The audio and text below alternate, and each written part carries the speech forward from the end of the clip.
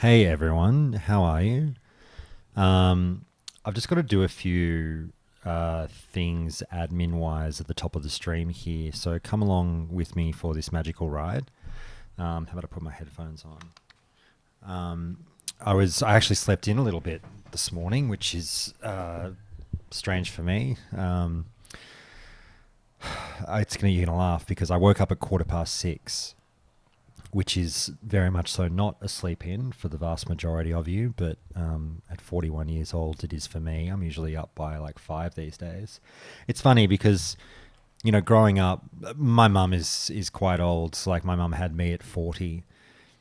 And growing up, when I'm 10, 12, 14 years old, or whatever, even older, because I'm an idiot, I'd always say to my mum, who would have been in her 50s, fuck, you wake up early. Like, you're up at like 5 a.m. every day. Like, well, how do you get up that early? I don't get it. And she was always just like, you know, when it happens, you'll know. When you get to a certain age, it'll just start happening to you. It's just natural. I'm like, nah, man, I'll fucking sleep in forever. And you just don't. It's dumb. But anyway, I need to do a few things. What we need to do is come up with a good little guideline for the Phase 1 review. So, guys, if you don't know, the Phase 1 review is not starting for 2 hours. So the title of this stream is somewhat misleading. Not really. We are doing the Phase 1 review today, but just not right now. You're watching the part of the stream that is not the podcast. I'm starting Raid with the boys in an hour. We'll go smash out a BFD. I'll be on my rogue tanking, and then we're going to do the podcast. And this first hour here now, you sitting here watching yours truly, is us just hanging out and figuring out what I should be talking about on the podcast. And I also might think a little bit about my upcoming Blizzard interview and what questions need to be asked with that one. So let me just find a link, there we go, to post in the Discord. Oh, you don't need that. Let's actually just do that. Yep, all good. Let's link this up to my Discord, shall we? You guys can see this. Stream starts now.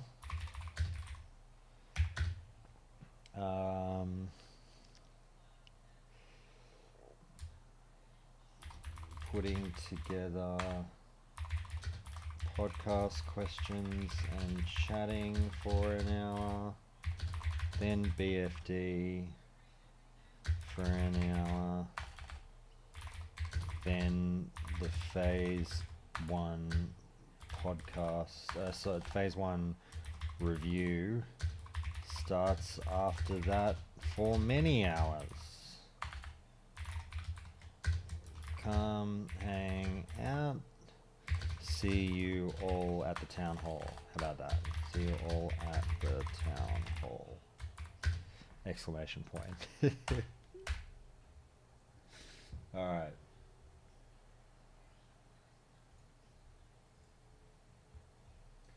So, what we also need to do eventually is I'll have to, I'll PM a bunch of people that reacted that they might want to take part in the Phase 1 review and just let them know that we're starting up in a little bit as well.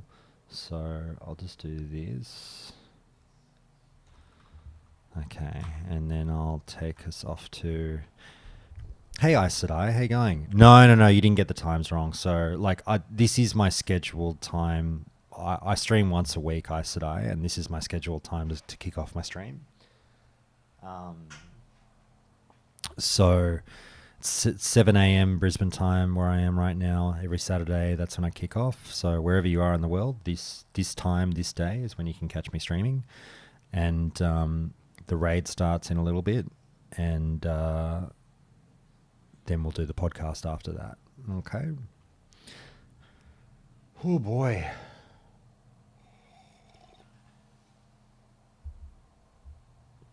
I actually need to just throw out a tweet as well. Sorry, guys, you are catching me doing a little bit of admin, but I'm here with my coffee. I'm here to chat. Let's say phase... Oh, shit. What's going on? Phase 1 review podcast. Season of Discovery. Phase 1 review podcast starts in 2 hours. Be there and chat live by searching for Countdown to Classic on YouTube. Okay. Reading BFD in an hour on a Rogue Tank 2 for those interested.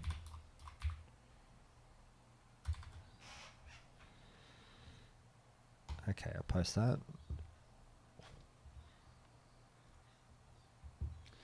It is going to be a very long session. Okay, now, where was I? So, what do I need to figure out? Hey! I should pull this up for you guys. Let me just do this on OBS. OBS window capture. There you go. Okay. Now, this is my little podcast run sheet. We need to think of points for everything here. Just little light kicking off points. Mage. What can we talk about with Mage? Mage. What's an issue moving forward with into phase 2 with Mage? I think they're pretty good. I don't know of many Mage complaints. What do they need more of? Rune-wise? They don't need more help with AoE. Mage healing.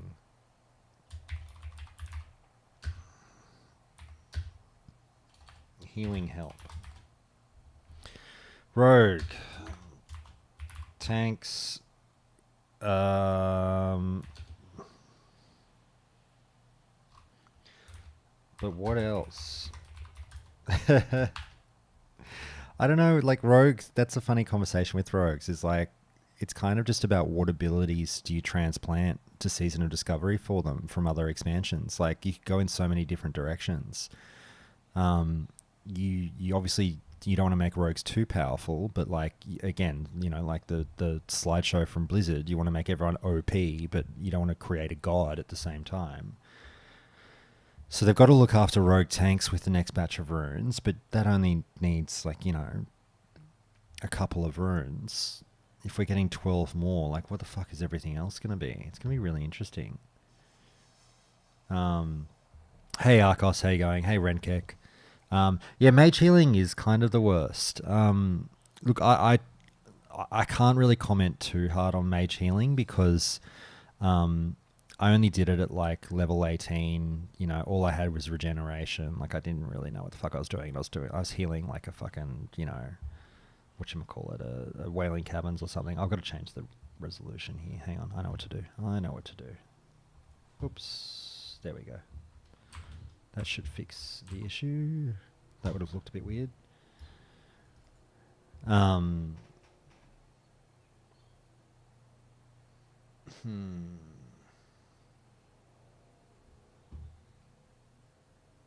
There we go. That's better. Now.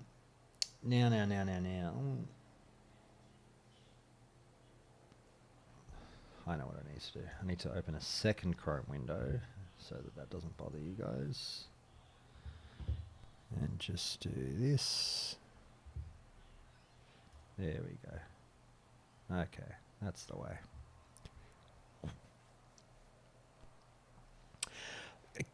Keith, it's one of those things, like, don't get me wrong. I would love to just sit here and say, yep, that's it. Rogues just don't lose combo points when they change targets. I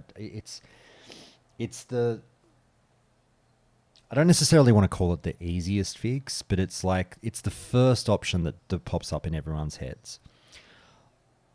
I'm a weirdo. You all know that. But, like, I'm not convinced that doing that is necessarily a good thing.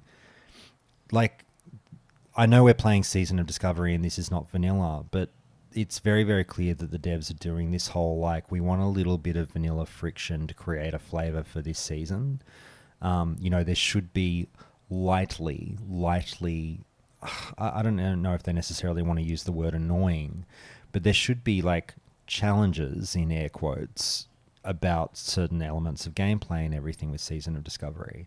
And I think that not transferring combo points from target to target is a pretty core element of that. Now, what will happen next is Blizzard will introduce a rune in Phase 2, which literally just goes, you can take your combo points with you, and this whole thing I'm saying right now will be fucking obsolete, and I'll look like a dickhead. That's 100% what will happen. But I'm just not super... I swear there's other more interesting options to solve the problem outside of just take your combo points with you, if you know what I mean. Like, I kind of weirdly enjoy having to strategize around the fact that my combo points do not travel.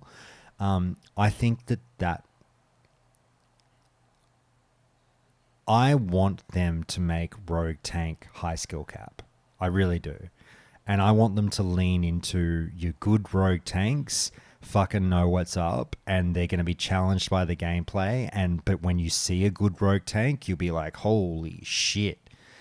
I just think if you dumb it down a little bit and do this whole combo points are sticky, you don't ever have to worry about it, just do what you do. I would like to play like that in another universe, don't get me wrong. Like, there's a part of me that's like, Keith, yeah, fuck yeah, like, that'd be so sick and easy, like, let's just solve the problem. But a bigger part of me is like, nah, man, like, fucking make it challenging. Make the Rogue Tanks work for it, like, so that you don't just turn your brain off and do whatever you want. I really like, being super hyper cognizant of how many combo points you have and how much energy you have and needing to spend before you move. So it's like, I need to tab target over to this guy to get him off my healer, but I've got 3 points up or 2 points up, whatever, on the target that I'm hitting.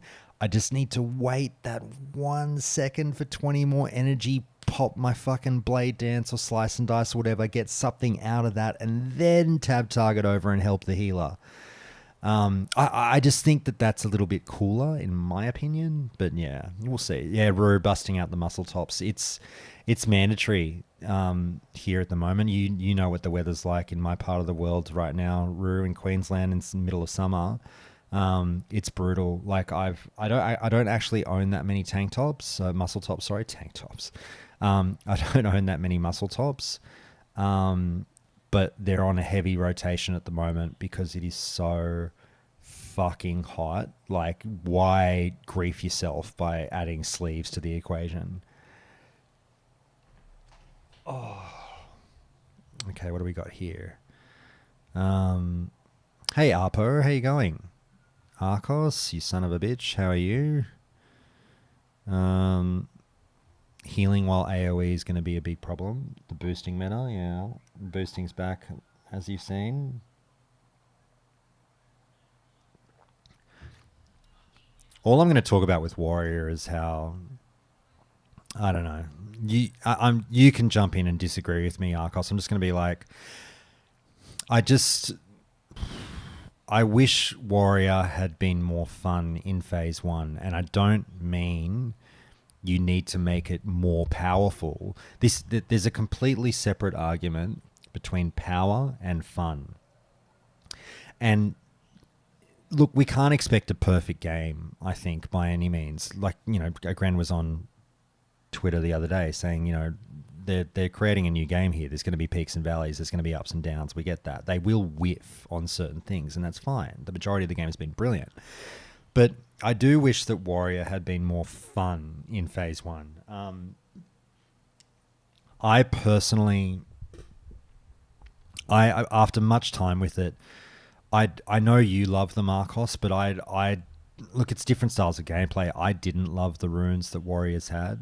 I found them very, very stifling and very odd in their passive gameplay, like passive gameplay blending with active gameplay in lieu of new abilities. Like it's just very weird. I didn't really rate it. And people hear that and pass lords or weird PvE Andes are like, shut the fuck up, Josh Warrior was on top. I'm not talking about their fucking damage. I'm not talking about their fucking position on the raid meters or on fucking Warcraft logs or whatever. I'm just talking about like how fun it is to like play the class, and people misinterpret that as like, oh, you just want them, if you're asking for them to be more fun, you're asking for them to do more damage, and they can't do that. No, fucking make them low. I don't care if they're the lowest damage in the fucking game. Just make the buttons like, number one, make them press buttons. Number two, make the buttons fun to press. That's the equation.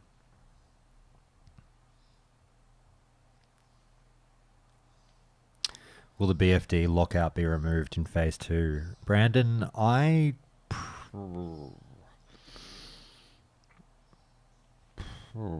me think. I have seen people talking about this. I was going to say I presume so, but the more and more I think about it, I'm kind of like, oh, would they? Do you reckon they'd want people just going from 25 to 35 dungeon farming the raid? And I don't know. And I know everyone's going to go, mate, it's obsolete gear now, just let them do it. But like, if anything, look, my preference would be reduce it to like a 1 day lockout. But fucking what do I know? I'm an idiot.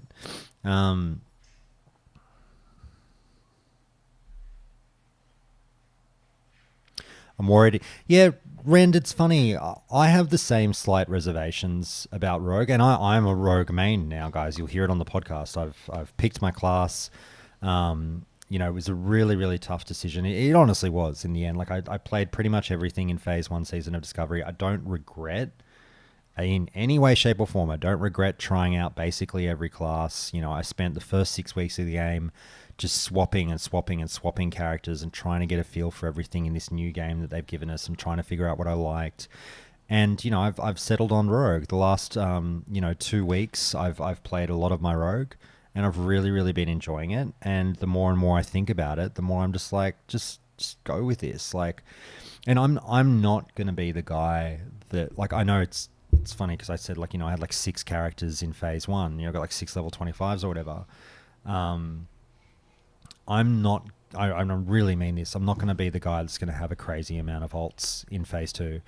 I'm really going to knuckle down on this Rogue in Phase 2.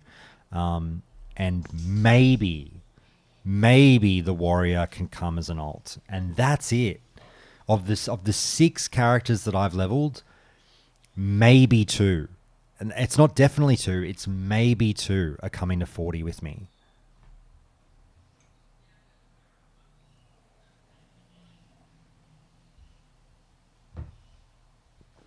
Yeah, I've got a weird relationship with Saber Slash Aes Sedai. I know it's super powerful, but I don't like using it. There's like I much prefer to use Mutilate or Shiv, and I know that like people want to, again, it all comes down like, people always want to say I'm creating arguments with myself, but like people always say, oh mate, as if you do anything that doesn't, why would you do anything that doesn't do the most DPS?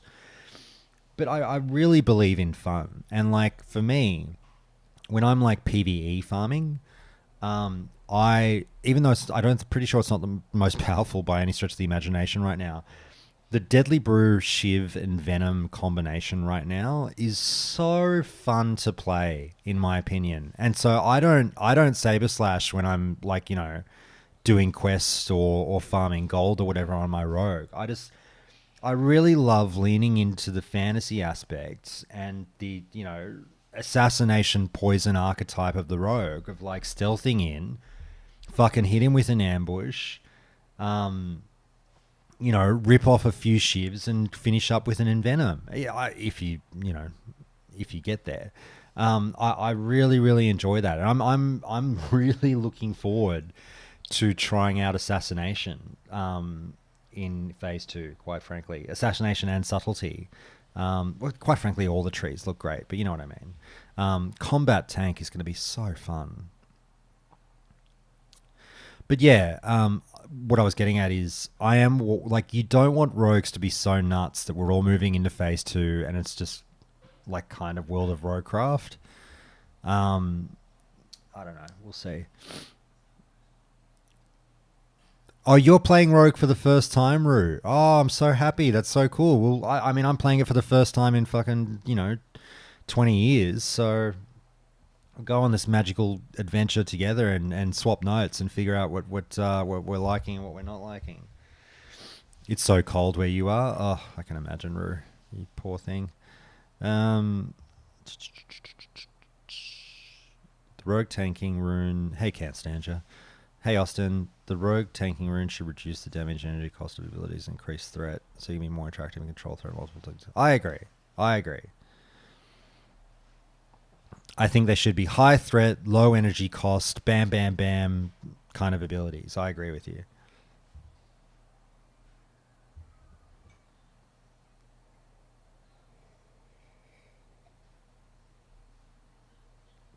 No, Arpo.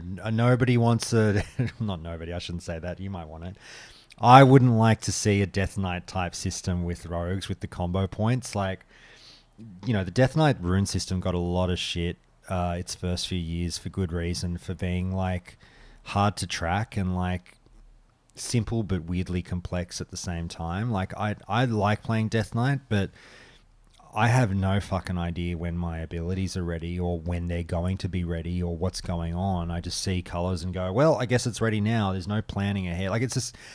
I know people are going to go, Josh, you're a fucking idiot. It's very simple to plan ahead. But, like, I don't know. The rune system for Death Knights is not the fucking bee's knees, in my opinion. Hey, Sundheden, how are you? Hope I pronounced that correctly. Do people invite druids as boomies? They absolutely do. No. If you want to be a boomie, boomies do great... Well, let me rephrase. Boomies do good damage, but I'm not sure if they're really super high up on the raid meters, but people are still happily taking them, as far as I know.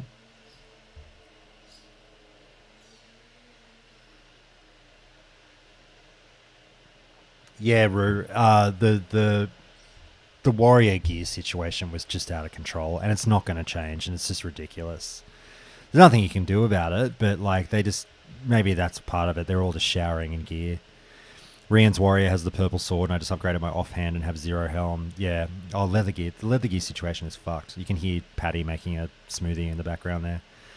Hey, Archeon, how are you, mate? Yeah, Keith, the classic player base is far more obsessed. How do I say this nicely? I'm not actually like thinking, in a narky fashion about this, but like I'm weirdly shocked and not shocked at how obsessed the classic player base is with the composition of a, leveling raid effectively. I still refer... Look, you guys will call me a fucking idiot because, like, oh, Josh, they've got lockouts and whatnot. I still refer to them as dungeons. I know it's a raid. I know it's got lots of, like, fucking sick gear and it's got a lockout and you go with 10 people and Josh, it's clearly a raid. I get it. It's a fucking raid. I still refer to it as a fucking dungeon. Feels like a dungeon. You knock it off like a dungeon. On the show, I keep saying this: BFD is UBRS. BFD is UBRS. And what I mean by that is, I know like some of you might scoff and go, no, it's not. UBRS is so easy. BFD is clearly a step up. Think back to the time when you first did UBRS. I'm talking 04, 05, before the game was worked out. People walking into UBRS like babes in the woods, not knowing what the fuck was going on those first few times, having to really sit down and strategize with the group, doing fucking, old mate, what's the guy on his dragon again? Rend or whatever. Doing Rend for the first time, doing General Dracosath or whatever the fuck it is at the end for the first time, like, that would have been tough. You know what I mean? Like, now we know all the strats, 20 years, blah, blah, blah, blah, blah, blah. I compare these first few weeks with BFD to what the first few weeks with UBRS must have been like. And so that's why I keep referring to it as it's just UBRS. It's just UBRS. It's nothing special. I don't care. So everyone's obsessing over like, oh, we're going to get fucking 10-man, 20-man, 3-day lockout, 7-day lockout.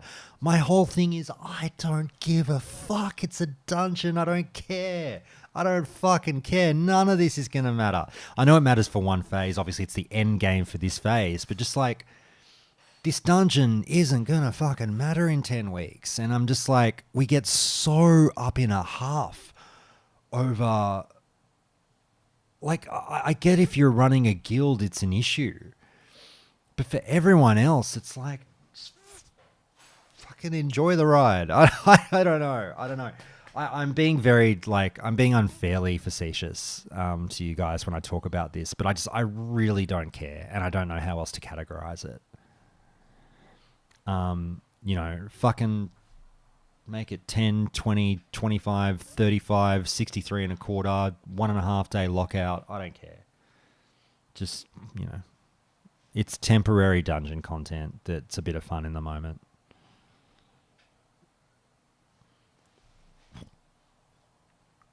Oh, I'm glad for my pronunciation. Thank you.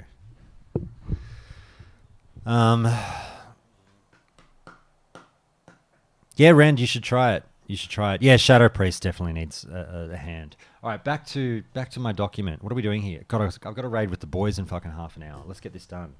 All right, so if I just double check on Discord what the topics I said were going to be. Okay, runes. Where are we? Let's do this.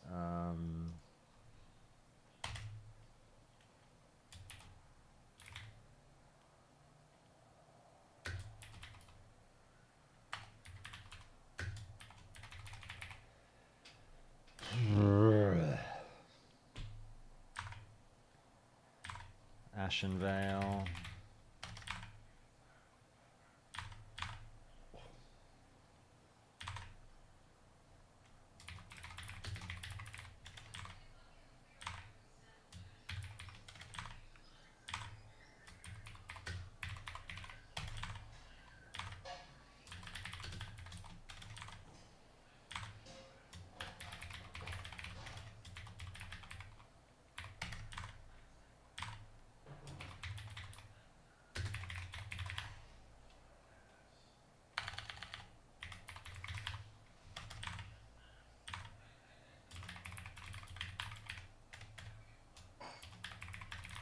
All right. There we go. That can be the list. God, this is going to be a long podcast. This is going to be fucked. That's pretty much it. Okay. Yeah, professions is on the list, Raspberry. So it's more like we want to more review what's just been... We can obviously still talk about ideas for phase 2, but I more want to focus on what's been than what's to come. It's funny with the... I want to ask the guys, like, I've not met anyone, and I know this is a weird thing to say, I've not met anyone who has done the crafting epics. Have you guys seen a lot of them? Like, obviously people must be doing them, but I don't fucking see them out there. None of my mates have been like, oh, I just fucking crafted myself the epic.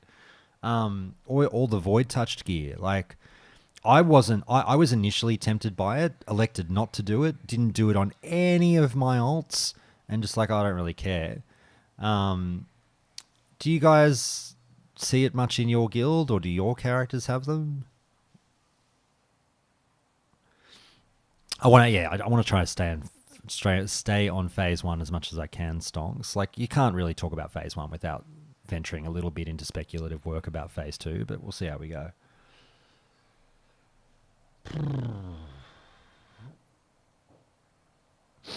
Oh, the boots, of course. I mean the chest pieces. Like, I don't see many rogues or warriors with the chess pieces, but I mean, maybe I'm fucking crazy. It looked like a fun questline, Rexel. It really did.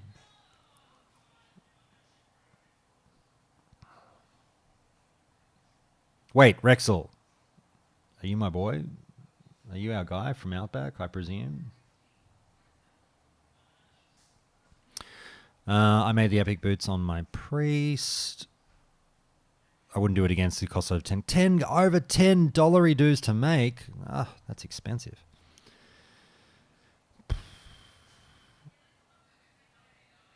It's a lot of fun for the quest line. Great, looting the new threat to the world. Oh, I haven't...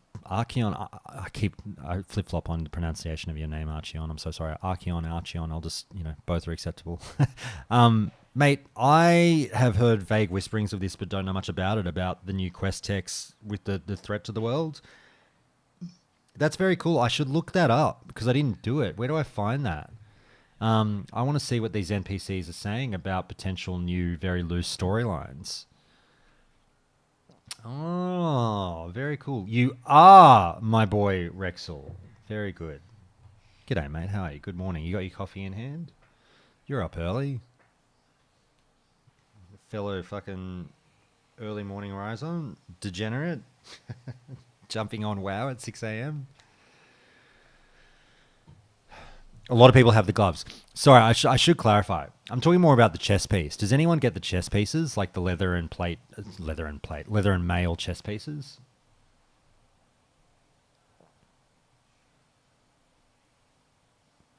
I know the gloves and boots or whatever have their on-use abilities or what have you.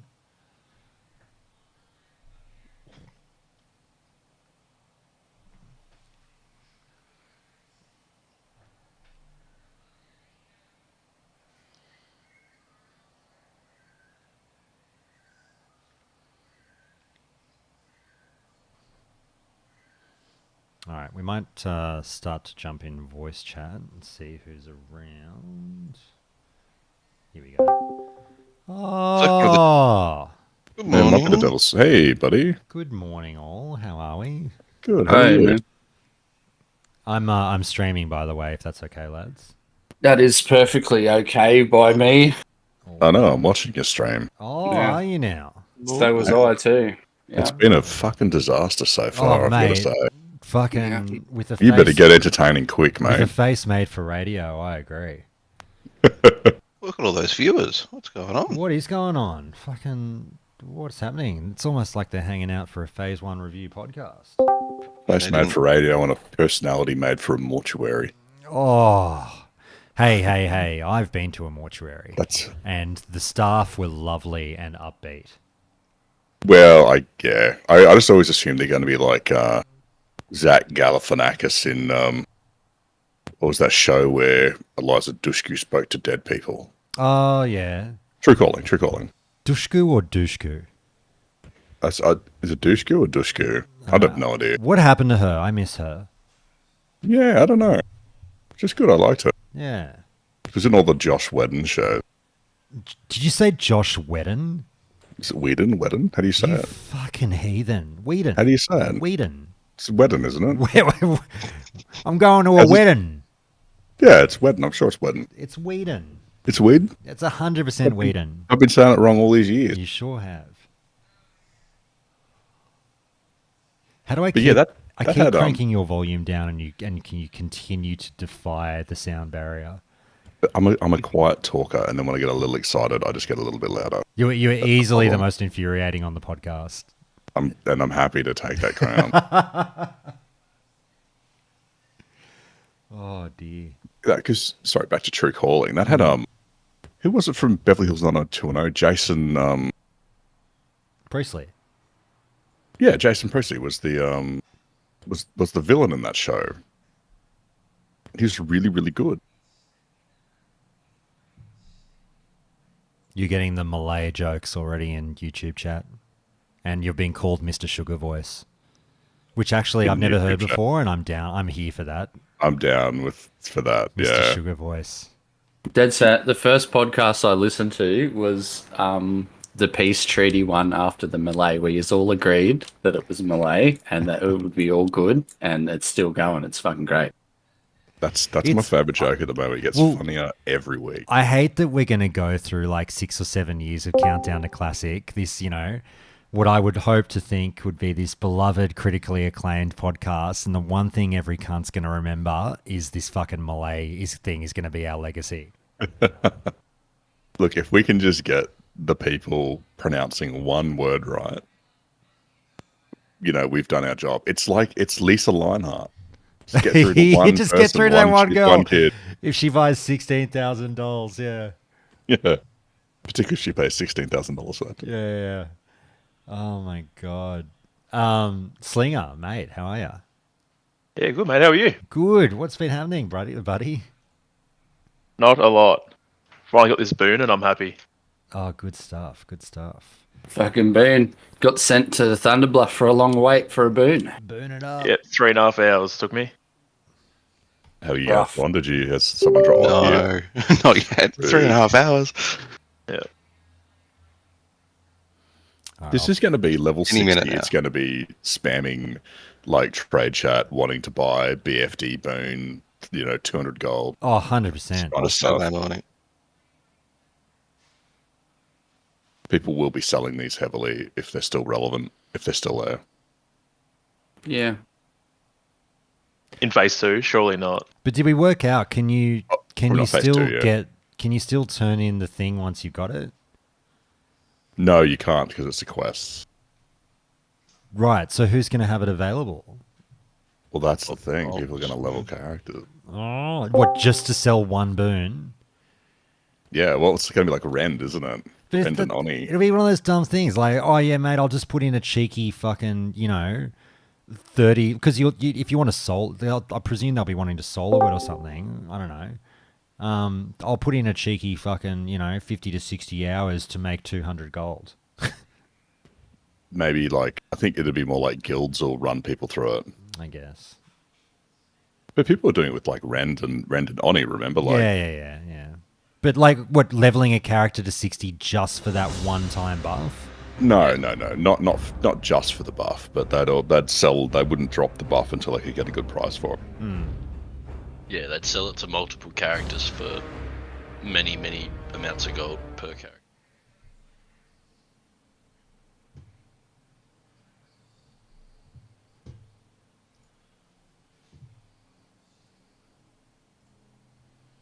In for, and I think some guy ended up getting about 1,500 gold for it to get it.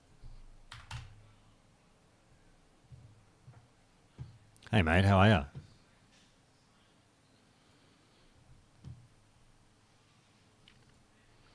You bit rough there, Jay. Very early in the morning for you, mate.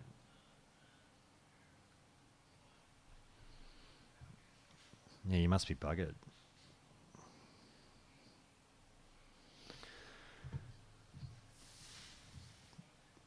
Yeah, fair enough. How long do you reckon you'll be away?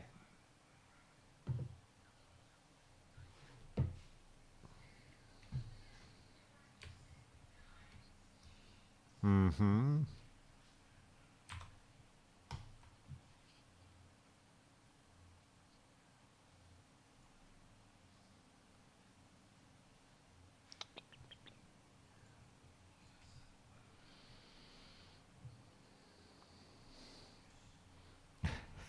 Oh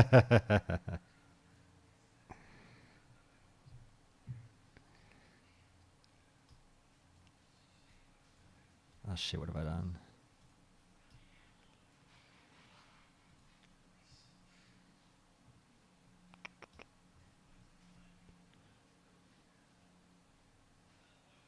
Stream, you're going to have to put up with a weird aspect ratio here because I've started the stream in 1080, but my WoW runs on an ultra-wide monitor and you can't change the resolution once you've started the stream. So just fucking deal with it. Sorry, you're getting a weird, the edges have been trimmed off, but you'll fucking put up with it. You'll get the gist of it.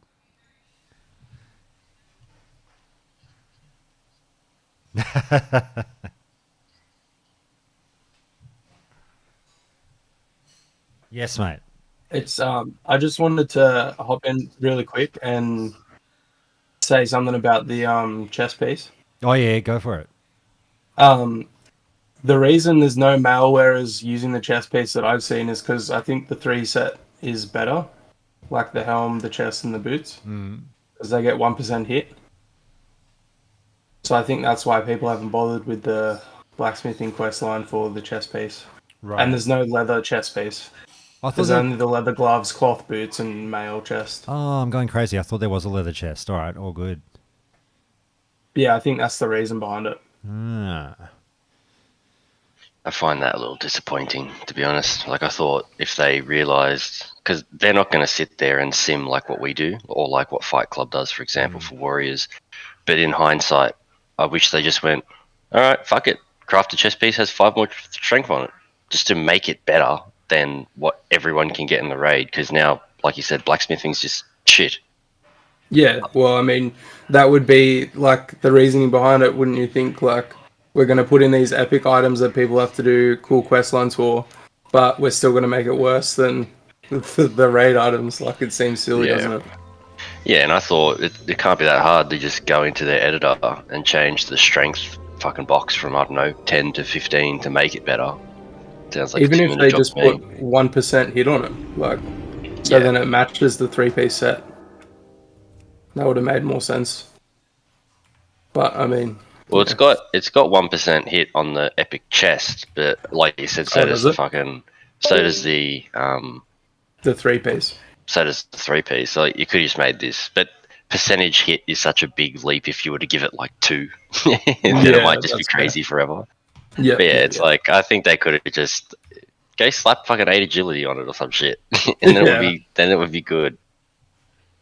And they've got to be I think, like you said, they don't really sim it like how the community will.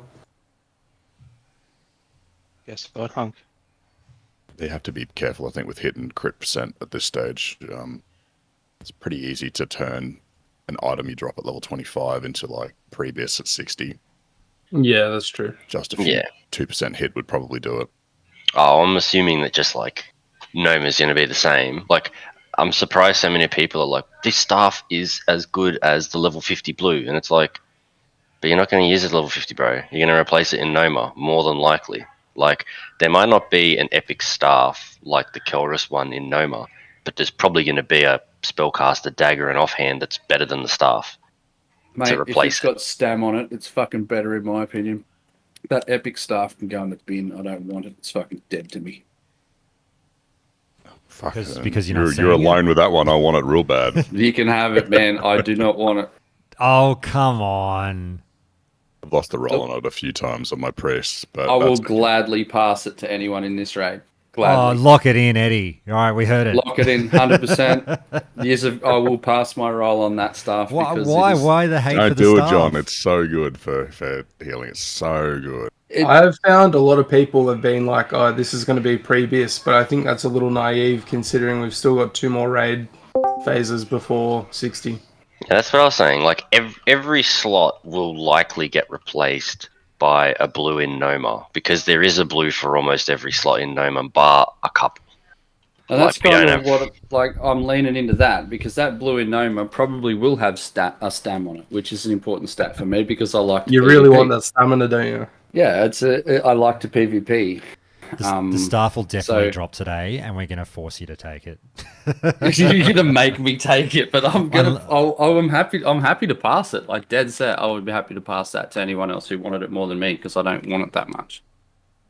He's trying to reverse psychology us, Hunk, and he's luring you in, Hunk. Yeah. I mean, for pure healing, there is the BOE that drops, which is really good.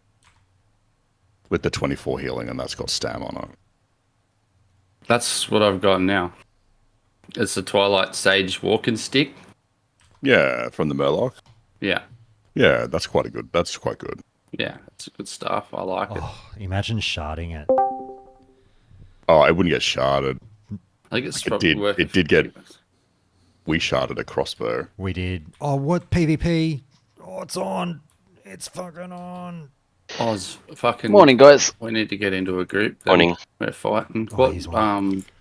layer are you guys on? Because I'm on layer 1. One. There's only one today. Okay. I'm gonna head off, guys. I just wanted to jump in and say that about the chess piece, but I'll still keep listening. So enjoy. See you, mate. Thanks, mate. See you, man. Bye, buddy. Have a good one.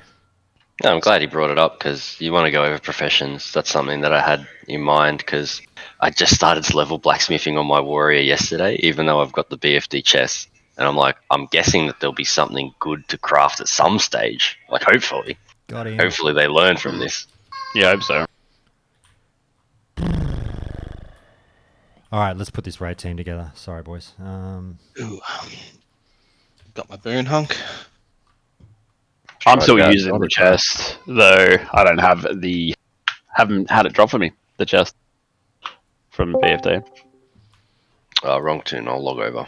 Hi, T. Jay was salivating Hey, hearing mate. that Joe's not going to roll on the staff. I'd definitely pass it to Jay. I'd definitely pass it to you. I'd definitely pass it to anyone in the raid. I'm not. Oh, this I'm is not a healer. rolling. Jay's a big pumper. He deserves that stuff. I do pump myself every Mate, day. I ran in doing my little PvP, doing my PvP operation yesterday. There are a handful of very memorable fights, and one of them I ran into a fucking clearly decked out boomkin, balanced druid, and it like I'd just been destroying cunts in Ashenvale all day, and this fucking druid laughed in my face. I couldn't, like, my jaw was on the fucking ground. Do you know what tilts me just a little bit about Moonkins? Was I was PvPing a couple of them on my priest in Tarren Mill, around in that zone, and it's that when you get hit by Star Surge, you don't know where it's come from. Yeah. And I always spend that first couple of seconds going, "Where the fuck are they?" They're behind a tree. Yeah, it's real annoying. It's real annoying. I don't find them like overpowered. And in that 3 seconds it takes you to find the person, you're dead because they've They cast another one. smash you with a heap of other crap. Yeah, exactly. That's so good. I'll It's tell you really what I funny. will knife fight people in the raid for. A hat with stats on it. Oh, I got on my feral. I got the tanking hat, the stamina and extra armor hat. Is great. Oh, that's big. Good morning. Hello. Hey, mate. I thought Where we had are you? another What character are priest you sign up. on? Yeah, that was Slinger, but he's bringing his feral druid. Oh, okay, cool. Gecko, And which one are got- you on? Oh, it's 10 of us. Just gonna get a Are drink. you on Krugok? Let me have a look. Yeah. Suppose I should just head to the dungeon. Oh yeah, sorry. No, you're right. You're right. So I just flew to Zoram and went AFK, Yeah. and I'm dead. Yeah, Yeah, there's they jumped into our camp. We burned them down. That's funny as, man. It's too early in the morning for this shit. No, it's never too early for this. I'm going to go hunting while I wait for you blokes. Why are they pushing as far as the Flight Master? Because they can gank. A rogue can stab you at the flight master and get you killed if Yeah. you're AFK and Yeah. vanish before the guards get you. Yeah, I've been doing the same at Maestra's Post. If they're just sitting around sort of with their thumb up their ass, certain classes you burn them down before, and you don't really care if the NPCs are hitting you for a few seconds. Oh, who are we missing? I swear those NPCs at Maestra's Post did not used to help them.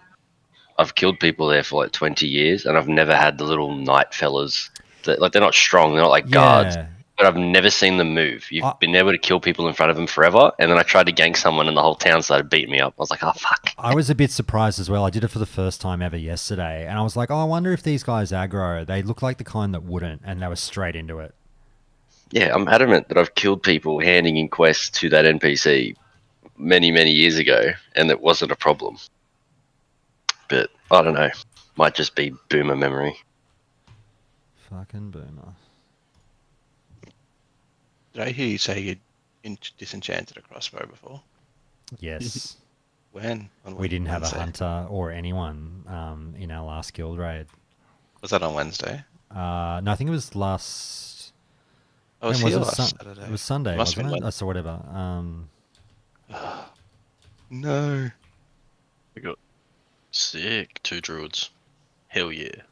So who are we missing? That is a good question. No, that I was think we've raised got earlier. everyone that can come. I think we've got the nine, yeah. I'm still awaiting an invite. Ah, Oh. there we go. It's ubiquitous. I was just like, I there's a name invited missing you, here. you dog. You must Not have enough declined yellow. it. Yeah, I was on my rogue still. Ah, well, that sounds like a you problem. All right. I was out It's not questing. gonna. Ubiquitous isn't gonna pass look up at the this. old There's a fucking raid. All right. wild strikes. Are you tanking, Josh? Nah, Yep. I'm on a mage. I'm just Oh, mage, crazy. yeah. On Monday night, the mage healer was AoE pulling like parts of the dungeon. It was fucking amazing. Yeah. He just like grab a million mobs and kill them before we even got up to him. Yeah, but it drives me wild. I've never seen like it reminded me of like you know, some of the fucking level 60 dungeons or raids where it's like, you know, we talk about all these like trash skips and shit like that, and it's like, nah, let's pull more. Yeah. I don't think that's a thing.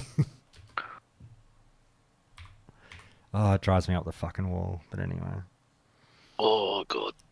I think Timmy knows it fucking drives me up the wall as well. Little Timmy. Oh, I hate it. I hate it so much. It's not clear, BBT. Oh no. I made it in. Don't log in. Don't log back in. No, I already have. Oh, There's a Where's the dungeon? straight behind you after you Found log it. in. I found it. You got in. You're good. Oh, they're Back nice. in 1 sec. They were nice alliance.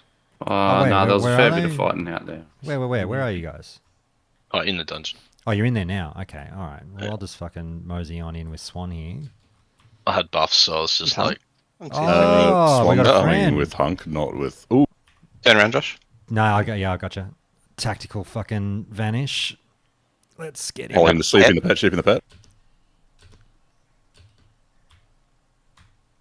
Get him. Fuck this guy. Got him. Sorry, I had to vanish for a second to make sure his surf instinct didn't get me. I'm back. It's a very satisfying feeling hitting that vanish when a projectile's in midair coming towards you. Do they even know they're trying to PvP against the Ashenvale Ripper of yesterday? The ghost of Ashenvale. Bloodthirsty Josh, the terror Mate, of I Ashenvale. killed so many fucking people. so much fun though. It was so fun. It was the most fun I've had in this phase. Just 24 hours of just like annoying Ashenvale. They must have like, and because you know my little spot, Ubiquitous. Some of those poor cunts must have been tearing their hair out. There is a sense of urgency to it when you're killing on the road going, they're going to have a friend come past in about 15 seconds. Better fucking wrap this up and go back to being invisible before their friends come. You say that, but they didn't. They're all just like running to the PvP event, and no one's like the mates and the guildies aren't coming for revenge. They never did. Oh, it's always disappointing when they just let you kill, like you're killing a gnome and the night elf just rides past like, so dude, the event starts in 2 minutes. Yeah, and doesn't help them at all. Tap, yeah. It doesn't happen often, but a couple of times definitely I killed someone and like someone could have opened on me but didn't, and I was like, oh, that's rough. That's fucking rough. Can we sort groups, lads? I'll pass assist and shit. Let's see. Yeah. That's starting on time. I know. I was. Oh no, I'm a bit Jelly's scared. getting. If anyone wants Jelly's water getting open, beat so up. No. Rand, no. Who's I know. Who do we want? You've got assist here. Who do we want where? Oh, cool. I got it, mate. You and him and other party. Thanks, Hunk. who's tanking? Me. Yeah, Let me BBT change my should not rooms. be with the melee. Is any of the Thank you. hunters meleeing in now and again? Yeah, I am. So Cool. Yeah, thought so. Or Rand's gonna have to do the 8-hour fucking ghost run. There's like 15 people at the flight path. Oh, hey, Ren. Oh really? Oh, yeah, as soon as we moved out, it would have been enough for them to get in there and just be heaps toxic. Okay, it's Do you want to clear to first boss? Sure. If you're okay with that, Ren. Ram, we're not going to hurt your feelings, are we? I mean, there's no loot. We don't log. I don't give a fuck. Okay, why am I stealth? True. There's secret log. Oh god. Oh, right. My Done the fucking when I do the logout skip, Oh shit. my My keybinds don't work. I gotta. Yeah. My keybinds are all fucked up. Sorry, guys. You're Oh, on your own for a I was second. wondering what was going on. Yeah. My Just- saver slash What's is not causing there. that, I wonder? Yeah, every time I do the logout skip, it does it. I just gotta reload. It takes like 3 seconds. Okay. Where's my fucking I'll blade?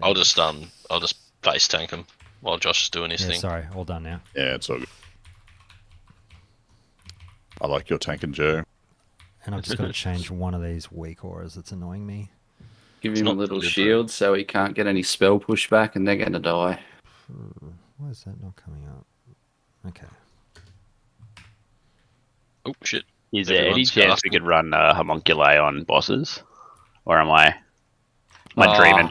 Fucking Definitely. Premade is just like so good, but yes, I can use fucking Definitely use it. homunculi on the bosses. Thanks, love- mate. Don't It fucking is all the sweaty little fucking choppy Don't guys in the group. bow. It'd just speed us Yes. up with how many people are melee. Surely. Don't fucking cave to tears bullshit. See, this is why I don't like PvE, man. I get made do Give shit. him a hand, you'll take the whole up. Get out! I just asked. all right. Sorry. Give us one Don't second. underestimate Circle of Healing on Gamura either. I'm still Circle of Healing can go right in the wheelie bin, mate. That's where it belongs. It's okay on Gamura. I'm sure it's great. Okay.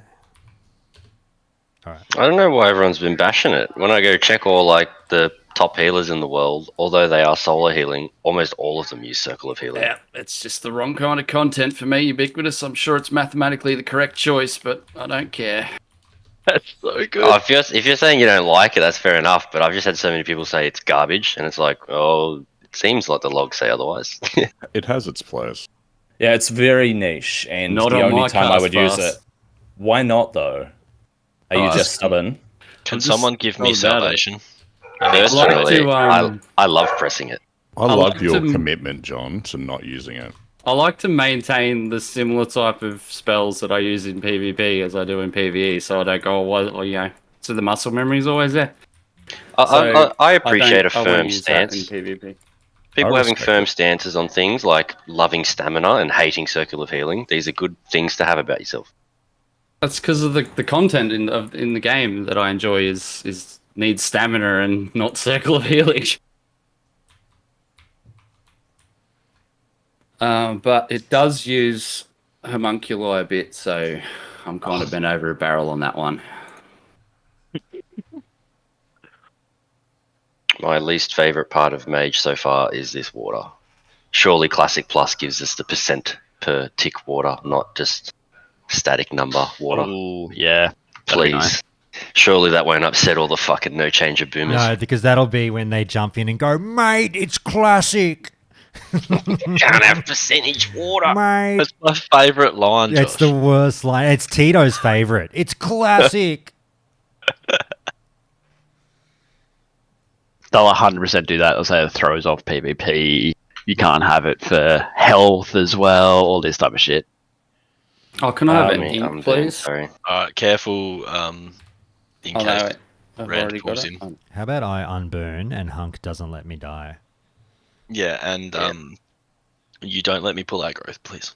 You unburned before the turtle boss. Fucking this guy, he's a Yeah, gamer. That's how Ready to confident pass. I am. Especially as a gamer. rogue tank. Yeah, baby. What a yeah. ballsy operator.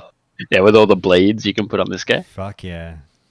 I'm just throwing some fucking buffs out. Sorry, Yeah, Josh. no, Two no, seconds. I've learnt the drill. It's okay. Look, I'm man enough to admit I I'm really slow. may have been slightly hasty in my tanking style earlier At times. at times. Not always. I remember being the only druid in the Grim Raids going through AQ 40, and nobody there would have even known that I was keeping buffs on 40 people. I was so organised with how I rolled. Oh my god. Are we good? I've Smooth lost that. all that now, though. Sure. Do I have your approval, Hunk? Coordination.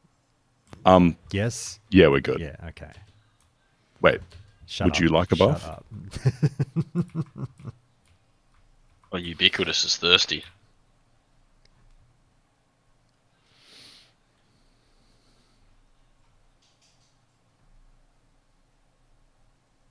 I think it's on me. It's now not. Yeah, man, I've got you covered. Don't worry, baby. But I Just a question. That's all good. But my taunt is I don't on know where to cooldown take now. you. Who had it? Who had it? 100%. I was saying it. We've also got a I Murloc. dropped in the water.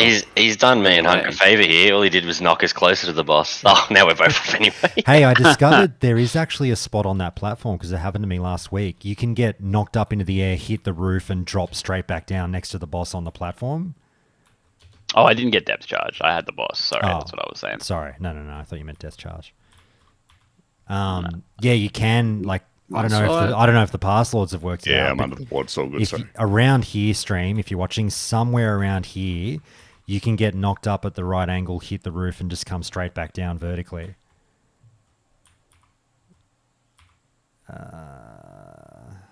Is that a DE greed, John? Or No, you take it. If anyone who wants it can have it.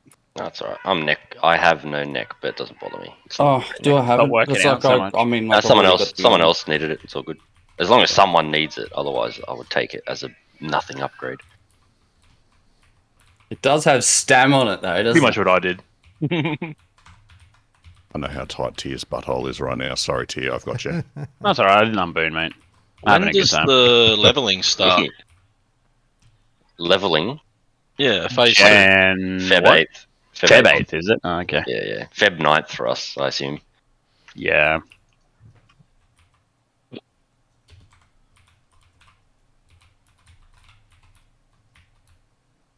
How good's Shadow for a name? Mate, it's actually growing on me. I was in here last week saying I fucking hated it, and now I'm into it. I fucking love it. I like the name.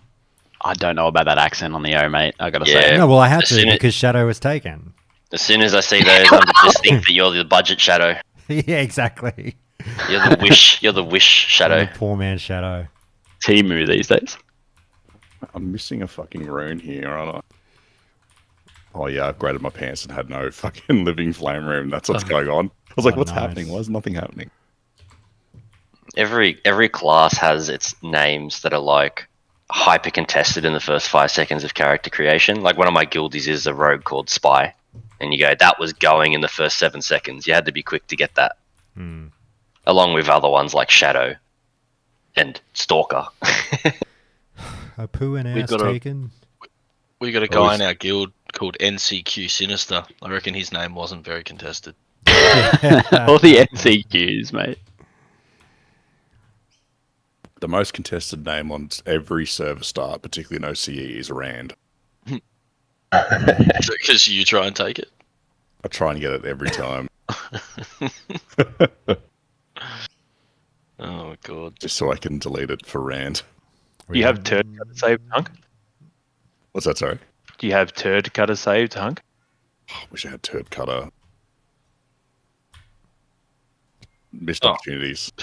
I put Fairy Fire on it and pulled, sorry. No, you're right.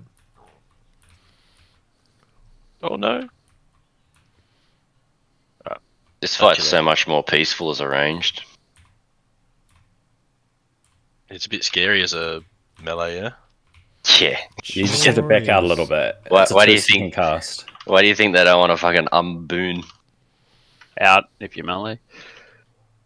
Oh, shit. Oh, that was a close one. That was a nice shield there, thank you. Oh god. I am evasion tanking for some reason. On my unit frames, you were dead, man. That was just a panic button. That worked well. I thought Hunk was dead, and then like I just pressed my hotkey for shield, which is usually what happens when someone dies. And I usually get it, but I didn't, so it was good. Can you taunt off me, if that's all right? Or someone? Me? Someone, anyone. I guess it's me. Doesn't really Taunting. matter. Thanks, mate. I'm very high on threat, just so you know. Give me 2 secs. Yeah, Nah, I good. think I'll we'll try be another good. one. I think we'll be good. Oh, he's gonna die anyway.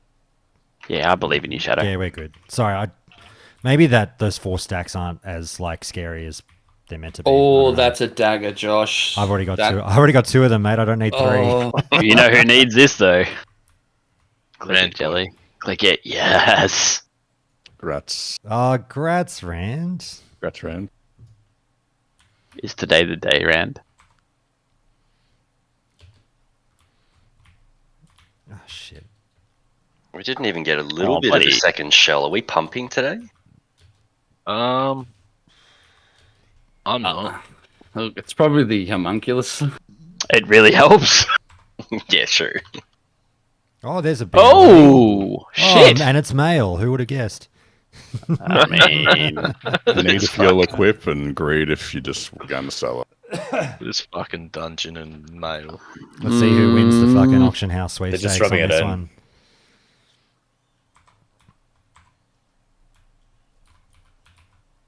can I, to not hold up the raid, can I need it and I'll mail it to whoever wins the greed roll? If I don't equip it, is that alright? Because I'm going to sim Yeah, it. sure. Yeah. You're gonna sim it, fucker, though. Yeah, man, I am. Because I got the gloves for leatherworking crafting as well. We'll come back in 3 weeks. Hey, T, whatever happened to that fucking mail piece? Oh, yeah, mate, still working on that sim, it's a lot of I number equipped it, crunching. but it wasn't. Turns out the sim was broken, and yeah. I got equipped it on the auction house. He was simming what would happen to his bank account if he sold it on the auction house. Gold selling's quite lucrative, I've heard.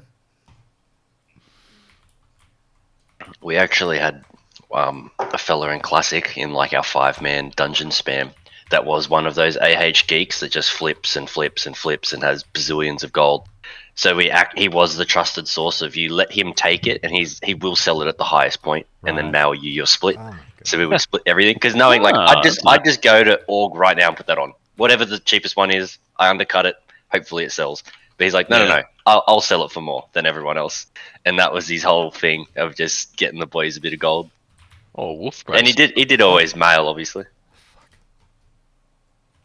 I don't know how anyone does that. I feel like if I got too good at the WoW auction house, I'd just be miserable with myself to have not done it with some form of real life auction house. Like, if I learn to flip this thing every week, I should just go fucking flip foreign currency or some shit. All right, I'm just do gonna it. try. I'm just gonna try and tank both of these things. Let's see how it works. Can't tank lady anyway. Yeah, you can't take Yeah, lady. yeah, I'll yeah. just smash lady. But I That's mean, what she I'm wants. just, I'm Say that just gonna every hit. week. I'm just gonna hit old mate once and just have him on me, and then we'll all be on lady. Yeah.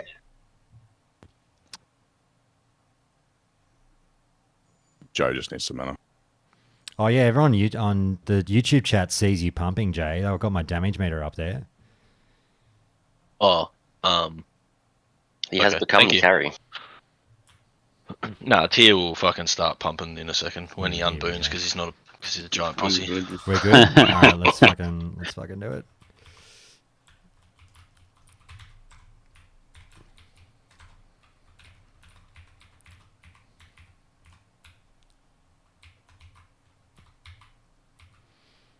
Fuck, Yeah, Mage takes a boy. while to get going.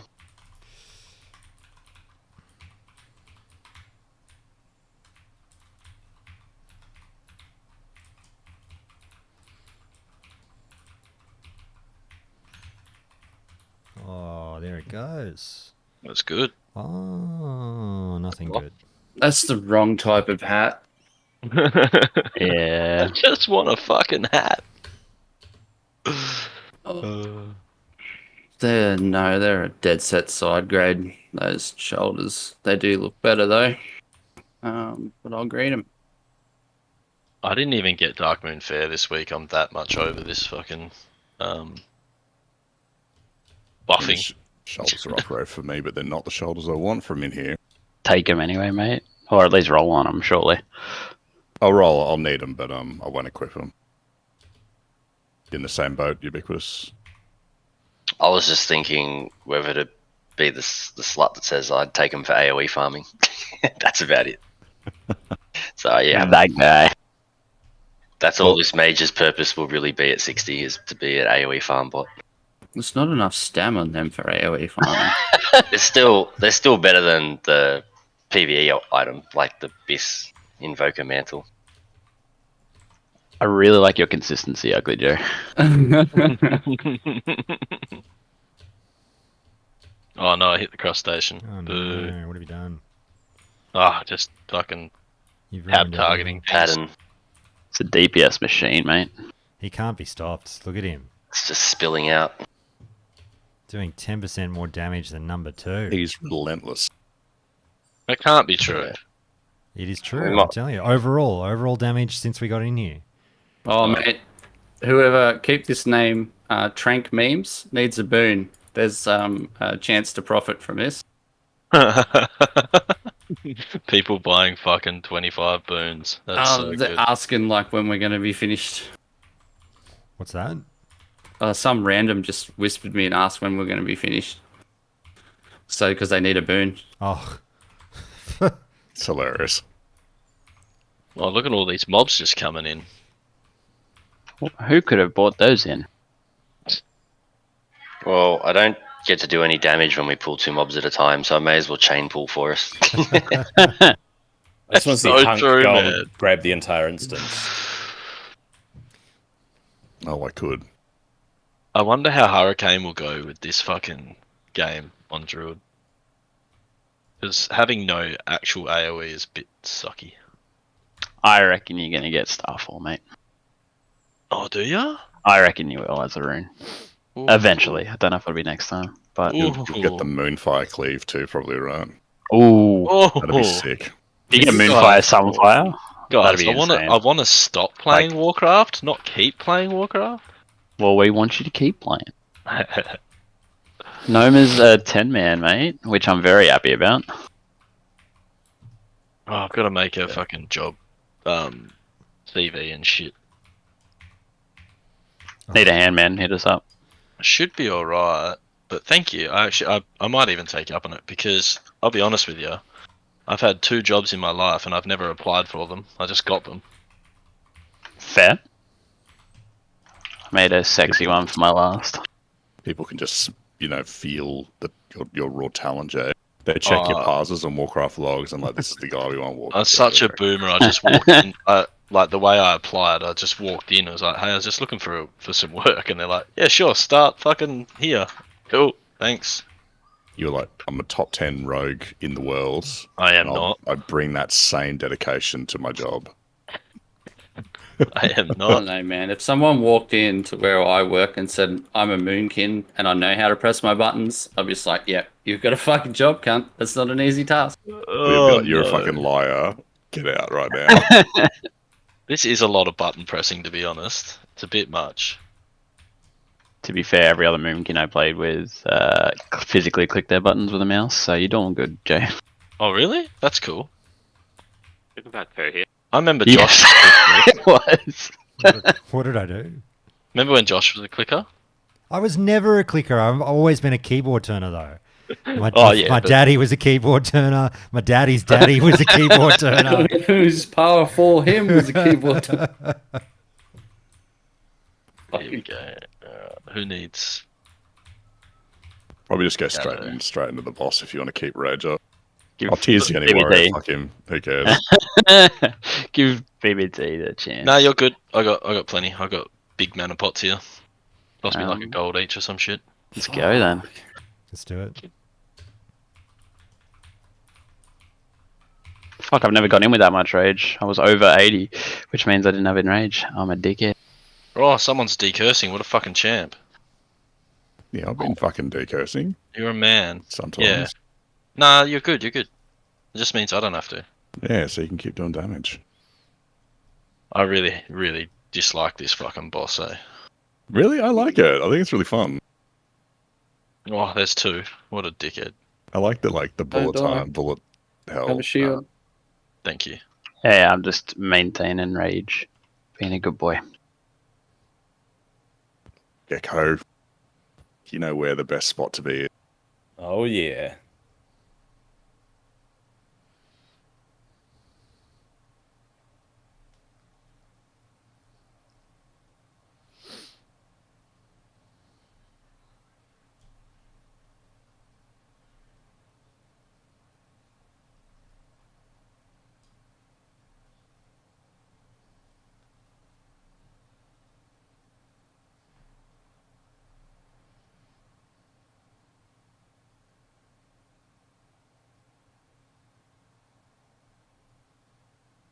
Oh, why these purple rings follow me everywhere?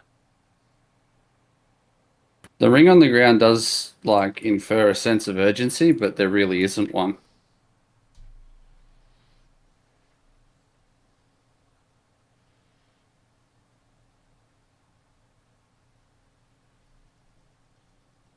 This weak aura for the instead of the boss mods is actually pretty good. Fogies. Oh, the bottomless bag. Oh, All nice. need the bag. Yeah, full need. Oh, full need. Send it. Is that? Oh, my the offhand. I do not need the staff, boys. booties? Yeah, take it, man. So we're needing that. Oh, those fucking boots. That's the Who first gets time that I've seen them bag? drop. Who got the bag? I hate you eternally. Of course, the guy with Ubiquitous the on his million tent. fucking characters. Hey. Anybody that's but actually him. it's actually AoE farm bis. Yeah, I was about to say. Backspace. There's not enough stam on that bag, bro. Like, Oh no, and anyone but Rands to get the boots.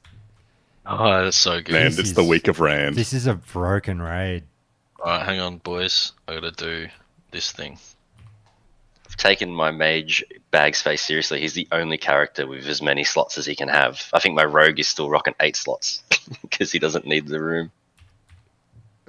Have you been buying the 20 gold 14 slotters off the auction Oh, house? no, not that much of a mad lad. because in a couple of weeks there'll be 10 silver, 14 slotters, I think. True. Yeah, everyone will start finding them in boxes and shit. Yeah. I'm good to go when you are, Josh. Is in Hunk? 5 seconds. I wait for the okay from Hunk now. Yeah, true. He's very. Yeah, I'm good. Okay, very good. All right, let's do this. You're the elite first, right? Yeah. Yeah, big boy. Okay. Did a run on Wednesday, and they're like, "No, we kill the priests first, so we can get up to the top quicker." I was like, I mean, that makes sense, It's but true, you get up to the top quicker, but This guy's a pain. It's the only thing that does damage on this fight. excuse me, Murloc, can you I die? got 4 stacks of bleed.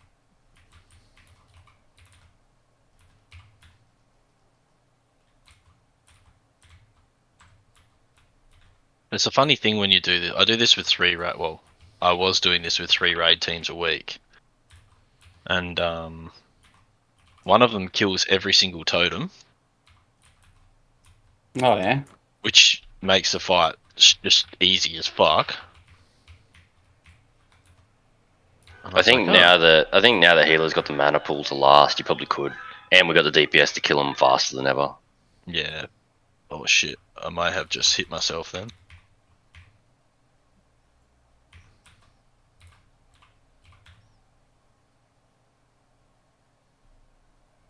Resisted my taunt.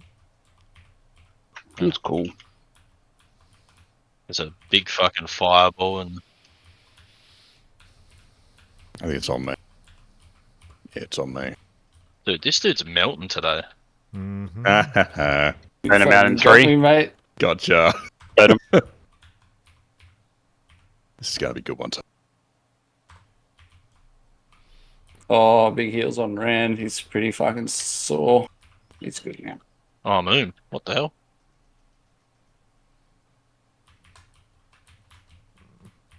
There we go. That has to be the fastest. Oh, August that's Jedi. a looks like a cloth helmet, but it's not. Fucking. Ah, that's the Um, 3-piece for me. Oh, if you Friends. win, grats if you win. I hope Friends. I do. Does anyone need that fist weapon? Oh, I'm gonna have to level engineering and just get the one with stamina on it. Oh fuck.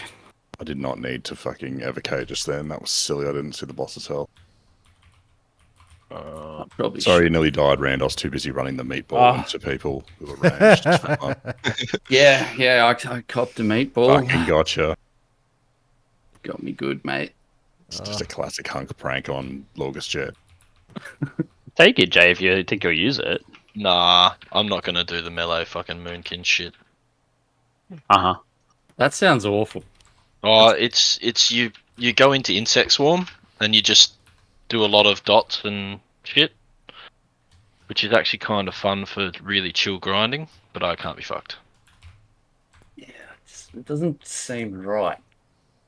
Yeah, it's a legit BIS DPS, to be honest with you. Yeah, I'm sure it is. I can't argue with the numbers, man. I just ain't about it. It's not going to work for me. It's like a melee hunter. Like, it's crazy that it works, but it works, right? Yeah. Or melee weaving, sorry, not just melee. There's a straight melee hunter. Oh, there is? So my mate who had like the 2 or 3, well, 1 warlord and 2 warlords or grand marshals or whatever, he lost a roll on that ash candy sword to a hunter as a warrior. And his guild was like, yeah, no worries, he can have it. That's inspired him to go to Grand Marshal on that character. He was so fucking filthy, man. Fucking hunters getting swords. I mean, Locked got Corrupted Ashbringer from Nax as the first one that drops. Yeah, but it's an absolute dog shit weapon for anyone anyway, so Yeah. it doesn't matter. And he just wanted it for style points mainly. He looked fucking good. Yeah. Our first one, I'm pretty sure, went to a Holy Paladin. Because that was what he put down as his weapon of choice in Nax. If it can go to a Paladin, it What a definitely legend. should, right? Surely. If Oh, it's just I think so. styling. Because it's like, it's the Paladin weapon at heart, isn't it? Remember when this shit used to be, like, not this easy? You know, Yeah. what the cheeky strat is now? It's to swim all the swim way strat. around and jump up in the corner and then AoE everything. Oh, that sounds just fucking disastrous for me. No, it's real easy. You jump up. Yeah, but You- I don't have AoE, You'll do no man. damage, yeah. That's true, actually. I'll go into bear form and swipe. Perfect. Except Rage Gen is dog shit. Yeah, you can run around and just jump up in the water, like just down here. Yeah, it's That really is- easy to jump. That's quite funny. Yeah, that's what we've been Ooh. doing on the Wednesday night runs. Oh, real? I'm There you go. similar to you, mate. I just single target harder when there's more mobs. I hope I actually get in I get a little run- cleave. another run with you guys soon. Yeah, sorry I couldn't make Thursday, boys. Thursday? Wednesday? Wednesday. Wednesday. Sorry, Your my bad. absence was noted, mate. I know, I'm sorry. I was trying to figure out who the couple of pullouts were, and it turns out it was Tia, my most trusted person. I messaged in the Discord and said, hey, I'm unable to make it. Stuck at work. That is what it is, man. It is.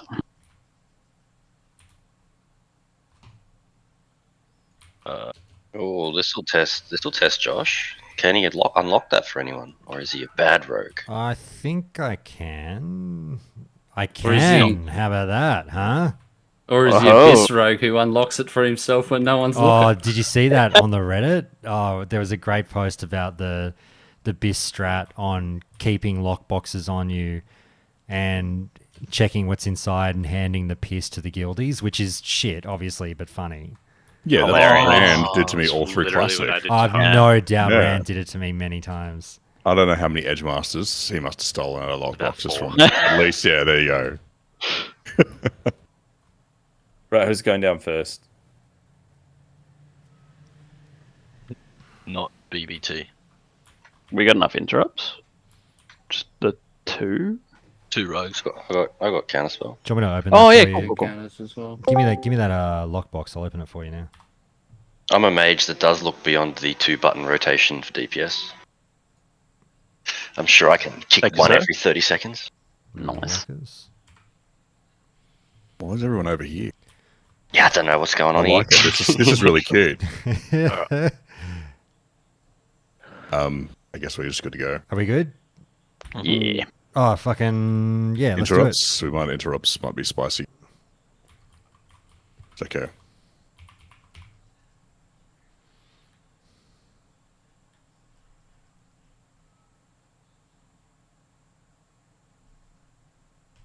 We're going around the pillar. Yeah, I am. I'm not standing there. I keep getting line of sighted each week.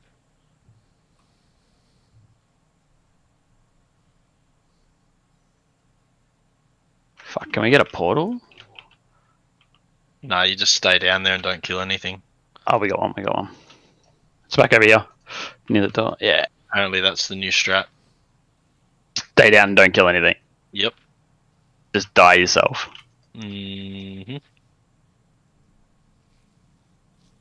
Okay, I'm down. Someone will Well, have if to I pulled taunt. aggro, Someone will have to fuck, taunt. Oh shit, yeah, you need to come in. To the, You need to come in. running back. Yeah. Oh, we're Yeah, back. We're man, back. yeah, It's man. portal straight away. He's mind blasts and he won't come for ages. He's back on shadow. There we go. No. We can go back. He's back on someone else. Now you can take him off me. Pop your faps when he goes big. Alrighty. Where is my fap? There it is. Sorry, I had to click that one. I didn't have a key bound. Oh, rough. Ooh, Sorry. jeez. He got fucking tapped.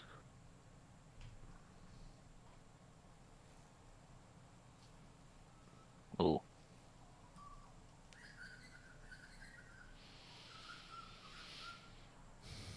Very good. Oh! Heal Jay. I've got no Let me mana. die. I'm healing. Sorry. It's dog shit loot. Yeah, that's some shit. That That's is. terrible. Not even a hat. Not even a hat. I wore a Christmas hat for a while. Yeah. That's snag a res, bro. Yeah. Thank you.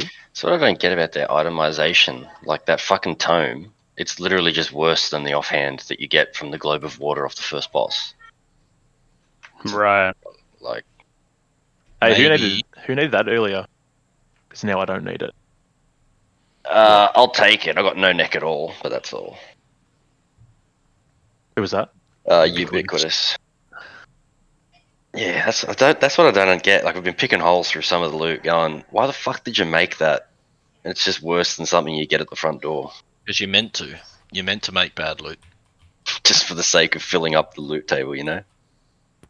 Yeah. Thank you. And it makes No worries. people decide. Give Need your something. shadow strike. Give something for Josh to talk about on the pod. Vendor strike. Mm. I've got my little crustacean over here. He and I are acquainting ourselves. The stun sucks. That's a lot of turtles. It sure is.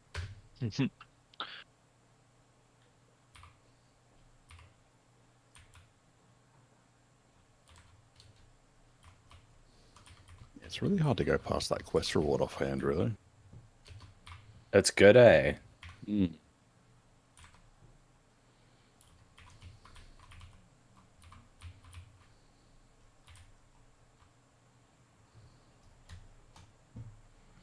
Imagine the leather boots drop for caster and I'll be completely fully biscued, apart from the staff. Nice. Imagine if the staff drops. Can't. It's too It late. did. It's Didn't. 100% going to drop. Oh, no, wait, sorry. It drops off kill It's rates. too late. Yeah, I was being asked. Every week, Hunk, you do that. Such know. a funny, such a funny fucking meme. It never gets old though. Doesn't it? No, it don't- I think a lot of my jokes get old. You're right. I just want the crossbow to drop. Ace one. Yay. Let's do it. I got a drink for eternity. Sorry. I like you better on your warrior, mate. Your go. Yeah, this mana bar business is garbage.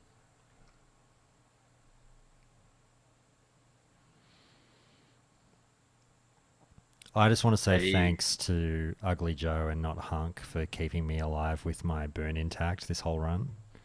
no, most people Fair, sacrifice their tank on this fight, so we'll see how we go. Yeah, pod in 30 minutes, Stonks. That's right. Alright. I'm good to go whenever. All right, let's do it. Jelly is prepared.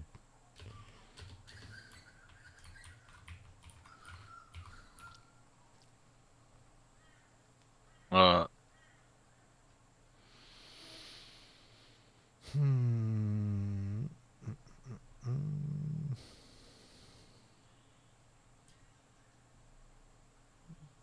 Taunting in 3.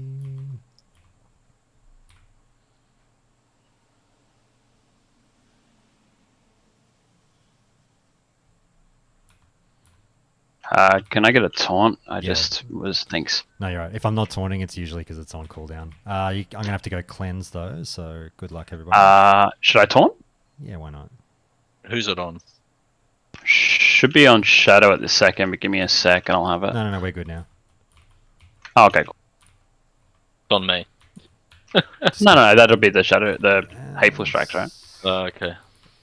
I'm just gonna go on the ads because Yeah, I thank you all. feel like I'm pushing threat. I'm gonna go on the ads because it's all I'm good for. Hey, you're Back to wanding. You're funny. Back to what? 40 DPS done, 2 ha-has made. Good run. Good. No, on bosses, I would like to think I'm the quickest drawer in the West with my taunt, so if you don't see me taunting, it's usually for a reason. He says Watch as the he bro- misses a taunt.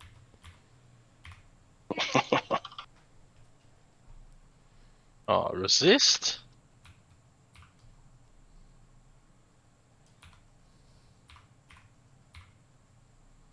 Ooh, you Oh, got I had smashed evasion then. up. What? That's unfair. It's on tier. They got straight up Yeah, one yeah, we dig got to you mate. too. You'll be fine. But I'm an Splat. unstoppable evasion tank rogue. Yeah, well, that 1% chance to be hit. Well, Ooh, and a knife. That chest doesn't exist, boys. oh, them pants are fucking good. What's the This deal for a with this? druid. What's the deal with this knife and This for a druid. This for Yeah. they got stamina, man. Like, look I've at got the 'em. stam on that rat. Look at the Yeah. stam.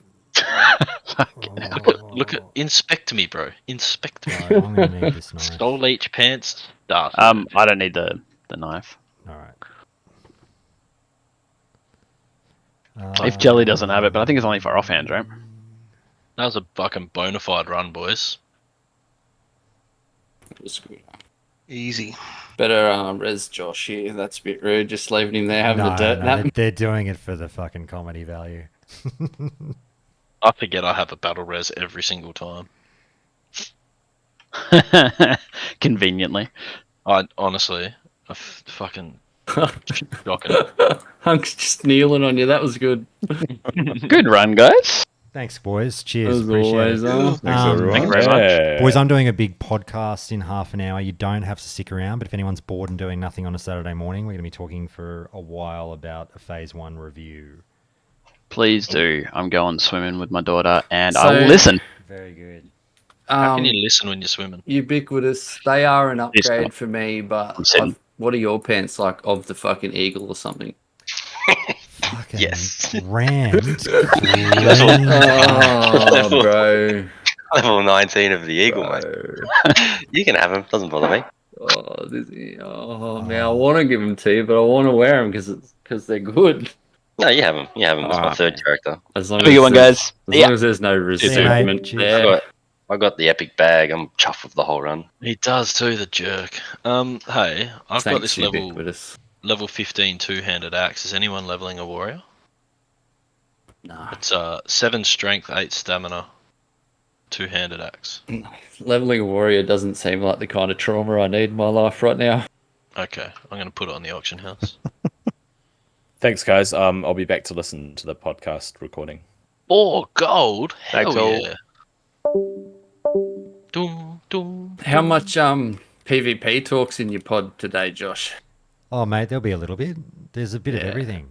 Just a Hunk, bit of fucking you're pushing your fucking Ashenvale luck. farming. Should we discuss the finer points of the usage of stamina on items? Yeah, why not? Why not? I'm always game. Oh Oh my god. I'm an idiot. I was supposed to do the crafted shit inside. I have to fall back. You can do that art, yeah, anytime. Oh, yeah. Yeah, you go for your little swim. Don't forget Thank to wear your God I got trinket. ported out of there. Feet of the leagues. Fucking hunk. How much gold we sitting on, boys? Oh, I got very little because I've just been in Warsong Gulch a lot. 145 with Well, not about 100 faps and 100 swift thistle in the bank. You're set for the fucking game. Yeah, I'm on about 100, but I'm about to hammer out. Like, my warrior and my mage have done no quests at all, and I'm just going to start hammering all the quests out on them. I'm like, I actually feel real comfortable. I'm sitting on about 65, and I just can't be fucked getting any more. I'm like, I think that's enough. I definitely don't need it. Like, yeah. I've only got 150 because I've fucking leveled 5 characters, six characters or whatever. Oh, did you do a few quests to get that, or just yeah, that was all questing. passive? I've done nothing but quest for gold. Like, I've done no farming, I've done no auction house shenanigans, none of that shit. So, did Agrend, what am I trying to say? Expand on that level up raid shit, or is it just we're expecting that BFD will give just being experience? Cryptic. Yeah, it's anyone's guess. Okay. Cryptic. Because it would be pretty cool if BFD becomes like you can spam it. Here you go fill out your BIS now, and then keep leveling. Yeah, if they're gonna do anything with it, I can only see like if you keep the lockout and it genuinely gives like fucking juiced up XP, like you get, because there's not that much trash. There's really not that much trash and a few bosses and shit. But like if it gives you almost a guaranteed level, then keeping the lockout is kind of cool, because even a casual Andy will get a level every 3 days then. I actually like that idea. And almost not play in between at all. Or they unlock it, and then that's more of a loot drive more than an XP drive, because it's not going to be that good of a dungeon to spam. It'll probably be worse XP than just spamming RFK, but you'd spam BFD to just get loot on loot on loot. What about clearing it once for loot, and then you go to clear it again, and instead of loot dropping, you get XP? Ooh. Yeah, that'd be cool. I'll be back. Hey, Ubiquitous. Mm-hmm. What am I doing with these? So I've got 2 chipped bite of Sericus. I presume I'm replacing the offhand with that vampiric boot knife. Yeah. Yeah. I'm not actually sure what the deal is with rogue. Oh, are you saber slashing as a rogue tank? I am. Yes, I am. Yeah, so I guess the bite's your best option until you get the honed dark ward or whatever. Yeah. I'm talking more PvP. Oh yeah, PvP, just go the fast offhand, unless you are going to play mutilate. But yeah, if you're mutilating, you probably want 2 chip bites. But yeah, I haven't been mutilating. I've been Ubiquitous put me on to fucking Slaughter from the Shadows, Between the Eyes, and Shadow Strike, and I'm fucking addicted. That is pretty good build. It's so good. I feel like it's a bit strange because like mutilate does a little bit less damage than backstab, but they specifically made Slaughter of the Shadows, whatever it is, not affect mutilate energy. So now mutilate's the only thing that's a hefty cost. Yeah. At 60 to just do what backstab used to do, but now backstab's heavily reduced in energy. Like it doesn't make any sense. Yeah, Like why on earth would anyone take that? I don't get it either. Because they're limited to the same weapon, and if mutilate has a higher barrier to entry and that you need 2 slow ones, backstab just needs 1. Oh. So it just doesn't make any sense. They could have just made mutilate 40 energy, and I don't think it would have been broken at all. Oh, I just realized I did that whole raid in my PvP build. Sorry, boys. That's why I was struggling on thread. This fucking guy. Oh my god. That's all right, mate. I heal every raid in my PvP spec. That's the way. All right, let's log out. Let's see here. Are you going anywhere, John? Hey? Are you going anywhere, like on your character? Because I might just need you to stay in raid so I can go do my crafting shenanigans. No, that's all right. You can do that. I can stay in raid. Thank you. Just log out skipping now. I've only just hit up. I didn't do a single quest in Hillsbrad on any of my 3 characters, even though I do really like the quests there. I was keeping that as my to-do at 25 Phase 2 zone, but now that we're just hammering out quests for gold, I'm just doing all 3 characters back to back, having a jolly good time. Yeah. I got camped last night by... I mean, admittedly, I probably stirred that shit up myself or with my priest, but I got camped last night in the little human it's area in Hillsbrad. It was a PvP hotbed all the time. Yeah, this guy's I just like how quickly you went from, man, it was a mess yesterday. You know what? I think I made it. I think it was my fault. Yeah, I was like, I got cancelled. It's probably my fault. I did kind of stir it up. What do you do? Sometimes you get camped. Sometimes you do the camping. You gotta go in, man. You just gotta like throw down. It's just how it is. You just start your fights, and if they snowball, mate, when you play a priest with pretty good gear, you're not really afraid of throwing down with anyone. I've got to admit, so you tend to just go in on anything. I learnt even on the rogue yesterday. Like I fought two. Like when you saw a super geared, like BFD geared priest, they fucking annihilated me in PvP. Like they again just laughed in my face. I got a fair bit of damage plus damage now, so I was thinking about going to Shadow for PvP because Warsong's just been a bit of a wash lately. So I might have more fun blowing people up. I still stick with the discipline spec, but I've thought that could be some fun with Mind Flayer. Yeah. I see some priests running it, like, as well as like just being like healing, but running Mind Flayer.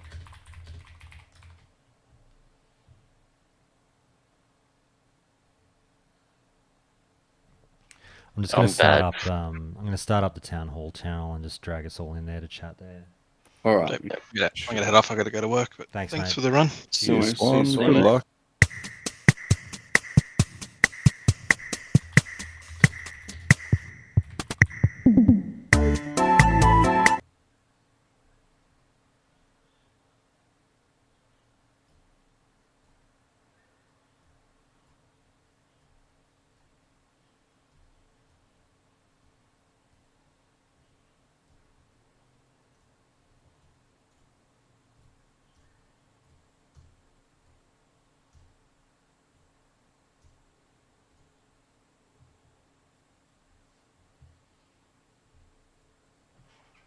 All right.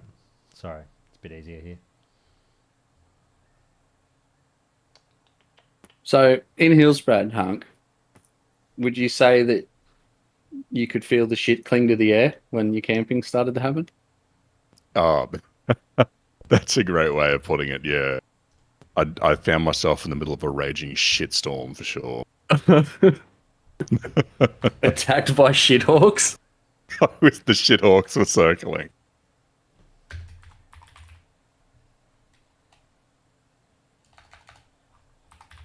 Fucking Mr. Leahy. I've seen a dude like a horde guy in Warsong Gulch. His name was The Liquor, and we had some fun, man.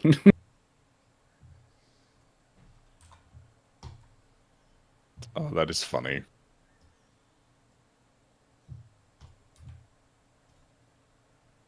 I am bad for, like, for example, I was on my rogue and I was killing just lions in Hillsbrad, and I could have killed this priest because they were killing a bear, and I didn't. And then I pulled another lion and they turned around and just started smashing into me. I didn't have sprint to get away, and I'm not going to kill a priest that gets to jump on me. And that's it. Now I'll just kill all the alliance I see for like 4 days until I'm happy again. All because one person wronged me one time in Hillsbrad. Like, going to murder spree. Yeah, I'm just so bad for it. Like, I'm full-blown red is dead for the next 72 hours until I've cooled off from this one crime that's been committed. I mean, Jay's been in the audience with his hand up for ages. No, Josh. I did that, not him. So I've forced his hand up, but he's not accepting the invite. He's AFK, was he? Or? Yeah, he went AFK. Oh. Speaking of, I'll be back in a tick. Yeah, too easy, mate. Boys, Tariak, Arcos, how are you? Good, yourself? Good, mate, good. Oh, fuck. Hey. Hello, Arcos. Is my voice fine? I'll turn you up. It's all good. You're fine. Everyone in the audience, if you want to be part of this... Well. Sorry, what's that, Arcos? I said I've suppressed my input as well. No, you're all good. You're coming through loud and clear. Everyone in the audience, if you want to be part of this one, you know the drill. Right-click your profile picture, push that you want to put your hand up to speak, and I'll get you in here. There's Wonder. Was Arcos having mic issues? He comes in and out. Like not bad mic issues, but I think he has volume issues every now and again. Sounds like a skill issue. Testing. It does. It does sound like a skill issue, doesn't it? Fucking Arcos, what did you want to talk about again before you went to sleep? Let me pull up the notes. You that you DM'd me posted. something that wasn't dick pics and said we need to talk about this before it gets too late. No, I said out of the points that you set up, it was Warsong and World PvP for me. Oh, war song. That's right. You want to have your war song rant. Oh, challenge accepted. I've not prepared. A man after hideous John's own heart. But we'll see. All good. Wonder, you wanted to talk about something as well relatively early on, I think. What was it? Well, time doesn't matter anymore because I'm in lockdown on the cruise ship that I'm on. So Oh no! I can stick around What the entire session. We're cruising off the coast of fucking some South American country or something. Where are you? I am in the Tasman Sea between New Zealand and Australia. Oh, there and you Melbourne. go. Stuck on a cruise ship. Yeah. Oh, mate, that sucks. Sorry to hear. Oh well. Hopefully, I'll get released today, but we'll see. All right. I'm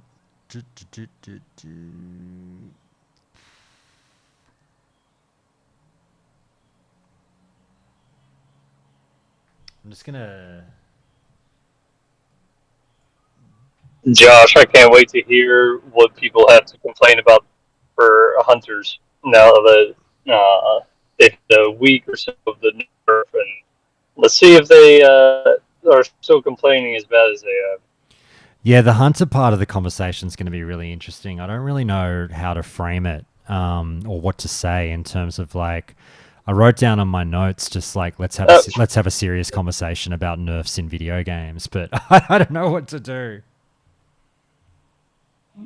All right, serious conversation on the hunters. Fuck off, hunters. Just go put them on their own layer and have them fight each other. There's still, I will say, like, and I'm not like screaming for another nerf, but I'll just note that like and I saw it when they did the patch notes, but like that nerf to their pet was like their pets are still pumping. Like it was a nerf, but it wasn't much of a nerf. Yeah. So I've been leveling a hunter a bit. No. And like, I don't even feel like I'm playing the game now. It's my pet's doing all the work. Like I just doesn't feel fun. That's what they like. I said in the Discord yesterday that I cracked the shits and just went, that's it. Fucking hunters are basically don't even bother in PvP. But then I kept at it, and to be honest, I started getting comfortable with it where I was getting about 50-50 with hunters on my rogue. And it's like, I think Ubiquitous, you talked about this earlier, like it's a straight up one of the quickest DPS races of all time. You have to kill that hunter in about 6 or 7 seconds or it's game over. And it all comes down to whether or not that hunter is quick on the draw on getting his pet on you. So if the hunter waits a second to a second and a half before getting the pet on you, you're probably going to win. If he's instant, you're probably going to lose. Yeah, and if he gets lucky, because they always pop Aspect of the Monkey or just have it on already, and then they get like 3 backstab dodges. Like that's how they'll win. It's a relatively exhilarating DPS race because, like I said, it really is all over in like 6 seconds. Yeah. Yeah. I found when I was on my rogue, if they put their trap down and was just standing on it, like I just wouldn't engage. They knew I was there. I just walk away. Oh no! Yeah, I'm talking about I wonder if jumping. they know that we can see it. Yeah. I don't think the average hunter knows that. They Like probably I can don't. see that you're on a trap. This just makes it a stalemate of patience. Can I be honest with you? The whole time I played Hunter the last few years, I had no idea the rogues could see them. Yeah, because I'm like, why would you sit on it? Like you're just kind of you're saying I don't want to move, and how long are you going to sit here for? Well, next phase, hunters get flares, which the rogues can't see. So that's the hunter's big advantage next phase. And feigned death trapping. I'm just going to quickly DM a shitload of people, guys, that expressed interest in being here for this one, so just bear with me.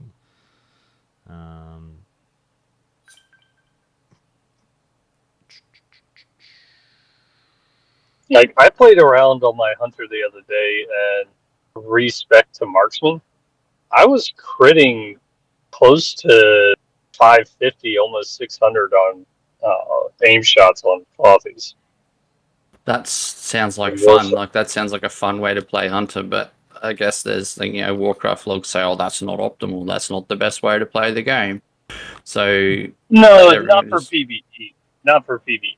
No, but for PvP and dueling, oh man. If a clothy runs over my freezing trap, he did. yeah, that aim shot, like, that's big, man. And fun. It's fun to see that stuff, and there's a little bit of setup to it, so like it feels like you've actually done some work instead of just sicking your snake onto old mate and letting him electrocute him to death or whatever while you just sit down and drink. I had a priest duel me the other day, and he said, I won't run a homunculi if you don't run your pet. I said, okay. He didn't know I was marksman. Aim shot, chimera shot, multi-shot, auto shot. He died. I just put him in a trap and waited for his bubble to go away and then aim shot. I felt bad for the guy. I really did. Well, now he knows that marksmen actually can exist. That's something that can happen, so maybe you taught him a valuable lesson. I ran Warsong yesterday with my priest, and we had 2 hunters in our Premade. And both of them were marksmen, and one had a boar, and the other had for the poison. Yeah.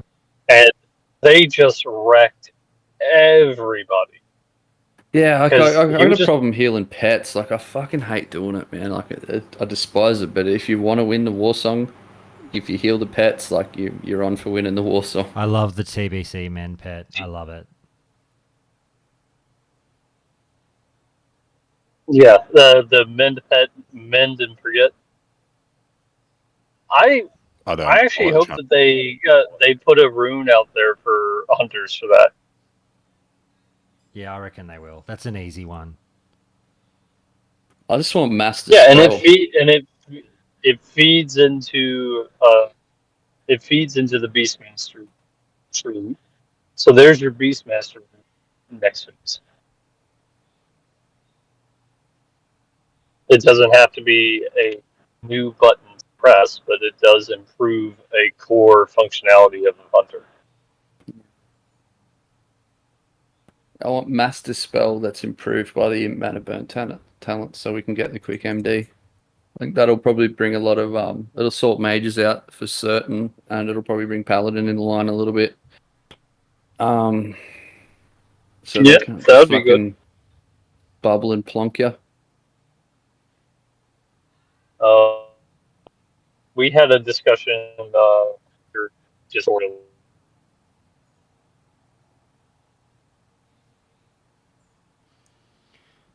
improvement.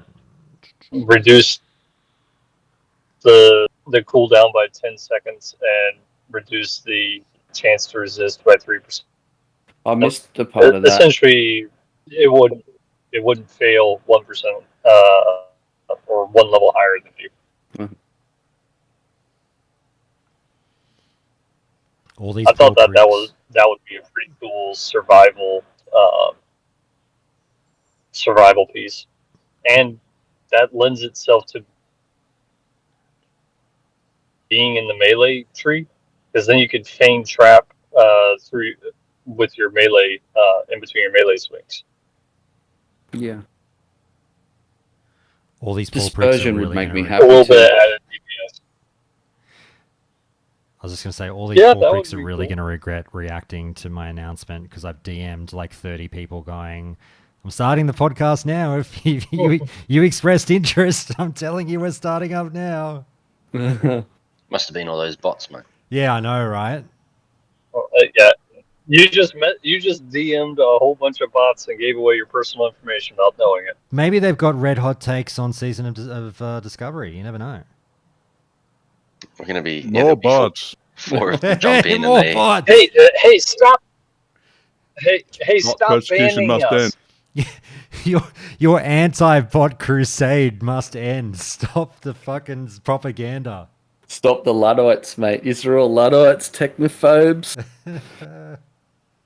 Bots are almost people too. Have you not seen iRobot? And bots are owned by people too. Okay, I think we're. Oh, speaking of bots, have you guys seen the latest robot movie or whatever it is? The latest Android movie? I forget what it's called. Creator or something.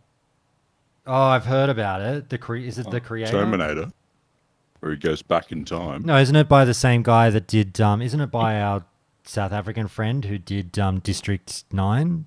Or maybe I'm going crazy. Yeah, it's by the same guy. I just hadn't brought myself to watch it. Is he South African or is that just the actor was South African? I can't remember. I'm pretty sure the producer is Neil South Blomkamp African who because directed it. I don't know who Yeah, wrote Neil it, though. Neil Blomkamp is South African, right? I'm pretty sure. Yeah. He didn't direct when are we Terminator. Just dragging more people in here, but I think we're good to go, boys. Sorry, thanks for bearing with me while I did all that. Everyone in the audience, if I haven't clicked you in and you want in, you know what to do. Right-click your profile picture, put your hand up, and we're going to get started. I'll check everyone's volume real quick. I'm pretty sure we're all good. Ubiquitous, hit me. Test 1 2 3. Test 1 2 3. Yeah, I'll turn you up. Tariak, can you please hit me? Test 1 2 testicle. Yep, beautiful. Arcos. Test 1 Yep, 2 3. All good. Hunk. Test 1 2 3. Oh, you're a fucking piece of shit. Did you move in the next room? Test 1 2 3. Oh my god, now you're too loud. I hate you so much. I'm the worst. I'm sorry. All right, I'll just sort you out as I usually do on the fly. The Shrubber. Sorry. Can you hear me, Shrubber? Maybe not. That's all right. Hideous John, hit me. Stamina is arguably the best stat in the game. All right, there you go. I love it. Sorry, I forwarded. No, yep. New phone. Who dis? Okay, very good. I'll turn you down a little bit. Wonder, hit me. Test 1 2 3. Yep, you're all good. Rollo, hey mate, hit me. Hey, what's going on, man? Yep, you're all good. Aes Sedai, hit me. Test 1 2 3. Summon me to BFD. Yep, beautiful. Okay, we're all good to go. All right, let's get this fucking party started. I'll start this recording and we'll go. Here we go, boys. I'll just say before I hit the record, boys, you know the drill. We're going to be here for fucking hours. It's like we're drinking at the pub. If you got to go fucking make dinner for the wife and kids or whatever, just let me know via a DM or just say goodbye. It's all good. Just come and go as you please. It really doesn't matter. There'll be people here for ages, so don't feel like you're letting us down or anything. All right, here we go. Okay, so we have bided our time and here we are, I think, hopefully at the perfect moment for the Phase 1 review of Season of Discovery. And I really wanted to get quite deep on this one and talk about pretty much fucking everything. So guys, you know, strap in, strap on, all the things you got to do for what could be 4 or 5 odd hours of some pretty in-depth discussion about all the new fun systems or not fun systems, gameplay, runes, classes, raids, all the stuff that we got over the last 10 weeks that we can look back on and give a grade to, and that might help us judge about how we feel about the game moving forward and things that we hope to see. So I've got a ragtag crew of gamers here. Let's introduce them all very, very quickly. You've heard them all before on the show. You know them, you love them. Let's say g'day. Ubiquitous, mate, hello. Hey, how's it going? Good, mate. Tariak, g'day, mate. What's the crack? That's the way, mate. Hunk. Good morning. Morning. Sorry I forwarded. Good afternoon, everybody. Good to see you, mate. Shrubber, can you hear me now? Maybe not yet. That's all right, mate. We'll come back to you. Hideous John. Hey, how you going, man? Good, mate. Wonder. How we doing, everybody? Hopefully this is a good little session.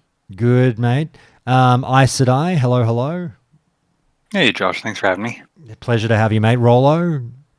Hey, thanks for having me. Great to have you. Arcos. Hey, good midnight, I guess. Okay, I think that's everyone. Welcome, boys. Thank you so much for being here. The Shrubber will have a go with your mic later, mate, and see how you're going. Boys, look, there's so much to get through, so we really do need to rip into it, and I've got to be somewhat mindful of the time, even though I said we might be like 5 hours. Who knows? People will come and go as they please. But I wanted to start with the classes, but I think there's a couple of people here that are rather passionate about PvP, so I might start there and then we'll park the classes for second. And when we do get to the classes, I really will have to limit it to something like maximum 15-20 minutes per class. We'll see how we go.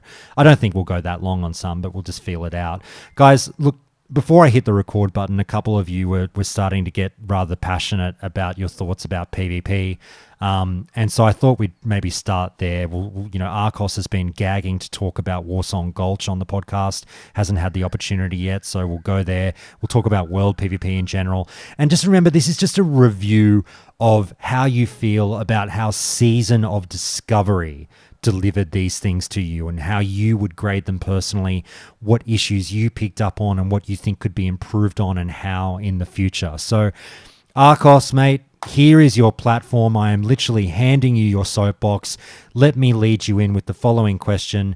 Warsong Gulch has gone through a little bit of a facelift in a way with the rune system and the way that the classes play now, and we've seen new metas come and go over the last 10 weeks. We've had a spirited discussion about pre-mades, even though that's something that doesn't necessarily relate to Season of Discovery, but how people maybe feel about Classic in general. But look, mate, if I just got you to globally talk about this version of Warsong Gulch, have you been happy or not with it? Personally, yeah, I'm happy with it, but I understand that a lot of people aren't. I think the overall difference now compared to last time in 2019 and 2020 is that back then the main driver to go into Warsong was mostly for Honor Farm, and a lot of people just had no interest in doing that, so they didn't really participate. But now the main driver is reputation. Sure, we can get to rank 3, but that's honestly like 2 hours, 3 hours max, and you're done. So the main driver is reputation, and why? Because it provides PvE gear, best in slot for many classes and many specs. So that's why I think we see so many people engaging with Warsong. And because of that, we see so many people trying to do it as efficiently as they possibly can. Of course, that's pre-mading, and that's creating a big issue for a lot of people who don't want to participate in that way, want to do it in a solo fashion. That's kind of where the problem for Season of Discovery arises and Warsong. I hope that kind of answers your question with this Season of Discovery in a vacuum. It does. We'll get more specific, but let me also point you to, some conversations that you had with the crew in the Countdown Discord over the last few weeks, where there was some spirited back and forth in regards to pre-mating. And I'm trying not to just, rehash the pre-made conversation that we had on the show a couple of weeks ago. We've been there, we've done that, but we will lightly touch on some points that you wanted to bring up. But you got into it with the guys, obviously saying like, look, you are very much so, it seems, Team Agrend, if I can say, on this one, where it's like this creates an opportunity for social interaction. Go out there. If you've established that this is the best way to do this content, go out there, make friends, find contacts, and smash some battlegrounds together. And people were saying that, hey, man, I run into pre-made so often. This isn't fun if you don't particularly want to pre-made or can't pre-made. And we started talking about like how often you ran into pre-mades and whatnot. And your experience seemed to clash with what others were experiencing. Do you remember this conversation? Not verbatim. You're killing me. It was your whole thing for like a week. Yeah. No, so when I got to 25, I started just doing solo PGs, and it took me like 25 or 30 games before I faced the first Premade. And I didn't lose a game. I wasn't in a Premade, like I either queued with 1, 2, or 3 buddies, but like not like a full 10 Premade. So I think this statement of we're seeing Premades so many times, I think it's very personal and varies a lot depending on which region or which server or which faction you're on. I play Alliance on EU. I'm not facing Premades every game, but that's just my experience, and I sympathize with people who are experiencing the complete opposite. So your take has generally been like we're overblowing this Premade thing, like where we're overreacting and maybe doing the gamer hyperbole thing, where we're saying, "Oh my god, every second game is a Premade," where it might be 1 in 4 or something. Not necessarily. Like, of course, someone is going to experience 5 games in a row against a Premade or more. Of course, someone is going to experience that. But I think the root cause of the issue is more that there are way more people participating in Warsong for a reputation reward. Once they get that reputation reward, they don't participate anymore. These people are trying to do it as efficiently as possible, therefore they're Premading. So once they reach Revert or Exalted or whichever goal, reputation goal they have, they're out of the participation band. Like they're not just... In my experience, they're not just spending their time in Warsong just to fuck with other people. Like, they have a goal. Once they reach it, they stop participating. So the problem might be a very big problem that a lot of people encounter for a limited amount of time, and then it kind of drops off. Is that fair? Because like you want the same reward, and you're going to have to wait until all the people who Premade are done so that your experience isn't horrible. I'm not sure. I'm not going to make a decision on what's fair and not fair. But I just think, like you say, the problem is blown out of proportion, and I think it's a very vocal minority. But that's based on Fieldcraft, and like I don't have any. When did you play? To say that. When did you play your 25 games where you got 0 Premades? Was that like first 2 days of SOD? It was the first week. I think I reached 25 on my Hunter, like in the end of the first week. So maybe I was just a little bit ahead. That's definitely possible, and I'm not like I really want to reiterate that I'm not saying my experience is what everyone else experienced or anything like that. Just saying that we experience very different things. So I think those who are very vocal about it are just the people who have kind of gotten the short stick and been perhaps a little bit unlucky.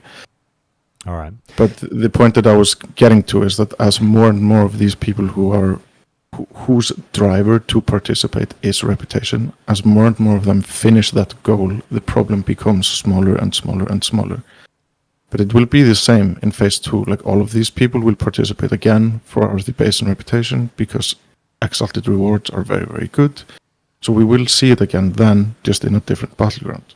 Right. So, okay, I see what you're saying. So in regards to Warsong Gulch specifically, it's more like you're urging not to take game-changing, tweaks to Warsong that would be there for the rest of the lifetime of the server to fix a problem that's only short-term. Yeah, exactly. Because if you put your little dev hat on, and like we really enjoy thinking that we could make dev decisions from time to time, there's a huge issue, and there's a lot of vocal people that want it to be fixed, and they have this perfect solution to just ban 10-man groups to queue together. When all of these vocal people have reached their reputation goal, and they're not participating anymore in Warsong, Warsong is still ruined for Premades, but like they're not playing Warsong anymore. They've reached their reputation goal, so they're not participating. But the people who would want to participate as a Premade to find other Premades to enjoy that type of gameplay, their gameplay has been removed forever, right? What do you have to say to? Yeah, sorry, 1 second, Zuck. I just want to throw this one in and then we'll throw it to you, Hunk. I just want to add Arcos, great point from CrewDef here, I think, in relation to what you're talking. And you are getting people agreeing with you here in Discord chat, and I'm picking up what you're putting down as well. But CrewDef says, you're right. However, the grind is so long that those pre-mades are still going to be there for some time, don't you think? Not anymore. With the 1,000 reputation from the quests, that changes. But before that quest change, I agree. It is a long grind. I still think it's a while. Hunk, go say your piece. That was essentially the Ashenvale event. Go for it. So sorry, I'll come back to you, Forded. Go, Hunk. I was going to weigh in and say that I don't think the grind is as short. It's going to be that short, particularly at level 60, when there's going to be a lot more phases and a lot more content. I look at this as a discussion about like it's pre-mades at the moment. It's pre-mades versus people who want to queue as like individuals or with like one or two people. And I don't understand how like supporting a system that just feeds like, I guess, more casual players into hardcore players to lose over and over again is good when there's alternatives. Like if we create a system where the pre-mates have to play other pre-mates, even if it's incentivized like boosted rep or boosted rewards or I don't know, and no one plays it, then clearly they weren't about this like culture of like, oh, the pre-made and the friendships that they make out of the pre-made. It really was just about min-maxing and finding the easiest way to just roll over the top of people. 100%. Can I? Yeah, go, man. Can I jump? The amount of people who pre-made because they want to play against other pre-mates is very, very small. The majority of people are just doing it to do their grind efficiently, be that honor per hour or reputation. But I've played with plenty of people who were exalted like 2-3 weeks ago. Like the grind isn't that long if you're actually grinding, but if you're doing a couple of beaches now and then it's fucking long.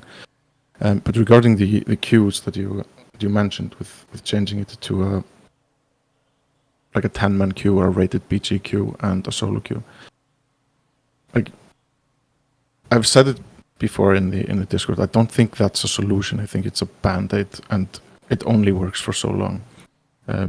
Because as you say, the queue for the rated BG will be quite long because, as you rightly say, so many of the premates are not doing it for the premate v premate experience, just for efficiency.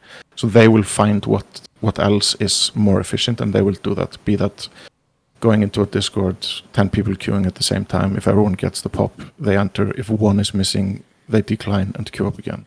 Like, they will find a way to make the solo queue player's life hell in a solo queue.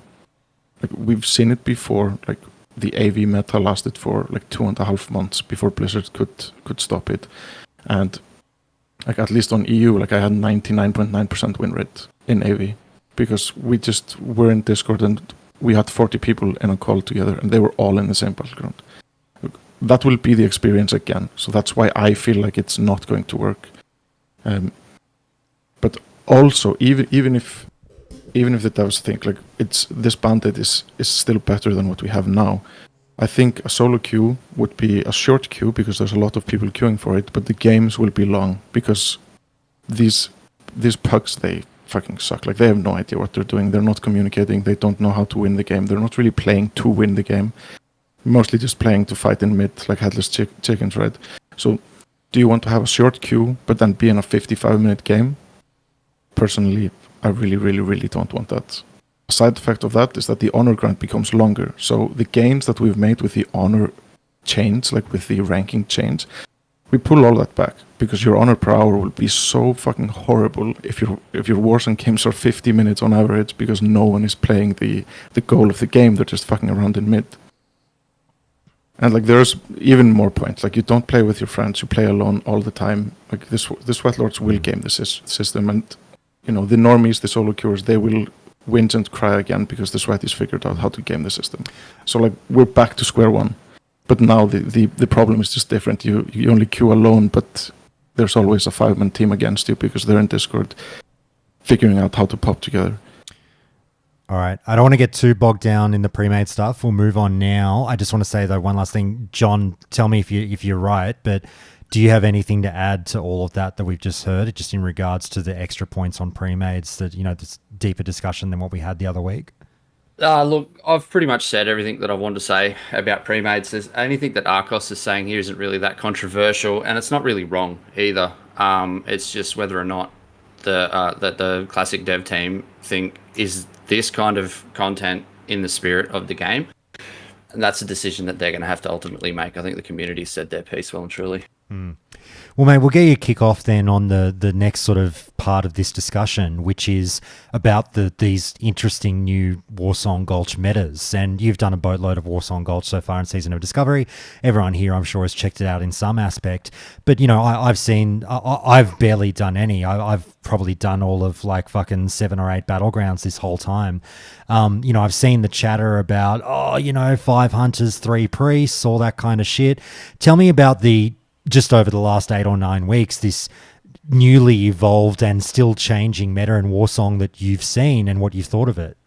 I have seen lots of hunters and lots of priests, and you run a warrior as a big initiator type thing. And now I'm starting to see a lot more rogues and mages, I guess, because they're wanting to grind as well. But in the terms of the meta, it's shaken things up a lot, especially as a healer. If I'm playing, I'm trying to keep as far back as I can, but if there's 2 or 3 rogues in that team, they're going to push through in a pre-made and just try and gank me because they need me gone because I'm keeping people alive. That's in a pre-made versus pre-made type environment, that would be that's where things start to get real competitive and real interesting. You start to see real interesting gameplay, and the mages have been a bit of a sleeper class as well, but I see 1 priest and 2 mages being around a lot. And they're both, those mages will be healing, but one of those mages can peel away and flag carry almost as good as what a druid can at level 25. And no mount Warsong Gulch is really interesting because if you let someone pass, then you can't catch up to them, man. It's done. They're going to cap it. So yeah, it's always changing, and it's been pretty spicy at times, and other times it's just toxic as you get 5 hunters, and that sucks, but it is what it is, man. I know it reminds people, obviously, it's always been a thing with regards to twinking, but when you talk about no mount Warsong, have you guys, now that you spent some time with it, and please anyone jump in here, do you prefer it? Do you dislike it? How do you feel about, not being able just to mount up and chase someone down? It's as bad as I remember it being, what John was just saying. I'm going to counter ubiquitous here, and I'm sorry, man, but I like it. Just if you're playing with a few mates, you get a few mates together and you're sort of thinking about that, if we let this guy get past, it's done. But you also know if that guy gets past, we need to go and flip back to their flag room and repick as soon as we can. Then we've got the advantage. So it just swings so fast. Whereas mounted Warsong, you can really grind into those heavy duty stalemates. They still happen in no mount, but I feel like they'll probably happen more with a mount. I must admit, I'm with John on this one. I like it with no mounts. Sorry, go for it, Arcos. I have the perfect solution for people who don't like to not have a mount. Play with a pre-made, have BFD world buff, and don't die. I'm a rogue. I sit in the flag room. I don't see mounts anyway. But when I have entered just a middle shit fight, it does just feel bad running around as a rogue. But yeah, most of my experience is sitting in the flag room and then realizing it's a pre-made that have got 5 faps ready to go, and they just run through, steamroll me, and leave with it. Fair enough. I said I go for it. That's just the thing. You bring in consumes. Even my own experience in Warsong Gulch, I've been doing only pucks, no pre-mades at all, and I'm grinding it all the way to Exalted. I promised my guild to set up pre-mades, but we're slow in the jump. But with what they provided between consumes that we have at 25, being able to use FAPs, to be able to switch out my runes mid-fight, my poisons as a rogue, I've got gap closers to be able to catch up with a druid that has the flag. I'm able to slow them with my crippling poison. If I'm on a healer, I'll swap out to my mind-numbing poison. All the tools are there to be able to play well, even if there is that gap in a no-mount Warsong Gulch, in my view. And Alright. those kind of players, like when you're in it, if you pug and like I do the same, I try and just play with a couple of mates, and I really don't want to be in a pre-made.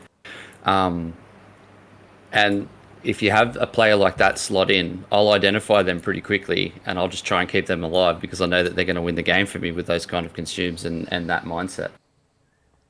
I'm with you, John, on the and I've said my piece on the pre-made thing, and I think people know my position, but I'm with you on the the sweet spot for me really is those 2 or 3 friends with you. Having a group of 3, maybe 4 is a lot of fun. And you and Hunk and I did some battlegrounding recently, where we did a couple with, I think there were, initially it was you, me, Hunk, and Jay, the 4 of us, and we did that for a couple of battlegrounds, had a blast. And then sort of people caught wind that we were doing some BGs, so the whispers started to come in like, hey man, can I come to? Next minute we woke up and there's 9 people in our pre-made group, and to me, it was infinitely less fun as that party grew, because you could feel, and I know this is obviously a case-by-case basis, but you could feel the sweat levels rise. Now all of a sudden people are calling out for missing, not picking up a certain target. Now it's like, oh, we shouldn't have lost that. We're 9 people. And this bias comes in that you're an 8 or 9 man pre-made, you must destroy or else. And it was so much more fun being a little band of brothers. I mean, we were having fun just like when we'd face another pre-made that was pretty sweaty. Like we had that a Crusader Strike pre-made that was like popping faps all over us, and they were fully well buffed. The and like, we ended up losing that. We ground them out to like a 45-minute game. Yeah, and we ruined their day. That was loved fun. it. That was just fun. They left upset by that for sure. Yeah, it was just fun, like knowing that we'd like slowed their grind down. Like that was a fun game. Yeah, and we lost 3-0, but we had more fun than we would have had in a 3-0 stomping. Yeah. Exactly. I 100% agree. And like, there's 2 things I can say about pre-made and Warsong Gulch, and this is going to get Arcos upset. But if you pre-made Warsong Gulch and expect to win every game, you can expect to be disappointed. Also, if you expect to make friends, you're probably wrong. You're just not gonna. The more people you add, the more toxic it becomes. You just get that environment, and it just feels shit to be in that Discord, man. When people start whinging and that, like, I just ain't about it. Yeah, man, like a 70% win rate means you're statistically unlikely to win 2 games in a row. You're still slightly below a 50-50 chance of winning 2 games in a row. Arcos, you're having a chuckle. Go for it. Yeah, I disagree with it. You don't make friends in a pre-made. Like, I still speak with most of the guys that I ranked with. There were like maybe 15 of us for the lifetime. Like, as 1-on-1 got finished with a rank, like a new one would step in. I think the differentiator is if you're playing with a trade chat shitmate, then yeah, like you don't give a fuck who these people are, and if the level of skill isn't there, you just leave and you play with someone else. But if you're with a dedicated group, then it's different. I reckon Ubiquitous is about to make the point that I'm thinking of making. Go for it, Ubiquitous. I just wanted to, like, with your pre-made, are these 9 guys that you found since SOD launched, or is it just 7 of your guildies and 2 friends that you made along the way, and it's like, no shit, you're still friends with them, you were friends with them before? Or is this genuinely a shit trade pre-made, like you say, that you joined and you guys did stick it out? Or is, because there's a Shadow Strike PvP Discord, and there's only like 100 members in there, and you can actually get to know people and keep playing with them. But I agree with you that if you just join a trade chat shitmade, like I've joined one, can't tell you a single character name that I played with for an hour before realizing I wasn't having that much fun anyway, even though we were winning. But yeah, if you're saying you can't make mates, you can't say that if they were just your mates before you pre-mated with them. I was referencing the people I ranked with in Classic, which like, I didn't know them before we started ranking together, but then like, we ranked together. All of us reached 14. Yeah, I would be if you can't become friends with someone that you're playing 200 hours with in a game, then there's just something wrong with that person, I guess. Like, of course you're going to become friends with them if you sign up to play together for 200 hours. I think, like, generally speaking, like it's not wrong to say that a lot of these people are deranged and they have mental issues. Jesus, because tell us what you really think. to take the to make the choice to rank from 1 to 14 back in the old system is it does take a mental load for sure. We used to joke around that rank 13 was the hardest rank, not because you needed the most rank points, but your mind just kind of bent after all of the weeks before it. And I wholeheartedly agree. I enjoyed my ranking so much until I reached 13, and it was just a slog after that. But the next point I feel like is that if you're playing with a trade chat shitmate, as I like to call them, like you're probably not on Discord. People are probably not using a lot of consumes. Like maybe some are doing it, but most of them aren't.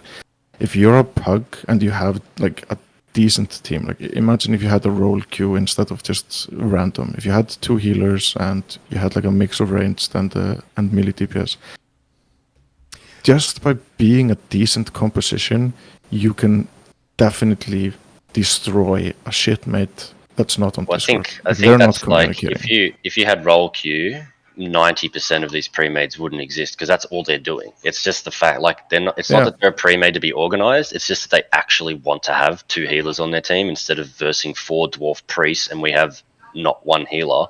Like that's pretty much all these shitmades are doing. They're just rigging it so that we do actually have 3 hunters and 2 priests. You're immediately 7 times more likely to win than letting the queue decide who you get on your team.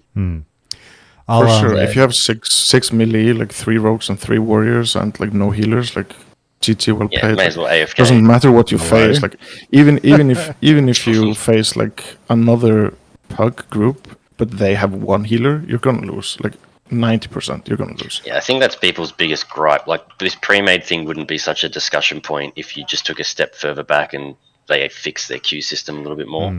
Because that would get rid of half of it. You'd still have the organized, 10 from the same guild, and you'd roll into them and go, we're going to get fucking smacked here, even though the queue did give us 2 healers.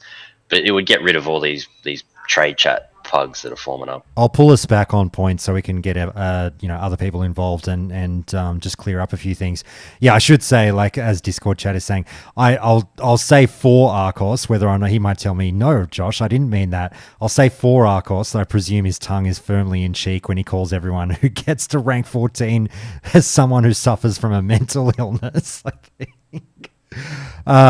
He's not saying anything, so he probably meant it. Okay. No, I meant for myself as well. You've done it too, yeah.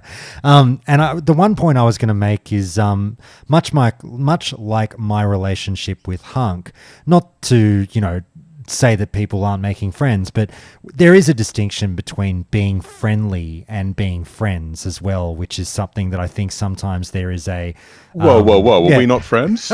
No, you know what, sweetheart, I'm ready to upgrade you to friend. I think can we be more than friends? Oh my goodness, fuck, you're divulging so much. All right, boys, look back onto that meta, just the SOD meta. I'd love to hear from anyone else on this one. Have you noticed that a particular class has been so much more fun or better to play in a Warsong Gulch in SOD than it was in Classic? Waiting for the Warlocks to speak up. What's the story with Warlocks, better or worse? In terms of Warsong Gulch, you mean? Yeah, just in terms of Warsong. I think the classics have been strong as ever. Like we all knew that. Like there's a reason why everyone had a 19. Or if you were twinking, it was all just 19 hunters, 29 hunters. They're just better than everyone at this stage. No, but I mean, like with the runes in particular. Like, have the runes changed things for a particular class in Warsong? Druid. Yeah, Druid for sure. You're just kiting around, sunfiring. Certainly changed how I play priest in Warsong. I mean, I can just flip into that real offensive and snag kills and stuff like that in the mid fight. With like using penance and stuff, it's just really good to have that extra punch. Forded, you were going to say? Just echoing what just Hideous just said. Priest, you palm penance and then fear. It just makes a world of difference, and it's going to be huge next phase when we get Deep Shadow, and you can do the same thing. Okay. You can still rune into those 2 things, but still be Shadow. Very good. Spooky, mate, you've just joined in. Anything you wanted to say on Warsong that you've heard us talking about?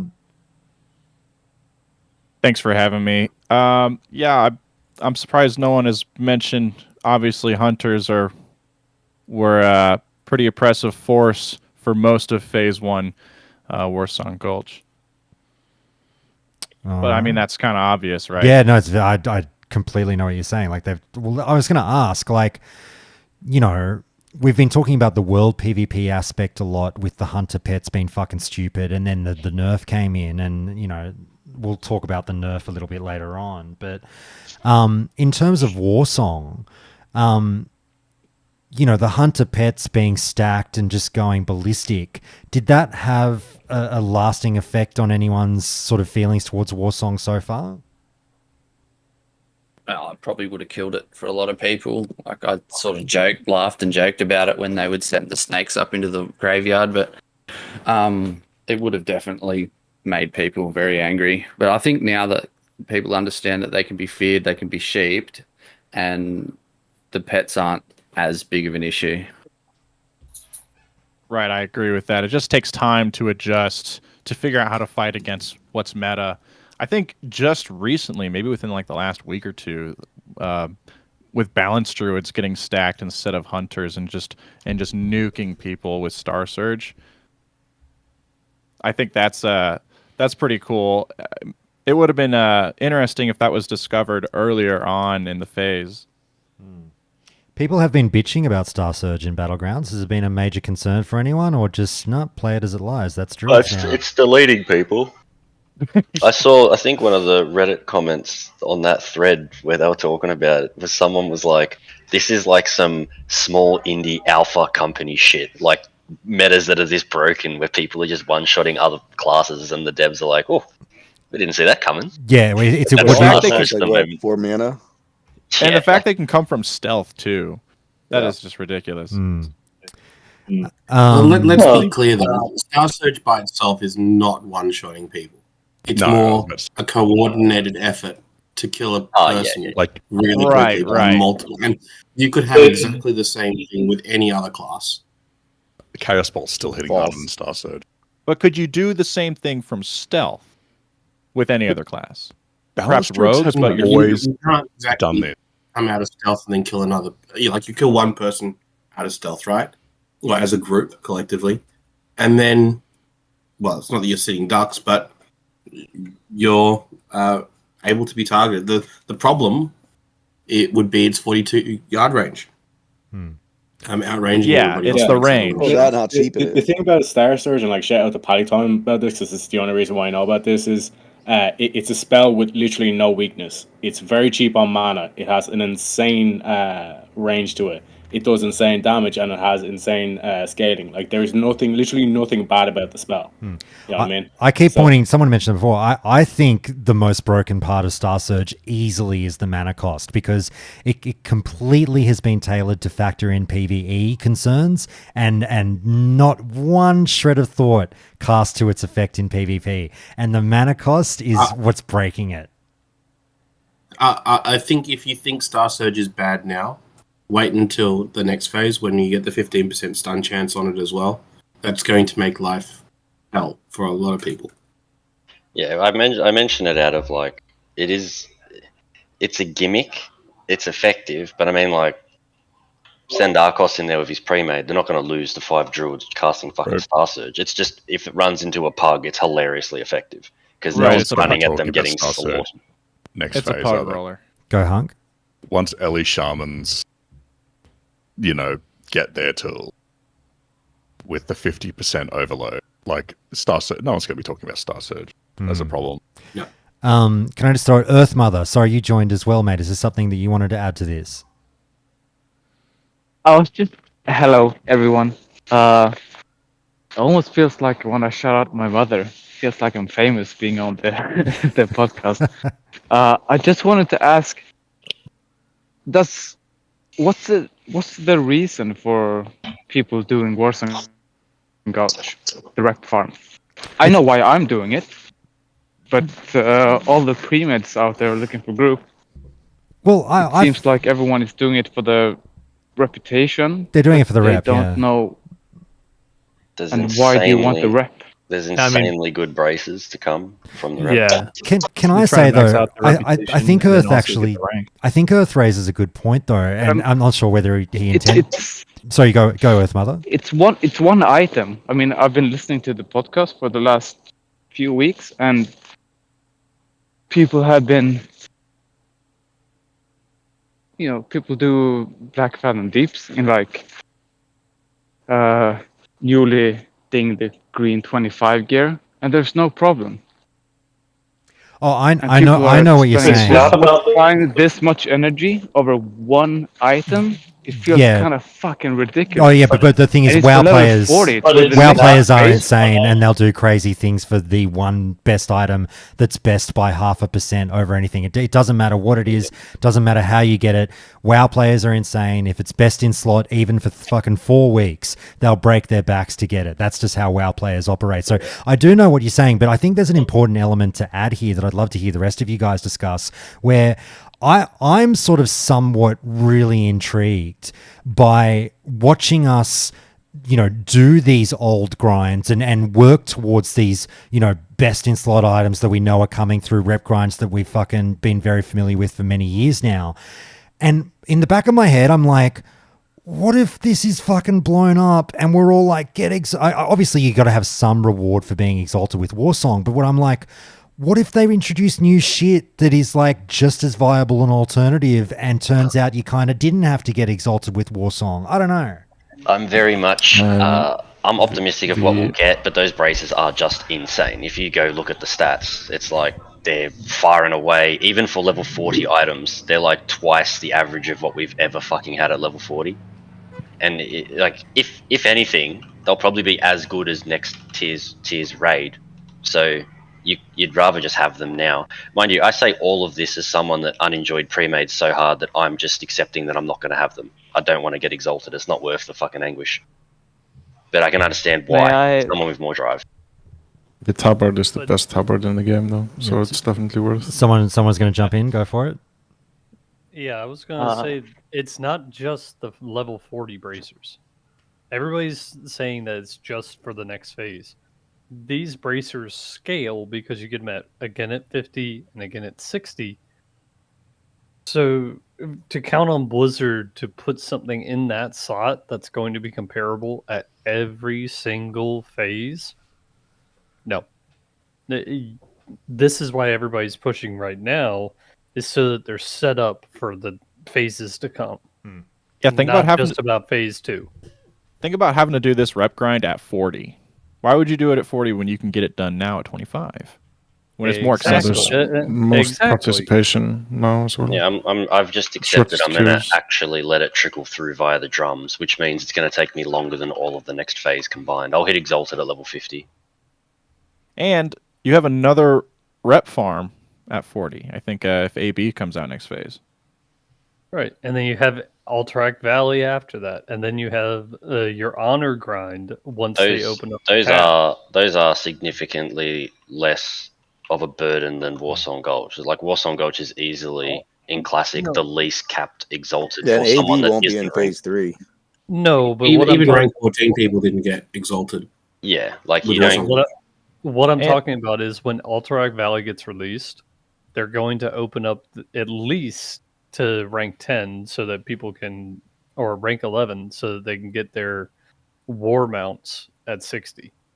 They are their cheap PvP mounts. So now you have the blue gear that's available that people are going to want to grind for. It's not about necessarily the reputation, but get the reputation out of the way so that when you're doing your honor grind, you don't have to worry about trying to get Warsong as well.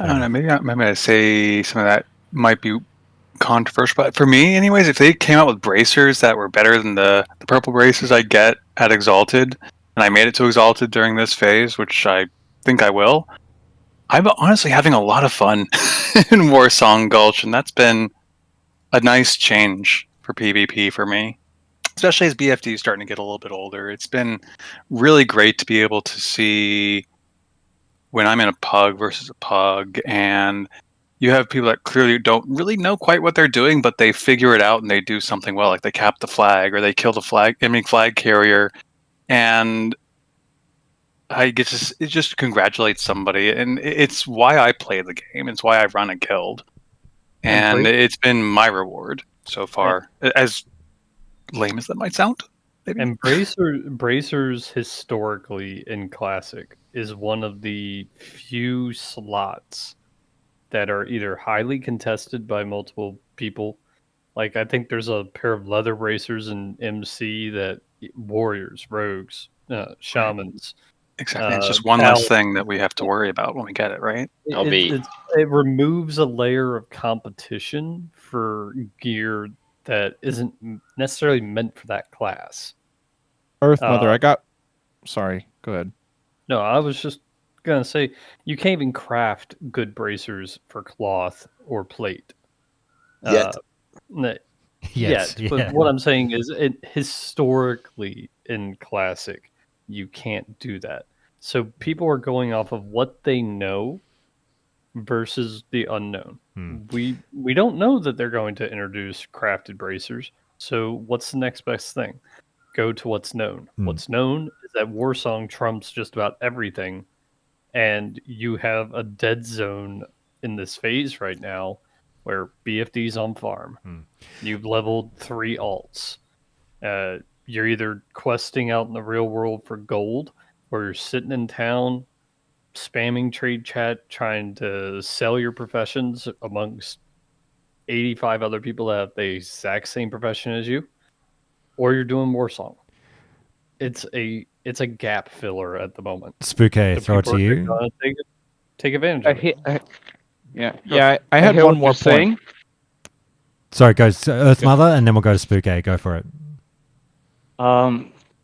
Okay, so people speak to the value of the bracers, but I mean, Artemis Cow, is there any equivalent to that kind of item piece at level 25? No. So but it doesn't mean that we're not to say. I mean, BFD for it. Yeah, sure. But I mean, at level 40, what's to say there won't be a set of bracers that would be just as good as the Warsong Ghost bracers? I'd be extremely disappointed. People are spending so much time, we're not so saying much that energy. We're not saying that it's not going to happen. What we're saying is that it's an unknown. You don't, and people fear the unknown. Yeah. So you got to take in common thing.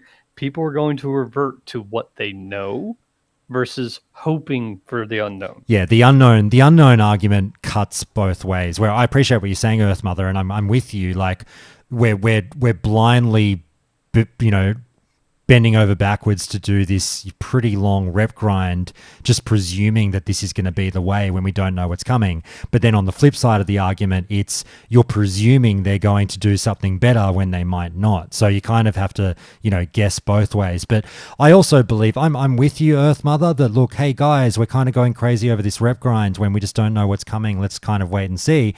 But also, I don't think the devs are silly enough to invalidate the fucking Warsong rep grind. Like, they're going to reward the people that do it. So I think that there's going to be something cool coming down later down the track. I'll throw it to Spooky and then Ubiquitous, and then we have to move on, guys, or we'll never get off this topic, and this will be a 10-hour podcast. Sure, I'll keep it short. Earth Mother, one more point is we don't know if Ashenvale, sure, it's here now and it's relevant now, but we're not sure how relevant it'll be next phase. So people are going to take advantage of that now as much as they can. It's another unknown element. Whether they're going to make rep grindable in Ashenvale in next phase, past, all the way to Exalted, we don't know that. So people are going to take advantage of that now. Oh, there you go. Zim in chat. What if there's super Exalted? Oh no. 42k. Stop. God, 42k only grindable in Warsong, and all you get is a mount. Oh dear. Oh no. Anyway, now go ahead. Yeah, I was just going to say we'll finish off.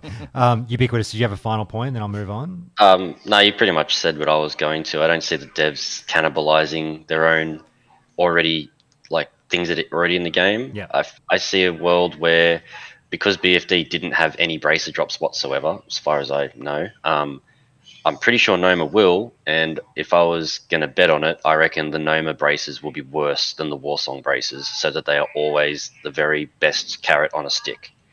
Because that way it won't invalidate them, but then if you're a lazy prick like me and just sit at Revered, I'll end up with some Noma braces that are a little bit worse, but the community being the community will chase this anyway. Okay. I'm going to pick one person for every topic and have you be the judge. So, Hideous John, you're my boy for this Warsong Gulch topic. I want you to grade Season of Discovery Phase 1 Warsong Gulch on 1 out of 5 Joshes. What do you give it? 5 being the best. I'll give it 4 Joshes, because like there's gear that I can get from PvPing, and that's not really a luxury that you get too often in Classic unless you dedicate massive amounts of time. But I think the blue stuff you could get from being Revered was cool. Like, it was cool to get gear. And I hope there's more of that going forward. Hunk's got the grading system there in Discord chat. I like that. Out of interest, John, what held it back from that extra point for you? It's just a little bit toxic at times. I mean, PvP has a tendency to do that. That's not for everybody, so I couldn't really just sort of like lay that one in there as a 5. All right. Very good. Guys, look, let's move on. That's a good sort of 45-minute warm-up on fucking Battlegrounds. There you go. Let's get to the classes. Let's get to the sexy stuff. Look, I will time cap us. Otherwise, like I say, it'll get ridiculous. So I think we'll do 15 minutes per class. Let's shoot for that, okay? And just see how we go. Unless it's like we're really stuck into it, a very intense conversation. We'll welcome my GM, Porkrot, and because he's dropped into the chat, I think we'll start on Druids. Pork, how does that sound? Yeah, sounds good to me. All right, mate, kick us off, because I don't know what the fuck to talk about because I've barely touched Druid. So, I think all these topics fly through my head, like, is Boomkin damage in Raid actually okay? Feral tanking, what's your flavor supposed to be? Where's your fucking, piece of the tanking pie? Where do you want to kick off, mate? Where are Druids at? And how do you feel about Druid in Phase 1, Season of Discovery? What do you rank it? I really enjoy it. I mean, I'm a long-term Druid sufferer regardless, so, the fact that they've given me more tools, like, I was doing, Druid stuff before this came out. For me, this is, these are all upgrades from things that I'm used to, so I'm going to be happy regardless. Prior to this, I was playing Hunter, so, nerfs every 3 minutes. So yeah, it's definitely different to that. But no, I'm thoroughly enjoying it. The tanking feels good. I'm a little concerned about the fact that Lacerate is my main tanking ability, especially going into Noma, an instance where almost nothing is, a bleed target. I'm worried that Lacerate is basically going to be, unless they do something about, mechanicals being able to bleed. I think Druid tank in Noma is going to be completely useless, which is upsetting as someone who mains Druid tanking. But as for Phase 1, I'm thoroughly enjoying it. I think I think Druid tank's in a good spot. We feel tanky, like, comparably to most of the other tanks. We feel like we're filling the role that we were always meant to, which is just that big sack of hit points and armor. And the 20% damage reduction is awesome. So as a whole, I think Druid's in a good spot. Druid DPS, like, I've done a bit of Cat, and it feels much more complete than it's ever felt before. I've not played much Boomkin, but speaking to one of the Druids from our guild who only plays Boomkin, he's absolutely loving it. His damage is, at least registers on the DPS meter, which is something new for Booming. Yeah, I don't know. I think Druid's in a good spot. Comparable to where Druid was, Druid's in an amazing spot compared to every other class. Yeah, maybe it's not an amazing spot, but all in all. Well, that's what I was going to say. I'll throw it to a couple of other people now, but just to finish up with you, Pork, like you sort of mentioned that long-time sufferer as a druid, and you've ended on the point there where I think it is fair to say that the suffering is over. Like, druids seem generally happy, and your runes, I think, are very powerful. Yeah. Yeah, no, I definitely agree with that. I think if you show, like, before, SOD came out, before any of this was a thought, if you showed that Wrath rune to a Boomkin and was like, hey, what would you think if we just changed Boomkin to allow this? I reckon none of them would have believed that was even a thing. Like, I think it would have been, they would have just thought it was an absolute joke. Like, there's no way you're just going to let us spam Wrath for free. No, I don't believe you. I don't even know why you're showing me this. So yeah, I think even if we got that, it wouldn't affect a lot of us would recognize that it wasn't the best spell anyway.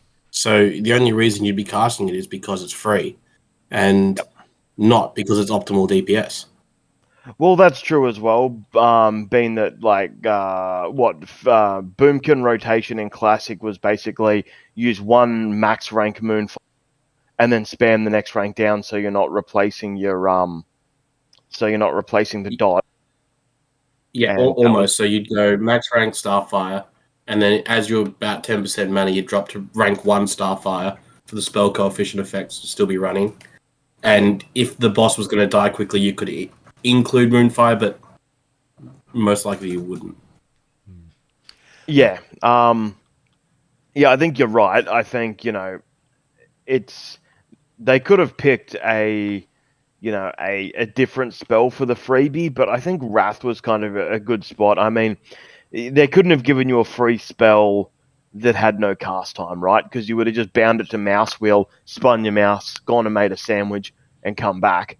Like, there would have been, no skill, no movement, none of that, interrupting it. Whereas I think having it on a castable ability like Wrath was the only real option. I don't know. I agree. Although I would argue that the rune is actually designed for Resto Druids, not Boomkins, because of its interaction with Healing Touch. I do agree somewhat there. I reckon if they gave it an interaction more like Omen of Clarity, where you got like a free spell with the proc, so then you could be fishing for that free spell, and then when you get it, launch a Moonfire or a Sunfire or whatever. I think that would have been a cool interaction, and it would have been more Boomkin orientated instead of healer. But I think they're going for more of that, hybrids across the board anyway. I think there's a few other classes where a lot of their abilities, like Shaman, for instance, the fact that Overload can proc off Chain Heal as well as some of their damage. I think there was a bit of a thought during class creation of let's allow some of these classes to flex fill different roles. That way they're more likely to bring meme specs to raids. I'm wondering if maybe that was a consideration that was made, but yeah, I don't know. I agree. If they wanted to make Boomkins more solid, I think having an interaction with like an Omen of Clarity type interaction with Wrath spam would have been better. But yeah, I don't know. I've seen some pretty solid YouTube videos of Boomkins doing, pretty respectable damage, especially considering you basically can ignore intellect and spirit almost completely and just focus on straight magic damage. Well, Wonder, I'll throw it to you, and just say, obviously you've got the Boomkin profile pic there. You are a Druid enthusiast. Hunk and Ubiquitous and I just got out of, and Hideous John just got out of a raid with our mate Jay, who's playing a balanced Druid. And granted, every group is going to have varying results, and gear comes into the equation as well. Jay has great gear. But I mean, he was top of the charts the whole fucking run, and I would like to think that the guys that we run with, we're not slouches. They were decently geared, and Jay as the Boomkin just fucking top of the charts, baby. I just think we've definitely achieved what probably the Classic team sought out to achieve, which is when a balanced Druid turns up in your fucking group, nobody says a word because nobody cares because they're fucking doing solid as shit. What do you think, Wonder? Well, it's very easy for a balanced Druid to get like previous gear, right? Because you just go straight for plus nature plus arcane damage, and you're almost equivalent to your BIS gear. It really isn't that much of a difference in what you get. So the gearing is weird, right? Like I think it was Jay in your run that said he wasn't that keen on the staff. No, that was John. Oh well, it's not BIS for boomkins, and the reason it's not BIS is because in order to get more damage, we are melee weaving, and so it's very easy to do what I would consider like flatline damage as a boomkin. The problem comes that we don't really synergize with other classes that well. Like, not many people buff us. We tend to buff others. And so as scaling comes in, we'll just fall further and further behind. And I hope that something's going to change that, because it's kind of a bleak picture moving forward, at least for a boomkin. Fair enough. All right, look, the runes, Wonder. I mean, I think Druid's got a great deal with the runes, but by all means, tell me what you thought of the Phase 1 runes and what you think might have been missing. I thought Fury of the Storm Rage is a great leveling rune. I don't necessarily like it for damage, but for leveling, it's fantastic. A lot of Druids saved a lot of gold by not having to buy water, so that's awesome. There was a little bit of a better change as a result of that rune alone, where we used to go balance, bear, then cat, and now we just go balance straight into cat to level. The Wild Growth rune is fantastic. And then the Fury of the Storm Rage is fantastic for resto. I think the Life Bloom rune I put a wait and see on. I think it's going to be very powerful come 40-man raids, just because of the reduced cooldown on rejuve, but for now it's not really that useful. I think feral runes are fantastic.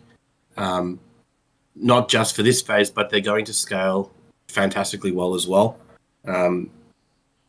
The one I'm not really that familiar with, and I guess Porkrot would be able to comment on them more than me, would be the tanking runes. Something I tend to stay away from.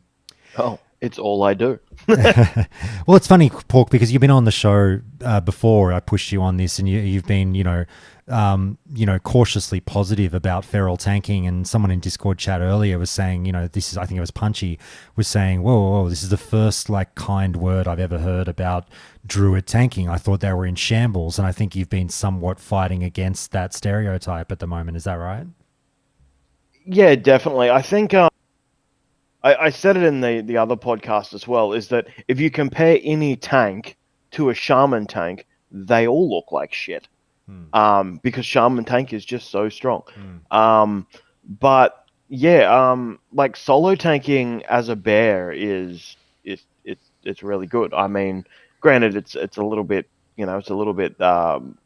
boring just spamming lacerate on a target.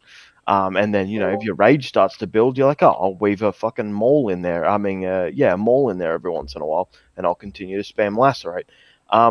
But it is kind of cool to actually see myself on the damage meters, which is, very different. It's, tanking in Nax on a standard feral tank. It's, all of your threat is generated by threat modifiers. None of it is done through damage. So it's, you don't see yourself anywhere near the damage meters ever.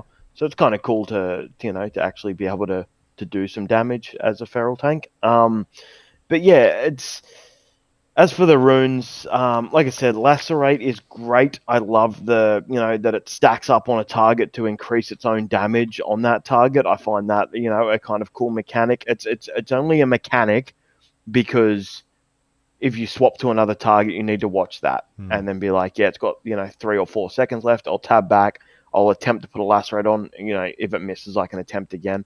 But I'll chuck a lacerate up to keep that at 5 stacks. Go back to the target I was on, get it to 5 stacks. It's kind of just this fun thing of maintaining. It's kind of like warriors maintaining sunders on multiple targets. Like it's basically just that, except it's doing damage instead of reducing armor. My biggest concern with lacerate, my biggest gripe with lacerate, I should say, is that Druid's long-term threat was never a problem. once a Druid tank had threat on a target, generally holding it long term wasn't an issue. Snap threat was always the problem for a Druid, because if you run in and you've got a maul queued up and your maul misses, your follow-up to that is a swipe, and swipe does next to nothing. It's I don't even know if I've pressed it in this phase of the game.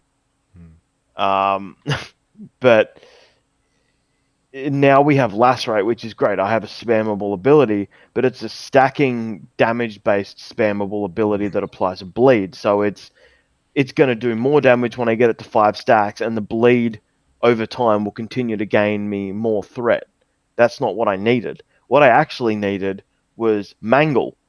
And if they'd put the threat modifier on Mangle in bear form instead of on Lacerate, Mangle would be a much better ability for bear tanks. It would, even with a small cooldown on it, it would make more sense to what the Druid toolkit was missing. Again, I enjoy Lacerate; it works well, but it was counterintuitive for them to give us that, I think. Okay. Skull Bash on the pants is our only real option. It's kind of cool to have an interrupt. It is a weird mini charge, which I think is a holdover from Skull Bash in Wrath.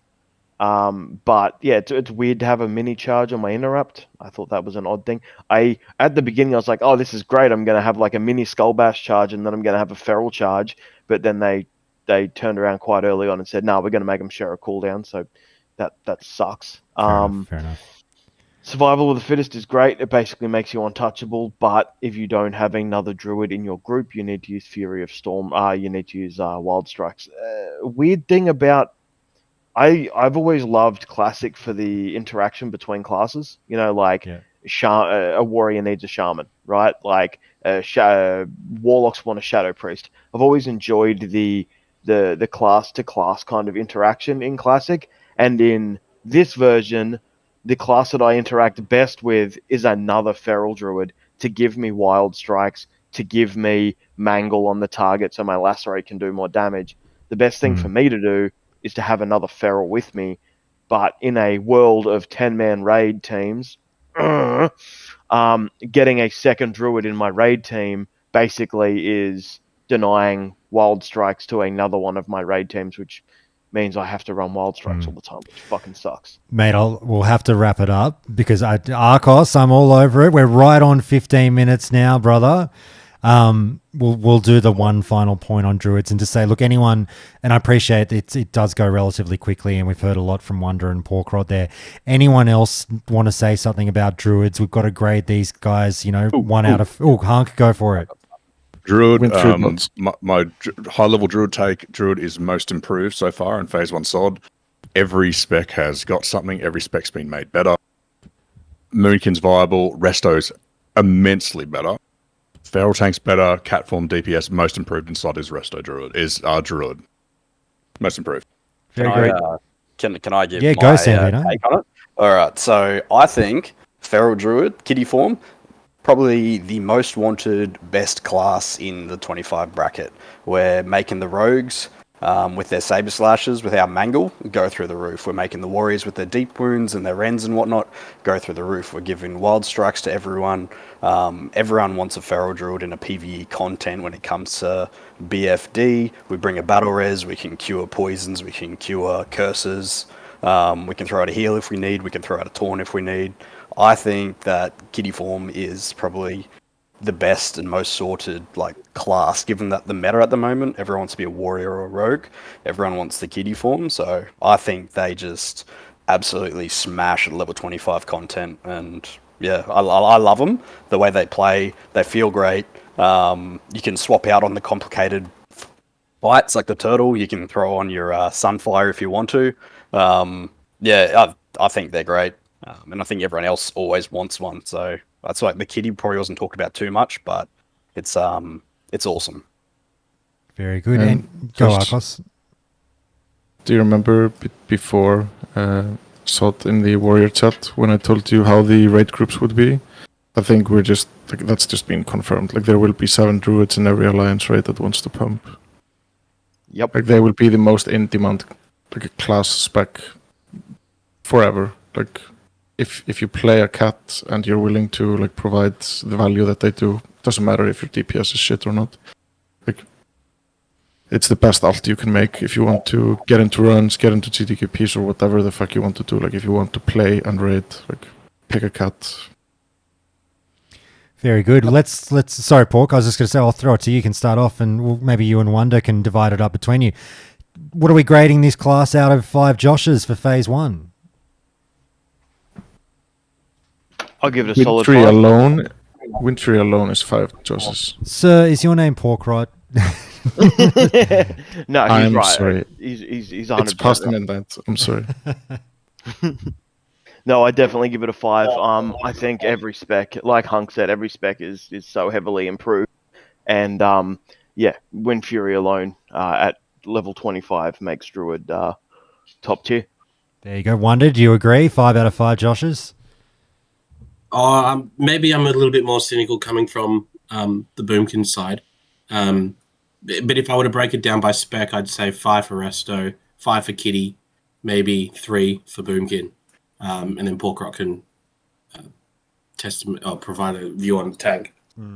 I think we didn't even talk about Resto really, but I think it's sort of, we don't talk about it because there's nothing to whinge about it. Everyone seems pretty happy with them.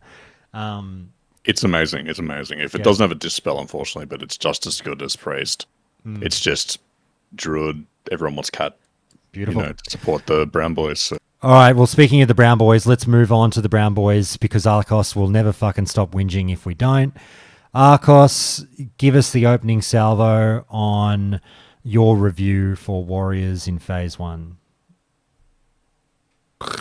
Where do you begin, dude? Like, leveling, still shit. Victory was valuable for a while, but shit. World PvP, shit. Raiding, good. Mostly because of cats, but still amazing. I really like that there's a lot of new tech coming out, like with the deep wounds, like playing two-hand, playing dual wield. There's a lot of different stuff like being discovered and theory crafted. And we always knew that the Brown Boys would go balls deep to figure out what's best. And I think what we discussed in the Warrior call like has to come to pass based on what we're seeing now. Like out of your 8 groups in a 40-man raid, you will have 6 groups with warriors and 1 cat, and then you'll have 3-4 healers and the warlock and the mage. Like that, it's just I don't understand the design choices. It's too strong. Okay, who else here has dabbled with or plays Warrior? I do.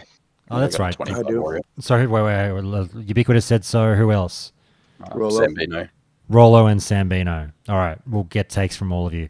Ubiquitous, dive in, mate. Your generic phase 1 review so far, and then we'll get to the specific stuff. I feel like Warrior's pretty good at the moment. Obviously does good DPS. Like outside of what it genuinely provides you, the only it's not a complaint. It's just how vanilla is. But like Arcos alluded to, you're still heavily dependent on everyone else. Like without a feral, you give him Warrior a 2 out of 10. But with a feral, it's 5 out of 5 or 10 out of 10. I was going to say this malleable grading system is great. Yeah.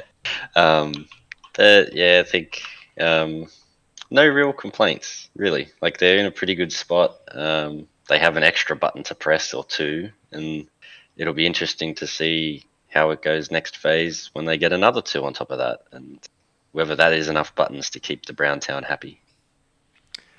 All right, Sambino, hit me. Fun, the Raging Blow, Consumed by Rage, juggling below and above 80 rage the whole time. It's pretty easy on, PvE like fights where you just charge in, rage potion, you're at 80, you've got a Wind Fury proc, and then you're just sitting there juggling above and below 80 the whole time, and you're just like sitting, at like 150, 200 plus DPS, and you don't feel like you're doing too much, but before you know it, the boss is dead, and it's a pretty simple meta playstyle for most of the fights at the moment. I find it enjoyable. If you've got, everyone else has already said it. You're getting buffed by everyone. If someone brings like the homunculi, you don't have to sunder. You're just having a great time. You're sitting at the top of the meters, and I thoroughly rate it PvE. I absolutely despise it in PvP. I did the sergeant grind without Warbringer, and I just wanted to shoot myself in the head. But yeah, I think PvE it's like a 5, PvP 2. Oh, that's being generous. All right, Rollo, your quick review. I thought Warrior was great. The runes felt great. Leveling up was a lot of fun. I did not dabble into PvP. I knew better. But overall, with raiding, with the runes, I thought juggling the 80 rage was a lot of fun. Even out questing and stuff, farming gold after 25, especially like once you get some raid items and stuff, it just felt good. Loving Warrior in general has always been fun. Just a lot of things you can do, and I think the runes just added more flavor into that. I'm really excited for phase 2 with what's to come. Okay. Guys, we'll inject the more specific questions. I mean, obviously, I played Warrior for the vast majority. Well, not the vast majority, but a lot of Phase 1. I have since shifted off the Warrior, and I'm going to be maining a Rogue for Phase 2. More on that when we talk about Rogues. But, the first month of my SOD life was pretty much the Warrior for the most part.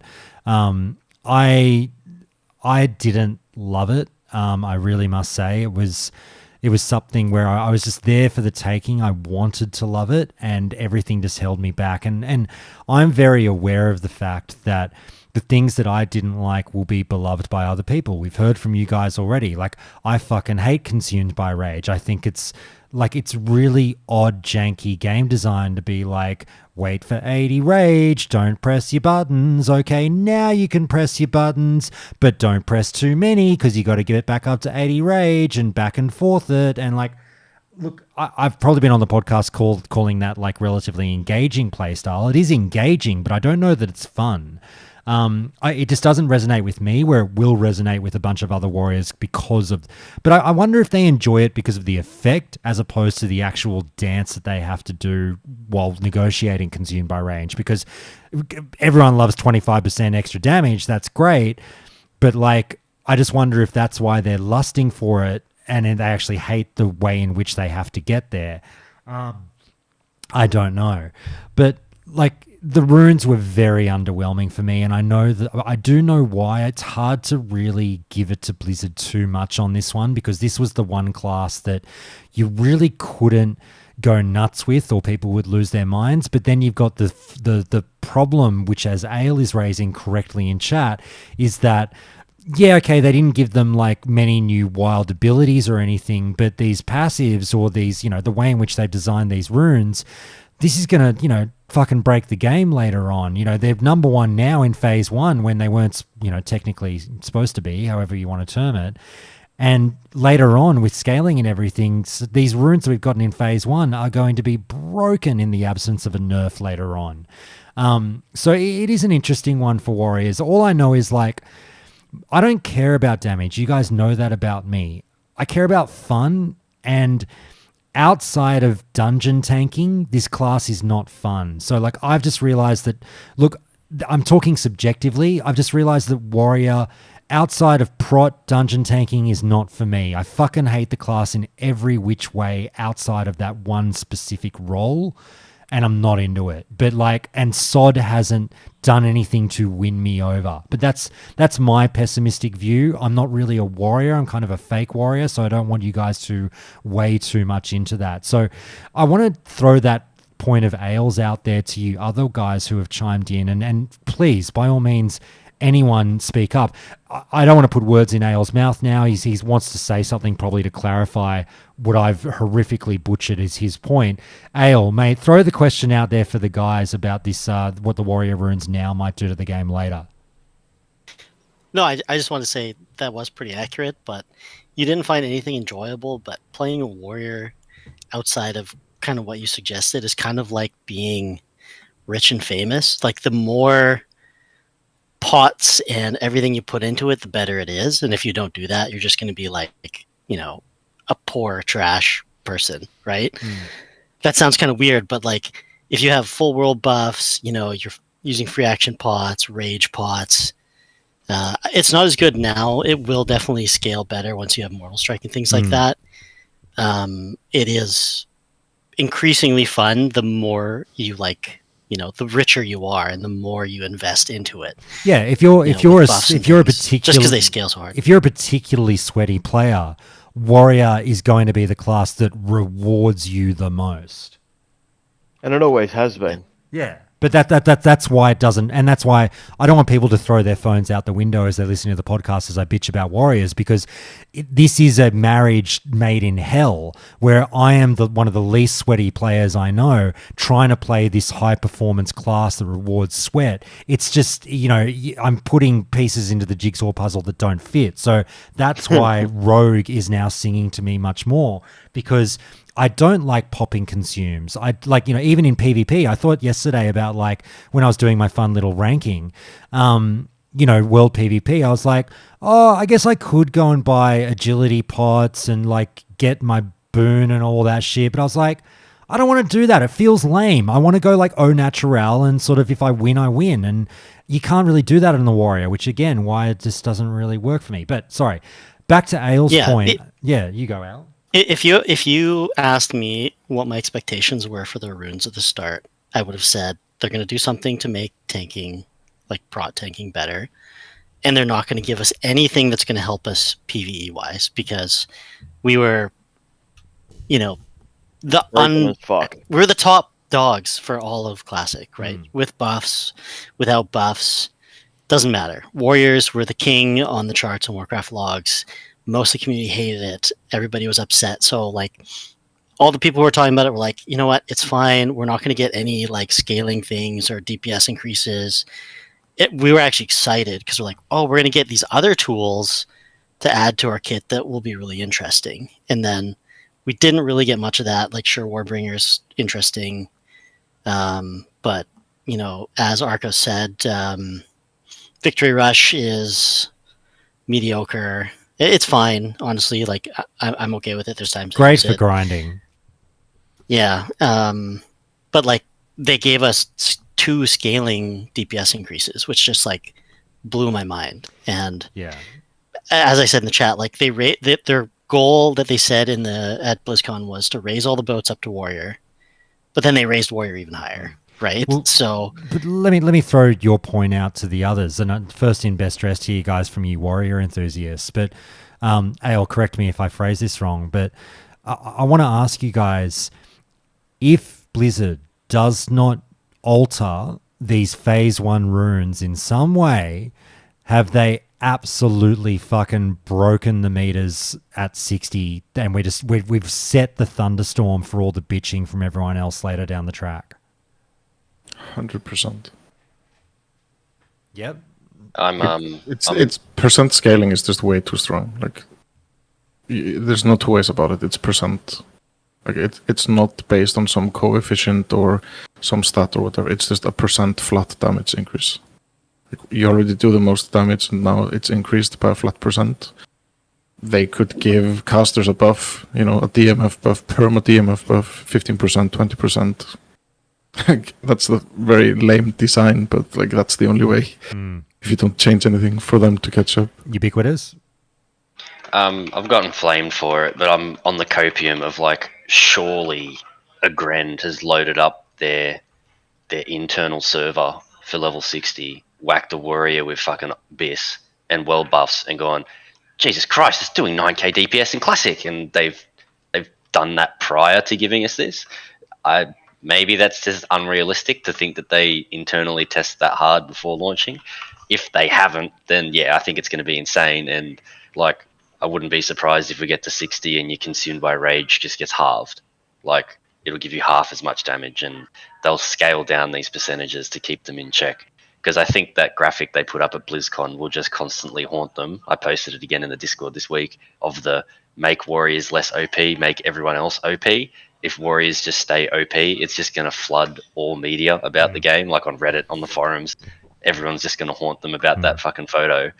To be fair, we've slightly conflated it there. It wasn't make Warriors less OP. It was nerf warriors or make everyone OP. So they've said they want to make everyone OP. That does include warriors, but yeah, there's a lot of problems behind dragging warriors up as much as everyone else. Yeah, but if to answer you directly, like if they haven't tested it at 60 already, I think these percentages will get out of control. Yes. Yeah. But they have shown with the hunter that they are like really willing to step in and change things. So I think the best troll that they could do is make warrior really, really, really strong in the leveling phases and then just nerf him to the ground at 60. I feel like one thing they've proven with hunters is that they're not looking at level 60 because if you were scaling based purely on level 60, then you wouldn't keep nerfing hunter pets. No, sure, but they've shown that they're willing to step in and make changes. Yeah, whether that includes buffing pets later, we'll know then. The beauty, that's the thing. The beauty of it is, and I sort of always think this when I see gamers losing their fucking minds over nerfs, is like, you can nerf now, buff later. You know what I mean? Like, anything can be done. I think Bev might disagree with that, but who the fuck am I? I don't know. I'm not a dog. You other warriors, just quickly on Ale, anyone else we haven't heard from on Ale's point, or should I bring up PvP now? I was just going to say, like, what was just mentioned is we don't know what they're going to bring. I'm sure they're doing testing. I'm sure they're doing 60 testing, but we also don't know what's to come, and we still have 3 more phases. So as much as we're excited about warriors too, I think the other classes, just seeing like what you guys said, what they had posted about making everybody, as good and as great as warriors and stuff are, I just think it's going to be a lot to come. Yeah, everyone else could get percentage mods to come with runes as well. Yeah, we've got so much more coming on the table. But sorry to ask you're right. another question, but is that what people want? Do you want straight percentage upgrades, or is that just like the most boring gameplay ever? It's like, okay, we're buffing all the players by 25%. Everyone's going to do 25% more damage. Oh, bosses are dying too quick. Increase bosses' health by 25%. Like, isn't that just like when it's that bland? It's like money printing, right? It's just money printing, Yeah, that's the perfect analogy. Yeah, they've shown they're willing to like adjust balance within each phase, and I think that's the way to go. Is like do the ruler cool first when it comes to developing the tools, and then just tweak each phase. Just keep tweaking. I think it would be fine to decrease the percentages like as we move forward and as they like become a problem. But I think like most, perhaps like I'm pulling that statement out of my ass. I think most warriors who played in classic and like really went balls to the wall, etc. I think they would have been fine with the spec as it was without any buffs and just like quality of life. Battle Shout having a longer range or a longer duration, stuff like that. They're the buffs that I thought they were gonna give warriors. I figured you would get more utility and more, like more quality of life stuff because the damage was already so good. But and then, the spec was also super fun. Like you didn't have to improve the spec either. Yeah, I was very surprised. Like I believe you were saying, it was a massive surprise when they were like, oh, and here are the flat percentage damage increases we're giving to warriors. It was like, well, that just means you need to buff everybody else now by so much more to catch up again. And proved by phase 1, they haven't done that, and warriors get stronger over time. Like, yeah, they're gonna the buffs going forward are gonna have to be absolutely massive to scale accordingly. I mean, there's only 2 runes where they did that. Where we have 10 other ones that I think they did add some. I think they missed the mark on a few of them. Like Victory Rush, don't really use it after level 10. I think there's a few things that they had that mindset in, especially with Warbringer. But I think they definitely did miss a mark. But that's also, I think, that's the whole point of the season is they're going to throw it all out there and just see what sticks. Hunk, have you noticed that Arcos talks about balls a lot? He does actually. A lot of ball references. A lot of ball talk. A lot of ball play. We eat a lot of balls in my country in January, especially like ram testicles. So that's where it comes from. A good source of iron, I've heard. Oh my goodness! We're not going down the ball rabbit hole. All right. Good juices for everyone. Arcos, kick us off. I'm going to get all the warriors to yell out their score. Out of how many? Out of 5 Joshes, how many Joshes did warrior get in phase 1 for you? 1. PvE strength 5 and fun I would say 4. All right, Ale, graded overall. I like how you just totally skipped the PvP chat. Oh, sorry. No, I was going to bitch about that. Well, I don't. We've hit our timer. No, Yeah, one 60 seconds. No, you're right. 60 seconds on PvP. I think we know. I think we know what it is. It's Everybody warriors. knows they're bad in PvP. It's her, solo. but okay. I really. This is a bitch. I was going to do like this would be a fucking 20-minute monologue rant. But like, if I boil it down to like 30 seconds, it still blows my fucking mind that you can just have the classic player base is so weirdly like caught up on this whole like warrior just needs a pocket healer, PvPing on a warrior, good luck, blah blah, and we just like become weirdly okay with it, even when they do a remix on classic. When I'm so fucking uncomfortable with one class not being able to solo PvP, and it's just like, oh, you're just playing the wrong class. Oh, you lost at character selection screen if you happen to like world PvP. Fuck off. Like, that's not a thing. It shouldn't be a thing. And people go, oh, that's classic. We're not fucking playing classic. And there shouldn't be a class. They should have fixed this with runes. There shouldn't be a fucking class that straight up cannot engage in world PvP. I've been bitching about world PvP in every other class in the game for the last fucking 6 weeks, going fuck warlocks, fuck druids, fuck everyone. And then I played 2 fucking seconds on my rogue and realized I'm not the problem. The fucking warrior's the problem, and you shouldn't have a class that broken. But next phase, when there's intercepts with Warbringer, Mortal Strike, there's gonna be a lot of it. I think it'll be and I agree, like they fucking sucked 25 and something should have been done, but I think they'll improve a lot next phase. Yeah, and Punchy's saying this to wind me up, but like I lose my fucking mind every time someone says, oh, just get a healer and just get someone with Wind Fury to play every second of the day with you that you happen to be playing the game. And I'm like, I fucking hate that, because I'm like, and I know the mail armor is a thing, or plate armor, but like any class in the game with a pocket healer is unstoppable. It's such an asinine point to bring up. I think your issue is just because the class is a scaling class. I get it, yeah. It starts very, very low. Like, world PvPing on a warrior at 60 is fine. Like, sometimes not fine, especially if you have no gear and you're facing a mage, etc. But like, the more gear you get, everything becomes better, right? Because you're a scaling class. So, that's kind of the world we live in. Yeah. This would have been a problem that would have been solved if they'd actually given warriors more utility and more interesting things rather than just straight percentage damage increases. I think that's fair for PvE, but not for PvP, because giving them quality of life runes doesn't change how raids work. It doesn't change how the class fundamentally is built on scaling, instead of like going to the trainer, learning an ability, and suddenly, wow, I'm so much more powerful, right? You need gear, you need stats, you need haste, you need speed, right? That's much different than for many other classes, right? It's an awkward bracket for them, because what other class is missing like an entire third of their toolkit, right? Because they don't have Zerker stance. Rogue, and they're still kicking ass in PvP. What is Rogue? Rogue is missing 2/3 of their kit. They don't have any of their stuns. Well, obviously they got a rune stun, but like Rogue, they changed things for Rogue to still have them be powerful in PvP and sort of be rogues, in spite of the fact that they're missing cheap shot, blind, kidney shot. You know what I mean? I mean, rogues would dominate the 19 bracket for Twinks. Yeah. I know this isn't classic, but so they they have tools.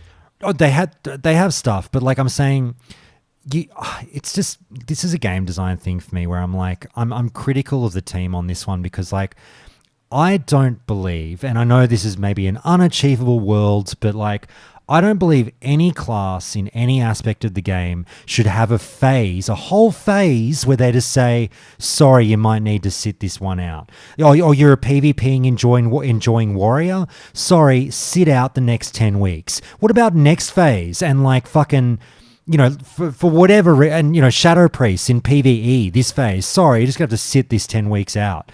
Like, there should be no phase for anything you want to do where it's just like, now is just not your time, wait for the next phase. That's in my opinion, a fucked thing to do in Season of Discovery where runes can fix issues.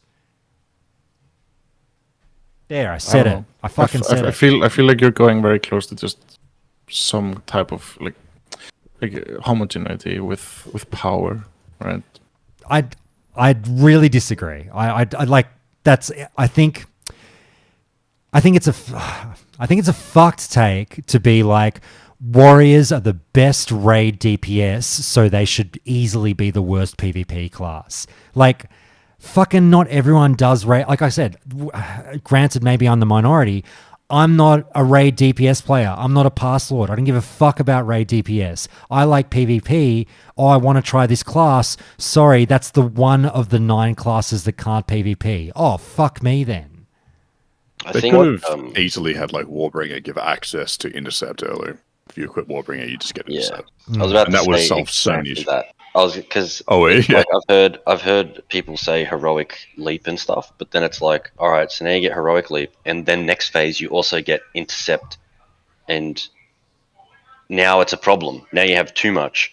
They should have just given warriors intercept now, and I reckon half their problems would have gone away. If you had 2 more fucking in combat charges, they would solve most of their fucking whinging. It's my big thing. It's not about strength. It's about fun. And the warrior is not fun. Anyway, sorry, Rob, you've just jumped in, mate. Did you have something you wanted to say? Yeah, I've been maining a warrior. I agree. PvE, like, it feels pretty good. I don't mind the juggling the rage. Getting to the 80 rage without a rage pot isn't fun, but if you have a rage pot, it's fine. I've been doing a lot of PvP on my warrior, and I don't mind it, honestly. I can 1v1 people a third of the time.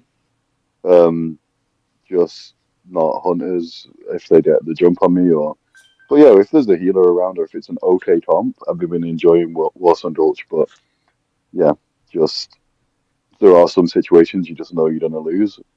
But overall, I actually don't think it's been that bad.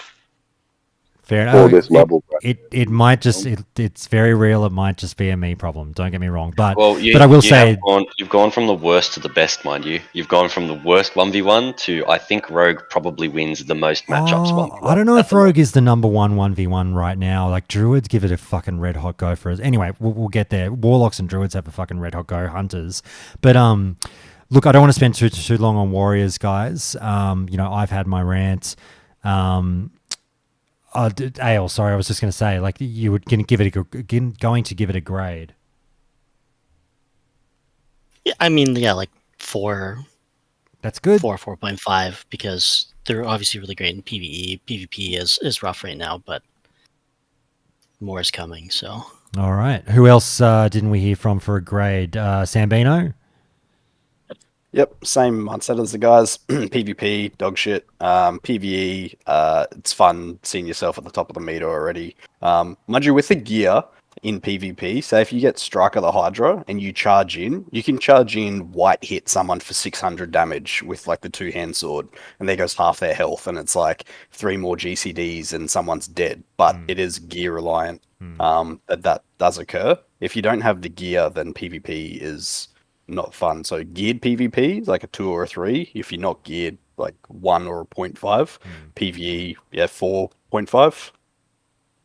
Mate, I had the gear. I was getting my face smashed. You were 2-hand. You were Fury though, weren't you? Like, I was doing a bit of everything. I was trying 2-handed and dual wielding. Also in like the first like month of classic of the release when it was hunters just everywhere with ridiculous pets. Yeah. I'll give it a 2, but that's just pessimistic me. And I'll throw the big caveat in that's if you discount raid damage. So let's say hypothetically in World of Warcraft you didn't have access to DPS meters, to Warcraft logs. You had no idea what damage you were doing in this game. Warrior is a 2 out of 5. You just haven't had the buttons to press in this phase. You get your fucking ass demolished in PvP, and just that's been your life.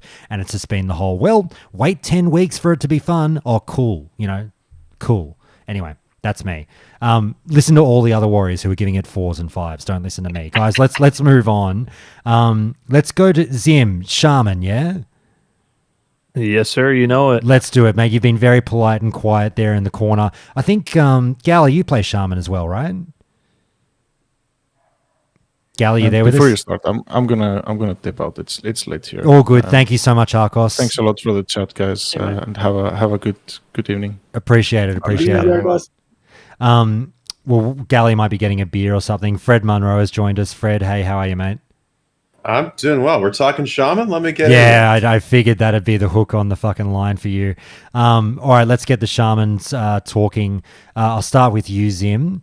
I've gone about 20 minutes on each class, so I'll try and sort of stick to that, guys. Zim, your overall opening salvo review of the Shaman in phase 1. Honestly, I think it's not as much of an improvement from Druid, but like obviously the big highlight of SOD so far for this first bracket is the tanking Shaman, right? Just the ability to go in there and clean house as a Shaman tank. It's kind of dipped off towards the end now, but it's still relatively your most sought after tank, which is huge. And I couldn't be more happier because I main a Shaman tank. Very good. Where are we? Fred, do you want to say your piece just opening? Oh yeah, no, I'm super happy with it. I mean, I think if we look at the charts, maybe it's doing quite poorly, but it's fun to play. I think, those are different questions. It's fun, it's satisfying, it meets the class fantasy. I wish it were better balanced, but I'm very happy with sort of the design that they're going with.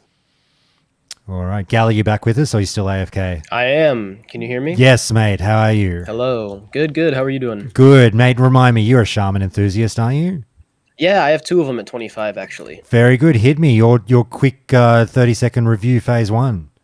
Loving it. Tanking's good. Enhancement feels fun. Resto is a blast. I have not done Ellie, but I know Ellie's in kind of a weird spot, so probably not a whole lot of people have done Ellie yet. So very, very fun. All right. Let's get a bit deeper in the weeds here. Now, look, I think just to start off on the Shaman tanking thing, the new kid on the block, I've played a fair bit of it. I completely agree with you guys. It is a very uncontroversial thought to say that Shaman tank is not only super duper fun right now, the most fun tank, it also just flat out seems to be the fucking best tank. People are just loving them. People want them. They're phenomenal. Try one if you haven't. My thing is, not that this really pertains to Shaman, but Shaman tank have set the bar, and we're talking about fun here. Shaman tank have set the bar for fun.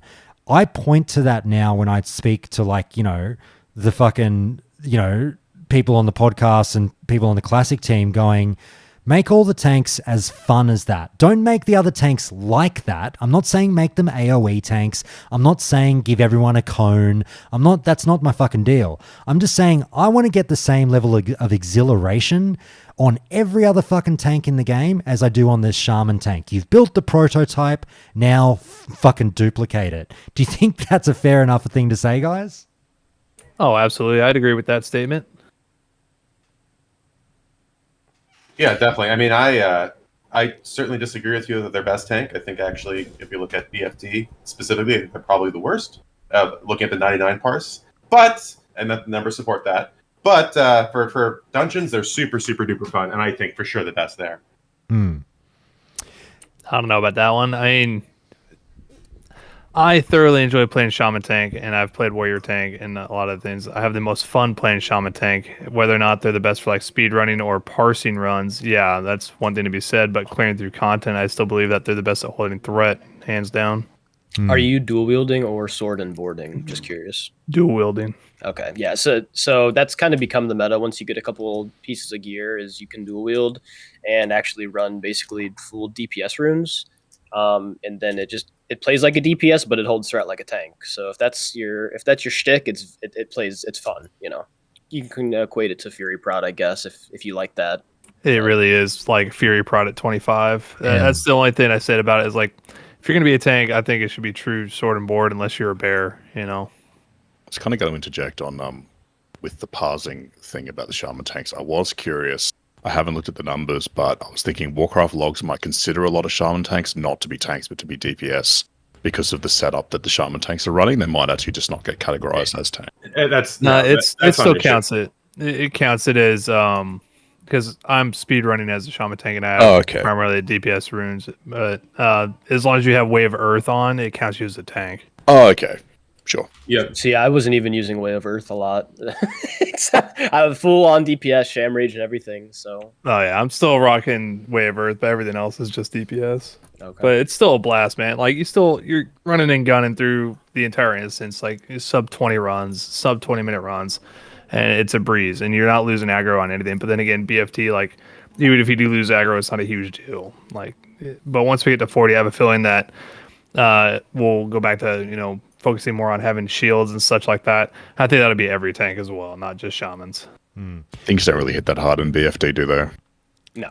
Not one bit. For Shaman, I mean, it'll depend upon how many mobs are hitting you and how frequently, because to get your mitt and to be worth using a shield, you need to be getting a lot of blocks, Fred, do you... I would say the only... Oh, go. Sorry, no, you go, Gally.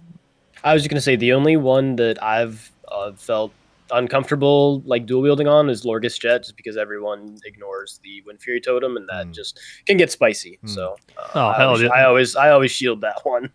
No, I feel you on that. I usually dual wield the entire instance unless things get sketchy on Akumai or on Gamura, even after the bubbles and everything.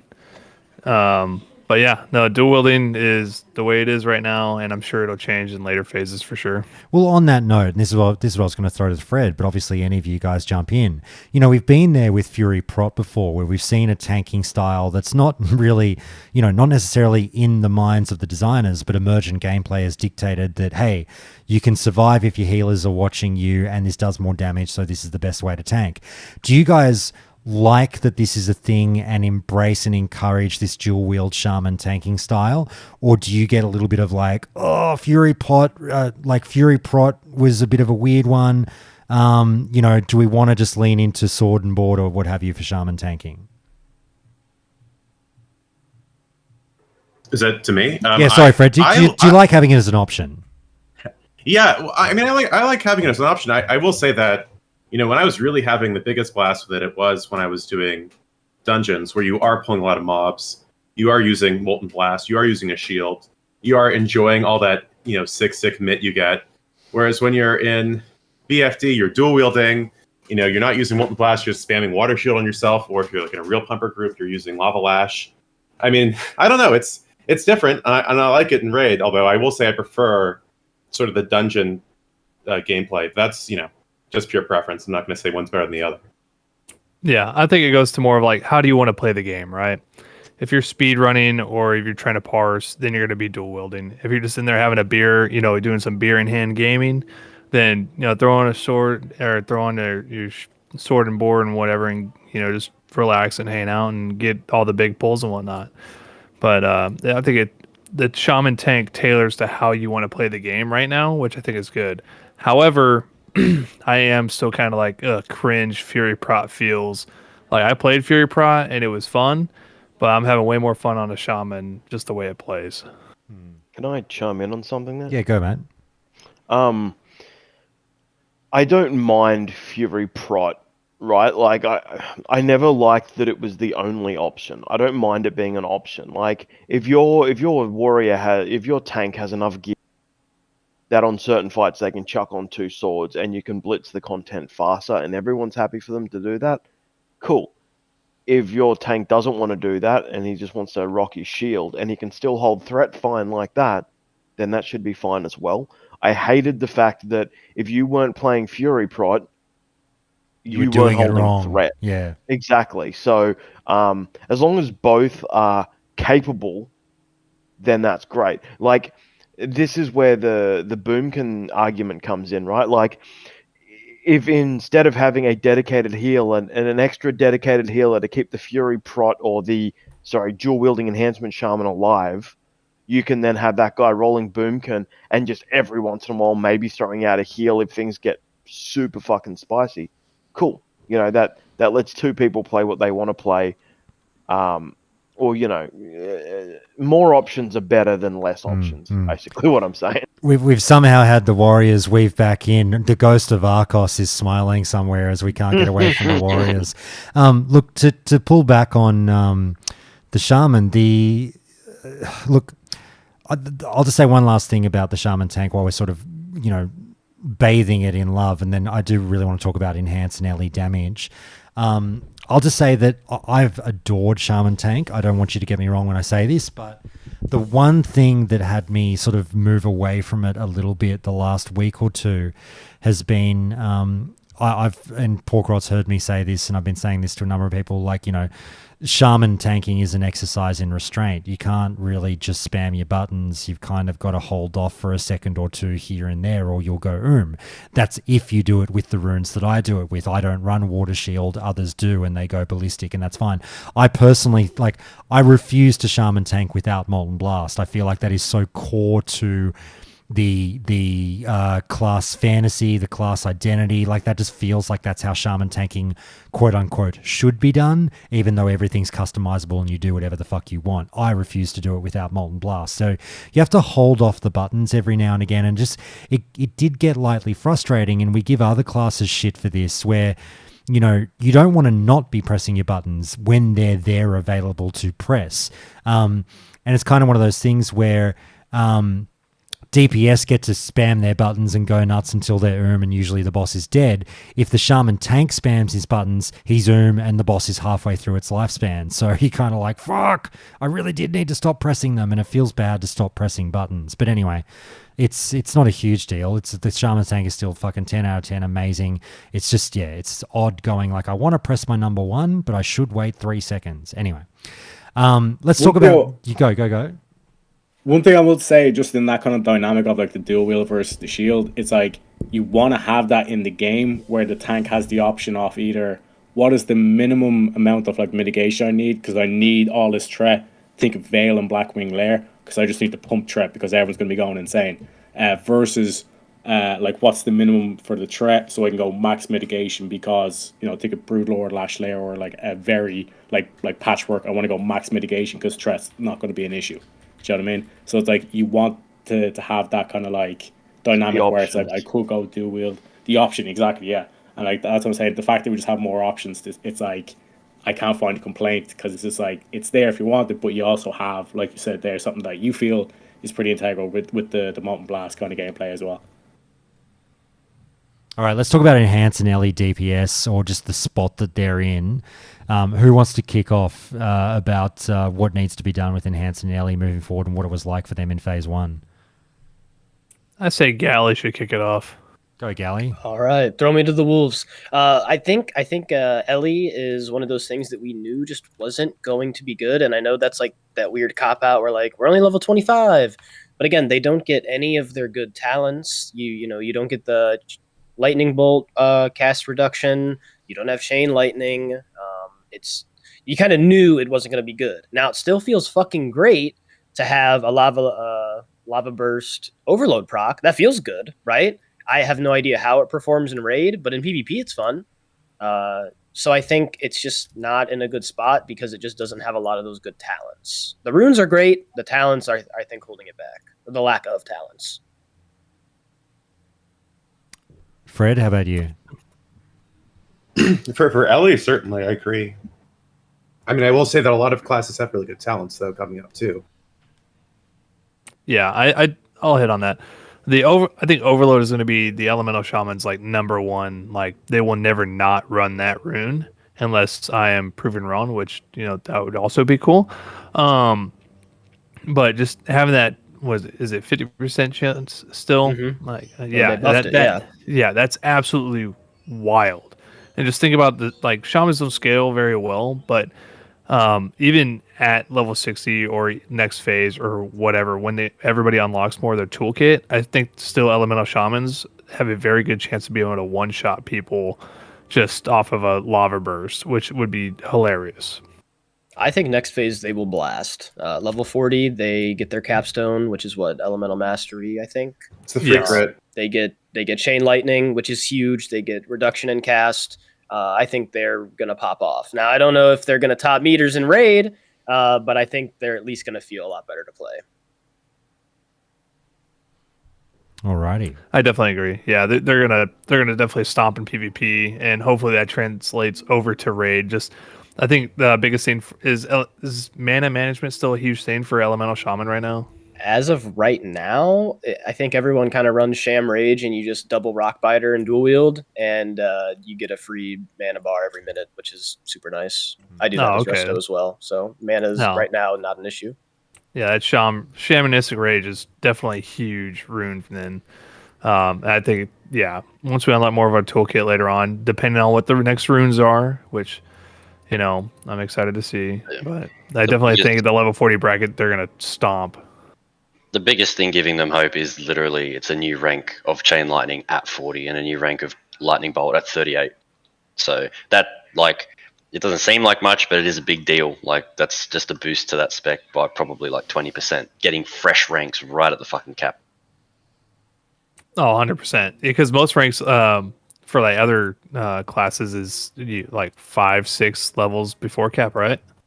Yeah, for a few. I only know Mage as another example, but the reason why Frost might have had a way forward, but I think our last Frostbolt rank was at 20 or something, or 18, and that's far enough away where that's killed it on the spot. Yeah, it checks out. But yeah, it looks like Elemental sitting in a good spot, ready to go into the next phase. Obviously, looking at the DPS rankings and such right now, they're not doing so hot in Raid, but they're still slapping in PvP, right, Gally? Yeah, I think that's every time I PvP, I always go Ellie build, so it's been fun. Hell yeah, dude! I'm excited for Elemental. I always dreamed of playing an Elemental Shaman. Never did though. Yeah, I've slotted some Elemental Shamans into the pre-made Warsong Gulch that I've been running, and in the full poke comp with the 2 mages and then the Boomkins Hunters, 1 Ellie or 2 Ellie Shamans will do just fine. They do the job, so they definitely work in PvP right now. PvP is terrible, or PvE raid's terrible. If you look at the 95 parts, I think they're at 63% of the damage of the top DPS, which is a warrior, of course. Of course. So that's not a good place at all. So this is sort of a different balance. This discussion which I was having with Ubiquitous actually yesterday, which was I definitely think they should have made, and I guess you were saying this too, Josh, just a few minutes ago. They definitely should be making balance changes to this phase instead of saying, "Oh, just wait till next phase." The fact that the class is horrible in PvE raid right now is something they could have fixed. Yeah. And then I guess my further on point is okay. And then if the pendulum swings too far the other way, the next at level 40, then just nerf it. I don't really see why it's such a big deal. I agree. Yeah, they could have just made Lava Burst do double the damage for now and then nerf it next phase. It's not that big of a deal to do that. Real quick on Resto, some people are wanting to crown Resto Shaman as the kings of healing in the next phase already, simply by virtue of the combination of Chain Heal and Overload. How do you guys feel about it real quick with the healing aspect? Oh, dude. Yeah. Sorry, Gally. If Chain Heal procs Overload and you get basically a double Chain Heal, absolutely, they will be king. I have no doubt in that. I mained a Resto Shaman in Classic, and everybody wanted one. Yeah, right out the rip, especially at level 60. You were doing enhance all the way up until level 40, switch over, and you'd be basically pre-biz and ready to rock into your first raid, and you would top meters. It was easy enough, and I have no doubt that in level 40, if that Overload proc happens to Chain Heal, it'll be amazing. Mm-hmm. I'm maining Resto right now, and I think it feels pretty good. I ran BFD this week, and our priest healer messaged me, and he goes, "Hey, I'm DPSing, so good luck." And I was like, "Oh, okay." So and I didn't solo heal it. I think he still chucked a penance and stuff. The people who were low, but it was it felt good. It's very fun to play. I like it, and it's only going to get better. We'll see. I'm not as confident. Druid's wild growth so far is looking insane. Priests are insane, and the utility they bring with Fort and Homunculi are also just excellent. But yes, I agree that the prospect of a shaman with a fresh level 40 chain heal, overloading and then regenerating its full mana bar every minute is daunting. I could see why people would think it would be the best. I'm not ready to crown it yet, but I don't think that's ridiculous by any means to do so. Can I comment on something as well? You may, sir. Yeah, the crazy thing, I don't know how, but before SOD or sometime at the beginning, it came out that Shaman weren't good for healing. And it's kind of been frustrating that's permeated. And I don't know if that was due to some of the runes just not being as great. Earth Shield's pretty bad right now. It doesn't scale that well, only has 3 charges. Healing Rain is a little bit underwhelming, things like that. But I think they're super underrated. Just from hearing everybody here talk as well, it seems to be the case that, they also feel they're strong. So I was kind of like, where did that come from where people were saying that, they weren't good? Is it just that everybody else got so much more? They're like, oh, compared to Penance and, everything that Druids got, they're just not as good. They feel like right now without Chain Heal. I don't know. It's weird. I think that's exactly it. If you're comparing it to Penance and Wild Growth, which are, I play that hybrid Resto Druid build, and pressing Wild Growth feels incredible. Probably my favorite button press so far in SOD is Wild Growth. And so I think you're just comparing it to that. But again, you're fully capable. And I think you're just being compared to the Priest, who can solo heal with no issues, and Druid, who could also probably solo heal with no issues. Let me, Fred, just to pick up from a conversation you guys were having in the Shaman channel yesterday or the day before. Shaman channel, where all this great in-depth conversation goes on in the Countdown Discord. On the PvP front, real quick, and then we'll move on to the next class.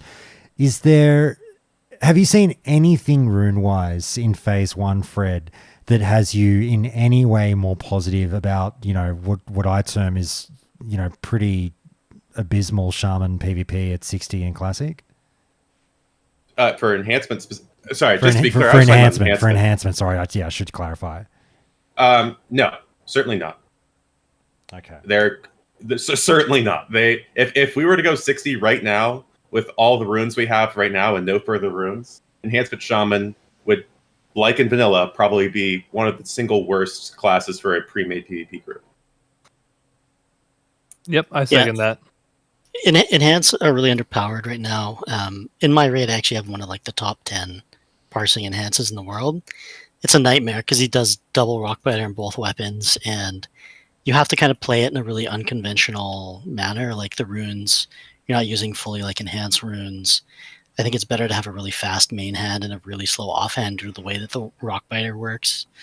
So things like that. He does a fair amount of damage, actually, comparatively, around 200 DPS on boss fights, which most Shaman can't get anywhere near. Because I think they're kind of stuck in the old paradigm of, slow main hand, fast offhand, and not using double Rockbiter because it pulls so much threat, right? I wonder if that is...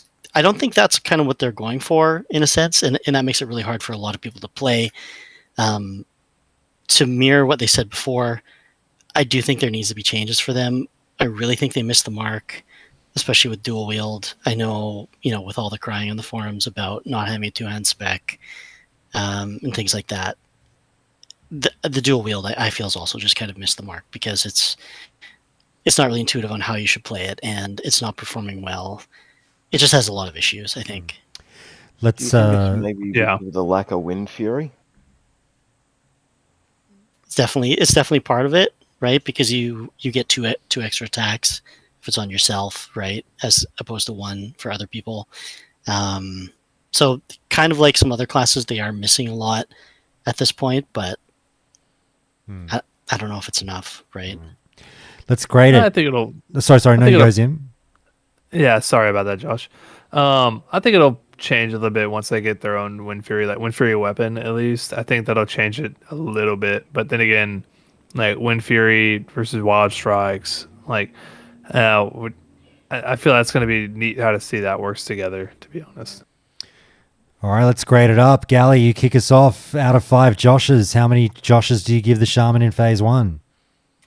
I'm going to give it a 5 because I'm loving it. Beautiful. That's the way. Zim?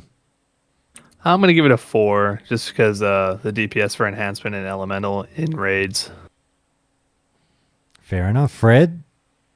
I'll give it a 4.5. I'm really liking it, really enjoying it, although I may have some disagreements with you about where it actually stands in balance. But that's, again, different than how fun it is. Loving it, having a lot of fun with it. There you go. Yeah, I'm somewhere between a 4. I can't pick between a 4 and a 4.5, so let's split it. 4.25 for me. Job well done on the Shaman. Very good. Guys, let's move on. Tariak, shall we? I think we shall indeed. Let's do it, mate. It's getting late for you, and I want to bring up your beloved class, the Paladin.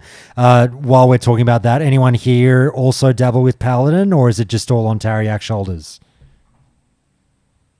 All right, Tariak, or Ubiquitous, have you done a little bit of it? Oh no, I was just gonna throw some anti-alliance spite. That's all. Oh, no, that's always welcome as well. Tariak, mate. There might be a little bit of a shorter one, but Carius, go, review it. Phase 1 Paladin. Yeah, so basically, like, before I start, Tim, if you're listening to this in the future and like that, I have all this typed up in the Paladin channel on the Discord. Because I know before you're saying it's like if he was able to get like noted and all that kind of stuff. So, like I said, it's all there, and anyone else listening in if they want to follow along too. So like basically kind of like first off, like just to go through like some of the things that I've tested and all that kind of stuff, and like shout out to Minodin and Palytime, because we've kind of been exchanging a lot of kind of like our testing notes and all that kind of stuff. So first of all, this has been issue since era with Seal of Righteousness. Rank 3 has double spell power scaling compared to all other ranks. So like rank 3 has 20%, every other rank only has 10. So do with that what you will. And then the improved Seal of Righteous talent only increases the base damage, not the total damage. So it's pretty much it's a useless talent to put points into. But I don't think Blizzard can they can change this, because if they do that, then they basically open up Pandora's box, because then you're changing like basically era stuff essentially. Going on to Divine Storm and Crusader Strike, these do proc the utility seals, so like Seal of Justice, the Stun, and in next phase, because of the way Seal of Wisdom and Seal of Light is basically coded the same way, we're expecting Seal of Wisdom and Seal of Light to proc off that as well. So like Divine Storm could basically proc off 4 mobs hit, restore a good bit of mana, but we haven't tested the Wisdom and Light yet, but Seal of Justice does for sure. However, the damage seals don't proc, so Seal of Righteous and Seal of Command, you're not getting extra hits off that from Divine Storm and Crusader Strike. And then lastly, Aegis. This doesn't stack with Redoubt, but it does stack with the Shield Specialization talent, which is underneath Redoubt. And it stacks additively, so Paladins basically have like an extra 60% block essentially, or potentially. But the issue with Aegis is like it's not used at the moment, and like this is kind of across the board, where it's like survivability is just not an issue for tanks during this phase, because like we're level 25 and it was an introductory raid, all that kind of stuff. Plus there's no real damage on block shields, like the engineering shield, force reactive disc, and all that kind of thing. So that's kind of where we're at in terms of the abilities. In terms of the playstyle, in terms of like tanking specifically, there is this is kind of like the way the Paladin's kind of designed, where it's like if you want single target kind of threat and all that thing, you basically build attack power, like strength, agility, and you have like a 2-hander and you manipulate reckoning. So on pull, you basically sit down for the last mob, get crit 5 times, and then you run in with a 2-hander. And how this is augmented with SOD, because we have access to Divine Storm. Every 10 seconds, you're going to be switching back to the 2-hander, Divine Storming, switching back to your sword and board, and then Holy Shielding. So it's like you have that option of going like the Wrath of Lich King kind of build style, where you're building strength and agi, but you're also adding in that gameplay with the 2-hander, similar to the way you talk about Fury Prot and Shaman, Steel Wield, and all that kind of stuff. The issue with that is in terms of like AoE tanking and like shotgun tanking, like I do as well, is that like you want like spell power and stuff like that.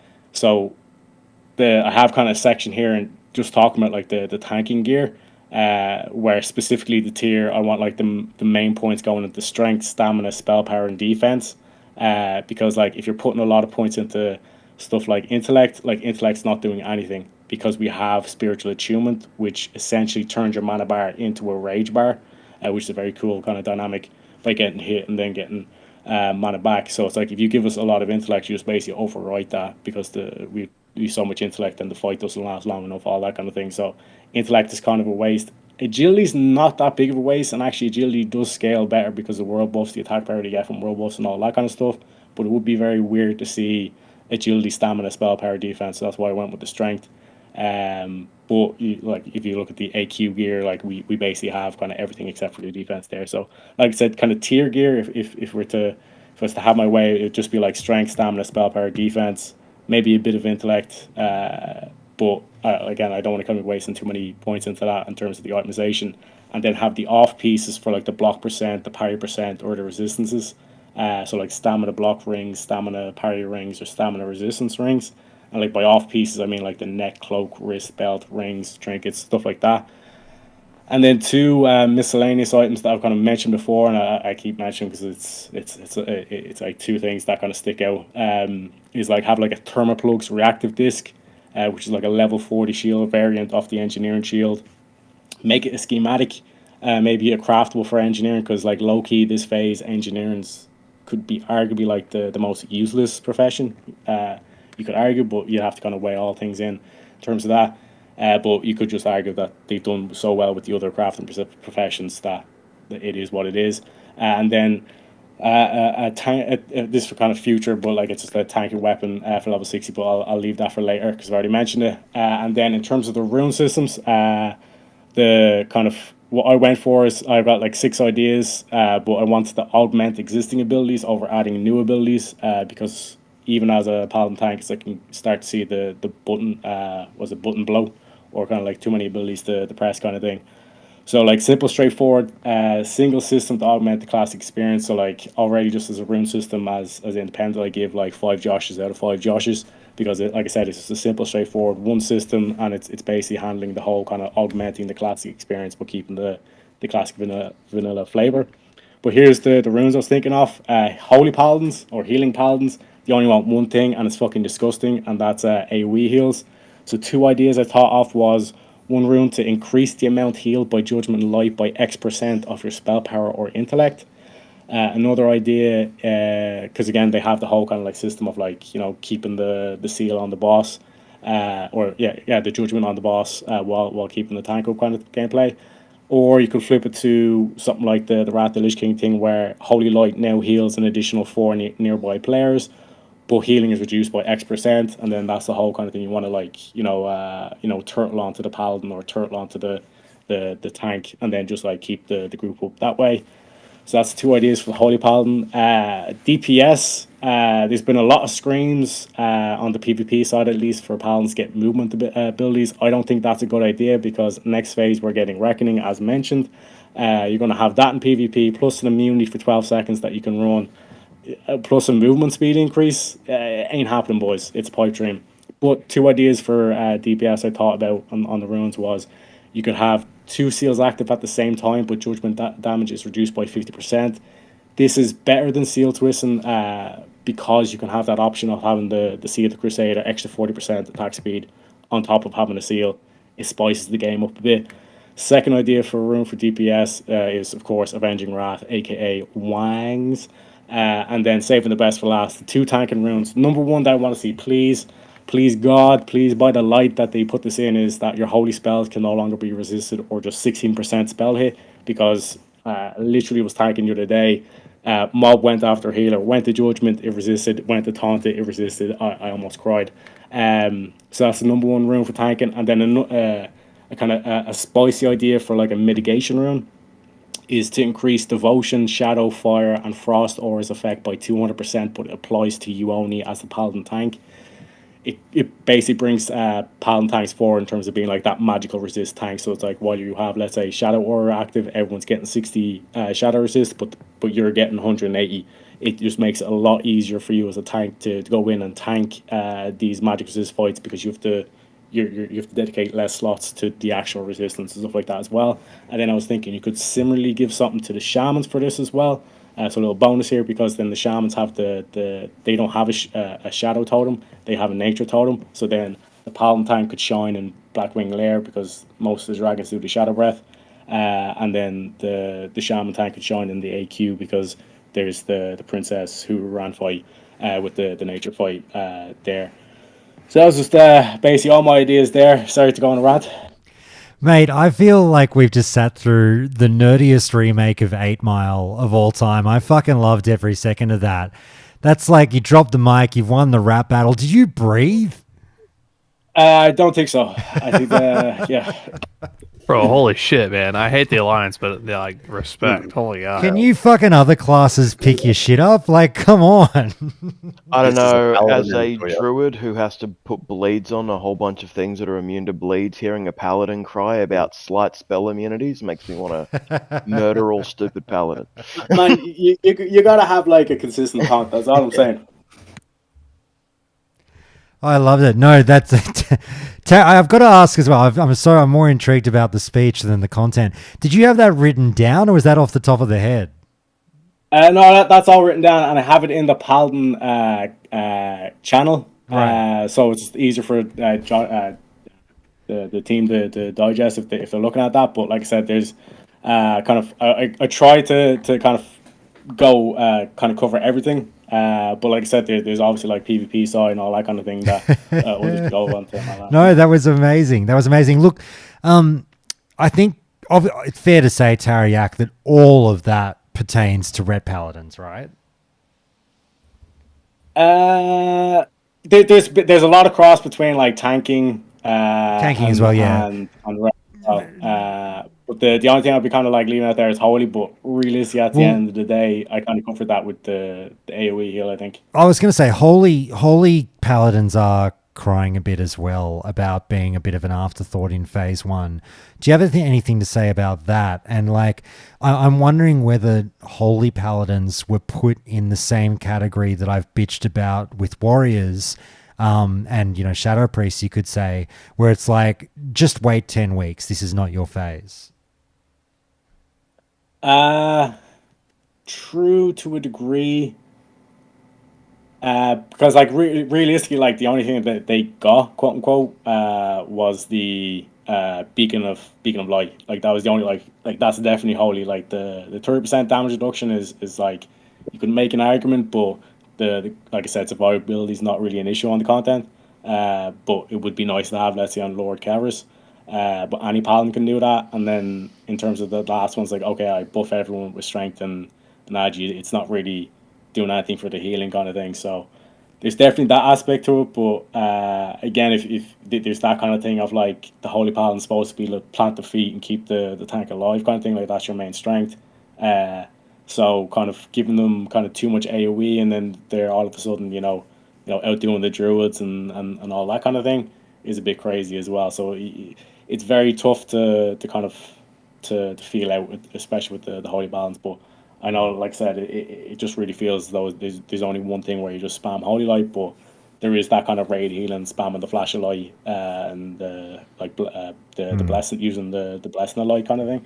But like I said, I think like I'm trying to meet them halfway by giving them like, let's say like let Holy Light cleave, rather than just giving them an outright new ability like the Holy Radiance. I think they get in Kata, but realistically, until like between those first 3 expansions, Flashlight, Holy Light was done the trick, Fair enough. I want to bitch a bit. You've just showered too much love on Paladins. I want to bitch about you guys for 2 seconds. Now, I don't want people to get me wrong. I'm not saying nerf Paladins. Do not nerf Paladins. I'm not saying nerf Paladins.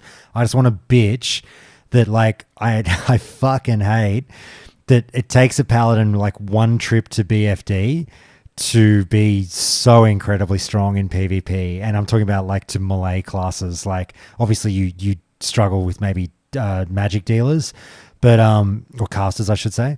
But like on my rogue yesterday, like straight up the Paladin is the counter class, and that's good. That's how it should be. I'm okay with that. But I fucking hated every single one of you.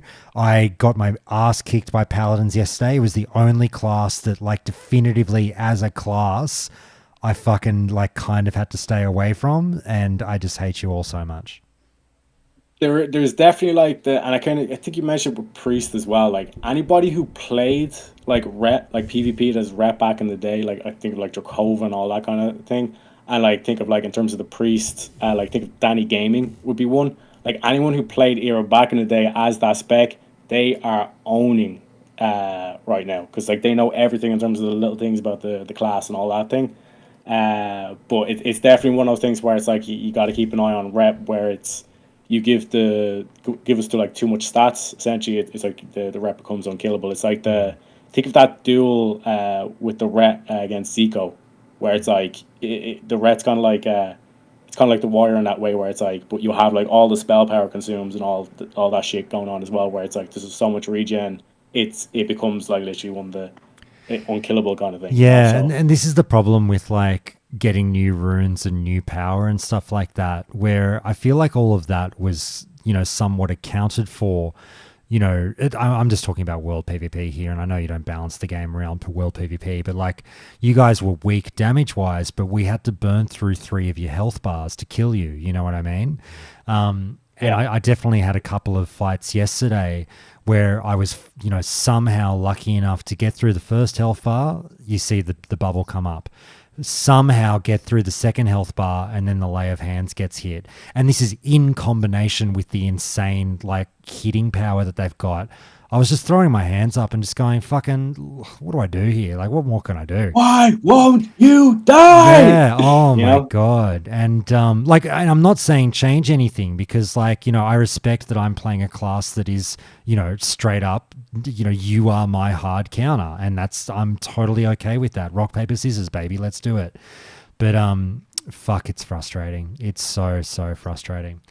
But anyway, yeah. So there is the reverse story where it's like we go against the mage and it's just like this. I can't even touch this motherfucker. Yeah, Do you know what I mean? He's like Neo going through the Matrix, and I'm just Oh. like, I can't touch him. I killed a paladin on my hunter the other day, and it was so fucking satisfying, because this fucking cunt, I don't know how he did it. Like I was running through the barrens and he one-shots me, and I'm level 23, he's 25.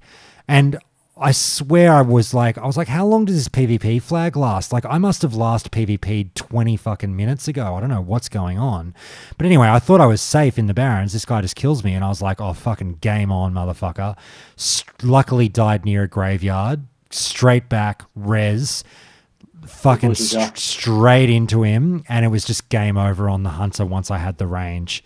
And he oh God, it must have fucking burnt him up dying to a level 23, but he literally didn't touch, he didn't touch the him high once. ground now, Anakin. Yeah, you know? yeah.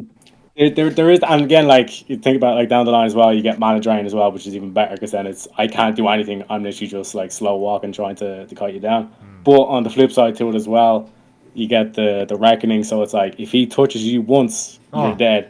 So it's like 100%. that whole thing of like if you can play that game off like I'm kiting you, I'm the kite master. Yep. Then you beat the paladin. It's that simple kind of thing. He would have gotten within 2 or 3 yards a couple of times, pretty close, and he would have been like mashing his buttons, going go, and I just managed to stay away, and I fucking had the last laugh. It was very satisfying. But anyway, fuck paladins. Yeah, and that's the same kind of like thing where it's like the rogue's like, why won't you die? And it's like, why can't I hit him? It's like it's the same kind of like dynamic between it, but that's rock, paper, scissors, baby. Yeah. Mates, anything else on Pally PvP before we move on, or we'll just get you to grade this class out of 5 Joshes? I think that's pretty much it. Like I said, I'm a Paladin Andy. It's all I play. But like I said, I kind of I'd give it a 420 Joshes. Nice. Out of 5. Very good, very good. All right, guys, let's move on to the next class. Very, very well done, Tariak. You fucking carried that. Thank you so much. Hey, let's see here. Who hasn't spoken for a while? Sedai, what class do you play? I am manning a rogue right now. Oh, baby. Ubiquitous. You ready? Of course. Let's fucking do it. Sedai, you kick us off, mate, because I have recently fallen head over heels for the rogue. Give me your nice little opening review for Phase 1 for the rogue. I think I'd be right on board with you on that one. They opened up with the announcement for Season of Discovery, announcing, I think it was 2 classes when they first had it in that first little opening bit for SOD. They were going to announce the Rogue Tank, I think the Mage Healer. I think we all gave it pause asking if that would be enough at the time to carry SOD. But I think of the 2 that I've played so far, because I've done both of those, I really think they hit Rogue right on the head of the nail for this one. The Rogue Tank has felt good. I think there's a little bit to be desired with trash pulls, but for playing Rogue Tank, I enjoy it. I really love the Poison Rogue build Mutilate. I think we talked about that a little bit earlier too. And I've been very happy with it in PvE. I've been very, I say mostly happy with it in PvP for the most part. But I'm quite positive about its results overall so far. Very good. Ubiquitous, hit us up with your overall review, and then we'll get to the specifics. Overall, I think I alluded to it earlier. I think the Rogue is the dark horse for the best quality of life, performance, open world, raiding, PvP. I think we're, some classes are 10 out of 10 in one. We're like a solid just 8.9 sleeper build for everything. And I think on average, we've come out the best of any class in the game. Very good. And fucking look who it is jumping in off the top rope. Mike, how are you? Hey Josh, how's it going? What's up, everybody? Good. You heard the magic word and you figured you'd get involved. Mates, give us your opening salvo on Rogues in Phase 1. God. I don't PvP, so I'm not even going to talk about PvP when it comes to Rogue. I'll purely just going to be talking about PvE here. To me, I think Rogue Tank has just fallen completely flat. I'm very unhappy about it right now, but of course, things are going to change. Gren said things are going to change because right now survivability just matters so little. I don't even use Blade Dance anymore as a Rogue Tank. don't even need to. Yeah, I've started to feel stupid using it. Yeah, it's also just not a fun ability to use. It's probably the worst finisher to use as a rogue. It feels so fucking weak to use all around. They definitely need to change what Blade Dance does. They need to add something offensive to it, in my opinion. But either way, also Mangaush, the other tank rogue rune, also useless right now because survivability just doesn't matter. You still do I'm basically just a DPS rogue that just does more threat, which fine. I have aggro on the boss. I'm being a tank. That's what a tank is in Classic right now. You do DPS and you just hold the boss. But you become a beacon of who the person that the healer's supposed to heal. That's it. That's the only difference, is that they just know that you're the bar that they're going to be topping up more than the rest. That's the tank's job in PFD. Yep. Also, tanking more than 3 mobs as a rogue is absolute misery. I hate it. It's some of the worst gameplay I've ever experienced in WoW. Just sitting there tab targeting, never getting beyond 1 combo point, just sitting there spamming 1 combo point fucking abilities, just going, oh god, Saber Slash, keep the bleeds up to somehow maybe have threat on a few targets. It's dungeon tanking as a rogue is absolute on that misery, mic. I won't rehash out. I'm no doubt you probably heard the Rogue chat that Ubiquitous and I had a couple of weeks ago. I won't rehash out Rogue Tank chat for the most part, but I'll just say that since we recorded that, some of the pushback to the points we made were, well, you guys bitched about only building and spending 1 or 2 combo points. Maybe that's just, life as a rogue tank. That's the design. Get used to it, guys. And my pushback to that, which I'd love to hear your thoughts on, Mike, is, but that doesn't make it fun. Like, the game design should be that it's fun to play this role, not like we're going to give you a really unfun play style and say that's just the way it's played. I completely agree, because I want to have fun tanking dungeons.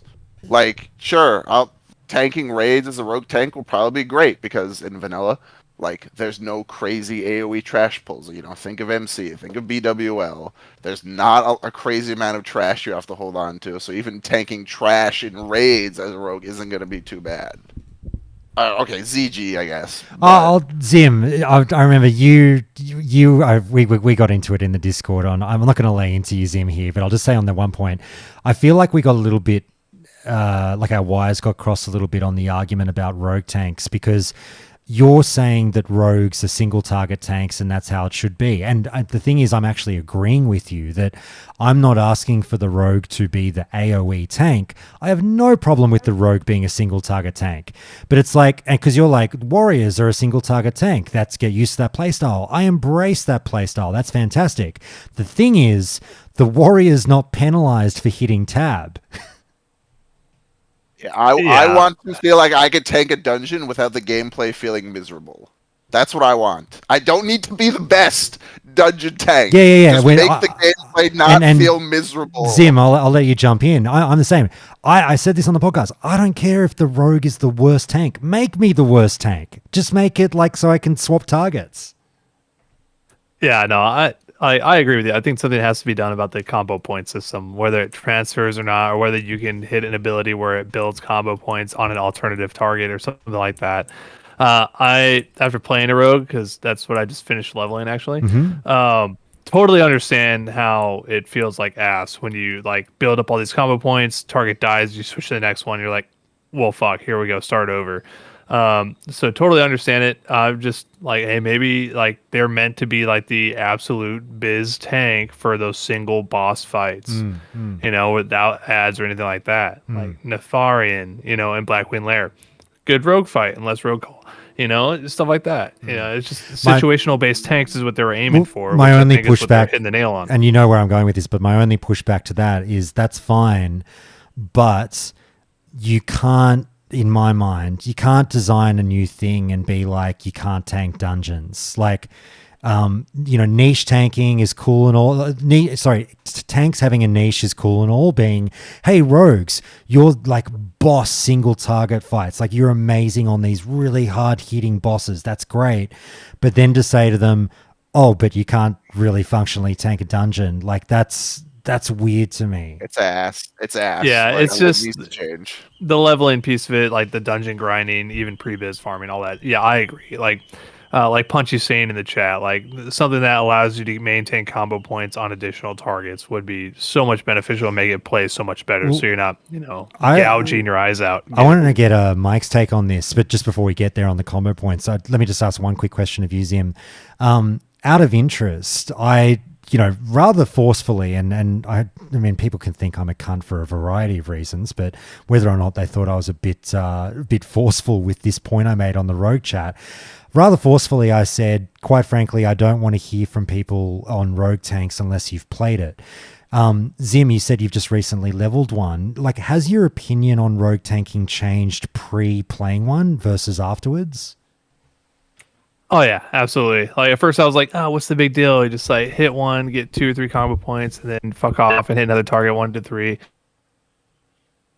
This feels like extraordinary ass, you know. So I would hope there's some form of vindication between, from me kind of telling people to fuck off. I don't want to hear your opinion unless you've played this spec. Oh, absolutely. No, I agree. I agree with you wholeheartedly. But I just like playing devil's advocate sometimes. Like, no, fair enough. They want situational tanks, and they definitely gave us a situational tank. I'm glad. All right, Mike. Back to on Zim's point about the combo points. I don't want to talk about road tanks the whole time. We will wrap this up, but I just want to say this one last thing, and then we'll get to ubiquitous.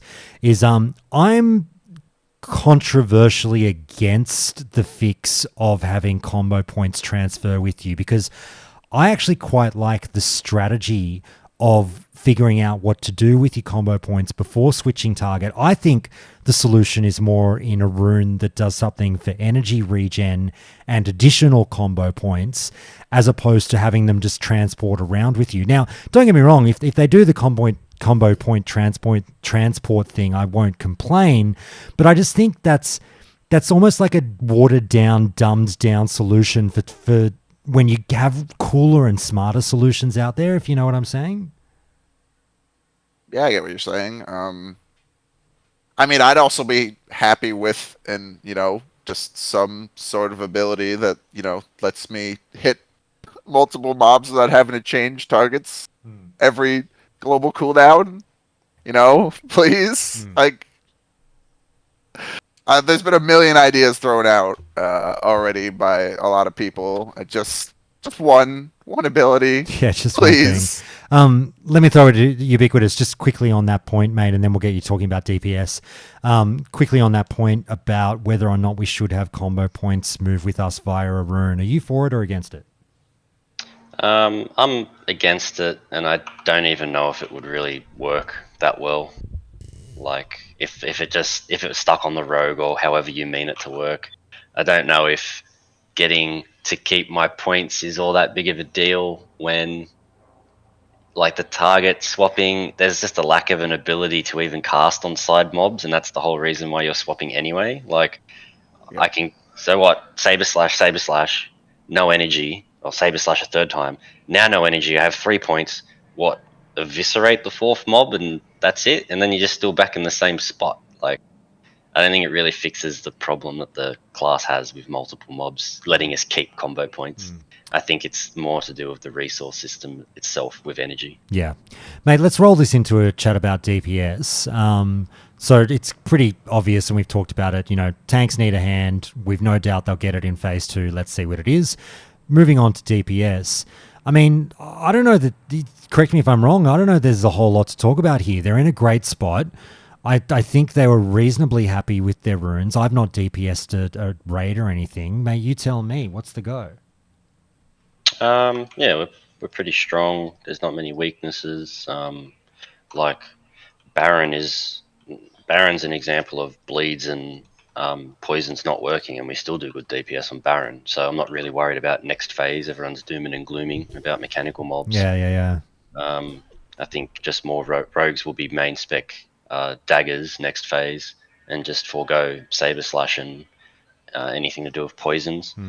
But yeah, you can't fault it. I mean, it's not like much has changed. You press Saber Slash instead of Sinister Strike, you keep slicing dice up, and if you end up with more points than what you know what to do with, you press another button. So Aes Sedai, let me throw it back to you. The DPS rogue, like, I really can't think of any talking points here. They just seem to be in a good spot. I think for the most part they're in a good spot. I do wish that as a tank myself that I could do a little more DPS, but I would want to get more into the dagger side of things personally than we are right now. Like, I don't have any DPS in my raids where they're going the mutilate build, right? They're all DPSing in Saber Slash right now, so they're doing combat swords, and I feel like I am just missing something there by not getting the mutilate build myself in there, getting in more dagger rogue. If you've reminded me of that, we're talking about it before the pod started. That's probably the only DPS point. I mean, I'm sure there'll be someone out there going, "Oh, look, the rogues want 4 viable specs," but we're talking about mutilate, and it just doesn't make sense. It is literally less damage than backstab for 50% more energy, and it locks you into needing 2 daggers compulsory rather than 1. Even though it gets the piggyback off backstab talents via the rune, it is like, why would I spend 60 energy to do 300 damage when I can spend 40 to do 300 damage? So I have no, and we're heading into a phase where poisons are going into the dumpster, so I just don't see a good fucking time for mutilate maybe until level 60. All right. Let's discuss PvP a little bit. Now, look, I spent literally all day yesterday PvPing, and I'll get Ubiquitous actually I'll get Ubiquitous to tell this story. Mate, I'll lead you in. You were strolling through Ashenvale on a, quiet fucking Friday lunchtime, and what happened?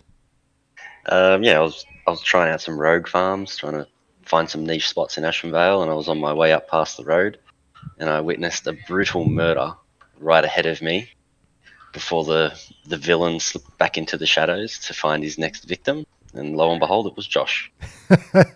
This killing player, a fellow rogue, mind you. Killing another rogue. This player comes up to me. I see a fellow hordie approaching me. Haven't seen the name of the character yet. And he just stands next to the bloke I'm killing. Now, by the time he got there, this guy I'm fighting's at 20%. I'm at, 75%.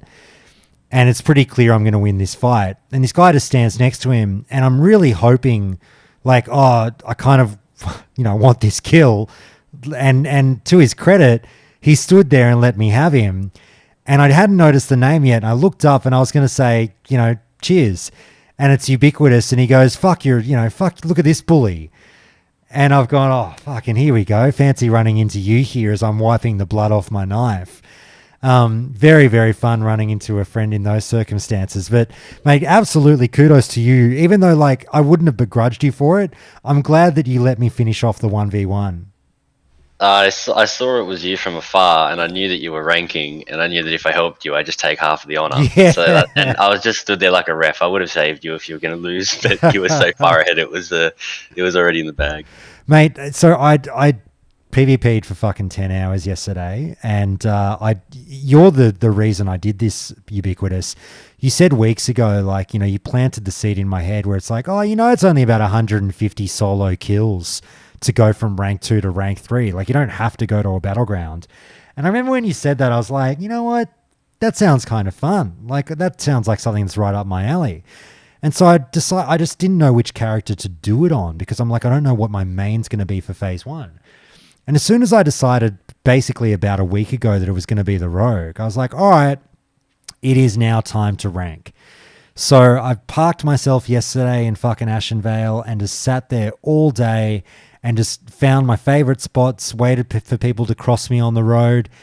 And, it was just, like I said, I'm bitching about PvP this whole phase, and it turns out it was just a warrior issue, because I went back to good old Josh statistics and I was winning fucking 7 or 8 fights out of 10 again. And I'm like, this is more like it. This isn't a rogue thing. This is the variety of classes I play.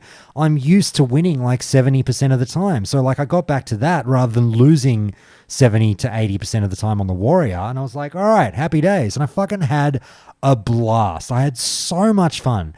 And just picking off stragglers and finding people that were alone, and not even having to be alone. Sometimes I'd find a duo and be like, yeah, those two classes, I can sap one and take care of the other and I'll be okay. And it was so much fun. Rogue PvP, even without their toolkit, this is what I was saying. I'm glad the classic team, through the runes, found a way to not have rogues be told wait 10 weeks like they unfortunately did with other classes, and it's been a blast. Yeah, I had a fantastic time. I did the same thing, just punched on with people in Ashenvale for 2 days during the holidays. I feel I mentioned earlier, I think Rogue is kind of good. You'll win 8 out of 10 fights, assuming that you get the jump. And even then, with Vanish and Shadow Strike, I don't even really give a shit if, I feel as if that's lured a lot of people into a trap where I'm running down the road, they're running towards me, and they get off their mount and moonfire me, and it goes, mate, I was just going past. Now you're fucked. Vanish, Shadow Strike behind them, backstab them 3 times, between the eyes, backstab them twice more, cannibalize them out of shame that they started this. I didn't want to kill you. Now you're dead. Think about your actions next time and keep going. Shadow Strike's changed. Spit. Yeah. If you could still target spit, it doesn't hit the same when it just spits on the No, I ground. said sit. I said sit. Oh, not sit. Oh, yeah. Yeah, just sit.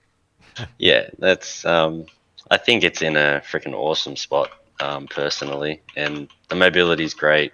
The matchups are good, but that's how it's always been. So, just on Punchy's thing, and this probably won't surprise a lot of you.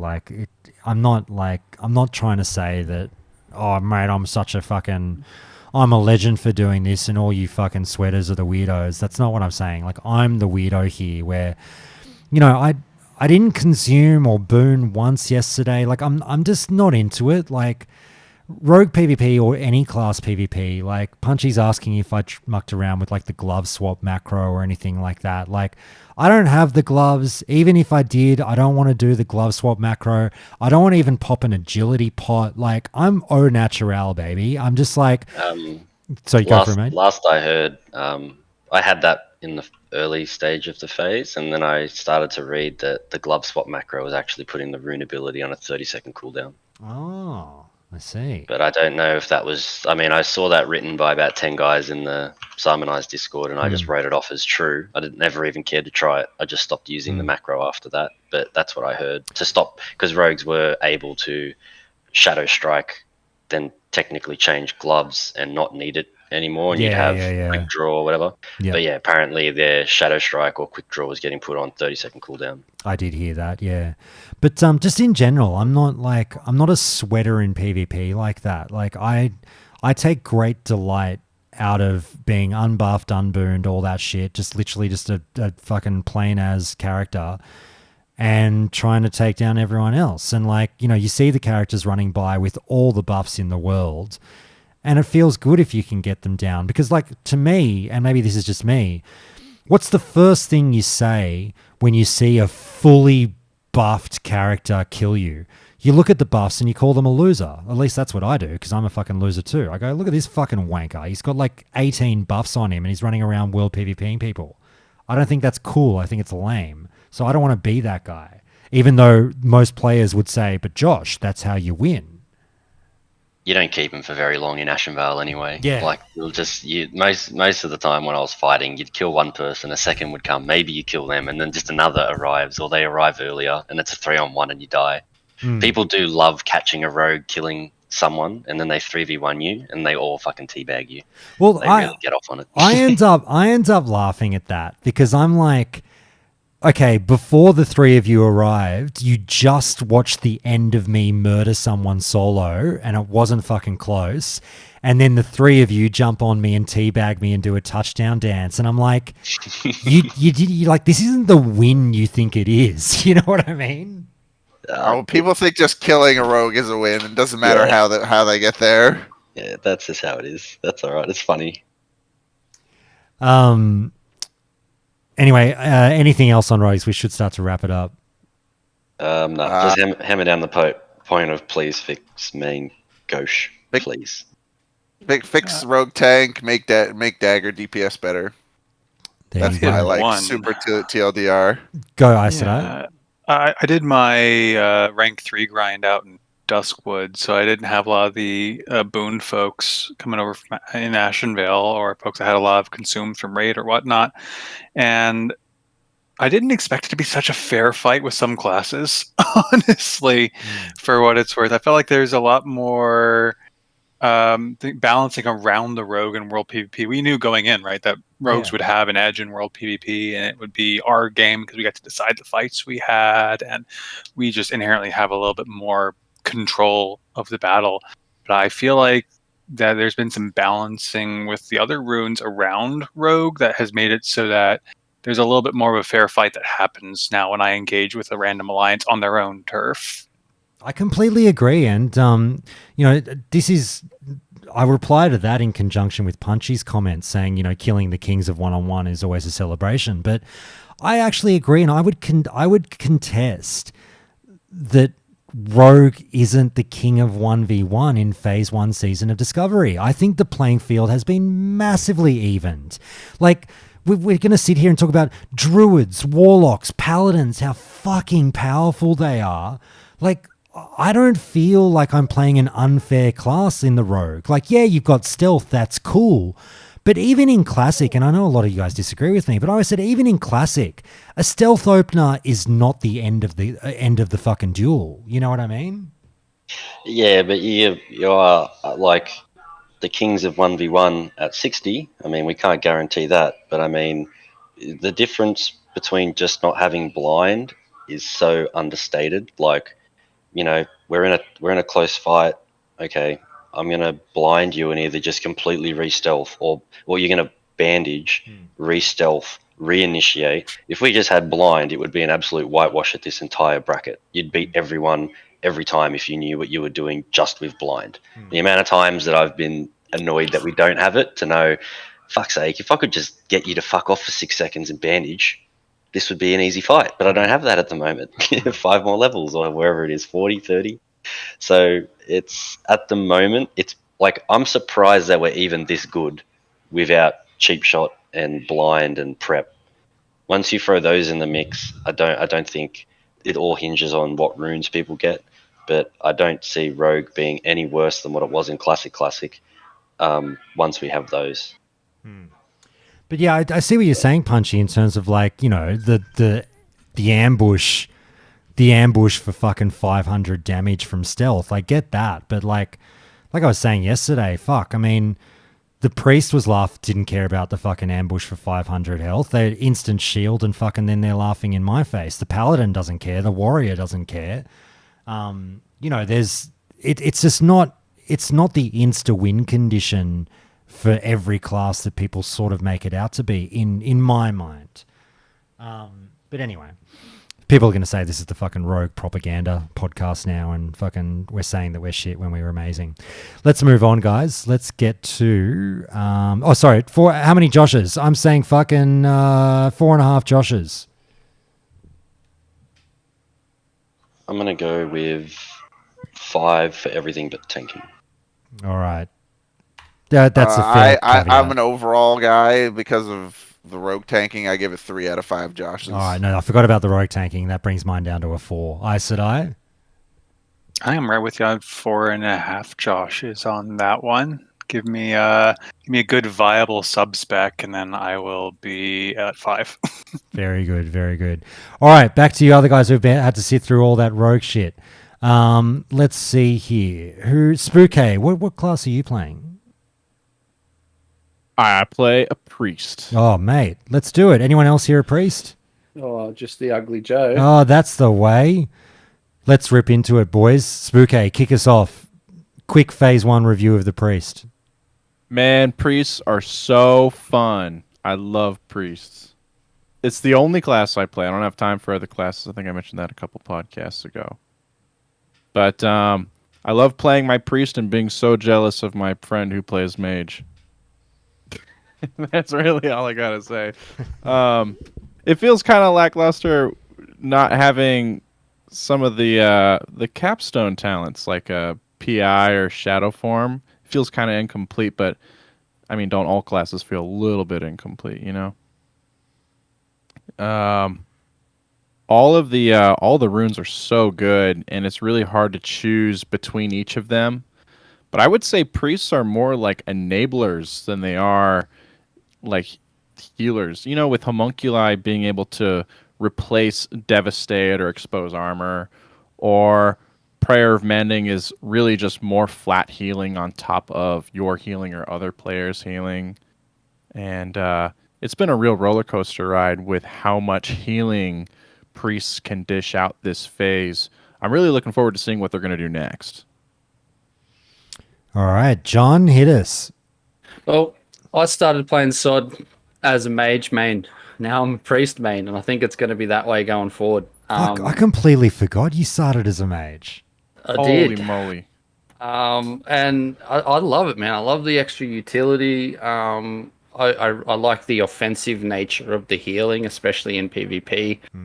The 20% healing nerf that we got to our rune abilities, I think was needed, because now I can actually press other buttons. I've got more options instead of I just need a penance now or prayer of mending's going to carry the whole fight.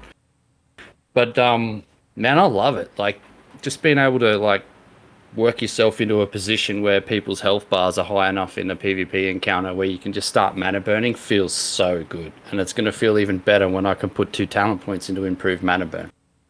I think. Hey, John. Yep. I got a question for you. Yeah. When you're healing BFD, who's your favorite second healer to have as a priest? A druid, I think, just to keep because I like prayer mending. There's a few guys in our little raid group that just up me about changing to homunculi all the time, and I can see why. But I like prayer mending, and it's just good to have those hots bouncing it all around. But mage is great too, man. Healing beside Hunk has been great. He can pick up where I sort of fall over a bit. It's been good. So I kind of agree with you on that, on mage at least. Druid, I could, yeah. How I said prayer of mending kind of enables healing over time from a druid to bounce around and just be extra free healing. But I also like playing with my best bud, who's an arcane mage. And I feel like next phase I'm going to be able to just give him PI if the raid needs healing instead of putting it on myself, you know? Yeah, PI is such a good spell, isn't it? Oh, I'm really looking forward to it. Same. But there's just like one thing I think we might need, I'd like to see just in the game is like an immunity break. So Master Spell would be fantastic. But other than that, I'm just absolutely chuffed with this class. Very good. I think Serendipity should reduce mana cost as well as the cast time. It's getting a Hot little bit take. greedy. but- Hot take. Sorry, I thought it. Jump in. How about your review of the priest? I love it. The runes have made play style and run and gun priesting very fun in PvP. The one drawback I have that would give it four Joshes out of 5 is the runes have removed some of the core healing spells of the priest rotation. You use shield, you use renew, you use your 2 runes. Sorry, mate. Can I just get you And to scooch? Can you scooch a little bit closer to your mic, mate? Is that better? Yeah, thanks. You might use flash heal on occasion, but for the most part, you're not going down to your reduced casting speed, heal, greater heal, lesser heal. So it feels kind of like the other callers were saying. It feels very incomplete because I miss that. I miss being able to time up a big greater heal if I know that really chunky damage is coming and that kind of thing. Whereas right now it just feels like I'm relying on my rune spells so much. And a lot of that has to do with the level cap that we're at and the gear that we have available. We just don't have the raw healing plus healing power, and we don't have the talents available to us to go both discipline and holy. All right. Gosh, where do I start? Now that we've obviously done a lot of healing talk, we will need to weave in Shadow as well. Have you guys dabbled with Shadow much? I have. Okay. Yeah. Tell us, like, obviously everyone knows it's in a bad spot. I guess it's just a conversation about how bad, on the degree of bad, are we talking here, and whether or not that frustrated you. You know, how much that frustrated you as Shadow enthusiasts. Who wants to start? I'll let the other callers go. I've tried Shadow.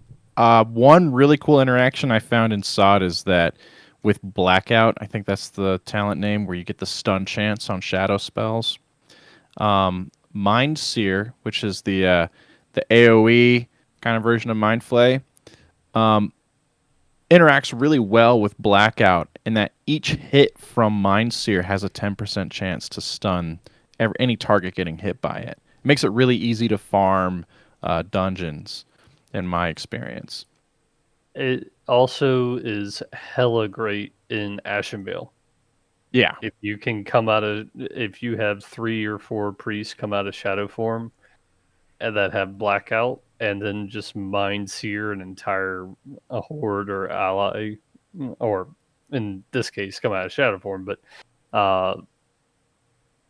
come out and just nuke a horde raid and just stun their healers. You are stunning everyone. Die. You are instantly killing the entire raid. It's so fun. And that's got to be my favorite interaction so far. I think what's put me off playing Shadow in PvP, there's one particularly great interaction with Shadow Word Death where you could just like Shadow Word Death yourself out of a sheep. That's like, the backlash is just really huge. I kind of get why they went with such a monumental backlash if you don't kill the target, but it kind of killed it for me. But I'm definitely going to try it over the next week in Warsong and just see how it feels and see if that's the way I might even go that way in phase 2. I don't know yet. There's a weak aura that a shadow friend of mine uses on enemy targets that lets you know when you should cast Shadow Word Death, because it tells you the health that particular target is at, so you don't kill yourself. Yeah, which is handy if you don't want to kill yourself, but it's just a little additional piece of utility that you seem to be missing, especially with a 5-minute trinket, is being able to Shadow Word Death your way out of a sheep. Like, they're casting it, you hit them with a Shadow Word Death, you get sheeped, and then by the time your sheep, the backlash hits you and you pop out of it straight away. That's was one of my favorite things to do when I've played priest before. I really don't see. I don't see them performing really well in the raid or dungeons, and it sucks. You know, they just don't have a place right now on in DPS, in my opinion. And that does suck. Again, that's probably another reason why I haven't really played Shadow much. Like, I'm not really that much of a PvE guy. I know the guys that I raid with wouldn't care what spec I played. I just still feel like I wouldn't be contributing enough as Shadow because I don't really have anything to give. I'm not even a mana battery yet, so. Yeah, I've no doubt that there are fixes coming. Like, I'm sure I'd love to hear from you guys. There's no doubt like a Shadow major fix is coming.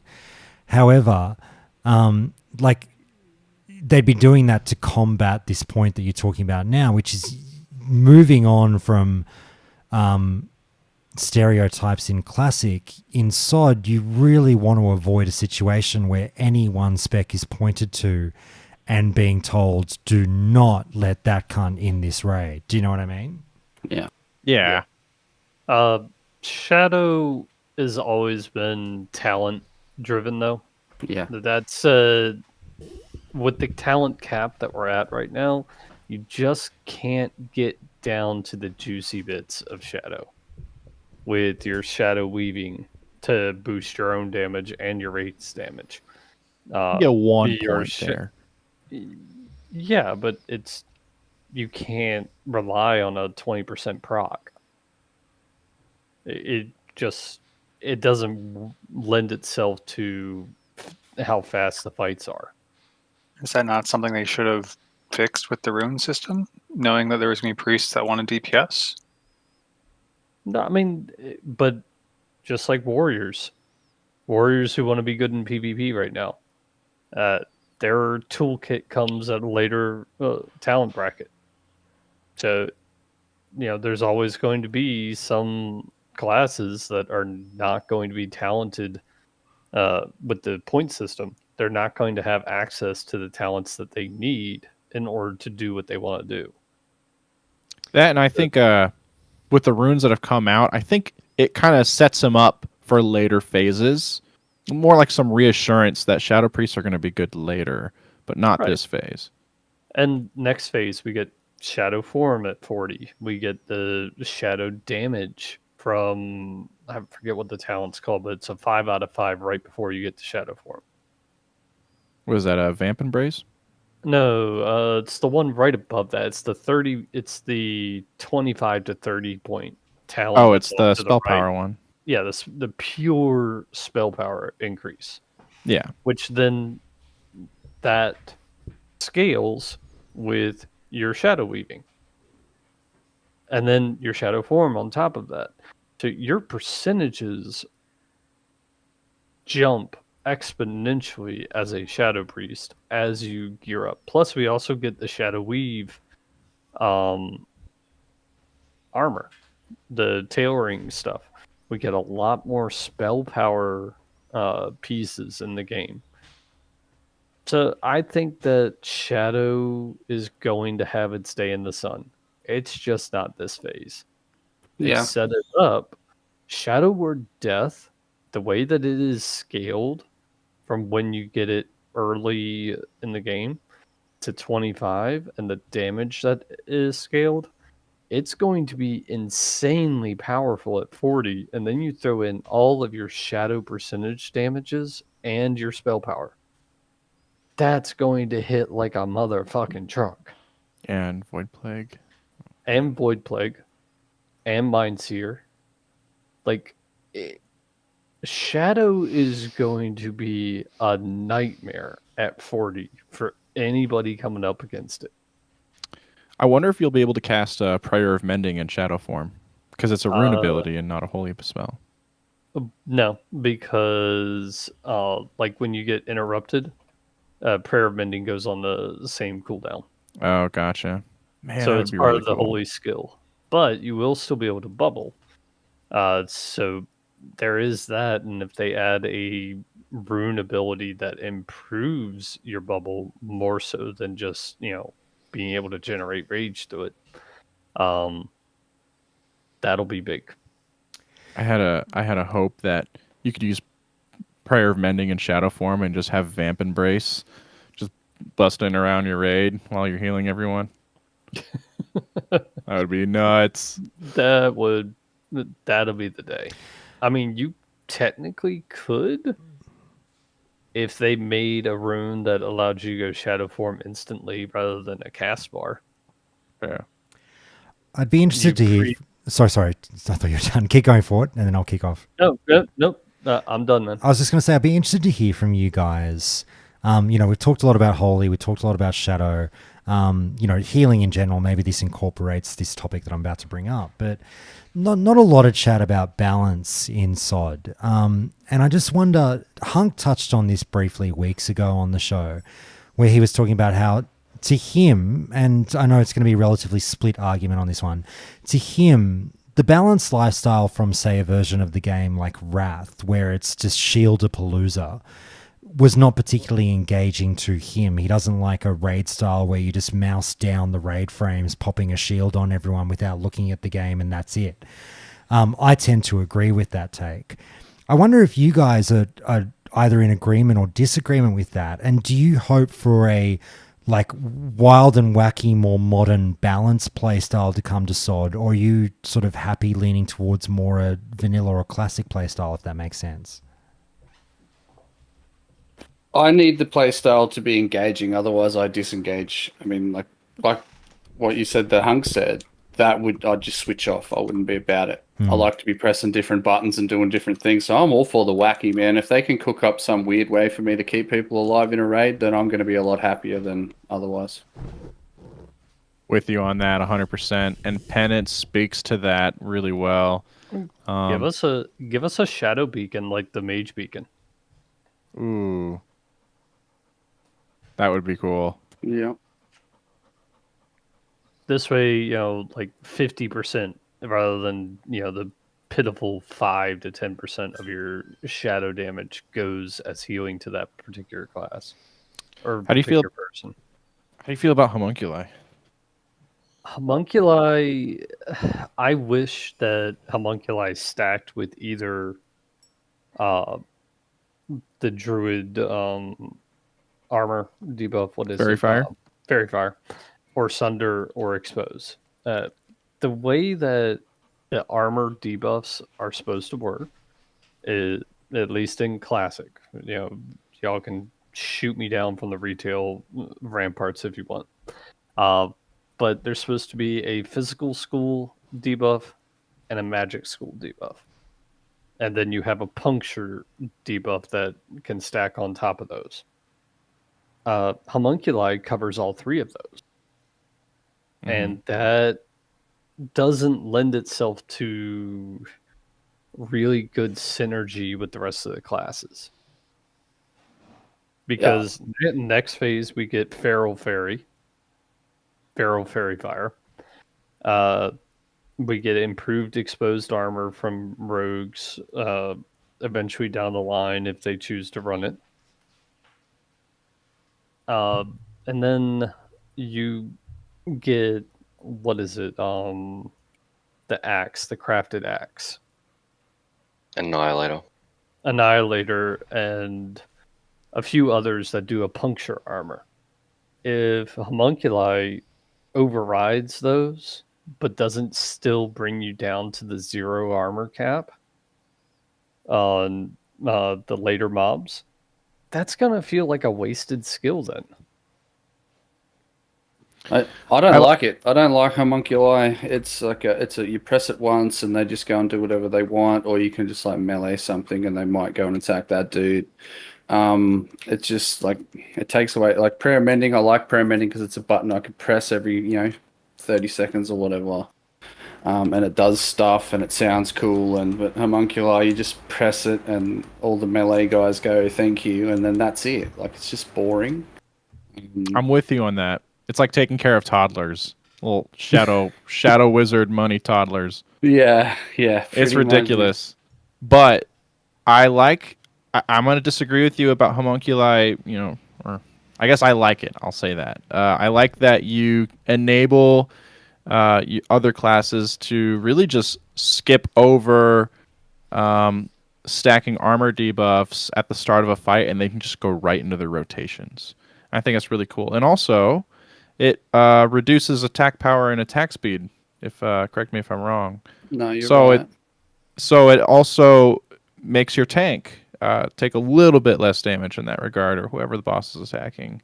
Will take less damage over time. It's a very broken skill, but it also doesn't synergize very well with the rest, like you said, and it's not controllable. You can't control your pet. It's basically like you summoned 3 green cheese and let them out into the world. Yeah, I think it's fun. It makes rogues and warriors really happy, and that's all that matters, right? Yes, exactly. Back to warriors. Yeah, I mean, like, arguably, we give them more fun by taking away my fun, which is the way I see it. Which I'm selfish when it comes to fun, dude. Like, I don't care if they're having fun or not. I don't care. If they're not, they should be playing a different class. Don't say that too loudly. Arcos will rear you. Balls. This is why I'm all about priests being enablers and less of like pure healers or pure damage dealers. I kind of have this ability to create shortcuts for other classes to get into their DPS rotations or enable them to do more damage and healing. Yeah. Very good. I mean, arguably, you are correct. And I'm probably very wrong on this one, but I'm very selfish when it comes to my buttons, and I like lots to press. Feel you, man. Hey, how about on the PvP front? Because like I said, I mean, I was running into Holy Priest yesterday that like, you're used to coming across a healer and just being like, free food. But these guys were fucking destroying me. How have you guys been enjoying Priest PvP? Oof, man. Phase 1 Priest PvP, that is something else. That is just a different beast. You get 2 dots that don't interfere with holy, so you can still remain disciplined / holy. And you get penance that basically, hey, you try and damage me, and I heal myself without even have to press a button or that palm. And then penance, which I can shoot you from a distance and hit you 3 times and 3 crits and take you down to half health. Dot you up, shield myself, and kite you around, let you die. Yeah, I mean, it's the PvP, like, Priest PvP playstyle is more or less what sold me on the class long term.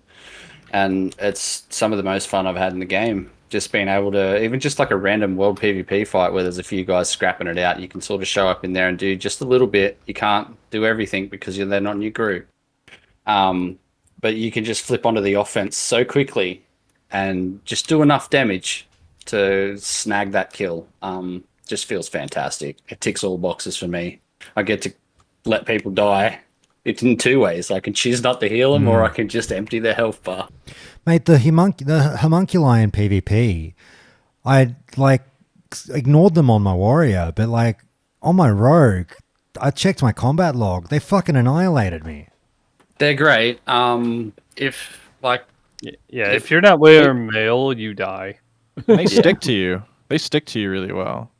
Yeah. There's 3 of them. For a rogue, that's a nightmare.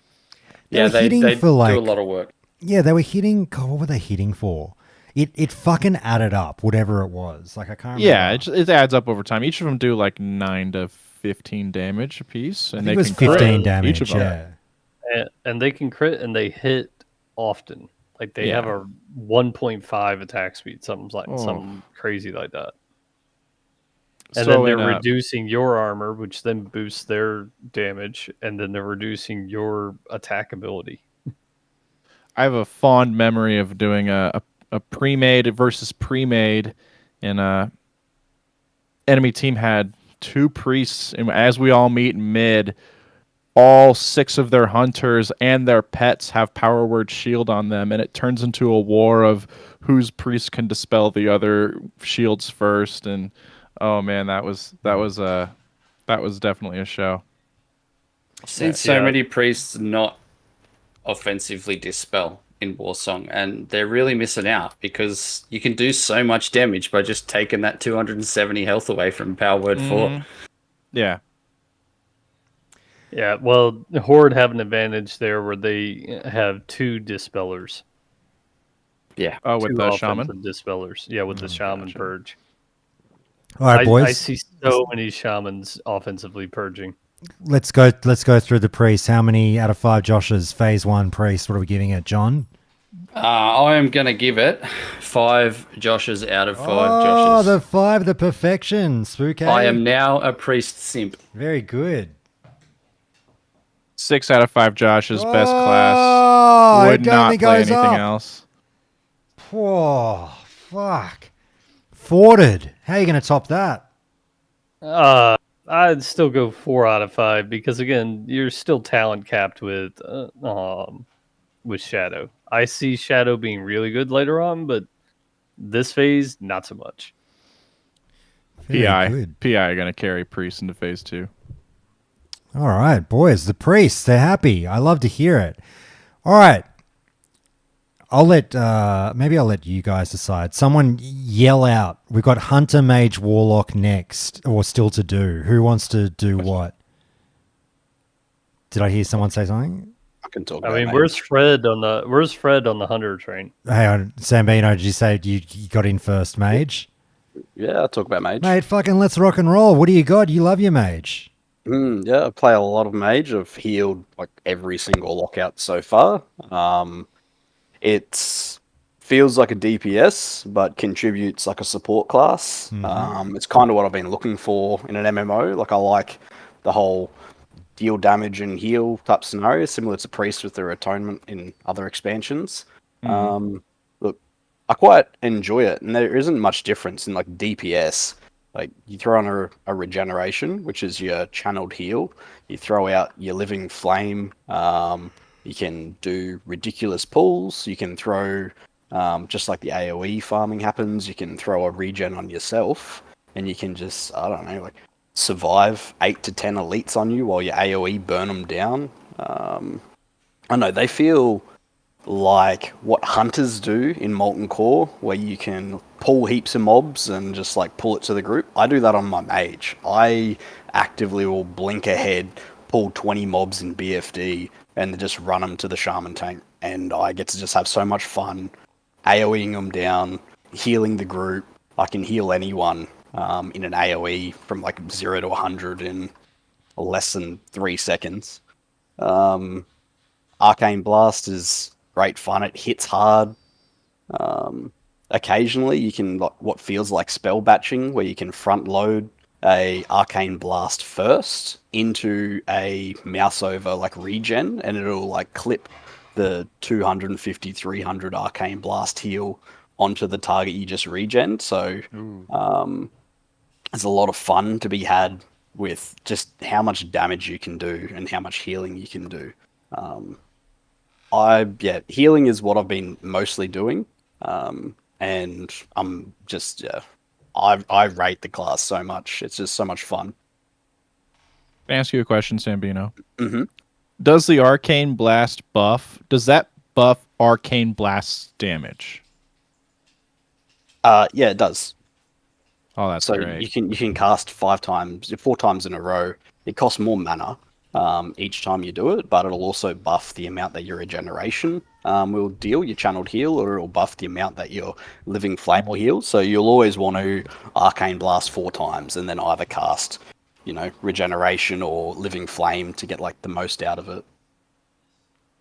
You get clear casting in the Arcane tree as well. And so you can be at 4 stacks of Arcane Blast, hear a clear casting proc, and you go, no worries, I'm going to send my biggest Arcane Blast possible for free mana cast. And then the dopamine drip hits, and you hear clear casting proc again, and you send it again for another round. And you're like, instead of losing like 200, 300 mana, you're just like throwing out these free, huge damaging heals, and it feels so good. We're getting in Discord chat, no Arcane Blast does not buff its own damage. Is that right or wrong?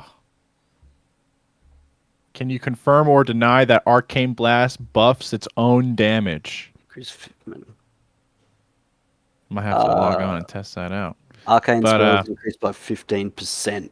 Sorry, it buffs other spells. Oh, other spells. Damage and healing of Gotcha. all other arcane spells increased by 15%. Dang. Sorry. Yeah, so it's like 60% increase off of a living flame. Or arcane missiles. Yeah, or arcane missiles, sorry. You're right. So, I don't play mage, but my duo is a mage, and I've been helping him build up his mage. And really, I think it's really cool that arcane mages uniquely like triple dip into spell power and healing on gear, and I think that's really cool. It also gives you a reason to go into the arcane tree early in the game. Usually if you play on Era, you're going Frost all the way through, pretty much. Yeah, it's been a welcome change. 2019 Classic, I played Mage, and I was basically Frost the entire time. And I played the boring Frostbolt like spam spec. And now Arcane's like viable. It just adds so much flavor to the class, because grinding like either Blizzard spamming as a mage or just simply pressing Frostbolt over and over and over again didn't feel the best. Ale asked a really good question in chat. Yeah. Arcane Surge, right? It reads that it eats all your mana and you deal damage, and then it deals more damage based on how much mana you had when you casted it. If you have clear casting, does it still consume all of your mana? I have not experimented, nor do I know the answer to that, unfortunately. Oh, no, Why we gotta not? find that out. Why not, Sambino? God. Well, because Yeah, what the heck? It feels bad, because I can hit someone with, a arcane surge in PvP for 300 to 700 damage, but then I'm completely useless. The mana regen that comes after it just isn't worth actually pressing. It's more of a secure the kill type situation where you've got full mana and you see a healer in PvP that's like at 50% health. You're like, yep, you're going down, but then you're stuck. You don't have it.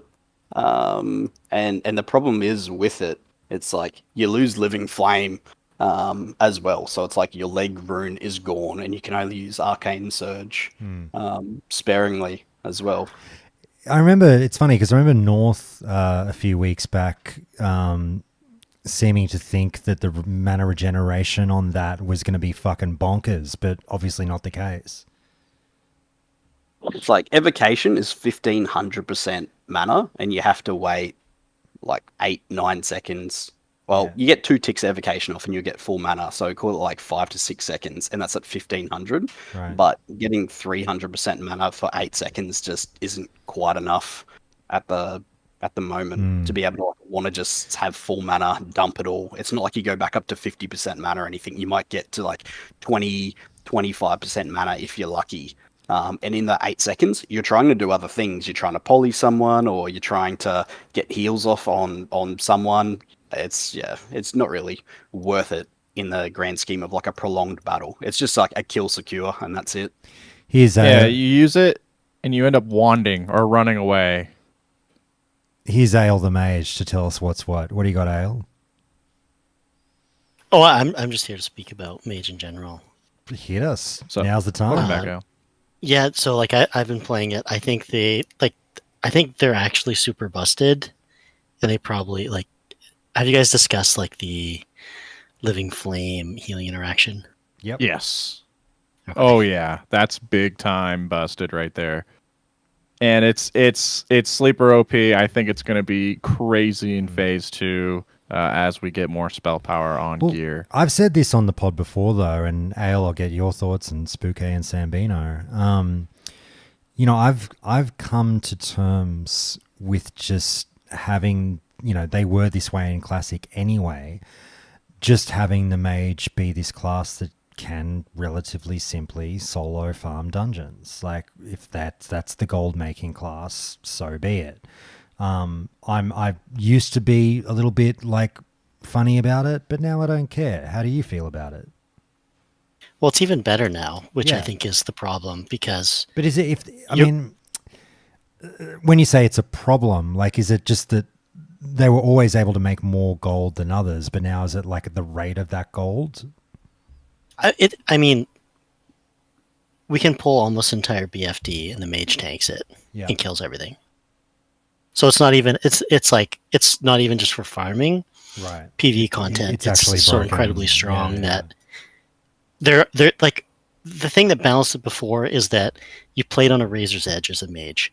You're probably the most squishy class, but you could do incredible things. Now you're an unkillable tank. Yes. If you want to be. And I agree Right, that which is is the more of a problem. drama. That is more of a drama, like not farming a dungeon solo, but in PvE content. I agree with you. And like, it's a weird one for me where it was the one spell that, like, mate, I'm not a fucking game designer. What do I know? But like, even me in my layman's shoes, it's the one spell I pointed to pre-release and said, "What the fuck is that?" Yeah, I don't know if you've seen the videos, but people are pulling like entire Wailing Caverns as a mage and like RFCs and using regeneration and living flame to just that kill combo. everything. Yeah. Right. You do the It's same in nutty. stocks if you have another tank, obviously, but in stockades, my buddy will tell our paladin, just go in, take as much as you want. Living Flame's going to keep you up the whole time. Don't worry about it. Sambino, how do you feel about it? Yep. Yeah, no, look, I think it's fun. I don't want to doom the mages all that much just simply because this is a very it's a well-heard podcast, and if I start talking about all the exploits of the mage, then obviously I feel like the hammer's going to come down hard on them. But They'll I hunt you do down, mate. absolutely agree. Oh, come on. Yeah, no, like, Living Flame is so insane that we still, as a mage, we have half our toolkit and we're doing these things. If we get Cone of Cold and we can slow them down as they're approaching, and it means more mobs stand on top of each other and the Living Flame goes off, it's going to be insane. We get Blizzard, like, all we're going to have to do is go Frost Spec, go Blizzard, and how we used to kite all the mobs, but now we get to throw Living Flame in there, which is, our safety net, which increases our healing input on ourselves. So it's like, I honestly think they're going to be the most broken gold farming, raw gold farming, AoE farming class, like, throughout the rest of the game, simply put, because our toolkit already allowed us to do it, and now we've been given practically something that makes us unkillable, unless we get a resist. But yeah, from the arcane side of things, I think it's probably due for something in the future. But I love the way that it feels right now.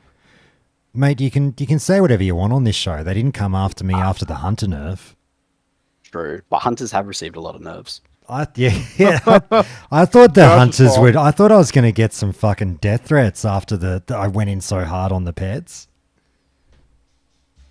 But I nobody will said say, boo. like, they're not at the caliber of a hunter that can take on mobs that are 6 levels, 7 levels higher than them, because it's like, the higher the mobs get, the more chance of a spell resist. You get a spell resist, Living Flame is useless, and you're dead.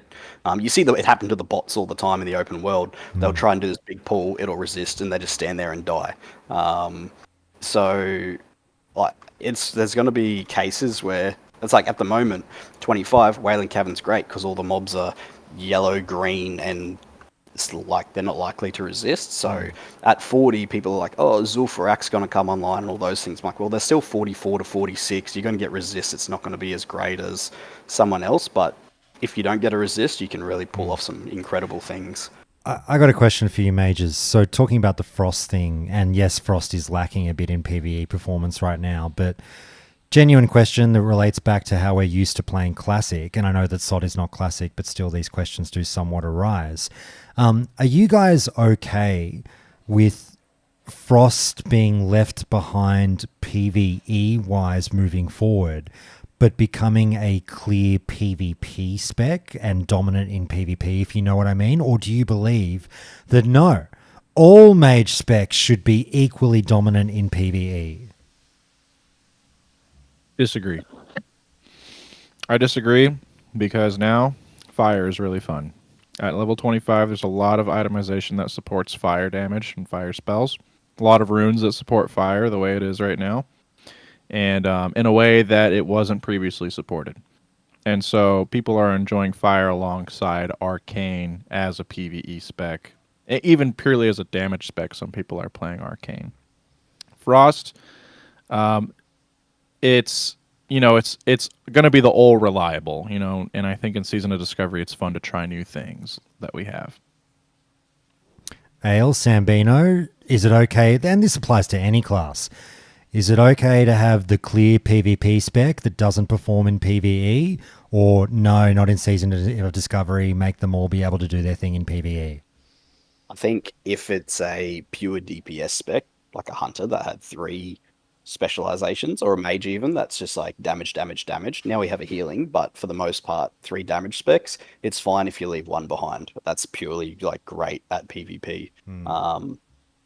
If there was not that option, not so much. But I think anyone that's like a pure DPS class that had, for the most part, 3 DPS specs, then it's fine if one of those specs are for PvP and PvP only. But I think Frost is going to pop off next phase anyway.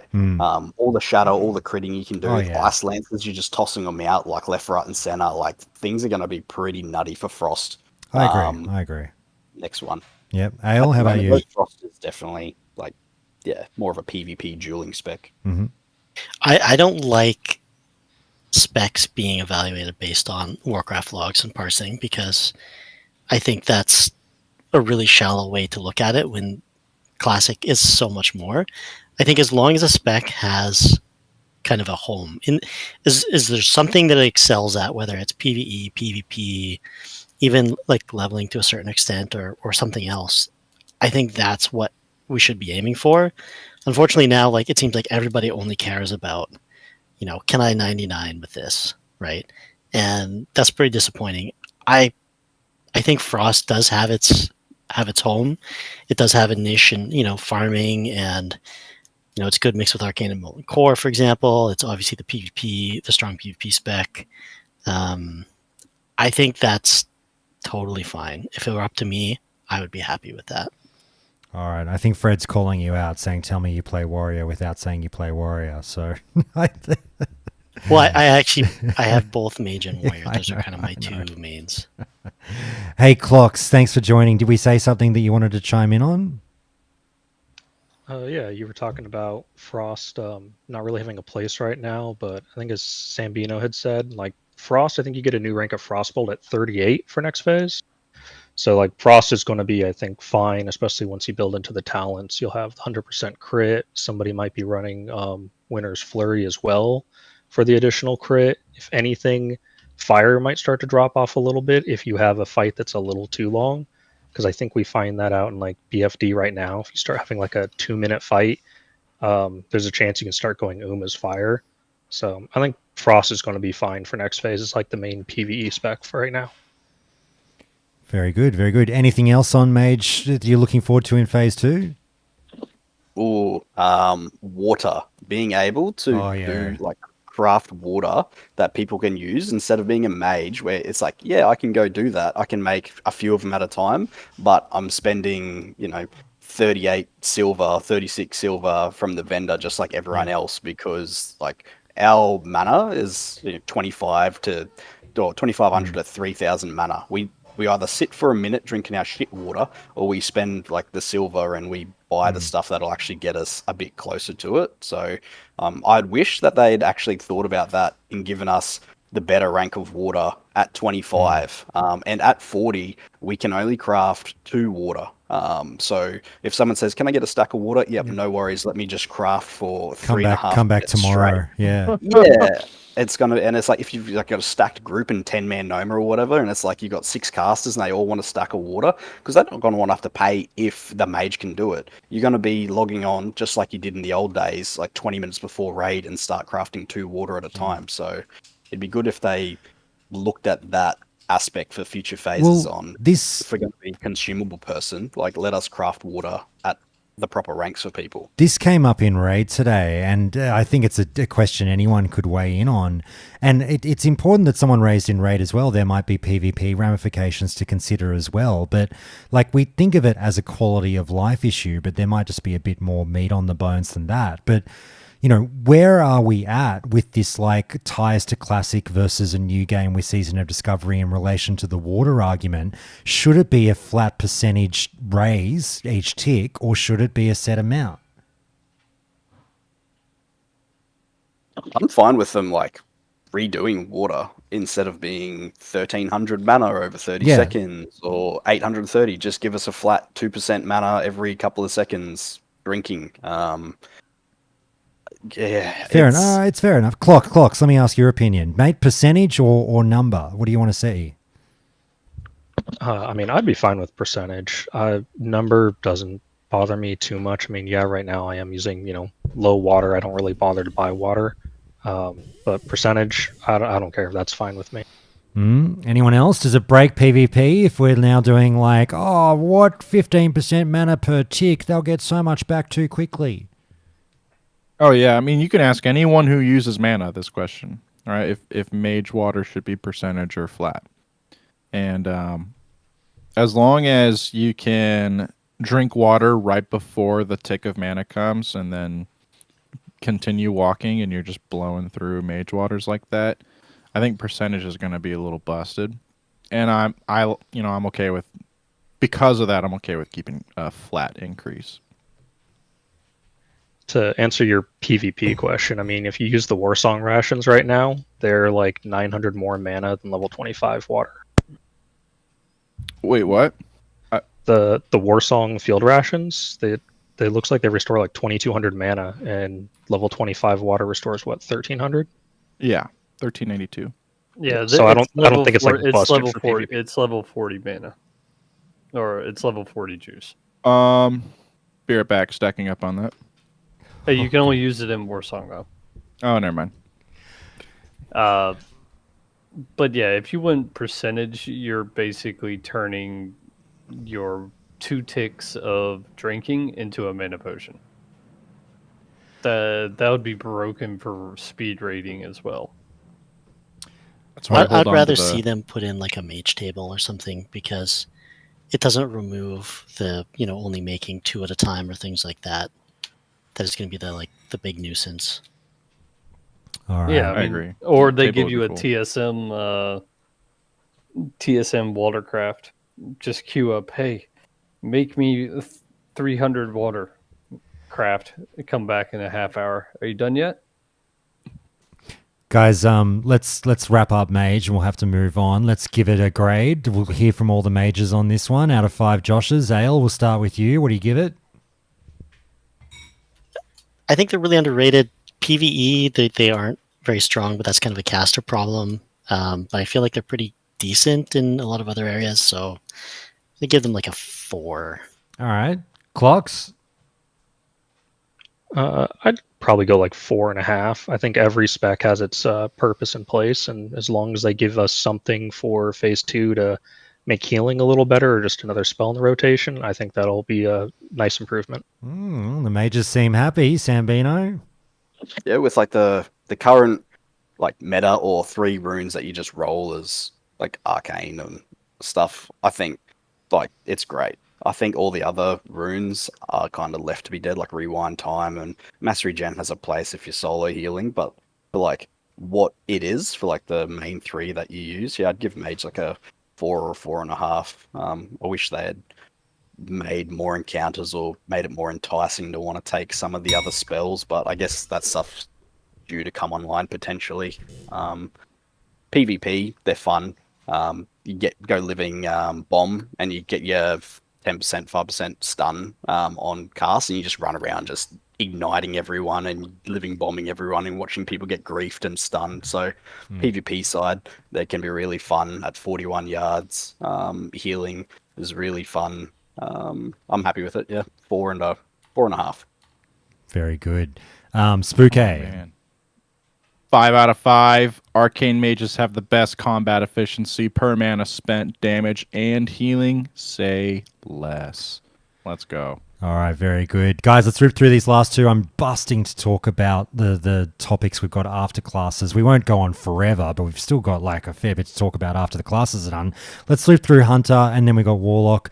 Look, Hunter, I don't even know what to say. I was kind of like tripping up on myself with this one, going like, they've been nerfed so frequently. We keep saying it's the problem child of Season of Discovery. The classic team is struggling with it a little bit.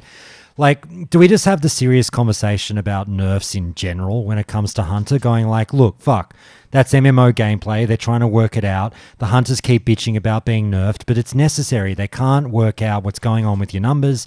They have to keep pulling you down. Don't freak out. They can pull you back up at a certain stage if they choose. It's just going to be a bit of a roller coaster ride. Sorry, you're a weird class. I don't know what to say. Like, how do we tackle this one, guys? Who's the Hunter here? Fred. Fred's the hunter enthusiast. Fred? I am the hunter enthusiast. So how do we tackle that? It's a good question.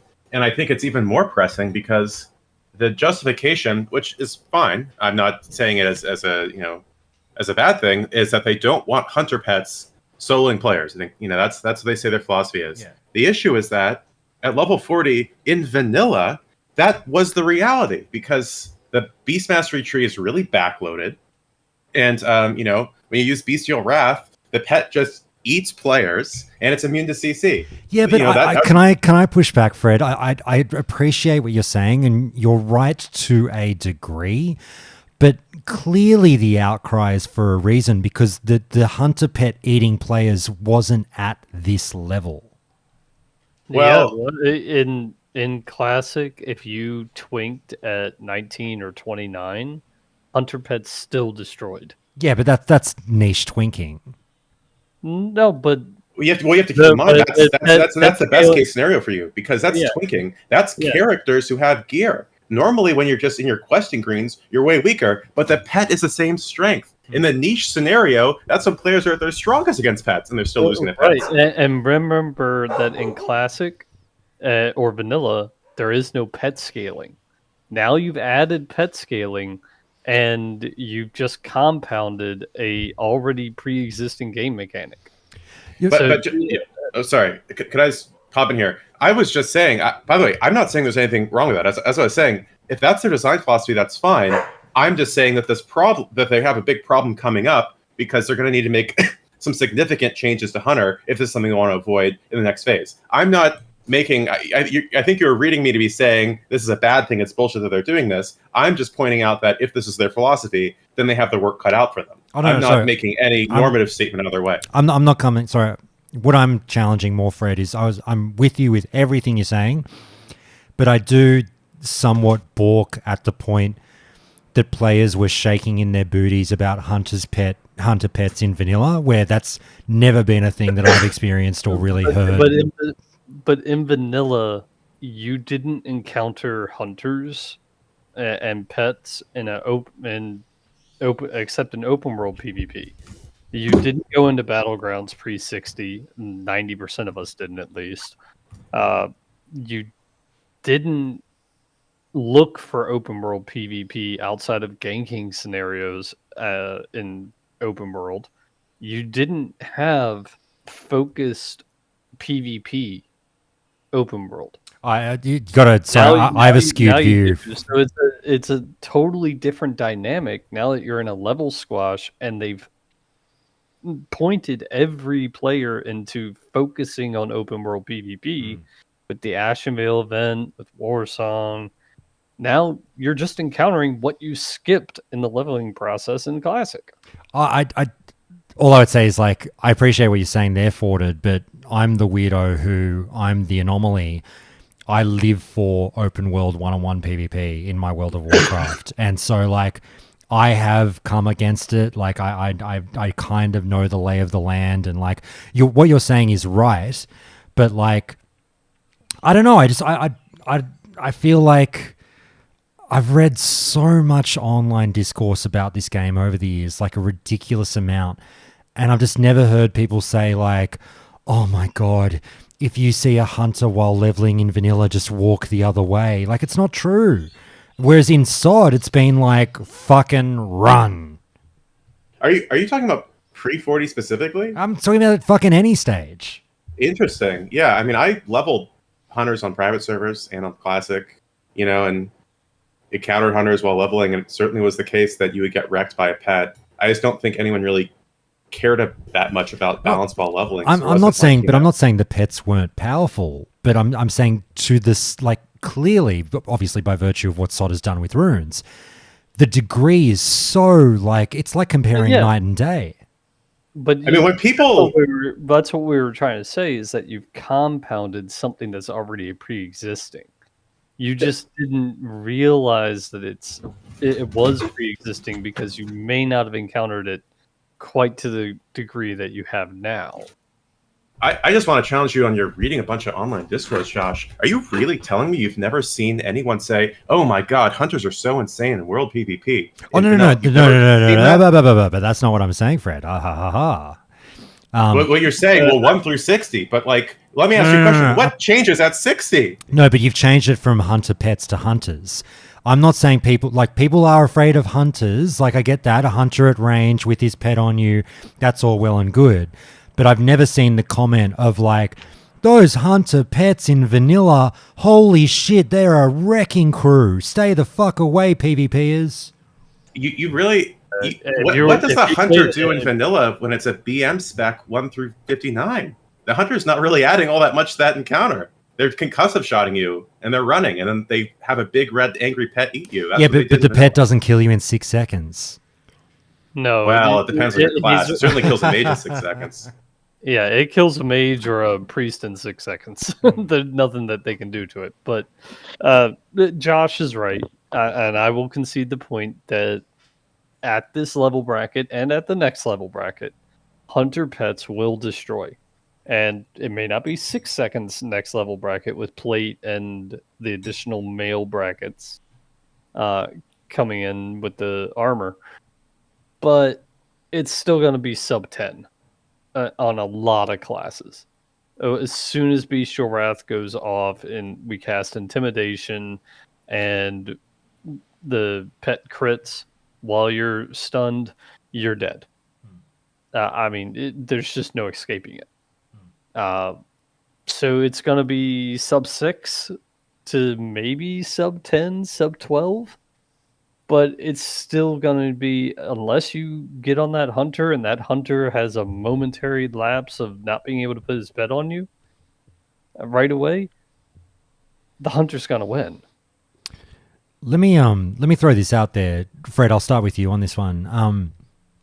Post nerf of the pets that we got the other day, I still think that the nerf didn't go far enough. Now, don't get me wrong. I don't think hunters should be nerfed further. I'm not doing the meme thing.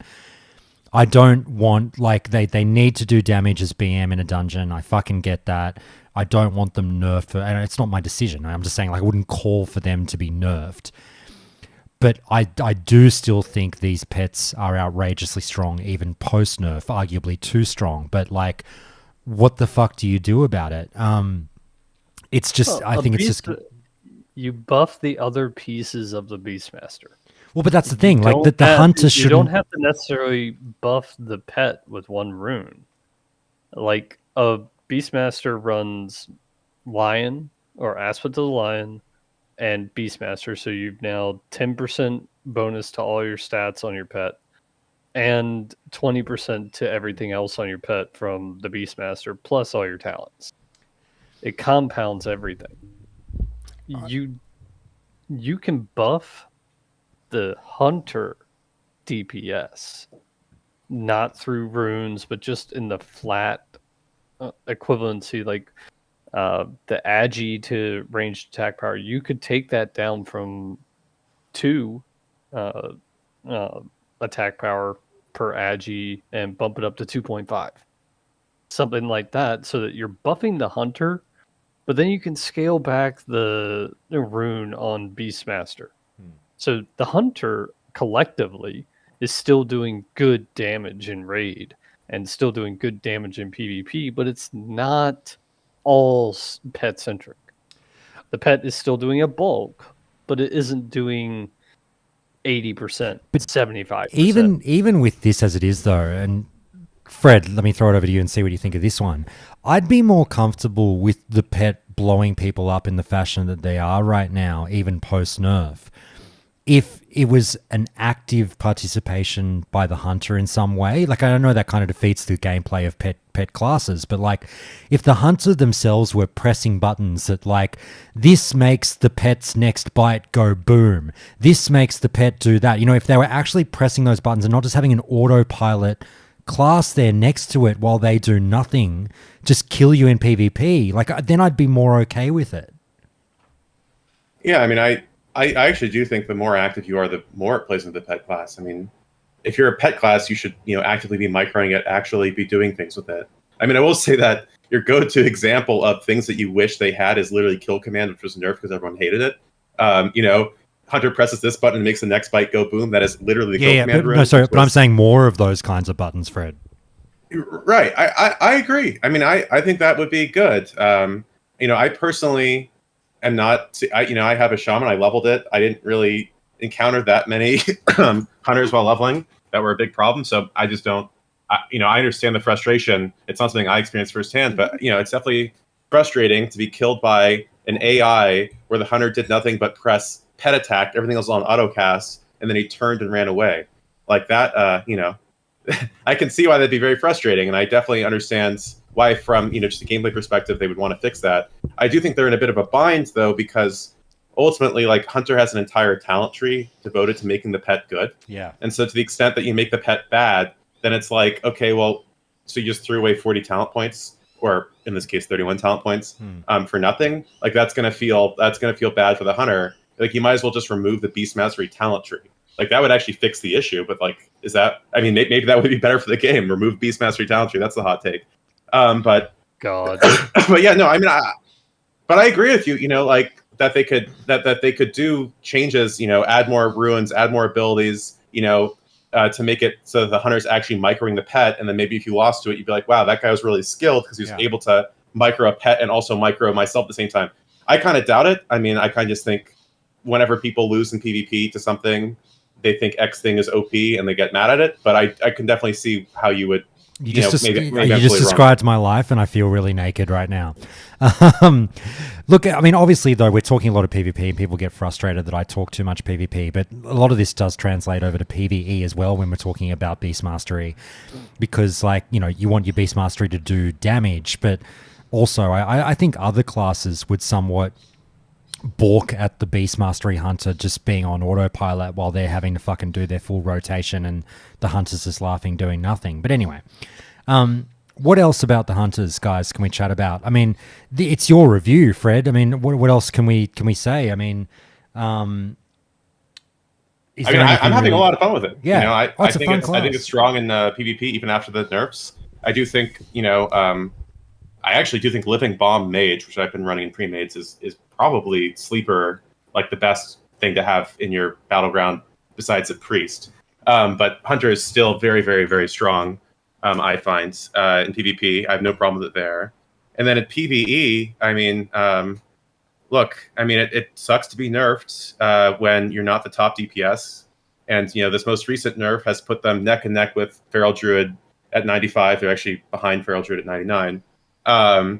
But, you know, there's still a big gap for Rogue and Warrior. So I definitely feel a frustration that Hunter players will feel, you know, when they're like, well, I was nerfed and I'm not even one of the top 2 DPS. That definitely is also frustrating. Which is why, coming back around to Wild Strikes, you know, if you were to potentially revert the Wild Strikes nerf, which would help out Shaman, it would also help. You could make it so that you could buff Hunter's DPS in PvE because Wild Strikes would apply to a pet, and then you could nerf their pets again in PvP. Nerf Hunter's pet damage by 10% flat, and then let them get Wild Strikes. Now they're like broke even in PvE, and then they're nerfed again in PvP, right? And there's ways to do the balance such that they can maintain their position in PvE, which is I don't really think they should be nerfed in PvE. While if you do think they're too strong in PvP, you know, getting rid of it. Yeah, I agree with that. The hunter pets, especially the cats, are prime candidates for wild strikes, and they get nothing. I should say, a good point raised by Spooky in chat. We don't talk about it because now it almost seems like so long ago, weirdly, but this is the Phase 1 review. So how do you guys feel about the era that was the Scorpid pet, the Scorpid tank, these hunter pets that were just fully tanking dungeons? I mean, nobody's talked about it post-nerf because I don't think anybody misses it. How do you guys feel about it now in a world where that's not a thing? Put it 60 feet under the ground and never have it come back up again. I hate that a pet class is siloed into one pet or you're a bad player. I thought it was, as someone who doesn't play Hunter, I did think it was kind of cool that you could send your pet in to tank, though. Yeah. You could still do that now. Yeah, that aspect doesn't change. Like, the pet still has a flat taunt and does more threat DPS than most DPS classes. But I definitely agree that the time the Scorpid Vault was fun, needed to end. I remember the takes early on about it, which I still agree with. We're like, well, it really sucks because basically, like, this was something unique to SOD, and now we're just kind of like, making them cats again. Although you actually do have a choice between cats and wind serpents right now. But to the extent that they could have nerfed Scorpid such that it was just as strong as wind serpents and cats, that would have been the better way to do it instead of making it like terrible. I think it'd be very cool if you actually had like real choices between the pets and you had multiple choices as opposed to just like cat or wind serpent. As it is right now. That gets away from the whole pet type that was a thing in vanilla and still was in classic. Scorpids are armor type that have a low coefficient on damage buff, have high armor, high health. They're a tank pet, but they're not meant to be a damage boosting pet. Well, you have to always balance tankiness against damage. Right, but then you have your balance pets like hyenas, boars, carrion birds. You have options if you want to go balance or DPS or tank. It does not mean that you have to be the meta DPS if you want a tanky pet. Got it. I mean, fair enough. I guess I would just say the reality situation is, hunters are going to use whatever the highest DPS pet is, and that's just sort of all there is to it. And so we might have these lofty goals of having 3 different types of pets, and that very well might be a good idea. But we have to build the balance around the game and the gameplay around how players are actually going to play it. And if we have 3 types and 2 types are useless, then we've immediately cut 2/3 of the pets from the roster, basically. Which seems unfortunate to me. A carrion bird with higher armor, higher health, but a standard base damage coefficient does really, really good at tanking even level 60 dungeons later on. I guess we'll see. That was Josh's original question was, do you think it's a good thing that pets can tank dungeons? And, we sort of glommed onto the Scorpid portion of it in particular, but, I don't really have a huge issue with a pet tanking a raid, although I understand why they had to get rid of it, just because, if I'm an actual human being playing a class and then there's this pet next to me who's tanking, like, that's going to be frustrating. I think having pets be, like an emergency off tank, which is how I use them currently, like, there's like 5 stacks of a shadow on like, our tank, and it's like the last like 0.3% of like, Akumai, like my pet can take it off and sacrifice and die. I like that, but I definitely agree that it's gonna be frustrating for tanks if a pet is tanking just as well as they are. So I don't think that is the proper role for them. It's not necessarily being just as good as a tank, but being suitable enough to run a 5-man dungeon or even an off tank in an Ubers, a 10-man. That should be viable, especially like if you play Classic, the tank shortages that happen because all the tank classes wanted to be DPS and didn't want to have to deal with the hassle of tanking. So you would sit there and spam for 45 minutes trying to find a fucking tank. Now we still have that in SoD. You have a bunch of classes that can tank, and we're given taunts, and we're given options to tank, but nobody wants to fucking do it. Not for rando 5-man pugs. So if you're out there on an ult and your guild's offline and you want to get something done, fuck it. Find a hunter who's good at managing his pet and directing his pet to attack things. Knows how to use his taunt on cooldown. Good. Problem solved.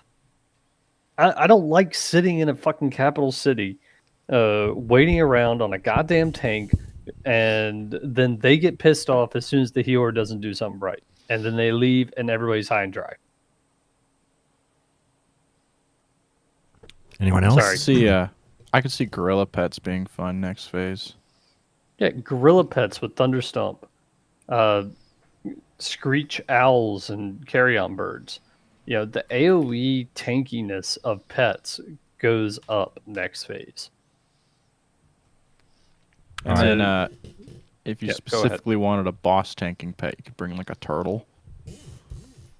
Precisely. I mean, now that you have a pure taunt, you could bring a turtle and use a high armor and then just taunt on rotation.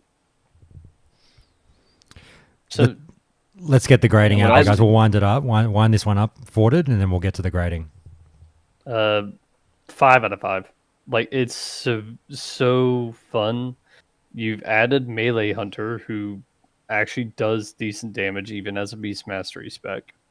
Marksman is still very strong in PvP, and Beastmaster feels alive, even with the nerfs. So for me, 5 out of 5.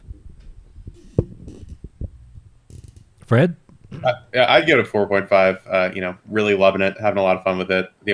I dock it for the fact that the runes are largely passive without much effect. I know I had asked in the Hunter call that I didn't want it to over design it, but I think, and now I'm being like, well, now it has nothing. But I think there's a happy middle ground. Don't add Steady Shot, but maybe add some other things I could do. I really like Flanking Strike. I like that. It makes my weave slightly better. But the way it works is kind of frustrating, which is like this RNG thing. Then otherwise, it kind of does feel bad for my other abilities to be mostly passives. But I really am having a lot of fun with it. So, 4.5 out of 5. Really nailed it. I hope they do something with traps next phase. With runes, trap runes. Well, on that, I've had fun with Hunter in phase 1. I'd give it a 4 out of 5 as well. But it's not going to matter because I'm not maining Hunter or anything. So look, whatever, it doesn't matter what I think. But I'm paranoid that they're going to turn the Hunter into more of a retail feeling Hunter than a classic feeling Hunter. And so I've kept an arm's length from this season of Discovery Hunter because I just don't like the smell of it and the way that the wind is blowing, but that's just me. So you're betting that they're going to take away the dead zone and not so much take away the dead zone, but just more shots on the run, more throwing your traps out on the run. And don't get me wrong, a lot of people are going to call that cool. Oh, it's a lot of fun for a lot of people. Hey man, I fucking love Retail Hunter. It's the run and gun. I never stop moving. I'm just fucking pew pew pew. Hey, throw a trap over there. Oh, I'm just fucking doing all this shit.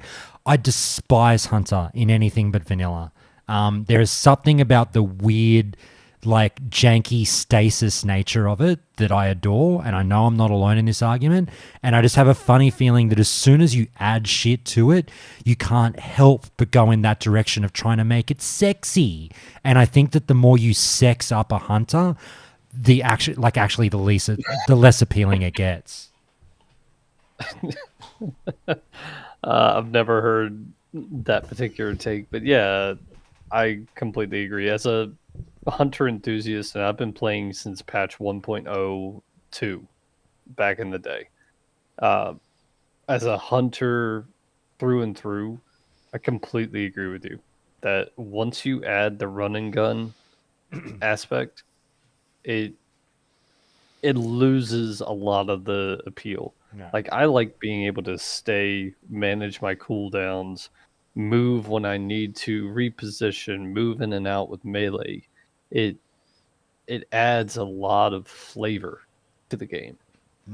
That also dovetails nicely, I think, with your idea about how they could improve beast masteries. If you make it like buttons that affect the pet, that's not like you running gunning. That's like you actively doing things to manage the pets, which is different buttons that wouldn't make it feel overloaded on the hunter specifically, I think.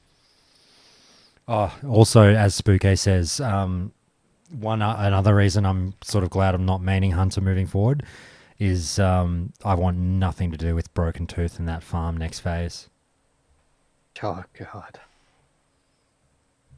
Just be ready for the spams and looking for group. Hey, please invite layer 2. Please invite layer 3. Looking for Broken Tooth layers.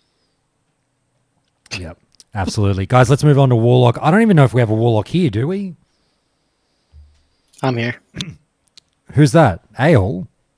Yeah, I that's leveled up right. Warlock You first. fucking played Warlock first, you dog. Yeah. Give us the Ale review of Warlock. I feel like it's super busted in PvP. Multiple times I've killed 2 or 3 people by myself with the kind of affliction healing build.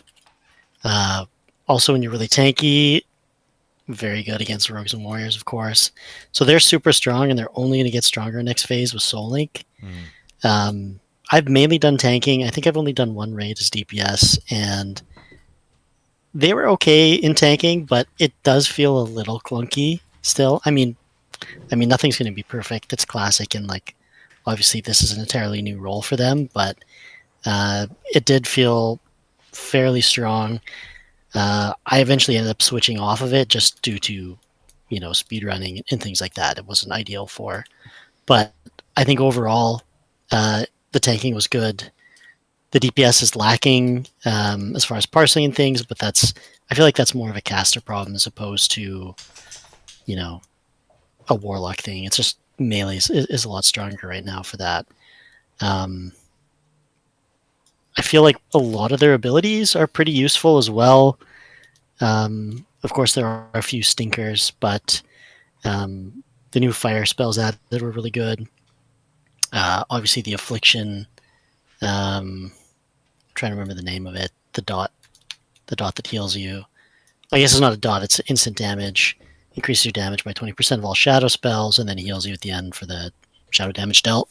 A percentage. Oh, Haunt. That's obviously Haunt. Yeah, that's super strong in PvP. Really great for grinding as well. The life drain, auto cast life drain that you don't have to channel, also really good. I enjoyed it, but I just ended up liking other stuff more. So, did you try Warlock tanking? I did. I was What did you main think? tank for a while. What'd you think? Because I tried it as well. I really struggled with it just due to playing with the people I did, I think. Besides that, AoE was kind of a problem. There's also a lot of ramp up. Not as bad as rogues, but I mean, for AoE threat, like you kind of like multi-dot, and it doesn't really do a lot of threat, right? You really have to like tab Searing Pain, and then, I found it was difficult to hold aggro on, one main thing if I'm trying to hold on multiple things at once. The Shadow Cleave is very weak.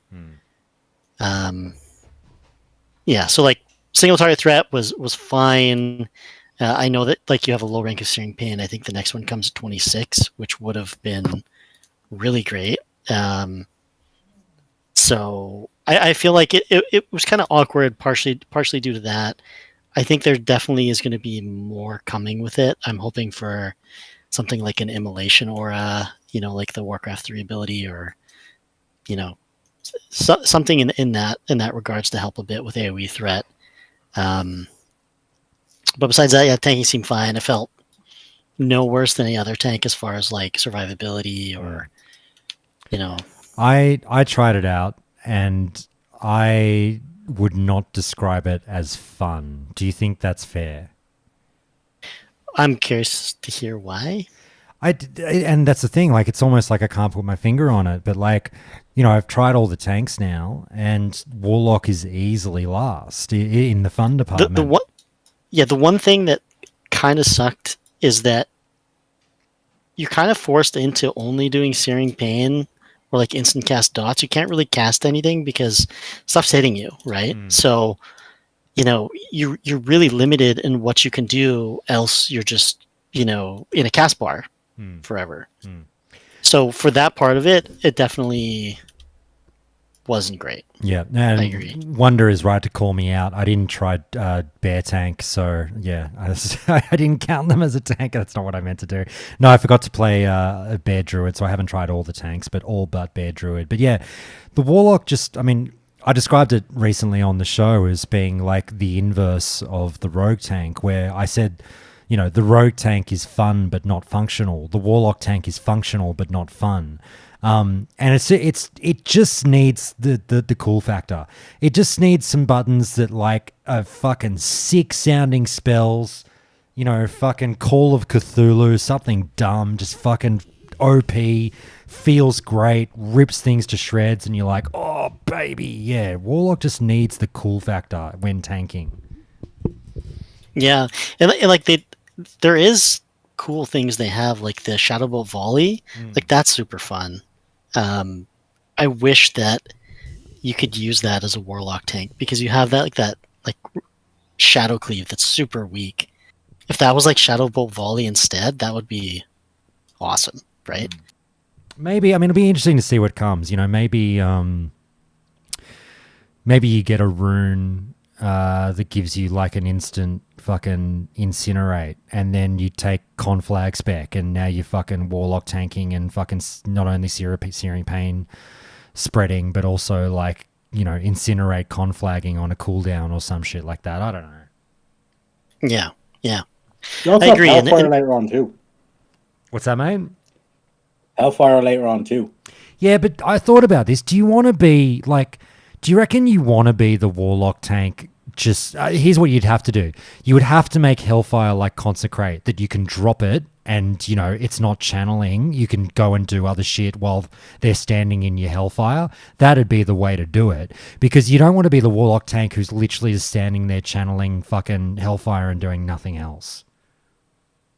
What if Hellfire got the drain life treatment where you just cast it and then you don't have to channel it and you can just move around? You're taking damage and you're just doing like AoE Hellfires. I think that would be really sweet. I reckon lock it in. That I'll call that a rune prediction. Absolutely, Ale. Absolutely. But look, outside of the tanking aspect, look, they're very strong. You know, PvE damage wise, I don't hear them complaining. They're about middle of the pack, I think, looking Yeah. at the stats. That's where they're used to being. That's all right. There's nothing wrong with being middle of the pack. That's all right. What's the skill ceiling like on a warlock? Because I hear like people mention you've got to like you do weaving between your spells. You need a certain like swing time weapon, like a 1.3 or something, and then you got to like melee weave or something. Is that the case, or For DPS or tanking? for like tanking as a warlock tank? Yeah, I know that I've been working with another tank in my guild for that, and he really likes melee weaving for added damage and threat. It's just like with a shitty dagger, you just don't really hit that hard, right? You go. Everyone's saying that they're the number one caster in damage, so that's a good spot to be in. Yeah, and as for that, like, you pretty much debuff the boss with like a fire, and then you spam incinerate. So it's kind of like the Mage Frost problem where you don't really cast much. You just basically keep a debuff up and then spam like one or two spells. Alrighty. Have you done much PvP on them, Ale? A fair amount of like open world PvP and a little bit of Warsong Gulch, and they felt very, very strong. Were you one of right? those Like, fuckwits that gave in to the call of the Metamorphosis Warlock open world PvP? I actually did most of my open world PvP as Affliction. Oh, very good. But I did. So I do some as well with that spec, mainly when I do like fishing and stuff now. But yeah, like I said, when I was farming my like fish oils and things like that, doing it as Affliction, I just killed everybody. Like it just felt disgusting. Yeah, they're very strong. I didn't have a problem with Affliction Warlocks on my rogue, but it was still definitely the case that if you see a meta Warlock walking around, just literally don't bother. It's not like the Hunter or the Paladin where, you know, if you're feeling frisky, just give it a go. Like, you literally don't fight a meta Warlock, ever. If you are playing a melee class, unless you're a Shaman, which can use magic, but like pure melee, you know, I just feel like the Paladin, the Rogue, the Warrior, the Feral Druid, like, don't even bother. You're trying to fight a class that is immune to melee damage. So the only reason Shaman engage is because they're not all melee damage. But like, I will continue to bitch about it, just going like, I'm not saying change anything, but just like, it feels so broken when like you're immune to four classes. I don't know. Yeah. Yeah, they're very strong, and I think it's they're gonna get even more tanky with Soul Link, right? And yeah. And Pastor Dave, Fell Hunters. Yeah, Pastor Dave. I get that Pallies do spell damage, but I feel like not to the same degree that a Shaman does. But anyway, yeah. The only hope is that they don't actually do enough damage that they can kill anything, and they are already kind of low on damage, but they're so tanky that it's you know, especially in like 1v1s and open world, they're incredibly strong. Well, let's give it a grade, mate, out of 5. What do you think? I'm gonna give them a 3. I think that it's kind of like you said, that I'm looking forward to 40. There's going to be more coming. I have some concerns. As for PvE DPS, which is what their kind of original role was, it's not that great or interactive. They have some really good runes. I'm just hoping to see some more later on. I'm going to give their runes a 5, but the class a 3. You know, Blizzard designed some wild runes, but unfortunately I think it led to a gameplay style that is just relatively brain dead.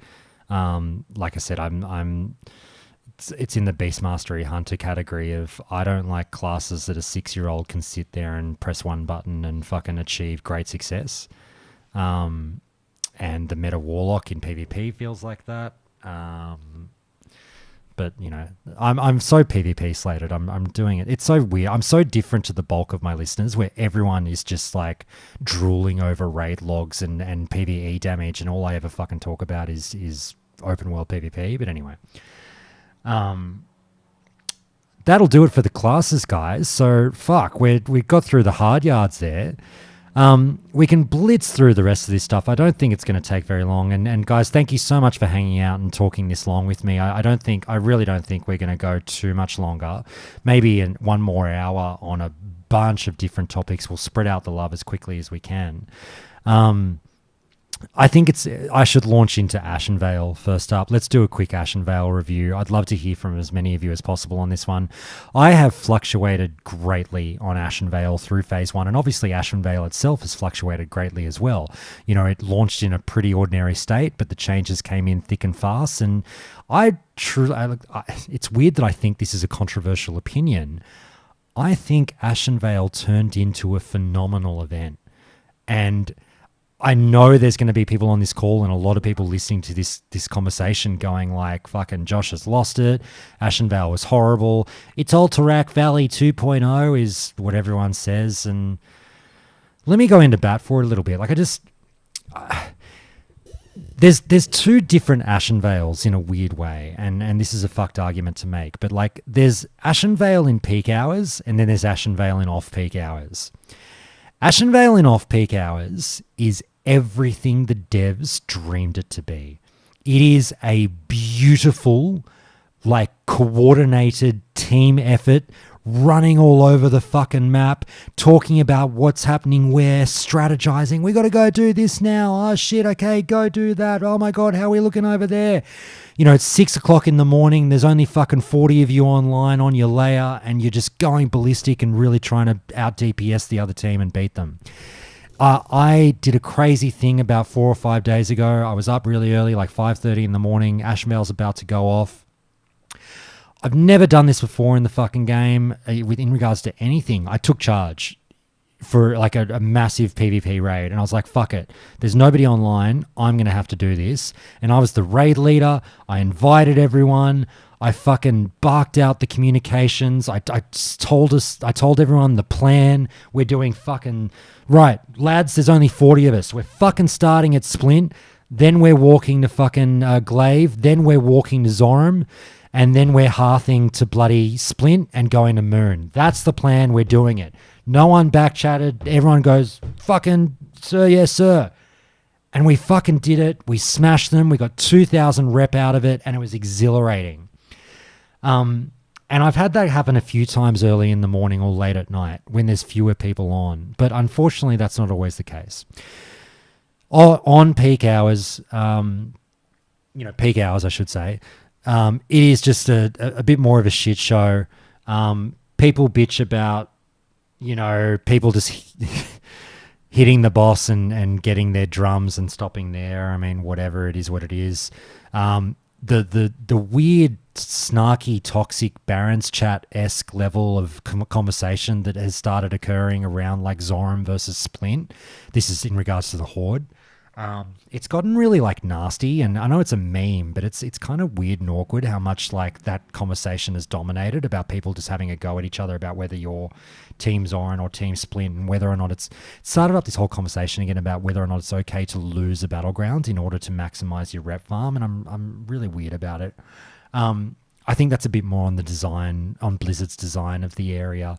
Even though I'm here praising the event, there's definitely some design flaws where, whether it's geography or whatnot, they made it the case that at least on our server, I'm told our server is very different to others. The Horde is completely comfortable with losing the event. They just want to maximize their honor. They don't give a fuck. We do not try to split raids to Zoram or anything on our server. People just say, if you go to Zoram, you're a fucking idiot. Just get your rep and get out. And then there's a massive argument about that attitude, and I'm sick of reading that argument. But I think the event on the whole was still a win. I like it. I don't think there's a problem with PvP VE events. I think you'd struggle to do other kind of massive open world events that aren't PvP VE, but we will see in STV. Guys, I'm rambling. Someone pick up. Did you ultimately wind up happy or unhappy with Ashenvale? On the whole, from the ally side, I think we're happy because we've gone from meta strategies to the Horde have adjusted, to us adjusting, to the Horde readjusting. And I like that seesaw effect of the strategies. That's awesome. And I think they could have done it a little bit better by lessening the rep that you get from the boss kills, but adding in a layer of player kill rep that you get 1 rep per player kill that you register per HK during the event hours. So you can't necessarily go out and farm rep when the event's not going on, but when the event is triggered, that leaves a little bit more wiggle room for actual PvP as opposed to boss races. I think that's where they missed, is let's incentivize actual PvP during the race as opposed to let's go wipe them over here if we have a chance. No, let's actually go and defend because, we actually get rep for defending. That should be, you should get a benefit from wanting to defend your boss as opposed to just trying to kill the other boss. I agree with you, but for one small thing, I would like to see more PvP in between the race to the bosses. But I've got a really hot take with WoW, where this is so in contrast to what the bulk of the player base thinks. I don't think large scale PvP of like 2 teams of 80 just running on a field and running into each other, I don't think that's good. Try being a fucking melee class with that shit happening. Even if you're a ranged class, it's dancing in and out. Oh, I got off a moonfire. Oh shit, it got healed straight away. It's weird. It's awkward. I don't like it. But all the WoW players disagree with me. It's an AOE fest. I'm not talking about 80 versus 80. I'm talking about, hey, 20 horde who don't want to go over to Zoram or don't want to go down to Splinter.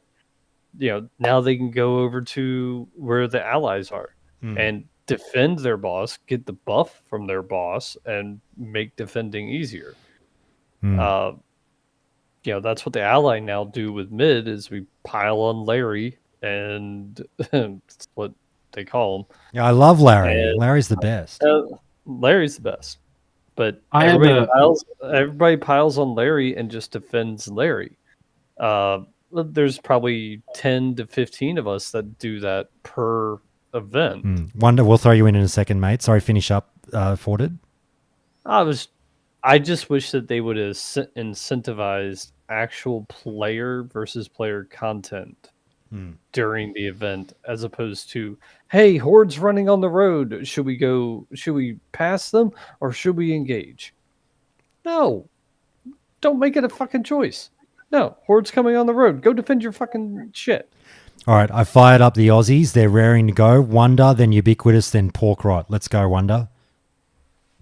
I was going to say, my take is slightly different. I don't mind the PvE side of the event. My disappointment comes from the lead up to the event taking place.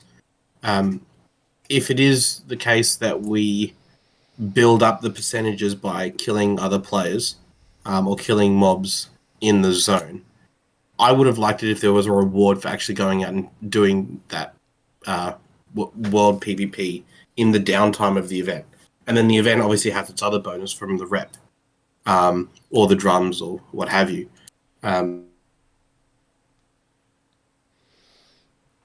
All right. Sorry, but did your mic cut out or are you done there? I think your mic might have cut out there, Wonder. Or your internet connection. We'll come back to you. Ubiquitous, mate. Thoughts? Hello. Is this just on the Ashenvale event in general? Yeah. How would you review it? I think after all its changes, it's in a much better place than what it started from. I would have liked to have seen a bit more of a carrot on the stick, like Wanda was saying, for actually getting it started, other than getting yourself honor. Like, honor does nothing for me anymore, but it's nice to get the event started faster than the bare minimum. And probably my biggest gripe, I don't know if someone had already mentioned it, but the whole be there to tag the boss to get the rep for it has just made a awful situation on at least Shadow Strike Horde, where no one wants to go to Zoram to actually try and get the win, because you can just do Splinter into Glaive and get a quick loss for 1,000 guaranteed every time, or you can try to go to Zoram to spur us on to victory, and then you end up getting wiped there and you get 200 for a loss. That's probably the worst thing. I think it should just be either zone-wide if a victory is achieved. That way it would be easier to convince players to do what's necessary to win, rather than hedging your bets and getting the safe either 1,000 guaranteed or 1,600 for a win. If other people do it for me, isn't very fun. And I'm pretty sure someone mentioned in the Discord, it might have been Rendkek of Alliance, they wand a boss once and then they hearth and leave everyone else there to finish it, so they can go get a tag somewhere else to maximize their rep in the event. If players are pulling this shit, clearly it's just it's not quite flowing as expected. And that's the kind of shit that's got to be fixed, because I don't want to see fuckheadery like that, to be honest with you. Like, I'm very big on, like, you know, these battlegrounds or these, you know, world PvP zones need to be designed in a way and people always do you can't avoid there always being a meta, but I feel like you should be able to design around stopping like non-engagement fuckwittery, if you will. You know what I mean? Where like I'm not really doing the event, but I'm going to reap just as much as benefit as all the people who do it. And one example of this is like, this is a bit more of a hot take, but like I'm God, how do I say this without getting yelled at? I'm weirdly uncomfortable in a way with like how you can theoretically take no part in the percentage being built up, but then swoop, everyone just and more people are okay with this, and I get that. Everyone just hearths in or flies in at the last second and then does the event and gets their rep and leaves. I would have loved to have seen a system to be like you have to take some form of part in the build up or get some amount of honorable kills and have participated to then reap the benefit from the bosses. But fuck, that's me. Maybe I'm on an island on that one. I think that's fair because I haven't paid attention. It's like the minimum it can start now is 2 hours and the maximum is 3 hours. But it's like, I don't actually know the numbers behind how much your contribution makes a difference or otherwise. But I think it's wrong that they just went with that static, it's going to start at this. It could have, it should have been that you get rewarded for even helping it start fucking half an hour faster, whether it was rep or what. But I think something could have been implemented pretty easily. Yeah, and I'll say like, sorry, Porkrod, I'll throw it to you in a second. Just one thing I want to bitch about is I've been saying this for fucking the whole time, and I joked about it with a grin today on Twitter. Like, Ashenvale was a great concept. It really, really was, and like killing, like inviting world PvP in the lead up to spawn the event. It's all great. It's all wonderful. It's so much fun, but like. I really feel passionately about this, and I know the team wants to call it vanilla friction, but like you can't create a massively multiplayer like game centered around fragging people effectively and then have them sit on the bench for being fragged, with how easy it is to kill people in this game, how easy it is to die. Like you can't do that's old school gaming thing and put them on the bench for 2 to 3 minutes while they run back to their body. Like, I don't think I'm crazy for saying you can't. Like, you've got to halve that time to get back to your body. You've got to create more graveyards. And I was left just scratching my head when the team announced that they added more graveyards, but they were only available while the event was actually up, which is like 5% of the whole fucking time of the zone. You know what I mean? And you don't actually die during the event. And nobody dies during the event. That's right. Nobody fucking dies during the event. It was just head scratching, and like you can't invite players to go out and kill to help your team. Oh, but like, really sucks if you die and you'll spend 50% of your time doing corpse walks. And waiting for respawns. And waiting for respawns. So, like, obviously, I know what the team might say, but Josh, if we created more graveyards, now you're just getting back to your body quicker and you're waiting for a countdown still. Well, then do something about that. Fuck, I don't know. But, like, you can't effectively... Sorry, you go, mate. Sorry. I was going to say, if you died to enemy PvP, then have the graveyard timer cut in half. If you die to PvE, you die to a bear, and no player versus player damage was involved. Oh, fuck it. You gotta run. You gotta walk back, and you might have a graveyard timer because you're a dumbass. Mike, just to push back though, I'm not bitching about PvP servers. As far as I'm concerned, isn't this the same thing on a PvE server? This is a whinge about this PvP event, which I think is the same on all servers. I know you're just giving me shit, mate, but like, it's you can't effectively create, in a way, an FPS style lobby and then have people just sit on their hands for a while because you died. Like Pork. Sorry, I've waited too long to get you in here.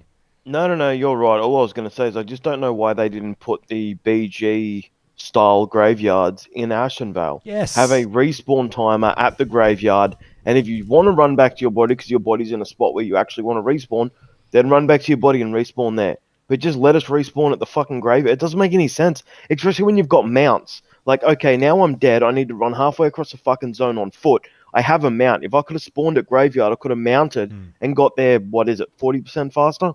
Like it's so I agree with counterintuitive. you. I agree with you. That's a great call. But for one thing, I wonder People if with you. the death and respawn. to Yes, get to so other let's bosses say the faster. graveyard's in the middle of the zone, and let's say you kill the boss at Zoram, and you want the world's fastest teleport to the middle of the zone. You just die, and then you're there. You know what I mean? I thought it too, but but then you have graveyards that are zone specific.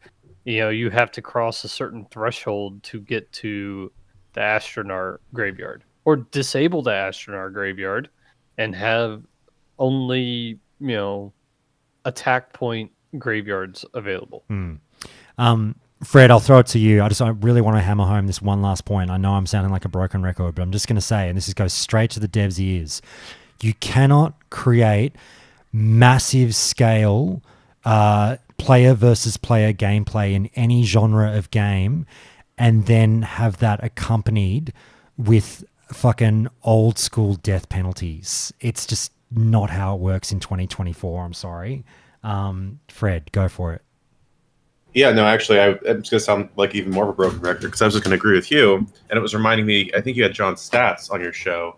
He said, who I think designed Warsong Gulch, and he talked about how this was based off of some other maps for other, I think like Quake or something. And this was a very popular style because the graveyard was right there and you kept getting into it. And they said, and also as we saw in actual vanilla, the way that the place that was really popular for like organic PvP was South Shore and Terran Mill. And he said directly on your show, the reason is because the graveyards are right there and the respawn time was right there. And you got right back into the action quickly.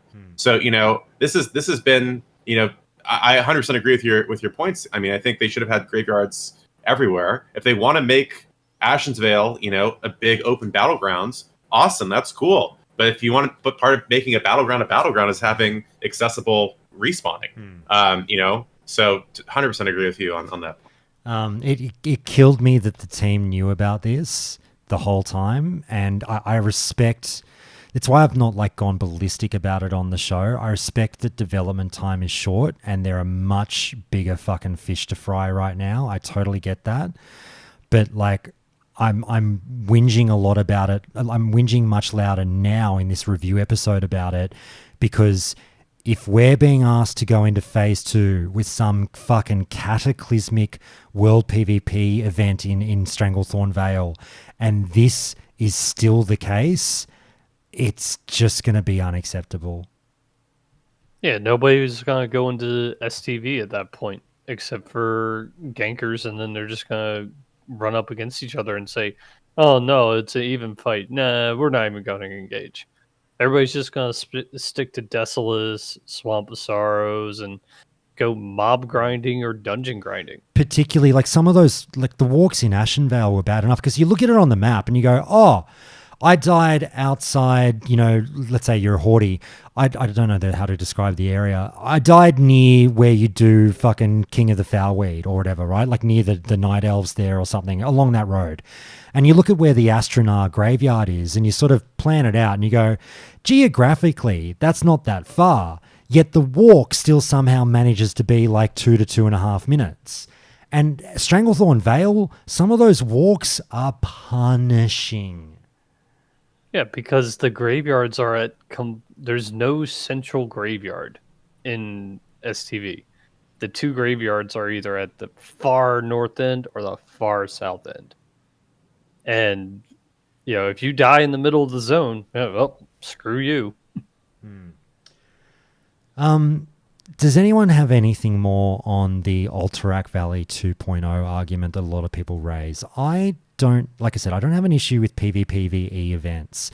And I'm not sure, people want to bring up tower defense and shit like that for STV going, you can do great PvP events that don't involve fighting, NPCs or anything. I'm not entirely convinced that you can.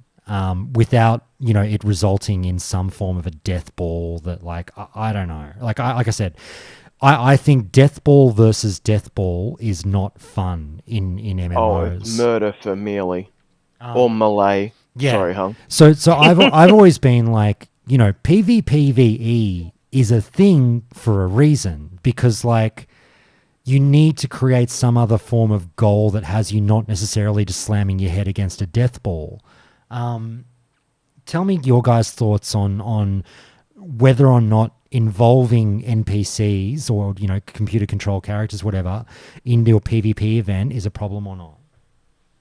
I personally like it, at least in Alterac Valley. I don't enjoy the Ashenvale event like I do Alterac Valley, and I think for me, AV is good because it encourages some defense or backcapping on the bunkers, and that's such a rare thing with the Ashenvale event. It's mostly just you pick east or west as Horde. I can validate your experiences there.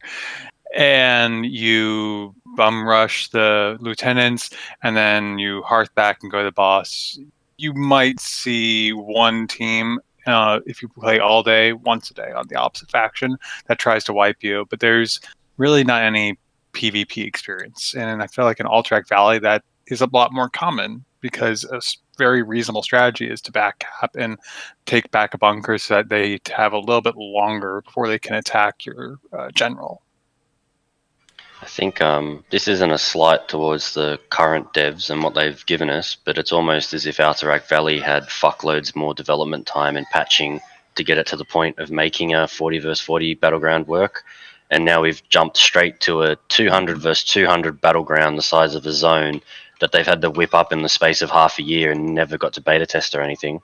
And it just goes to show that, you know, maybe for all the shit we give Alterac Valley, it is a surprisingly well-working machine for what's involved. Like, Ashenvale has no interest in defending. I don't get anything for defending, other than maybe the odd of it helping you win, but even for trying, you don't get jack shit. Whereas in AV, I can sit as a rogue and help try and delay them taking my bunkers, and I'm still getting the honor and the rep of what the guys attacking are achieving for me, vice versa.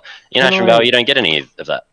So I made a comment a while ago that I think the overall solution to like the whole Zoram Chad versus Splinter people kind of argument and all of that would be if they allowed you to get rep for your wins past Revered, everyone who's Revered would start doing Zoram instead of all just piling into Warsong. Trust me, I'm doing the Warsong grind right now. But if you only got, say, I don't know, 500 rep for the win or whatever, then everyone who's Revered would start going Zoram to push for the wins. Fuck yeah. Or, you know, if everyone was going Zoram and there was no one going Splinter, then the teams would actually have to talk and be like, okay, we need at least half of us to go to Splinter because we want the win. The win is more important now than just, you know, farming those first, you know, to Revered type reps, because that's easy anyway. And when your unrevered people show up, they're all going to go Splinter and the rest of you can go Zoram. So that would encourage back killing and all of that, because you want to win, which would actually result in you putting winning strategies into play rather than this whole, you know, speed run the win. If you lose, doesn't really matter. You still got a bunch of rep anyway. If you win, okay, congratulations, you get slightly more rep, whatever. Yeah, 100%. You're saying that Zoram would give rep past Revered? Yeah, if they did that, if they did the win, if you won. only the win. You need to win the game. The problem to is get rep. it's a very Shadow Strike specific fix. There was a Reddit thread that I looked at, and someone just said, like, "What's your Ashenvale meta?" And like, we're weird. Yeah, apparently, I didn't see a single comment saying that any other Horde team do this. Someone seems to think Crusader Strike's the same way. Yeah. Yeah. Well, like it needs to. I think all they needed to do was, if you not make it Zoram specific, just if you won, you got the rep that was earned elsewhere on the map, as long as you won. Like, that's it. All I that's what he's saying saying. is that the condition for winning gives you rep past Revered, and that's the only way to get rep past Revered other than Warsong. Which would So then all the push people like to me- go to Zoram to try to win. Yeah. I would be all over that, even if it was literally like 200 rep a win, because it's much better than the 1,000 a week I'm limited to now if I don't want to Warsong Gulch. I absolutely agree. I actually think that's a great suggestion, Porkrot. It would save me from slamming my head into walls in Warsong for the last 3 weeks, it's and a probably for the next 3 weeks until phase. It's a very delicate Builds balance. character.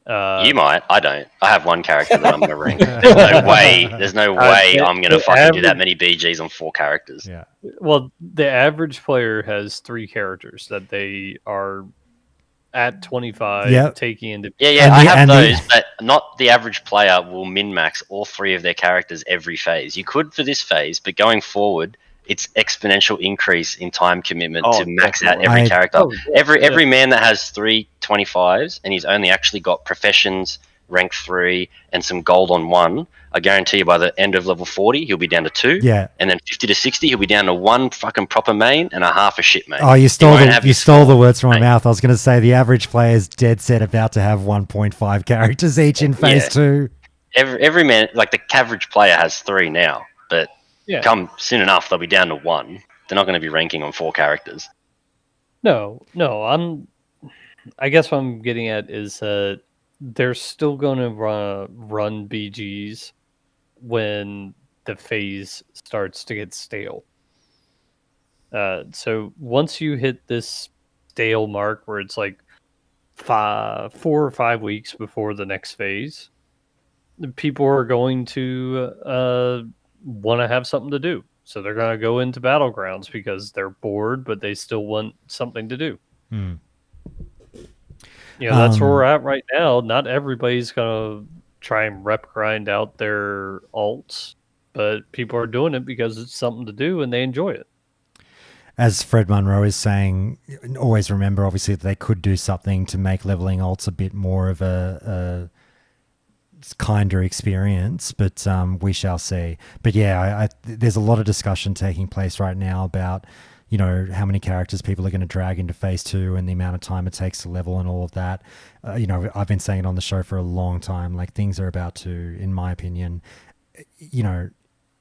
but for some drastic leveling change, some people are going to have to really reconcile with what characters they're taking. I've got 6 level 25s. 2 of them are coming to phase 2 with me because I'm being a fucking realist. Phase 1 was a fun little, time where we'll all remember we ran around like babes in the woods going, how easy is this to get to cap? Oh my God, I'm doing BFDs after fucking, 5-6 days of leveling. Oh, look at all this loot. I've got so many characters. That's all about to fucking end, in my opinion. But anyway, guys, let's move on to, let's give Ashenvale a star rating. Look, I'm going to split it up. Ashenvale, off-peak hours, 5 out of 5. Fuck you, I said it. Peak hours, 3 out of 5. Who wants to go in on it? Yeah, that's about right. I'd give it a 3. Yep. Same. 3 overall. I love the easy rep, but ultimately I don't find it that enjoyable. Mm-hmm. I'm at the point now where I'm past revered, so I don't even kill a boss. I go to the closest group when it spawns, kill 1 mob, get my charm, wait for the event to end, turn it in for a drum, and that's about as much as I contribute to it at this point. Ubiquitous, can you back me up and tell everyone to do a fucking 6 a.m. Ashenvale if they haven't already? Yeah, that's the only time I've done the event and actually enjoyed it. Other than that, I'm going to be very harsh. I'm going to give it a 1.5. So almost everything I have a problem with about the event. Harsh judge. Yeah, I'm going to back him up and say probably 2 out of 5 because I'm thinking about it now. I have 3 characters. They're all revered. I only do Ashenvale if a friend wants me to do it with them or I'm doing it for the mark that week. The fact that the mark is a 1-week cooldown is so fucking lame, man. Make it on raid lockout cooldown. This way I get to do it 3 times a week. And I'm incentivized to do it 3 times a week. Boys, let's move on to the next topic. Look, we kind of reviewed BFD earlier on the podcast, like in the last episode, so we're not going to do that. But here's what we will do. I want to review, because this is an important conversation now that we're talking about, 10-man Gnomeregan coming up in phase 2. I want to review the player caps in raids and the lockout. And Porkrod, I know you're going to... We had a lot to say about this before, so we try not to tread old ground. Yep. But talk about phase 2. Sorry, Zim, before I get there, did you have something to say about that last topic, or are you here for this new one? I'm here for both, but on that last topic specifically, rep grinds are still a thing, and having it done every lockout, I think would defeat the purpose of a fucking rep grind. Just like I think they went really easy on the supply boxes. I think they should have left it at honored so you can get your rune, because by now everybody would have their rune and nobody would be bitching. It's just because players want their thing now, and they don't have patience. That's the only thing I have to say about that. Then make the rep turn-ins 300 rep, but still give us a opportunity to do it 3 times a week. Yeah, I'm more opposed. I'm more opposed to, like, it's basically a weekly quest now to get you to Exalted with Warsong. You know what I mean? I mean, it is a weekly quest. We know that. But you know what I mean? Like, everyone sits here and bitches about dailies or, like, feeling quests that you feel compelled to do. But that's exactly what we've done now with Warsong. It's like, here's your weekly quest that you have to do every week. And fuck you if you forget it one week, you'll, fucking kick yourself. As opposed to having alternative ways to grind that rep. Yeah, I mean, they could make it a daily quest for all we care and just match the rep to it, But like you said, Josh, we talked about Ashenvale for a hot minute. That's all right. So did you have something more to add about it? Or No, okay, that's pretty much it. Okay. I tried talking and realized I disconnected for a minute. No, so all good. All right, let's have the real chat. We won't go on too long about this one, guys, but let's talk about lockouts. Let's talk about 10-man raids.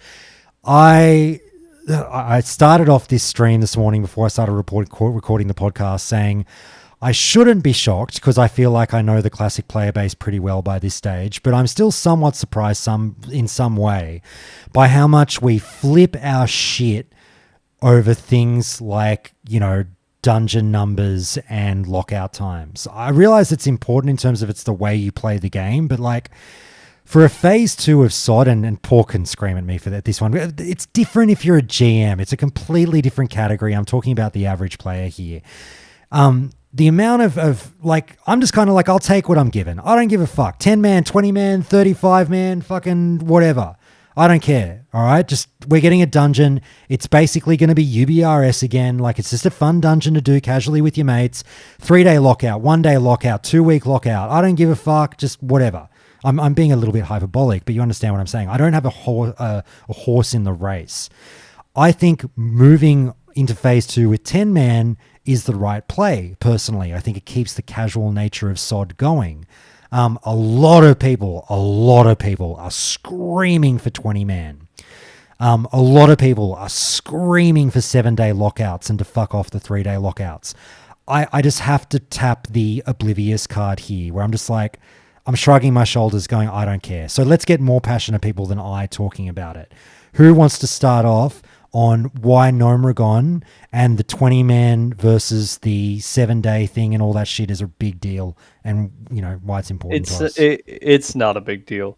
10-man Gnomeregan. I mean, you look at how many named mobs are in Gnomeregan, just based on Atlas. That's 7. 7 named mobs. No, there's not enough. There's not enough bosses to justify 20 people going in, killing things, and trying to get loot. Especially if you're going to have a quest turn in single drop per run at the end of it. To be fair, can I play devil's advocate on that one and say if we're just I was going to say if we're just using the number of bosses as the barometer there, what do you say about a 40-man Onyxia? Well, Onyxia is a raid encounter, though. It's not on the same scale. You can do Onyxia with 20-man if you're coordinated enough. It's a raid. It can be done with 5 if you have the right classes and you know what the hell you're doing. But it's a raid encounter versus a raid dungeon. A dungeon, requires a little bit more coordination. You have class roles, you have everything else to think of. 20 people inside that small space every 3 days. Now that you say it like that, I do feel like that's not the right play. Yeah. Yeah, like 20-mans need to be in open area spaces, or at least places that you can zoom your camera all the way the fuck out. Although, I mean, what about camera clipping every turn? What about fucking what's the second raid? Ubers, Skullmanson Classic, like Stratholman Classic, when they were all 10 mans. Like 20 mans in there, yeah, be a Uber's bit fucking 15 rough, had a but- Uber's 15 had a freaking 1-day lockout. What about what's the Nefarian raid? I'm blanking because I've been podcasting for 5 BWL. hours. BWL. What about BWL? That's relatively confined. Relatively confined, but it's scaled and powered to a 40 man. I feel like these are all fairly minor points. The first encounter requires 30 plus people. Yeah, just the first boss, Razorgore in BWL, even with AQ40 geared people, requires 30 people. All right. I don't want to get with the amount of mobs. Let's not get too bogged down in semantics. Let's say so your pro 10 man, pro 3-day continue as it was for phase 2. Is that fair to say, Forded? Yeah, I mean it makes sense. And the 20 mans were always 3-day. I mean, we didn't have a problem then. So these retail Andes coming out of the woodwork saying make everything 7-day. No, shut the fuck up.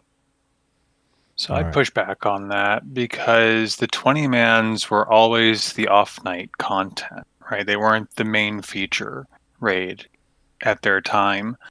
And I beg to differ on ZG.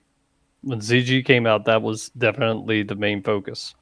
we were still in MC and BWL at that time, if memory serves. Well- That was still pretty main rotation for us when ZG came out. ZG was still a catch-up raid. Still had best in slot gear, even BWL. Those enchants and those trinkets. It didn't rival BWL for priority in any guild that I ever heard of. If you had No, to yeah, pick no, one or the not other to do, you did not BWL. Not BWL, but you did ZG right after BWL if it happened to be on the same lockout. Yeah, if you could fit it in, yeah, like most people could. But I thought you started with your point saying that when ZG came out, it was everyone's priority. It most certainly was not. It was we have time, and if we don't have time, you're raiding another night of the week. Sort yourselves out. Yeah, but this is level up raid. This is not progression max level raiding. We'll throw it back to Ice. Right, but Ice, Nomar brings finish your that point. I'm sorry, Josh. No, I was throwing it back to you. Sorry, go, mate. Yeah, I would concede that 3-day lockout made sense for BFD because it was the raid that going in you can pug. It may very well just be like that for Nomer, but Nomer has much more length to it, much more trash, and it's a little bit more of an epic raid. It's not going to be a half-hour raid, if I'd have to guess.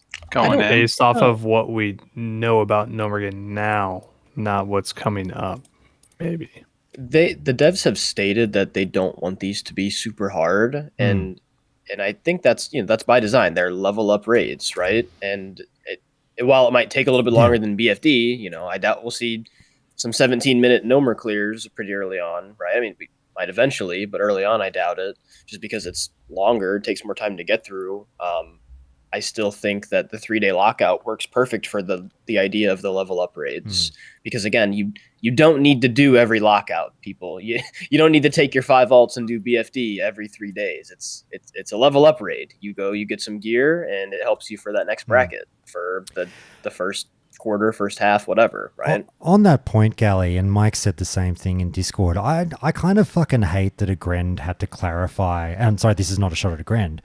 I kind of fucking hate that Agrend had to clarify that Noma's going to be pretty much the same difficulty as what we've just seen in BFD. Like, these raids are not meant to be difficult. They're just, like a dungeon. There's something fun to do as you're going along, get some gear and whatnot. And I hate that, like, it's almost like people were saying, oh, is this going to be the finally is the big challenge of SOD coming? Like, can't you level 40? No, like, just relax. It's, you know what I mean? Yeah, but you know the players, right? They play this, not everyone. A lot of people play this game so they can say, I'm better than you. Look at my Warcraft logs page. I did this better than you, right? This was hard. But it's a level up raid. It's a dungeon. It is Ubers, right? You do it to get some gear. It's fun. You go with your friends. You can pug it if your schedule doesn't allow you to raid with a guild regularly. That's the point of it. But no one ever raided Ubers regularly. No one had weekly scheduled Yeah. Ubers runs. At the very start. Yeah. Yeah, come on. in I've vanilla, plugged Ubers from day 60. No, in vanilla, you did. I when you played had vanilla the and I pugged 15 it every time. I when never you did dragged a guild in there. When you did a 15-man Ubers and you were on a 1-day lockout, yeah, I knew some guilds that did it. Ain't my pod, but if we're referencing what we did in 2004 as any fucking idea of what we should do now, I'm firmly against it. Like, if that's what Yo, you did in fucking 2004, good on you. It ain't fucking a good leg to stand on anymore. Well, it's the That's what I'm saying, man. But that's a level up raid. That's the style that they've gone with. Yeah, but they didn't have a lockout. Like, I did Ubers. Yeah, I did they had a 6 1-day lockout. I did. Yeah, but I'm saying for classic 1 day classic, versus 3 day versus 7. in classic, you were just hammering Ubers with fucking pugs as much as you fucking wanted to. Oh yeah. And it wasn't and they were, like, you're calling them the same. It's a level up raid. It's kind of like a level 60 prebis, like same shit. You weren't capped out to 3 days. But on sorry, I'm just gonna steal it while I'm fucking ranting as my opinion. Go for it. I think 3-day lockout's fine. The content as its difficulty is fine. If you want to make it 7 days, then you can. I think you would have to increase how much loot they drop. 100%. That's it. Like, I don't really care how easy, hard, frequent it is, as long as it's in ratio to how much your character can go forward. Imagine if you only did BFD once a week this entire phase, I'd have 3 fucking items, bro. Yeah. And like, you shouldn't, like, it is kind of the point of the game. You're supposed to get your character stronger and stuff. Getting loot is a bit of it's the reward you're kind of chasing by playing on top of the social aspects. So make it fucking 7 days, then make it drop twice as much loot. That's about 3 into 7. And if you were to scale it up to 20-man, then fucking double it again. Like, whatever. Make it cruisy, get fuckloads of loot, kill shit with the boys. That's it. I, for one, would like to welcome Ubiquitous to Team Loot Whore. Thank you for joining. It's lovely to have you. Hey, and while you're at it, make the drops, hand-ins like Nax. Yeah, the token system. Yeah, make it the token system at that point. Token with a quest and some requirements to fuel the economy. I'm always down with that. They've got to do something about this fucking leather situation. And I know it changes with hunters and shaman and whatnot, but like, fuck. No, but you'll still have warriors and paladins and shamans and hunters wanting the rogue bis, because the rogue bis is 2% better than their class bis. We'll see if that comes to fruition, if they realize what we're like, and hopefully not everyone needs true strike shoulders anymore. But I think it doesn't. You can, if you add, like, tokens is better because it just reduces wastage. If you, like, all the hunters and shit moving to mail, it doesn't bother me that we're competing for leather. It annoys me that, like, Agi leather drops fucking 3% of the time, but half the classes want it. That doesn't really get fixed if now there's just mail agility that goes to waste 2 out of 3 drops because the hunter got it week 1. I think that the token system is just superior as a whole. Let me read out. Anti. Let me read out Wonder's response here because he's been trying to join voice and he keeps dropping out. So I'll try and do him a service here and get you guys to respond to what he would have said if he was here. And he says, and I'll try and do as best a good of an acting job as I can. But it all depends on what you want from a level up raid. I don't see why a 20-man can't be a level up raid. I'd be fine with a 3-day lockout on it. I am not a fan of continuing 10-mans though. It's great if you are melee, and he spelt it out, Hunk, so that's why I'm saying it that way. I feel like he would have wanted me to say melee to stitch you up. But have we seen caster stack raids perform? Nope. It's for fun. It's fun for segments of the population, less so for others. I'm also concerned about guild management, all those poor healers and tanks about to be dropped as we go through the phases, because you won't be needed in 40-mans. Yep. As for the caster argument, are we absolutely sure that Nomer is going to be melee friendly? If I remember correctly, there's a lot of explosion damage, cleave, and other things that are not melee friendly. I think the biggest thing about Monoma is that it's mechanical and shit, and that hurts warriors the most.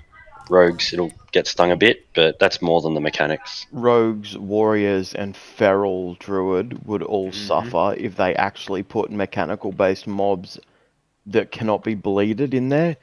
It's going to fuck half the population. Yeah, no bleeder, no poison is a big issue. That's why when Tariak said that getting resists on a spell is annoying, it's like, yeah, but straight up immunity is so much worse. But that's what we as a community want. We want balance. We want people to feel like, hey, they have a spot. Oh no, we already have one clothware DPS. We don't need it anymore. But how you combat that is, again, it's a level up rate. It's not going to be fucking difficult. You make it so it just nobody gives a shit that like the bleeds aren't going off or poisons aren't taking effect because the content is fucking a laugh. Yeah, but then you have mages out DPSing rogues and warriors, and then they're crying. So it's no mages should like I have no issues with the hierarchy of DPS. If anything, I dislike that warriors and rogues are still on the top of it. But I just selfishly, from a druid point of view, my main threat building ability is Lacerate, which is a bleed-based ability, and even the initial impact from it doesn't work if the target's bleed immune. So basically, druid tanks will be a null point. Like, you could replace it with Mangle, but Mangle doesn't have a threat multiplier on it. Druids don't do enough damage in tanks, so there will be no druid tanks in Noma if the mobs all stay as they were in original. But back to the argument about 10-man versus 20-man and all of that. The biggest issue I foresee is guilds. You're gonna have let's use an arbitrary number. Let's say there's 100 10-man guilds out there rating 10-man content right now. If you've got one or two groups pushing 10-man content, that's cool. That's cool for right now. But if level 60 is still going to be 40-man raids, and we keep doing 10-mans all the way through 40, 50, and then we hit 60, and then we go straight into 40-man raids, all of these guilds are going to be scrambling to merge with new guilds. There's going to be huge power fucking conflicts between, GMs who are no longer GMs, officers who are no longer officers. Like, I did guild mergers during the re-release of Classic, and it was a fucking nightmare. I think I did 3 of them, and every single one of them, we lost, 30% of the members each merger because their position in the guild changed. If you were main healer, you might not be main healer anymore. If you were main tank, probably won't be main tank anymore. Like, if you were an officer, you might be one of the officers that got cut during the merger. Like, every single time that shit happens, you end up making these horrible social situations. Yeah. I was hoping for a slow increase to the numbers in raids. Like, even if they went to 20 now, and then, I see them going to 20 at the 50 level. I agree. That's what I think they're going to do. Sunken Temple is more than likely going to be the 50-man. You've already got the level 50. Temple's smaller than Noma, like on a footprint. On a footprint, but all right. So Sunken Temple has more named mobs at multiple levels. Plus, it's also got the level 50, 52 quests that are class specific, that they're probably going to redesign some of the trinkets and things like that to be more desirable for people. And it's a lesser used dungeon. So to me, that screams a 20-man raid. You already have the dragons, the drakes. I mean, you're going to need a tank on each drake. You're going to need multiple tanks on Ironicus, which if you remember 5-man, you already needed a second tank on Ironicus because he sleeps the first tank. If you don't have a dispel or a wake up, he'll just go over and murder the healer. We've all seen the hardcore clips. We know what happens. So that screams raid content right there. The encounters are there for raid content. But like as somebody who played a druid in classic and knows Noma far too well, its footprint is massive. You could jam twice the amount of bosses in there and it still feel like you're slogging your way through trash in between bosses. Yeah, I'm not debating that. I'm just saying based on what they already have, if they didn't redesign it. Well, yeah. Like, I think so there's I'm- only, 4 bosses in Sunken Temple that are actually bosses. Like, the mini bosses basically do nothing. Like, you can there's solo them one as a druid. There's 1, 2, 3, the 3, and then you have the 4 drakes to 7, 8. There's 8. If you include the 4 drakes, which have the knockback and the acid spit. Guys, we'll move on a little bit from this one if that's okay. I don't want to get too bogged down on this. Could I just very quickly interject here? It's been a while. So someone was talking about tokens. I just wanted to say I super agree with that. And I know people maybe think, oh, it's not classic. Let's be clear. Tokens started with ZG, and ZG was less than halfway through the game's release. And then there was tokens in AQ and it was tokens in NAX. Obviously, MC and BWL were not tokens, but those were the exception, and they were less than half the game. So tokens are vanilla, and so I do think tokens would be a good thing to have. And But at level 40. They went to them and never looked back for the rest of the fucking game until they went to full-blown personal loot. So clearly they were like, damn, this was a good idea. We probably should have had this in Molten Core. I think the Paladins and Druids can all agree that we definitely shouldn't go to tokens, because as someone who gets fully geared after one run in MC, I think it's perfect the way it is. What are you talking about? if your specific pieces drop. Tokens with hybrid prio, I think, is the best solution. Well, tokens with options.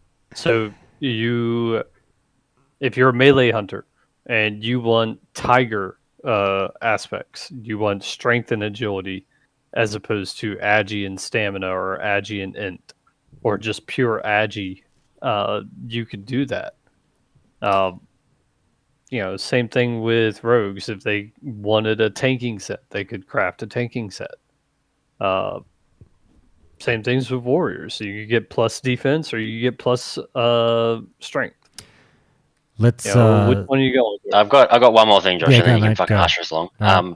The only concern I have with sticking with 10 man is if they double down on party buffs, because that will only divide the meta population harder. Like, for example, if they do give arcane mages like their wrath buff that makes their party do a bit more damage, you're just further dividing us from a melee comp and a range comp, and you won't want to party together whatsoever. And it's already coming a little bit with like boomy form. It's like, are you going to bring your guild's boomy to the run that has 4 warriors and a feral, or are you going to make him go with 4 mages now, and you won't ever actually play with casters? That's my only fear of sticking with 10 mans for too long, is once those party buffs start coming in and you've only got 2 fucking parties, you're not exactly going to bring chickens to melee runs and vice versa, and you just will never play with your chicken mate in your guild. That's my only last concern to bring up. All right. Guys, professions, real quick. Let's rip through this. How do you guys feel about professions so far inside? I mean, it's so hard because it's very early days. I feel like we haven't seen much, but maybe we've gotten a taste of kind of which way they're leaning in terms of how much they're going to introduce with professions. I've been a little bit critical of, like, there's basically been, I know it's only level 25, but there's basically been nothing for gathering. I know that might come later, but we do get some new items from crafting, whether it's tough because they only got, again, so much development time to go around. They can't completely redesign the wheel or what have you. Have you guys been left happy, unhappy, or just kind of like shoulder shrugging over profession so far? If I can just say about the gathering side of things, if we get the SOM, like how you pick up bloody Black Lotus or whatever it is, from when you loot your herbs, like you're doing your dream foil runs around the Shah and stuff. I think that's probably enough for gathering. The fact that if you're a gatherer, you get rich. I think we're getting that, Sambino. I think at the moment we do have the SOM system that's just like, hey, you can get extra shit from herbs because, we've already seen you can get elemental earth or whatever from picking a wild steel bloom or what have you. So I think it's going to be the same as SOM. Yeah, and then increased chances of arcane crystals out of rich thorium veins and increased of respawn times. Like that, they've already laid the footprint for that. I think it's right direction. Like they're going in the right direction. As long as they keep heading in this direction, keep kind of pushing professions into an interesting kind of situation. I think it's all good. They've done really good things so far. We'll have to see what they add, because if there's something major next phase, it's going to be engineering mandatory, just like in vanilla, Yeah. which I don't necessarily want to see. So either we need to see a lot more for other professions, or this idea that I saw thrown around, I wasn't going to go with it, but I think it's actually pretty smart, is make it so that you can use grenades, or maybe engineers can make some sort of grenade that's not easy to throw dynamite, that actually has a stun effect that non-engineers can use. Because then engineering is like the trinkets, but maybe you want the grenades plus some leatherworking stuff. Just because grenades are just by themselves way too powerful of a cooldown, and everyone needs them. So somehow decoupling that from engineering might be some sort of strategy. Have they done anything with enchanting? Nope. Other than the BFD mana oil and one or two niche enchants. Yeah. No. So it's been somewhat underwhelming. Oh, very Yeah. underwhelming. Yeah. The fact that we seems like can't every use profession. we don't Go even ahead. get the base mana oils or base wizard oils yet. That freaking sucks. Like you mentioned in a previous podcast, hey, I got this waylaid supply for mana oil. I go to the auction house. There's no mana oil. Oh yeah, it's not in the game yet. That's why. What Yeah. else? What else? The crafted, the epic crafted stuff. People seem to be relatively okay with that. I still feel like nobody talks about it, but I know, like you guys have said, the fucking glove swapping is a thing, or what have you, the on-use stuff. But I was sort of saying, and for good reason, that you guys have pointed out, I feel like I see no one with the epic blacksmithing chest piece. That's for a reason. I feel like I see. Oh, yep. Go I on. see it in PvP all the time. Oh, you do? Yeah, it can proc off of AoE, and it can proc off of ranged. So you get Hunter multi-shot. I've ended up with 2 of those debuffs on me because I multi-shot 2 warriors who had it. And I'm Is that weird debuff I keep getting on me when I attack Yes, people? exactly. Oh, I It's thought the it must gift have of been Arthas. It's basically a gift of Paladin Arthas. thing. Yeah, no, it's basically a gift of Arthas on you, and you just melt if somebody targets you with it. The weird thing, I think, specifically about the blacksmithing chest is that I think it gives less strength than the one that you upgrade. So it's just kind of weird because it's like, oh, I'm gonna make this rare item an epic, and then it's like, oh, the stats are less. I mean, yeah, you get the 1% hit in the proc, but still, it's like that's just kind of odd. that proc goes off so often. Like watch in Battlegrounds against warriors and see how many people fade to a shade character. That's how you know that they got the proc. Sure. But I guess looking at it from a PvE sense, it's and then it's your tank. Unless you are a warrior paladin tank, that's not very helpful if you're a warrior DPS because stuff's not hitting you. So. Yeah, but then you just go with the set piece that you get out of BFD, or you right. Go with so then this cool quest with an epic is kind of meh now. Yeah, I think that's all anyone's saying for it, is that it's underwhelming for what it could have been. Like that's the thing that I noticed, because I'm like an alchemist and an engineering, so I went with the all reliables, but this phase engineering seems like it's one of the worst, because it's you have the grenades, but because all the other craft professions got some sort of on use for the PvE, it seems to really have kind of balanced things out in terms of what people are picking, at least in terms of the PvE sense. I understand in terms of the PvP side that it's that grenade is it's essential almost. But yeah, but the grenades that you get, you don't even get the run and gun instant cast grenades though. But either way, with regards to like I said, kind of across the board, like engineering is so powerful. While you were leveling, because you didn't have the types of helms that you're getting in BFD or the trinkets that you're getting as well, which is what kind of accumulated because engineering had so much effort put into it originally that there wasn't these basically your was it the the Goblin Mortar trinket, that's pretty much best in slot, pre-raid, because there's just not that many other options for pre-raid, you know what I mean? So it's like the fact that you have a professional that just crafts it there, like that basically gets it. But if you have these other crafting professions that have like the, let's say, the chest, that's not that useful in PvP, yeah, but in terms of PvE, that like you could potentially see Fury Prot Warriors or like some sort the main tank with that on him purely because they just want that effect or that debuff on the boss kind of thing. So Yeah, not it's so everything's insane. PvP or PvE, you know. I wish that Alchemists, and I've said this in the channels before, I wish that Alchemists got something that was unique to them to use. Yeah, Alchemist got dicked, and I'll tell you why. We can't create the mana potions. They're fished. They're not created by alchemists. That is like the biggest pain in the ass I've ever seen in my entire life. But one thing I was thinking in terms of like future stuff that they could add to alchemy is that you get like plus 50% stats from potions. So it's like you're getting 50% extra mana on your mana pots or 50% extra armor on your stone shield pots.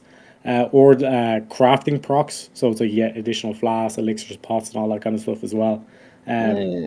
But like that's what I'm saying. Like I don't know if you want to add in a item because then it's like basically everything I else. think the But bonus try procs giving is them less. probably enough just for selling them anyway. You'll always make more money. The True. bonus procs would be nice, but I think something like an Oil of Immolation, but unique to alchemists, that they could lob, kind of like an engineering grenade. That would be cool. That would fit the RPG part of it. I'm taking Josh's least favorite route and going with most professions have fallen into the you'll be better off later, because I mean, for all of Classic forever, you almost never made an item before like 225 skill that you really gave a fuck about, or you weren't there while you were leveling anyway. So the fact that we've even gotten anything like gloves, boots, and chests to make is a win. Some fell by the wayside, but like my take on engineering is you can literally change nothing and give the rest of them something, and I'll probably still end up swapping to engineering later for what it gets. Like it doesn't need any Classic Plus treatment. It's had Classic Plus for 20 years compared to the rest of compared to the rest of the. You said pretty much what I was going to say there, Ubiquitous, which is just like, is it too early to grade this thing? Yeah, because I mean, what on earth did people want to get now that wouldn't either like? Do you want items that are only good for now and they don't scale into something later? Like say engineering grenades, you know that better grenades are coming. So if they gave alchemy some kind of potion bomb, are you just expecting like it kind of ruins what you're getting later to know like, oh, I'm just going to keep getting a new rank of potion bomb to throw on the floor, for example. But what do alchemists actually get later? Well, we don't know. I'm going to guess that they're going to get something. How do you know that? Did they get the procs thing that they do in Wrath? I heard someone mention it. I wasn't paying attention. So what if they literally just give you that? What if you get the alchemy proc master bullshit? Yeah, but that doesn't actually help the alchemists. That helps them make money or helps them supply their guild. It's not a bad thing to have, to be honest. Yeah, but everything is a choice. Like, you know, PvP, you don't have to be an alchemist. Engineering doesn't help you. I know some people might say otherwise, but engineering doesn't help you make money, but it fucking helps you in PvP. They select certain areas of the game that seem to mesh well with certain professions. Sappers always sell. Yeah, but I wouldn't like. I don't think people take engineering purely to make gold. It's not like making 5 flasks. Titans, yeah. Imagine making 5 flasks of the Titans 2% of the time. Fuck me. The thing is though about professions, it's a hard thing to balance because if you make anything that great like that, everyone will immediately just go level 1 on an ult. Like, it's just, there always has to be that, you know, it would be nice if you could have all of them on your main, but you can't. There's always going to be that annoying part about professions. You can't get rid of it. Guys, I would what do you want comment from on one thing. The presentation of the epic gloves with the quest for the void touched gloves. I was really happy that we had a kind of a special, not really profession specific quest, but I always talked up liking class quests and having flavor quests like that. And I felt like the fact we had to go through some arduous task of this long series of quests to actually get something from our professions made it feel a little bit unique, and I want them to do more of stuff like that in the coming phases. It was cool. Amen, brother. Guys, We've got 2 more points. We'll rip through them. I'm literally falling asleep. Sorry on camera if you're watching. I'm fucking struggling because it got really hot where I am, and it's been a long day. But these guys have been here just as long as me, and they're fucking putting in the hard yards and doing a phenomenal job. So we'll wrap it up. Very, very quickly, 2 final topics. Hard to give a grade to, but like, anyone want to say anything about the economy and the phase 1 economy? Were you happy with it? Unhappy with it? Are there going to be prices that you see now that we're going to be laughing at and remembering, fondly in a few weeks to months? Iridescent pearls at 3 gold a pop. I'm gonna be laughing at that when they drop down to 30 silver. Yeah. Yeah, man. It seems like the economy is kind of, pretty high. It's what's the word I'm looking for? It's increased dramatically, the prices of things in the auction house, and I think it's comical because we all know in 3 weeks there's going to be a new phase, and all this shit's just going to tank. But as soon as everybody found out they could buy gold, it seems like everything fluctuated. Can I just say, I know I have to say this sort of cautiously. I appreciate that I am not a wealthy man in WoW, nor will I ever be. I'm not that player. I've never really dived into farming gold. I'm a simple man. I've got 150 gold on my account right now, right? Okay, I'm fine. I don't have a large amount of gold, but I'm fine. I know a lot of people probably have 500, 700, 1,000 gold. Oh, I've been farming for fucking the last month, whatever. But like, I still somewhat look at things and be like, and I accept that what I'm about to say only applies to about, it probably applies to 80% of the player base. I don't know. I'm still just like, and someone on this call me out. If you've paid like 50 gold or more for a green, like I get that you pay what, passing is worth to you. But I've always just been like, this is such a fleeting phase. We're almost out of it. I look at some of these prices now and I see people still putting things up for like, 80 gold for a green. And I'm like, who the fuck is buying that on the 20th of January? But I'm sure they do move. So my point is, guys, have you guys been spending or not? No. I got 225 gold across 3 characters and paid for all my mounts by now. I just hit 24 on my 4th, and I've been leveling very inefficiently, so I'm that weirdo that like does no quest that's marked like 19 or above, because I like to go and do the quest at 25. So I have 430 gold on my account, and I think if you buy a green for 60 gold, you're a bozo. I don't care. I bought a blue bow for my hunter that I could use at level 20 for 12 gold, and that'll carry me to 25, and if I don't get the epic, it'll carry me beyond, because I'm not doing the fucking rep grind. So that was a good investment for me. But I bought green shoulders yesterday for my rogue for 6 gold, and it took me 5 minutes to wrestle morally with the decision.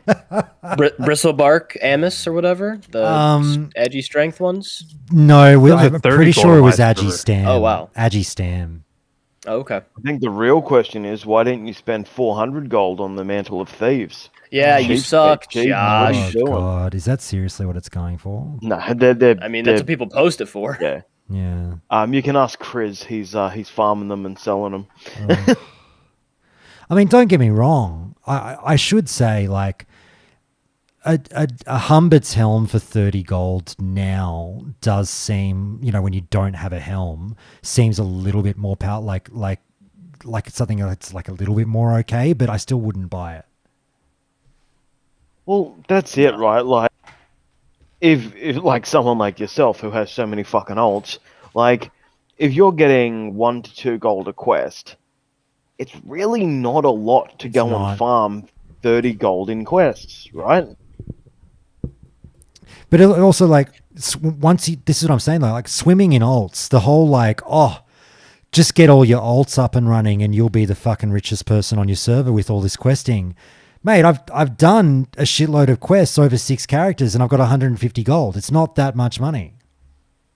You're not in a bad spot to be in 150. Don't bash yourself Oh, too no, I'm not much. in a bad Probably. spot, but I think people make it out like you'll be fucking, Scrooge McDuck. And it's not quite like that. Well, but next phase, that 150 is going to go a long way if you're only carrying one player to 40. Yeah, that's true. That's true. Hunk, welcome back. Thank you. Fucking, how is D&D, big guy? Oh, really good. We the boys fought a mermaid statue and killed some Zologoths. That's the way. Everyone nearly died to a cinder rat. And how was your performance as a DM? What's that? Sorry. How was your performance as the DM or whatever? A bit scuffed. I might have bitten off a bit more than I can chew with the complex trap mechanics I had in play today. That's okay though. I think I caught up. Okay, very good. Mate, we're just finishing upgrading the economy. Any economic thoughts for us before we move on? I've really enjoyed how active the auction house has been. It's been fantastic how much you can sell. I think a lot of that's due to the I'm sure you've covered it all with the crates and stuff. No, it's been good. We haven't done the crates yet, and we should. But pull out your pockets for us, Hunk. How much gold you got? Oh, man. Let me log in. My add-on will Oh, track. fuck off like you don't know. No, I'm serious. Across all my characters, I don't know. This guy. I've got 625. You do not. It's not a lot, though. It's under 100. Oh, okay. I'm at 63 gold. All right. Let's talk real quick about the waylaid supplies, guys. We've got to give this one a grade. I don't want to go too far into it because we covered it on the podcast, but it obviously got changed, the friendly change and all that shit. Does anyone have anything drastic to say about waylaid supplies other than, what we kind of covered? Like, oh, it's not perfect, but, whatever. I loved it. I'm giving it a 4 out of 5, but I'd love to hear from you guys. No one can convince me otherwise that it getting changed to friendly isn't just I have too much other shit to do on this game than fucking make significant changes to the system. Here's a freebie. Fuck yous. Live and learn, whether that means from their end or our end. I don't think that was like the premium way to fix any issues that anyone had with it. It was just fuck it, here you go, whatever. Like, that'll keep you happy, but it wouldn't be how. If you gave them 5 months to fix it, do you think that's still the same result they'd go to? I don't think so. Oh, definitely not. My argument originally, when they were one one at a time, well, like they are now, I should say, I was a big defender of it because, they don't want bots farming them and then selling them, like an absolute moron, not realizing that they were soulbound. As soon as I realized that, all my argument was gone. I'm like, well, it makes no sense. Why the hell are they? Why are they one per person? It doesn't make any sense. If they take up one bag spot each, and I want to carry 30 of them and have no bag space left, let me carry 30 of them. I don't understand why that was even a thing. I think. Sorry, you go. I was just gonna say, I think they hit it on some professions, and then it was awful on the others. I found myself constantly just, I've got 2 ornate scopes, and I know they're worth 67 silver each. I'm gonna delete that because I don't want to spend a gold 20. But give me those goblin deviled clams for 20 silver, and I get 500 rep from that. Like, hell yeah, that's the one I want every time. I want the wool cloth every time. I don't want any of these ones that's going to try and set me back 3 to 4 gold for But they give 800 rep. I liked handing in the ones for 1. Like, there is a couple of stupid ones, like the Elixir of Firepower or something eventually. Like, I think it's okay now, but there's some ones for 1.5 gold that I'll be like, yeah, fuck it, I'll spend that and take my 800 rep. Yeah, I just thought they were, it came to the point where I know what I want, and if it dropped, I'd just automatically delete it because it was wasting an inventory space, and it wasn't worth handing that one in for 200 flat rep without filling it. Fair enough. Just changing I don't know, maybe make it 1,000 for the ones that cost a little bit more. I didn't think there's too much of a difference between 500 for 20 silver and 800 rep for 2 gold. I'd have rather have no change than the change that they put in, because I feel as if it was a good economy sync prior, but now it going down to friendly means that you needed 1/3 as many to get to what you wanted to get to. So it just made all those things that were a hand in for it just turn into piss. And I didn't think that was that big of a deal. It's a great idea to stimulate the economy, though. I think it did somewhat revitalize the economy and achieve that goal. Yeah, so then going to friendly just reverse that. Yeah. You need what? Like you need 4 boxes if you get the but good we ones don't. to get. But we don't done. know what's coming at the next phase. If they're going to add things with honored, bump things up with revered. It may not be runes, but it might be some. It'll be really something. good That rep isn't just going to die at honored.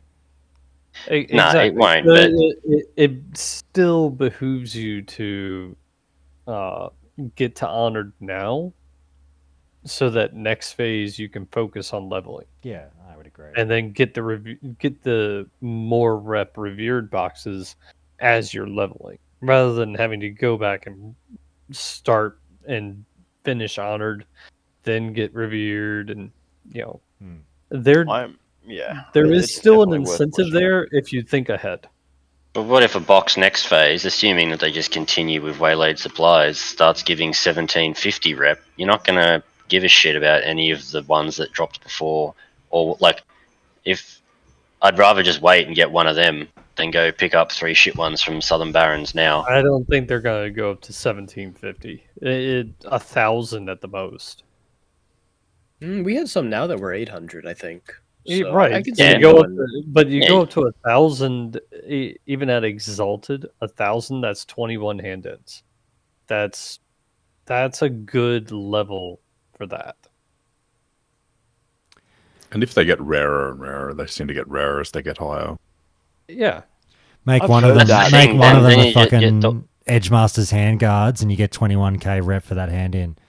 Yeah, you got to hand in 5 of them though. Yeah, if you're capping it at 1k from here on out, then you'll create some odd market where now the Southern Baron ones are the best, because who the fuck wants to hand in 20 Plague Bloom for 1k rep when you can hand in some Ornate Scopes for 800? Okay, but Well, they you're stop. not- but they're not going to be able to hand in those past honored. You still Right. have to go up in quality to get the added rep for the revered and the exalted. I'll be alright with that. I'm happy for people to start paying 14 gold for 1 Plague Bloom like they were in Classic, because I am the farmer. Well, especially if Plague Bloom now has increased spawns. Hell yeah. Guys, last one. Let's grade Blizzard. This is everything. This is server management. This is communication. This is everything. Physical attractiveness, mental acuity, all of that stuff. Let's do, and I'll set the board for you here. We're talking bot management. We're talking, interaction with gold buying. We're talking communication on Twitter. We're talking interaction with the community in general. We're talking class fixes, patch notes, or just fixes to the game in general and their swiftness. The whole fucking kit and caboodle. Who wants to start with and give me your grade on external to the actual game itself, Blizzard's performance? Their communication has been great compared to what it has been in the past. It's still not perfect. It's still a lot of unanswered questions or unresolved issues, but it's been a lot better than it has been in the past. I've quietly really, I think I might have mentioned this before, I've really been enjoying, and you see it relatively frequently, I've really been enjoying the amount of comments Agrend has been getting on Twitter with people saying, please come and be a dev on retail. You're doing such a great job with SOD with this communication. Please come over to the retail side of the coin. And it really reminds me, I'm going to call you guys back to one of my favorite movies of all time, the moment in Jerry Maguire when you get, God, is it Gretzky or it's a hockey player at the end standing with Bob Sugar, and he looks at, fucking Jerry and Rod Tidwell hugging and crying together at the end of the movie. And he says to Bob Sugar, why don't we have that kind of relationship? and Sugar goes to give him a hug and the guy shoves him away.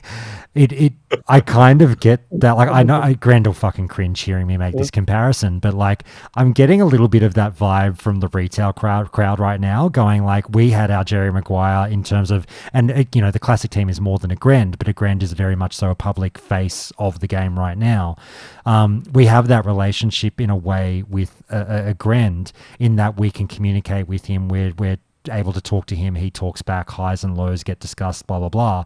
And retail's going like, fuck, we don't get that, even though they do to a certain extent. It's just not the same. Yeah, but they had it for how many years? For how many decades? I don't reckon they've ever had that kind of dev interaction. Well, maybe not dev interaction, but they've had, dev focus. I guess been like the past 10 years, probably a little bit over that, where it's become that Blizzard, and particularly with WoW, had developed an industry-wide reputation for being terrible about communicating and staying in touch with their player base, and being so out of touch. And it felt like that even to a certain extent with some of the development choices during Classic through its vanilla and TBC iterations too.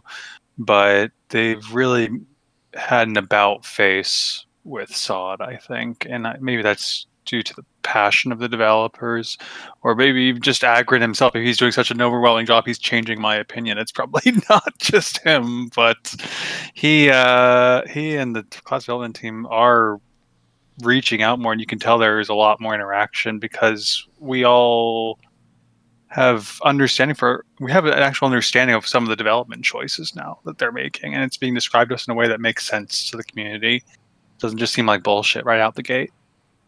I think that nothing, I don't think any aspect of the game is 100% perfect in Classic, but I think everything that isn't perfect they're aware of, and they've made reference to it. So at least they're acknowledging that they're trying to, or they're going to try and fix things, or they're looking for solutions to things. I think communication, being as good as it is, has made up for some of the shortcomings in some weird places, to a point where I don't even really consider them complaints anymore. It's more of a, well, they're aware of it, they'll get to it if they do.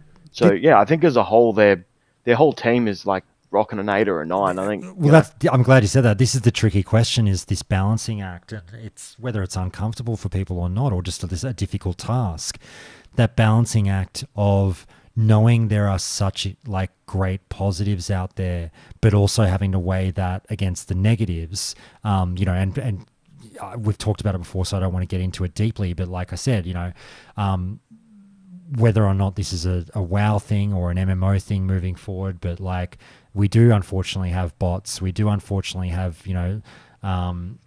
bad actors getting involved in the game and not getting banned and whatnot. And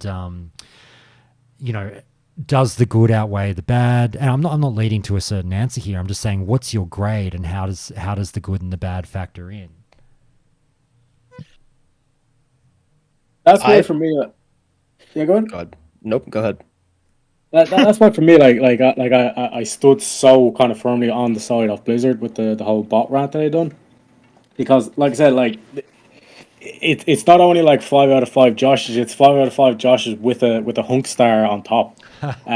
Because like for me, it is just they went so far out in the bounds to make this a solid experience, an enjoyable experience, and then when you just factor in, it's like the classic team is so small, like it's like 20 people, you know what I mean, all in all. So like to get that level of performance, it's got retail players like jealous. Do you know what I mean? Like, and that speaks volumes for me, I was going to weigh in on the bots, and this is just my personal anecdotal evidence, but I have seen way less bots than when I originally did. I mean, I remember you'd walk through the Barrens and it'd be flooded, right? Yeah. It would be bad. And I leveled pretty much this whole time here tonight. I've been in the Barrens, and I don't think I ran across one person who looked like a bot in that weird remote area where they're skinning and killing the thunder lizards. I didn't see anything like that. And, maybe that was just the luck of tonight or what.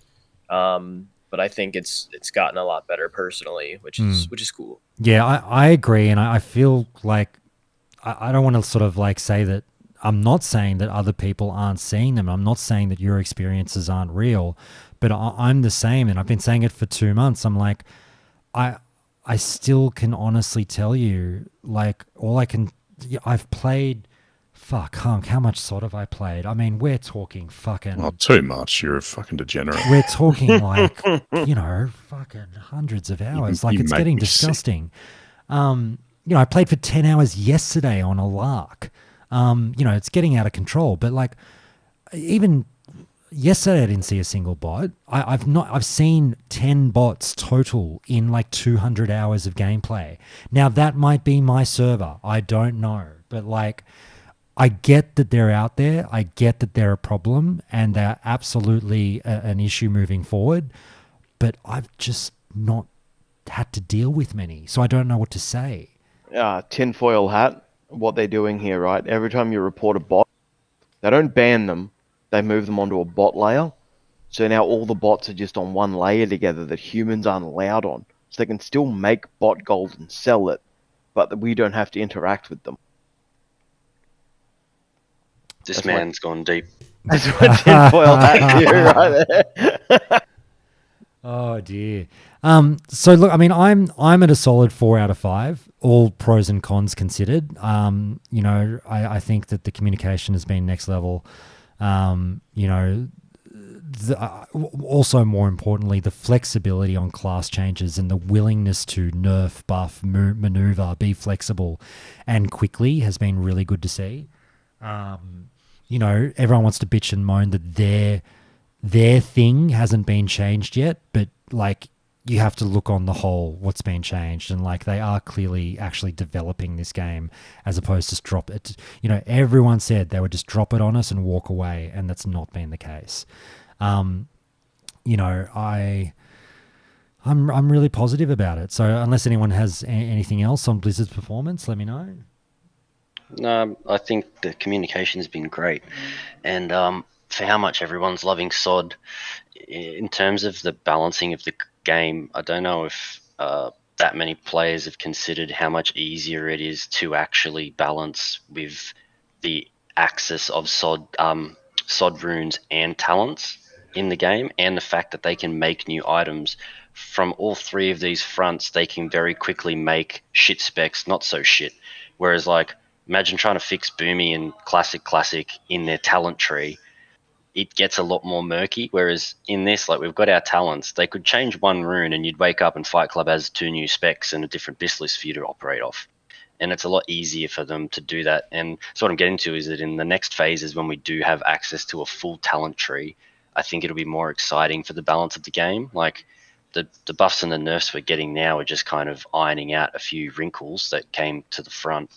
But after this, when you're getting buffs and nerfs that are affecting 50 points spent in talents, it'll be a lot more exciting on that side of the game, to be honest. All right. But yeah, give him a 9.5 out of 10, because at the end of the day, I'm playing at fuckloads and I'm not bored. Yeah, there you go. Guys, we'll finish up the podcast here. All I'm going to do, one last thing, is go around the table and just ask for one last thing out of each one of you, and that's just give me a score out of 5 for SOD. Just for the game. Just the game in general, overall, this MMO that we're playing. I want to hear how many Joshes out of 5 you give it, and we'll just go from there, and then we'll wrap it up. Tariak, hit me. I got to give it the 5, and like I said, it's just to go from 7 years ago, like that guy, whoever he is, fucking the MVP that asked the questions like, do you ever think you'll ever do classic content? And like J. Allen Bragg was, get the fuck, you think you do, but to go from that to, like we were just talking about there, like that they're actually reaching out to us to say, what can we do this better? How can we enhance your experience? What can we do to add on to this? Where it is a classic plus. This is already, they've given us classic, TBC, Wrath, Kata, and more is promised. But then they done that extra bit to give us this, and for it to impact like this, where people are still talking about grinding at level 25. For me, it's exceeded all expectation. Yep. So yeah. Galley Boy? Easy 5. Yep. Fair enough. Ubiquitous? Definitely a 5 out of, like Tariak's point. if you take a step back and realize what we've even gotten, that's what makes it a 5 for me. Yep. Zim? Yeah, absolutely. 5 out of 5, no doubt. All right. Clocks? Definitely a 5 out of 5. Hadn't played since 2019, and it managed to bring me back, so must be good. Very good. Very good. Sambino? Yeah, just based on the amount that I'm playing this game again, I have to, like, I can't fault how much I'm enjoying it. It's got to be a 5. Like, it's ridiculous the amount of hours I'm putting in when I shouldn't be doing it, but I can't help myself. It just brought me back again and again and again, and this is probably the most fun I've had, like, in, I don't know, the last 10 years of playing WoW. So, yep, 5 And out of it's 5. only phase one. Phase one. Think about that. Aes Sedai? Oh, am I going to be a combo breaker? No, I'm not going to. I am 5-2 on this one. It goes with about face I mentioned with the way the company's working with the community now. But I'm looking forward to content again. And WoW. Very good. I've been playing Wrath day in and day out for the past few months, and I've not been looking forward to new content. I'm just subsisting because of my guild. I'm looking forward to new content because of SOD. They've won me back over again. Mm-hmm. Sorry, I fought it. I've been playing Warsong for the past 2 hours while participating in this, and honestly, 5 out of 5, hands down. Porkrot? Yeah, no, definitely 5 out of 5. I've been playing so much, I'm pushing for my second divorce. So, yeah, there's a very good chance. But no, he's the new my wife hates me. Yeah. My ex-wife hates me. My first wife left me through the first re-release of Classic. We'll see how this one goes. Maybe she's got more stamina. I don't know. I don't know how she's. I don't know how her point buy has been set up. Hunk will get that joke, but we'll see how we go. Very good. So it's a But 5? It's definitely great. 100% 5. Okay. Fred Monroe? Yeah, you can always count on a combo break. I'll go to 4.5. There's definitely places they can improve. I'm loving the game. But 5.5 is a perfect score. I have a complaint, so I can't give it a 5 out of 5. Look, that's fair enough. Now, look, I'm going to say my piece, and then I've on purpose decided we're going to get Hunk to drive this one home. Just on, the whole point that, yes, this is a grade for phase 1. This is the early stages of the game, but, we can only grade what we've been given. I want to talk a bit more about perfect scores and whatnot. And as Fred Monroe says, having a complaint or two and how that affects your score. I've been around games journalism a long time as well. I was a kid who grew up reading EGM, like the Bible. I've followed games journalism for a long time, and they give scores, obviously, as we all know, on a regular basis, out of 5, out of 10, a fucking grade score, whatever. And, you always look into the reasoning they give behind the ultimate, assessment. And one of the more interesting concepts to me is the reviewer that still gives something a perfect score in spite of minor flaws. And you do see it every now and again where you get a reviewer who says, look, not everything is going to be made perfect. The perfect game maybe is an elusive thing that doesn't exist. It's the white whale, perhaps, of the industry. But how far do we go with these 5 out of 5s or 10 out of 10s? And it's like, I can certainly pick minor gripes about every game under the fucking sun. But at some point, I have to look at how much fun I'm deriving from it and how much time I'm spending with it, and have that ultimately heavily factor into how I grade it. And I really feel that way about Season of Discovery, where I'm like, I run a podcast that seems to, very frequently jump online, bitch about minor issues, say this is broken, this isn't working, this is fucked, this dev's a fuckwit, blah blah. Not that last one, but you know what I mean. Everything's broken, and that's content. That's the easy stuff to talk about because it's easy to complain and harder to praise at times. But when I really think about it, I have regularly said on the podcast over the last 2 months that I'm very aware that I'm complaining about incredibly minor issues in the grand scheme of things, because I can't stop playing this game. I think about it when I wake up in the morning. I want to play it when I go to bed at night. I'm playing so much it is disgusting. It's so much. And why can't I put it down? Ultimately, because I'm having fun with the content and I'm looking forward to what's next and everything. So when I get on here and I bitch about, oh, I can't kill a fucking meta warlock, they're broken, and oh, I wish there was more fucking graveyards in Ashenvale, this is unacceptable. Whilst you would think that oh, well, that must decrease the score from a 5 out of 5, Josh, because you have obvious gripes. I just think that the scale of the gripe cannot overcome the mountain of fun that I'm actually having with the product. So I'm still giving this phase of SOD, and SOD as it is so far, a perfect score of 5 out of 5.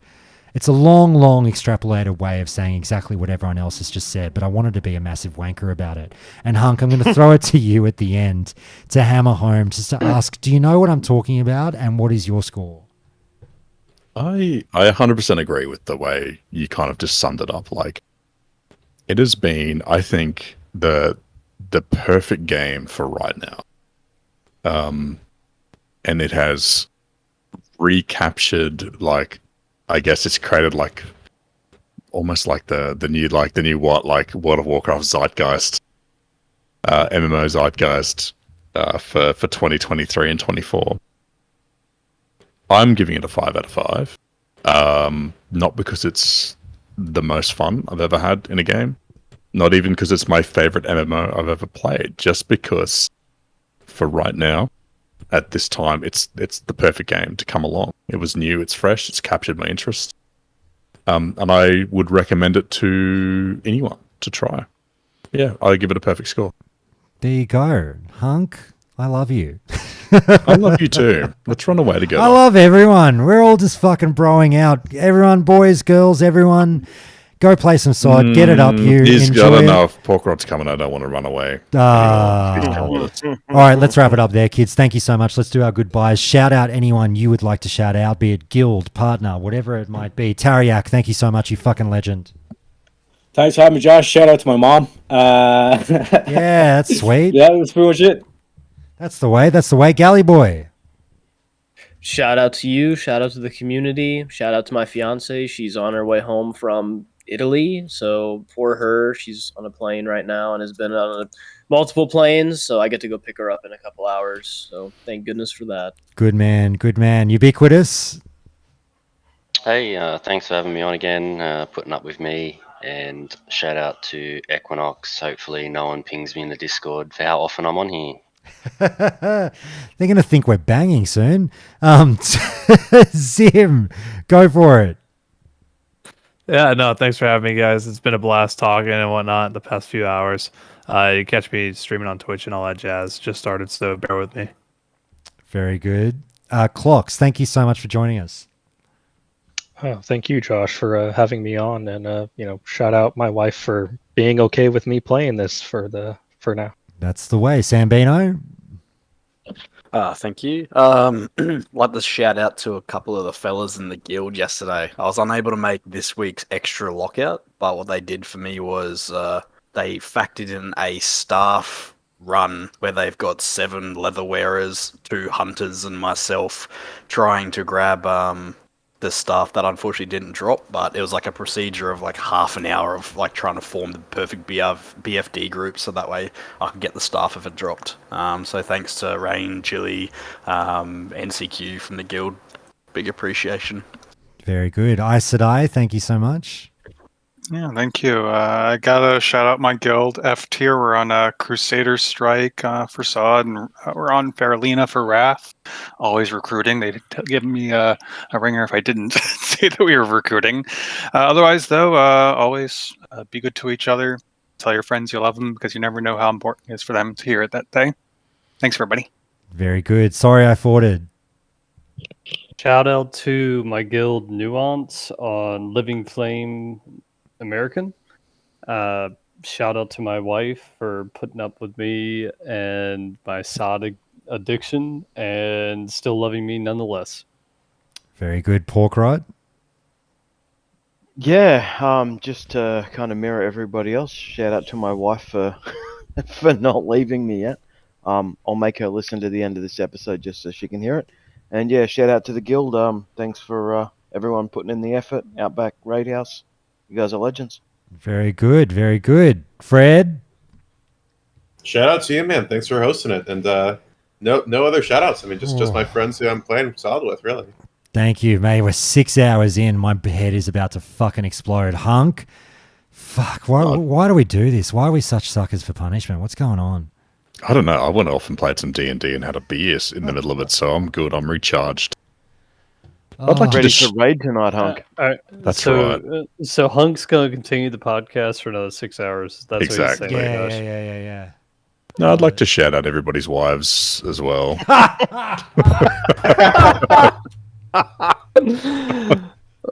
Just be good to each other, people. Remember, there's another person on the other side of the screen. Don't be fucking wankers. It's not that hard. Just be normal. That's the way. Oh, look who just look what the cat just fucking dragged in. Here he is. Fuck me dead. Again, my fucking brain is about to explode. We've just done 6 hours. Oh my god. I hope you weren't here to hear the fucking things we just said about you about 15 minutes ago, but anyway. I love if Agron's popped in and went 6 hours on WoW. Fucking nerds. Oh, he just got here. Anyway, I'll end the recording there. So everyone on the podcast, goodbye, and I'll stay live on the stream. So hang on one second. All right, the podcast recording is done. Guys, thank you so much. You hard carried me through that. I am struggling in this heat, and I really do have a massive headache now, but you guys were fucking excellent. Like, a lot of you sort of piggybacked off each other and ultimately wound up doing my job half the time and just asking each other questions and shit. So I can't thank you enough for that. But,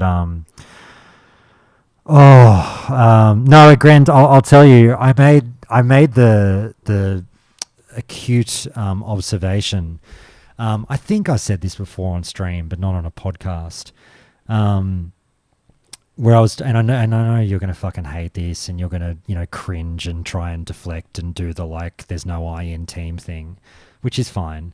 But we were talking about how you see pop up in your Twitter feed every now and again a lot of the retail players saying to you, like, please come to retail, please come to retail. You're so good with Classic, please come to retail. And we were just having a laugh about that. And I laid down the very obvious Jerry Maguire correlation there. But it's funny because, as much as we obviously remind everyone that the team is a team and Classic is not a Grand and a Grand is not Classic, you are obviously putting in some fucking, big off-duty hours over there on Twitter, and people are very much appreciating it, and the retail players are noticing, which I think is a good thing in a way. Oh, anyone else want to say anything to a Grand while he's here? Increase rare spawns. Don't make me regret being a feral tank in Noma by making everything bleed resistant. I'm really interested to see what they're going to do. I'm really, really interested. I am so scared about.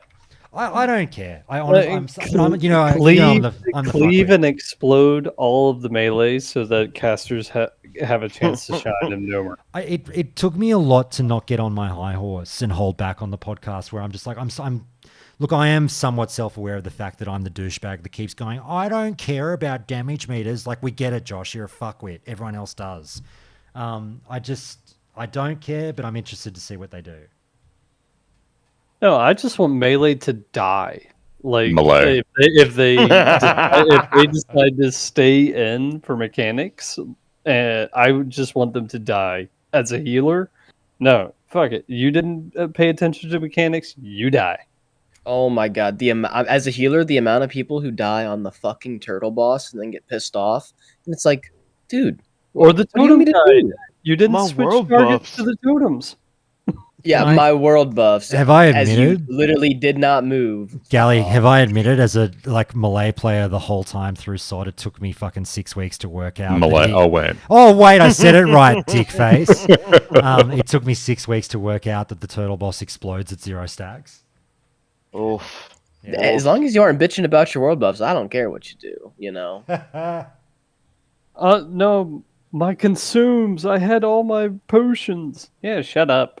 So, Agren, when you say everything's getting flipped on its head, is that confirmation Shadow Priest top DPS next phase? There you go, you heard it here first, boys. Woot woot. Book it. The literal flipping on the head. So good. Hey, Sounds- Shadow Priest and Gnomish universal remotes in Gnomer. You probably don't know this, Josh, but Itchy Backfat, Yeah. the Warlock in our guild, Yeah. he is a massive Shadow Priest guy. Like, that's what he played in Classic while I was playing my Druid. Right. So we were like meme spec brothers. And then he came to this and he started playing a Warlock, and I've given him so much shit for not playing a Shadow Priest. I'm pretty sure he's Shadow Priest next phase, so that'll be fun. If they do flip it on their head and Shadow Priests are amazing, I'm sure he'll be very happy. Actually, Agron, can you just like clarify that you have tested the warrior stuff at like level 60? The what That's stuff? not just going to be Mate, like, even I speak Yeah, Irish and I didn't understand what you this said. is all I've focused on, him saying, but from my vantage point, living 6 months in the future. So maybe I'm not a lunatic for saying that they potentially have actually played something at level 60 in SOD. I don't know. Oh, yeah, that's an interesting thing. I mean, Gren could probably say that. Like, Gren, we were talking about, 2.5 hours ago on the podcast in this 6-hour recording. Ubiquitous mentioned that, like, he was saying, like, I would presume, whether or not he's presume, I would presume that, the QA team fired up level 60 versions of the classes with their runes and simmed raids and had a look at what kind of freakiness might be coming our way. I mean, I'm guessing you can tell us whether or not that happened and you guys have seen what might be in the crystal ball for us later down the road. It was when we were talking about warriors and the percentages stacking, and it's like, I'm Yeah. sure that they know if they're going to do 9k DPS or not. Surely. Like, Yeah, and give us some mechanics for MC and BWL. This is where he Jesus up and says, mate, we haven't even made level 60 runes Yeah, yet. I know yeah. what you're talking about. And we kind of just spin a wheel and assign buffs and debuffs as it comes up on the wheel. Yeah, so he's saying it's Oh. tough because things change on the fly. Yeah. No, you get a 1 world buff per week. There you go. Should we spend some time maybe discussing rankings of tier list of classic devs? Yeah, actually, that's a good idea. No, he would hate that. He would fucking hate that. He's like, I tell you what, Blizzard employees in general are very well trained in the no eye in team thing. Sorry, Agrand, if this offends you, but like Agrand is the captain of that ship. They are very, they really stick to the like. As they should, though. Yeah, as they should. No, I agree. Sorry, I'm not giving them shit for doing that, but like, it really is like almost like when you hear NFL players get interviewed. Every interview is snapped straight back to the team. Mate, 53-man squad, blah blah blah. We Playing have all the to game do two halves. we have to do better. I can carry my weight. Everybody else needs to carry theirs. There's no I in Agrand, but there is an I in Tim. I like that. Oh, Hunk, are you drinking or what? I've had a beer today already, but I need to have some lunch. Yeah. So I'm helping our good friend Joe Matt out with a quest. Then I'm going to go have some lunch. What's for lunch? I'm thinking about a chicken sandwich. Ooh, I got, Some roast chicken. I got tofu stir fry if you want to come for a quick drive to Sydney. If I was in the area, I would be down for tofu stir fry. Dude, tofu stir fry sounds awesome. I made a wok with 2 blocks of tofu in it and a whole bag of stir fry veg. So I have tofu stir fry for days. I did chicken parmesan tonight. I'm thinking about what to do tomorrow night and tofu stir fry. I've got a loaf of tofu in the refrigerator right now. So yeah, that sounds awesome. Yeah. Agrand, one thing I would recommend is if you do happen to want to catch any elements of the VOD, probably the last 10 to 15 minutes you'd probably get a kick out of. But basically we did all of the classes for the first 3 hours, about 20 odd minutes on each class. And then we did everything else. We did the PvP balance and the war song stuff too. Yeah, we did Ashenvale. We did do that. We did PvP shit. We did Ashenvale. We just reviewed everything from not that our fucking reviews matter, but yeah, that's what we did today. We just like talking with each other. It's actually just our own little bubble echo chamber. Yeah, this is our bullshit channel. Oh my god! But no, you guys it's so fun. Like you get worried that we get like 12, 13 people in chat and like everyone will just talk over everyone, but it never works out that way. And you guys do really well. And I always feel bad because like you guys can tell me if this is a problem with the format. I do notice that there will be times where like someone hasn't spoken for like 2 hours and I'm like, oh, that person must fucking hate me right now because I haven't brought up a topic that they can weigh in on. Does it bother you guys? Is there something I can work on to do better in that regard? We all have our areas of expertise, man. Yeah, I'm pretty sure I sat there for probably 2 hours and was just chilling, and I was cool with it. I presume you're just playing and listening, yeah. Mm-hmm. Yeah, yeah. If there's like if it's like a more intimate conversation where it's like 1, 2, 3 people, I normally don't play. But something like this, it's easy to wait until my ears perk up. You're talking to class that I like, or like Ashenvale. I really had nothing to say. I play on a PvE server and I already have my rep, so I really only chimed in when I said, yeah, I pop in and I kill the mob, I get my drum, and I dip. That's kind of my experience with it now. So fuck, Grand, I've got to come up with a fucking list of questions for you guys for our interview in fucking a few days. I don't even know if you're going to be there. It'll be someone. It'll be you, Clayton, or Anna, or Tim, or whatever. Fuck, I've got to send my questions through. I don't even know what I'm going to ask. To be blatantly honest with you, I'm tossing up whether, and I don't know if HR, sorry, not HR, I don't know if PR is going to be okay with this. I was tossing up either doing it myself or in the nude. Or in the nude, yeah. No, I was tossing up either doing it myself or getting these clowns to ask the questions. But I've got a funny feeling the PR team might be like, oh, we don't want any fucking randos in there that could go rogue at any time. Go rogue. Go rogue. Just start yelling at never trust the rogues. Wait, Ubiquitous? We're looking at you, bud. Grand, your game seems to have all the momentum of a runaway freight train. How are you so popular? No, I was only a thought. I probably I won't do it because like I said, I know PR will have a baby when I'm like, can I bring 8 other people on the call? I'll figure something out. I'll think of something. If we get more Grand and Tim emotes out of it, I'm happy with the interview. Yeah. Just bring your best jokes so we can get more laugh emotes from them. I was doing some Warsong Gulch during this one, and no shit, I joined the Warsong Gulch, and then Tariak started talking about like Paladin, and then it was all just one big just phase, and then I came out of it, and he's like, and that's about it. I was like, what just happened in the last 10 minutes? Like, I just time traveled. Like, I don't know what happened, what transpired in the last 10 minutes. I went in, I lost. I don't remember a single thing that was said, but all I was like, did that guy just like talk or breathe or like? Isn't it like that scene from Billy Madison? Oh, it's the scene from like old school where like old school. Sorry, that's what I mean. Yeah, old school. Yeah, and then there's like it's like that was amazing. It's like what happened? I just blacked out. That was basically like what happened. Yeah, you went into a fugue state, and I literally I was trying to hear you breathe, and you didn't for 10 minutes. I was just imagining the scene from every war movie, just when like all the sound cuts out from the explosion and the person's just like in a daze, just to know what's going on.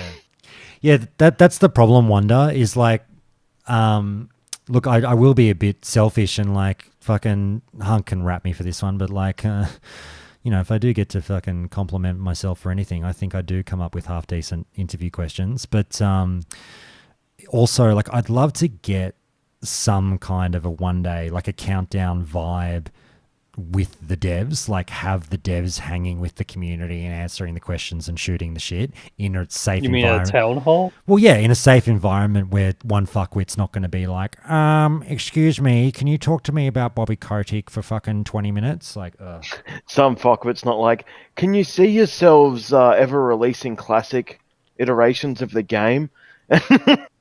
Yeah.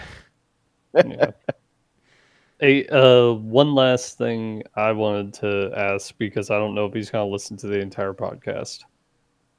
Can we please get rep for HKs during the PvP event in STV? Oh yeah, I'll encourage player versus player engagement instead of just PvE engagement. Yeah, we don't even know if we're going to get rep at all for STV or what faction it would even be with. I know the consensus is it's going to be AB. Add it for the remaining Ashenvale. Granted, we came up. Listen, I'm claiming it. Sorry, fucking Forded and someone else came up with some great suggestions about Warsong rep. So saying it's like, if only there were an alternative to what is now, a weekly quest of just handing in the drums and getting your 1,000 rep and waiting 21 weeks.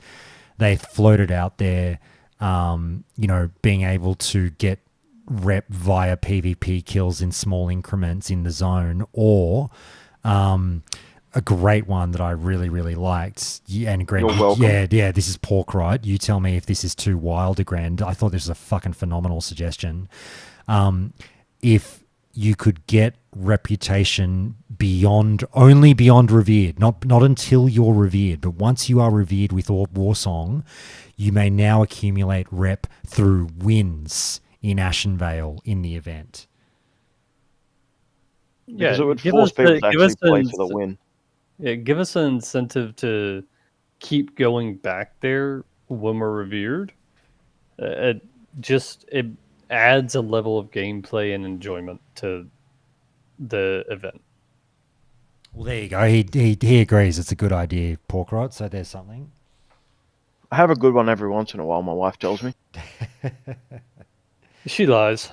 No shit. I thought that was probably fucking one of the better suggestions we've had in a little while. That was a good one. Yeah, I do think keeping it relevant, because again, you have people who are at revered and then they're kind of just done with it, besides getting their drums once a week. And this would just be a good way to keep people involved, which I think is a good thing. It keeps the event alive post phase 1. It's even worse than that. I'm one of the contributors to this. If a Gren's listening, it is now at a point where I log my rogue off at Splinter, and I get my drums on him. Then I log on to my warrior who's at Glaive, and I get drums on him, and my mage is parked at Glaive. So then I log on to my mage, and hopefully I can get the drums off the boss. Otherwise, I'll go to Moonwell and get the drums. So I get 3 drums out of one event, and I don't partake for another 7 days. That's it. I'm done. That's so good. Get all 3 drums done in 5 minutes, and we're out of there. I shouldn't be a doing lot of this. A This lot of is just people what do we that. do. Yeah, a lot of people do that. It shouldn't be the way, but it's to quote the great Ale himself. It's like, protect me from me, please. You can't help it. Yeah. At least you went all the way to Glaive for 2 characters. I used to just sit both characters at research, grab the charm, and then instantly log on the other character. I mean, you could just sit one of them at the HQ or Moonwell and just pull a random, one of the random patrol mobs and kill it solo. Yeah, if you get the drums to drop. I did do that once, but we were in a losing one and we never made it to Moonwell, and my mage was just sitting there. So then I learned I'll just park 2 of my tunes at the second base, my main at the first base, and I've gotten all 3 drums the first time I've tried that. Grand, I'm dying to see. Obviously, everyone's dying to see what you guys do with STV. We'll find out when it comes out. But one point, and you and Tim, have heard me say this at various points, and you're probably fucking sick of me saying it, but one point I really hammered home on this recording was like, if we're going to, particularly in STV, really, really lean into like FPS levels of death, like, there will be blood. Oh my God, this is going to be a bloodbath. Everyone's going to be killing each other at an exorbitant rate. You got to do something about the time you spend on the bench in death, the 2 to 3 minute walkbacks and all that shit. Like something's got to be looked at there. But anyway, yeah, you got to get out of here, mate. We don't want to hold you up too much. Yeah, it's 5 to 6 minute walkbacks, 3 minute timer, and then you just res to get ganked. Yeah. Sorry, no, we shouldn't do that to you, Graham. We shouldn't turn this into a fucking, pseudo Q&A session. It's all good, mate. We'll do it every time you drop in here. We're going to be pricks about it. Night, mate. See you later. And on that note, guys, I'm gonna end the stream as well. I'm fucking dead. Thank you so much to everyone for being here. Thank you all you stream watchers. Thank you particularly to all the participants in the conversation. Yeah, we love you all, and I'll see you guys later. See you, mate. Later. See you guys. See you guys. Good talking.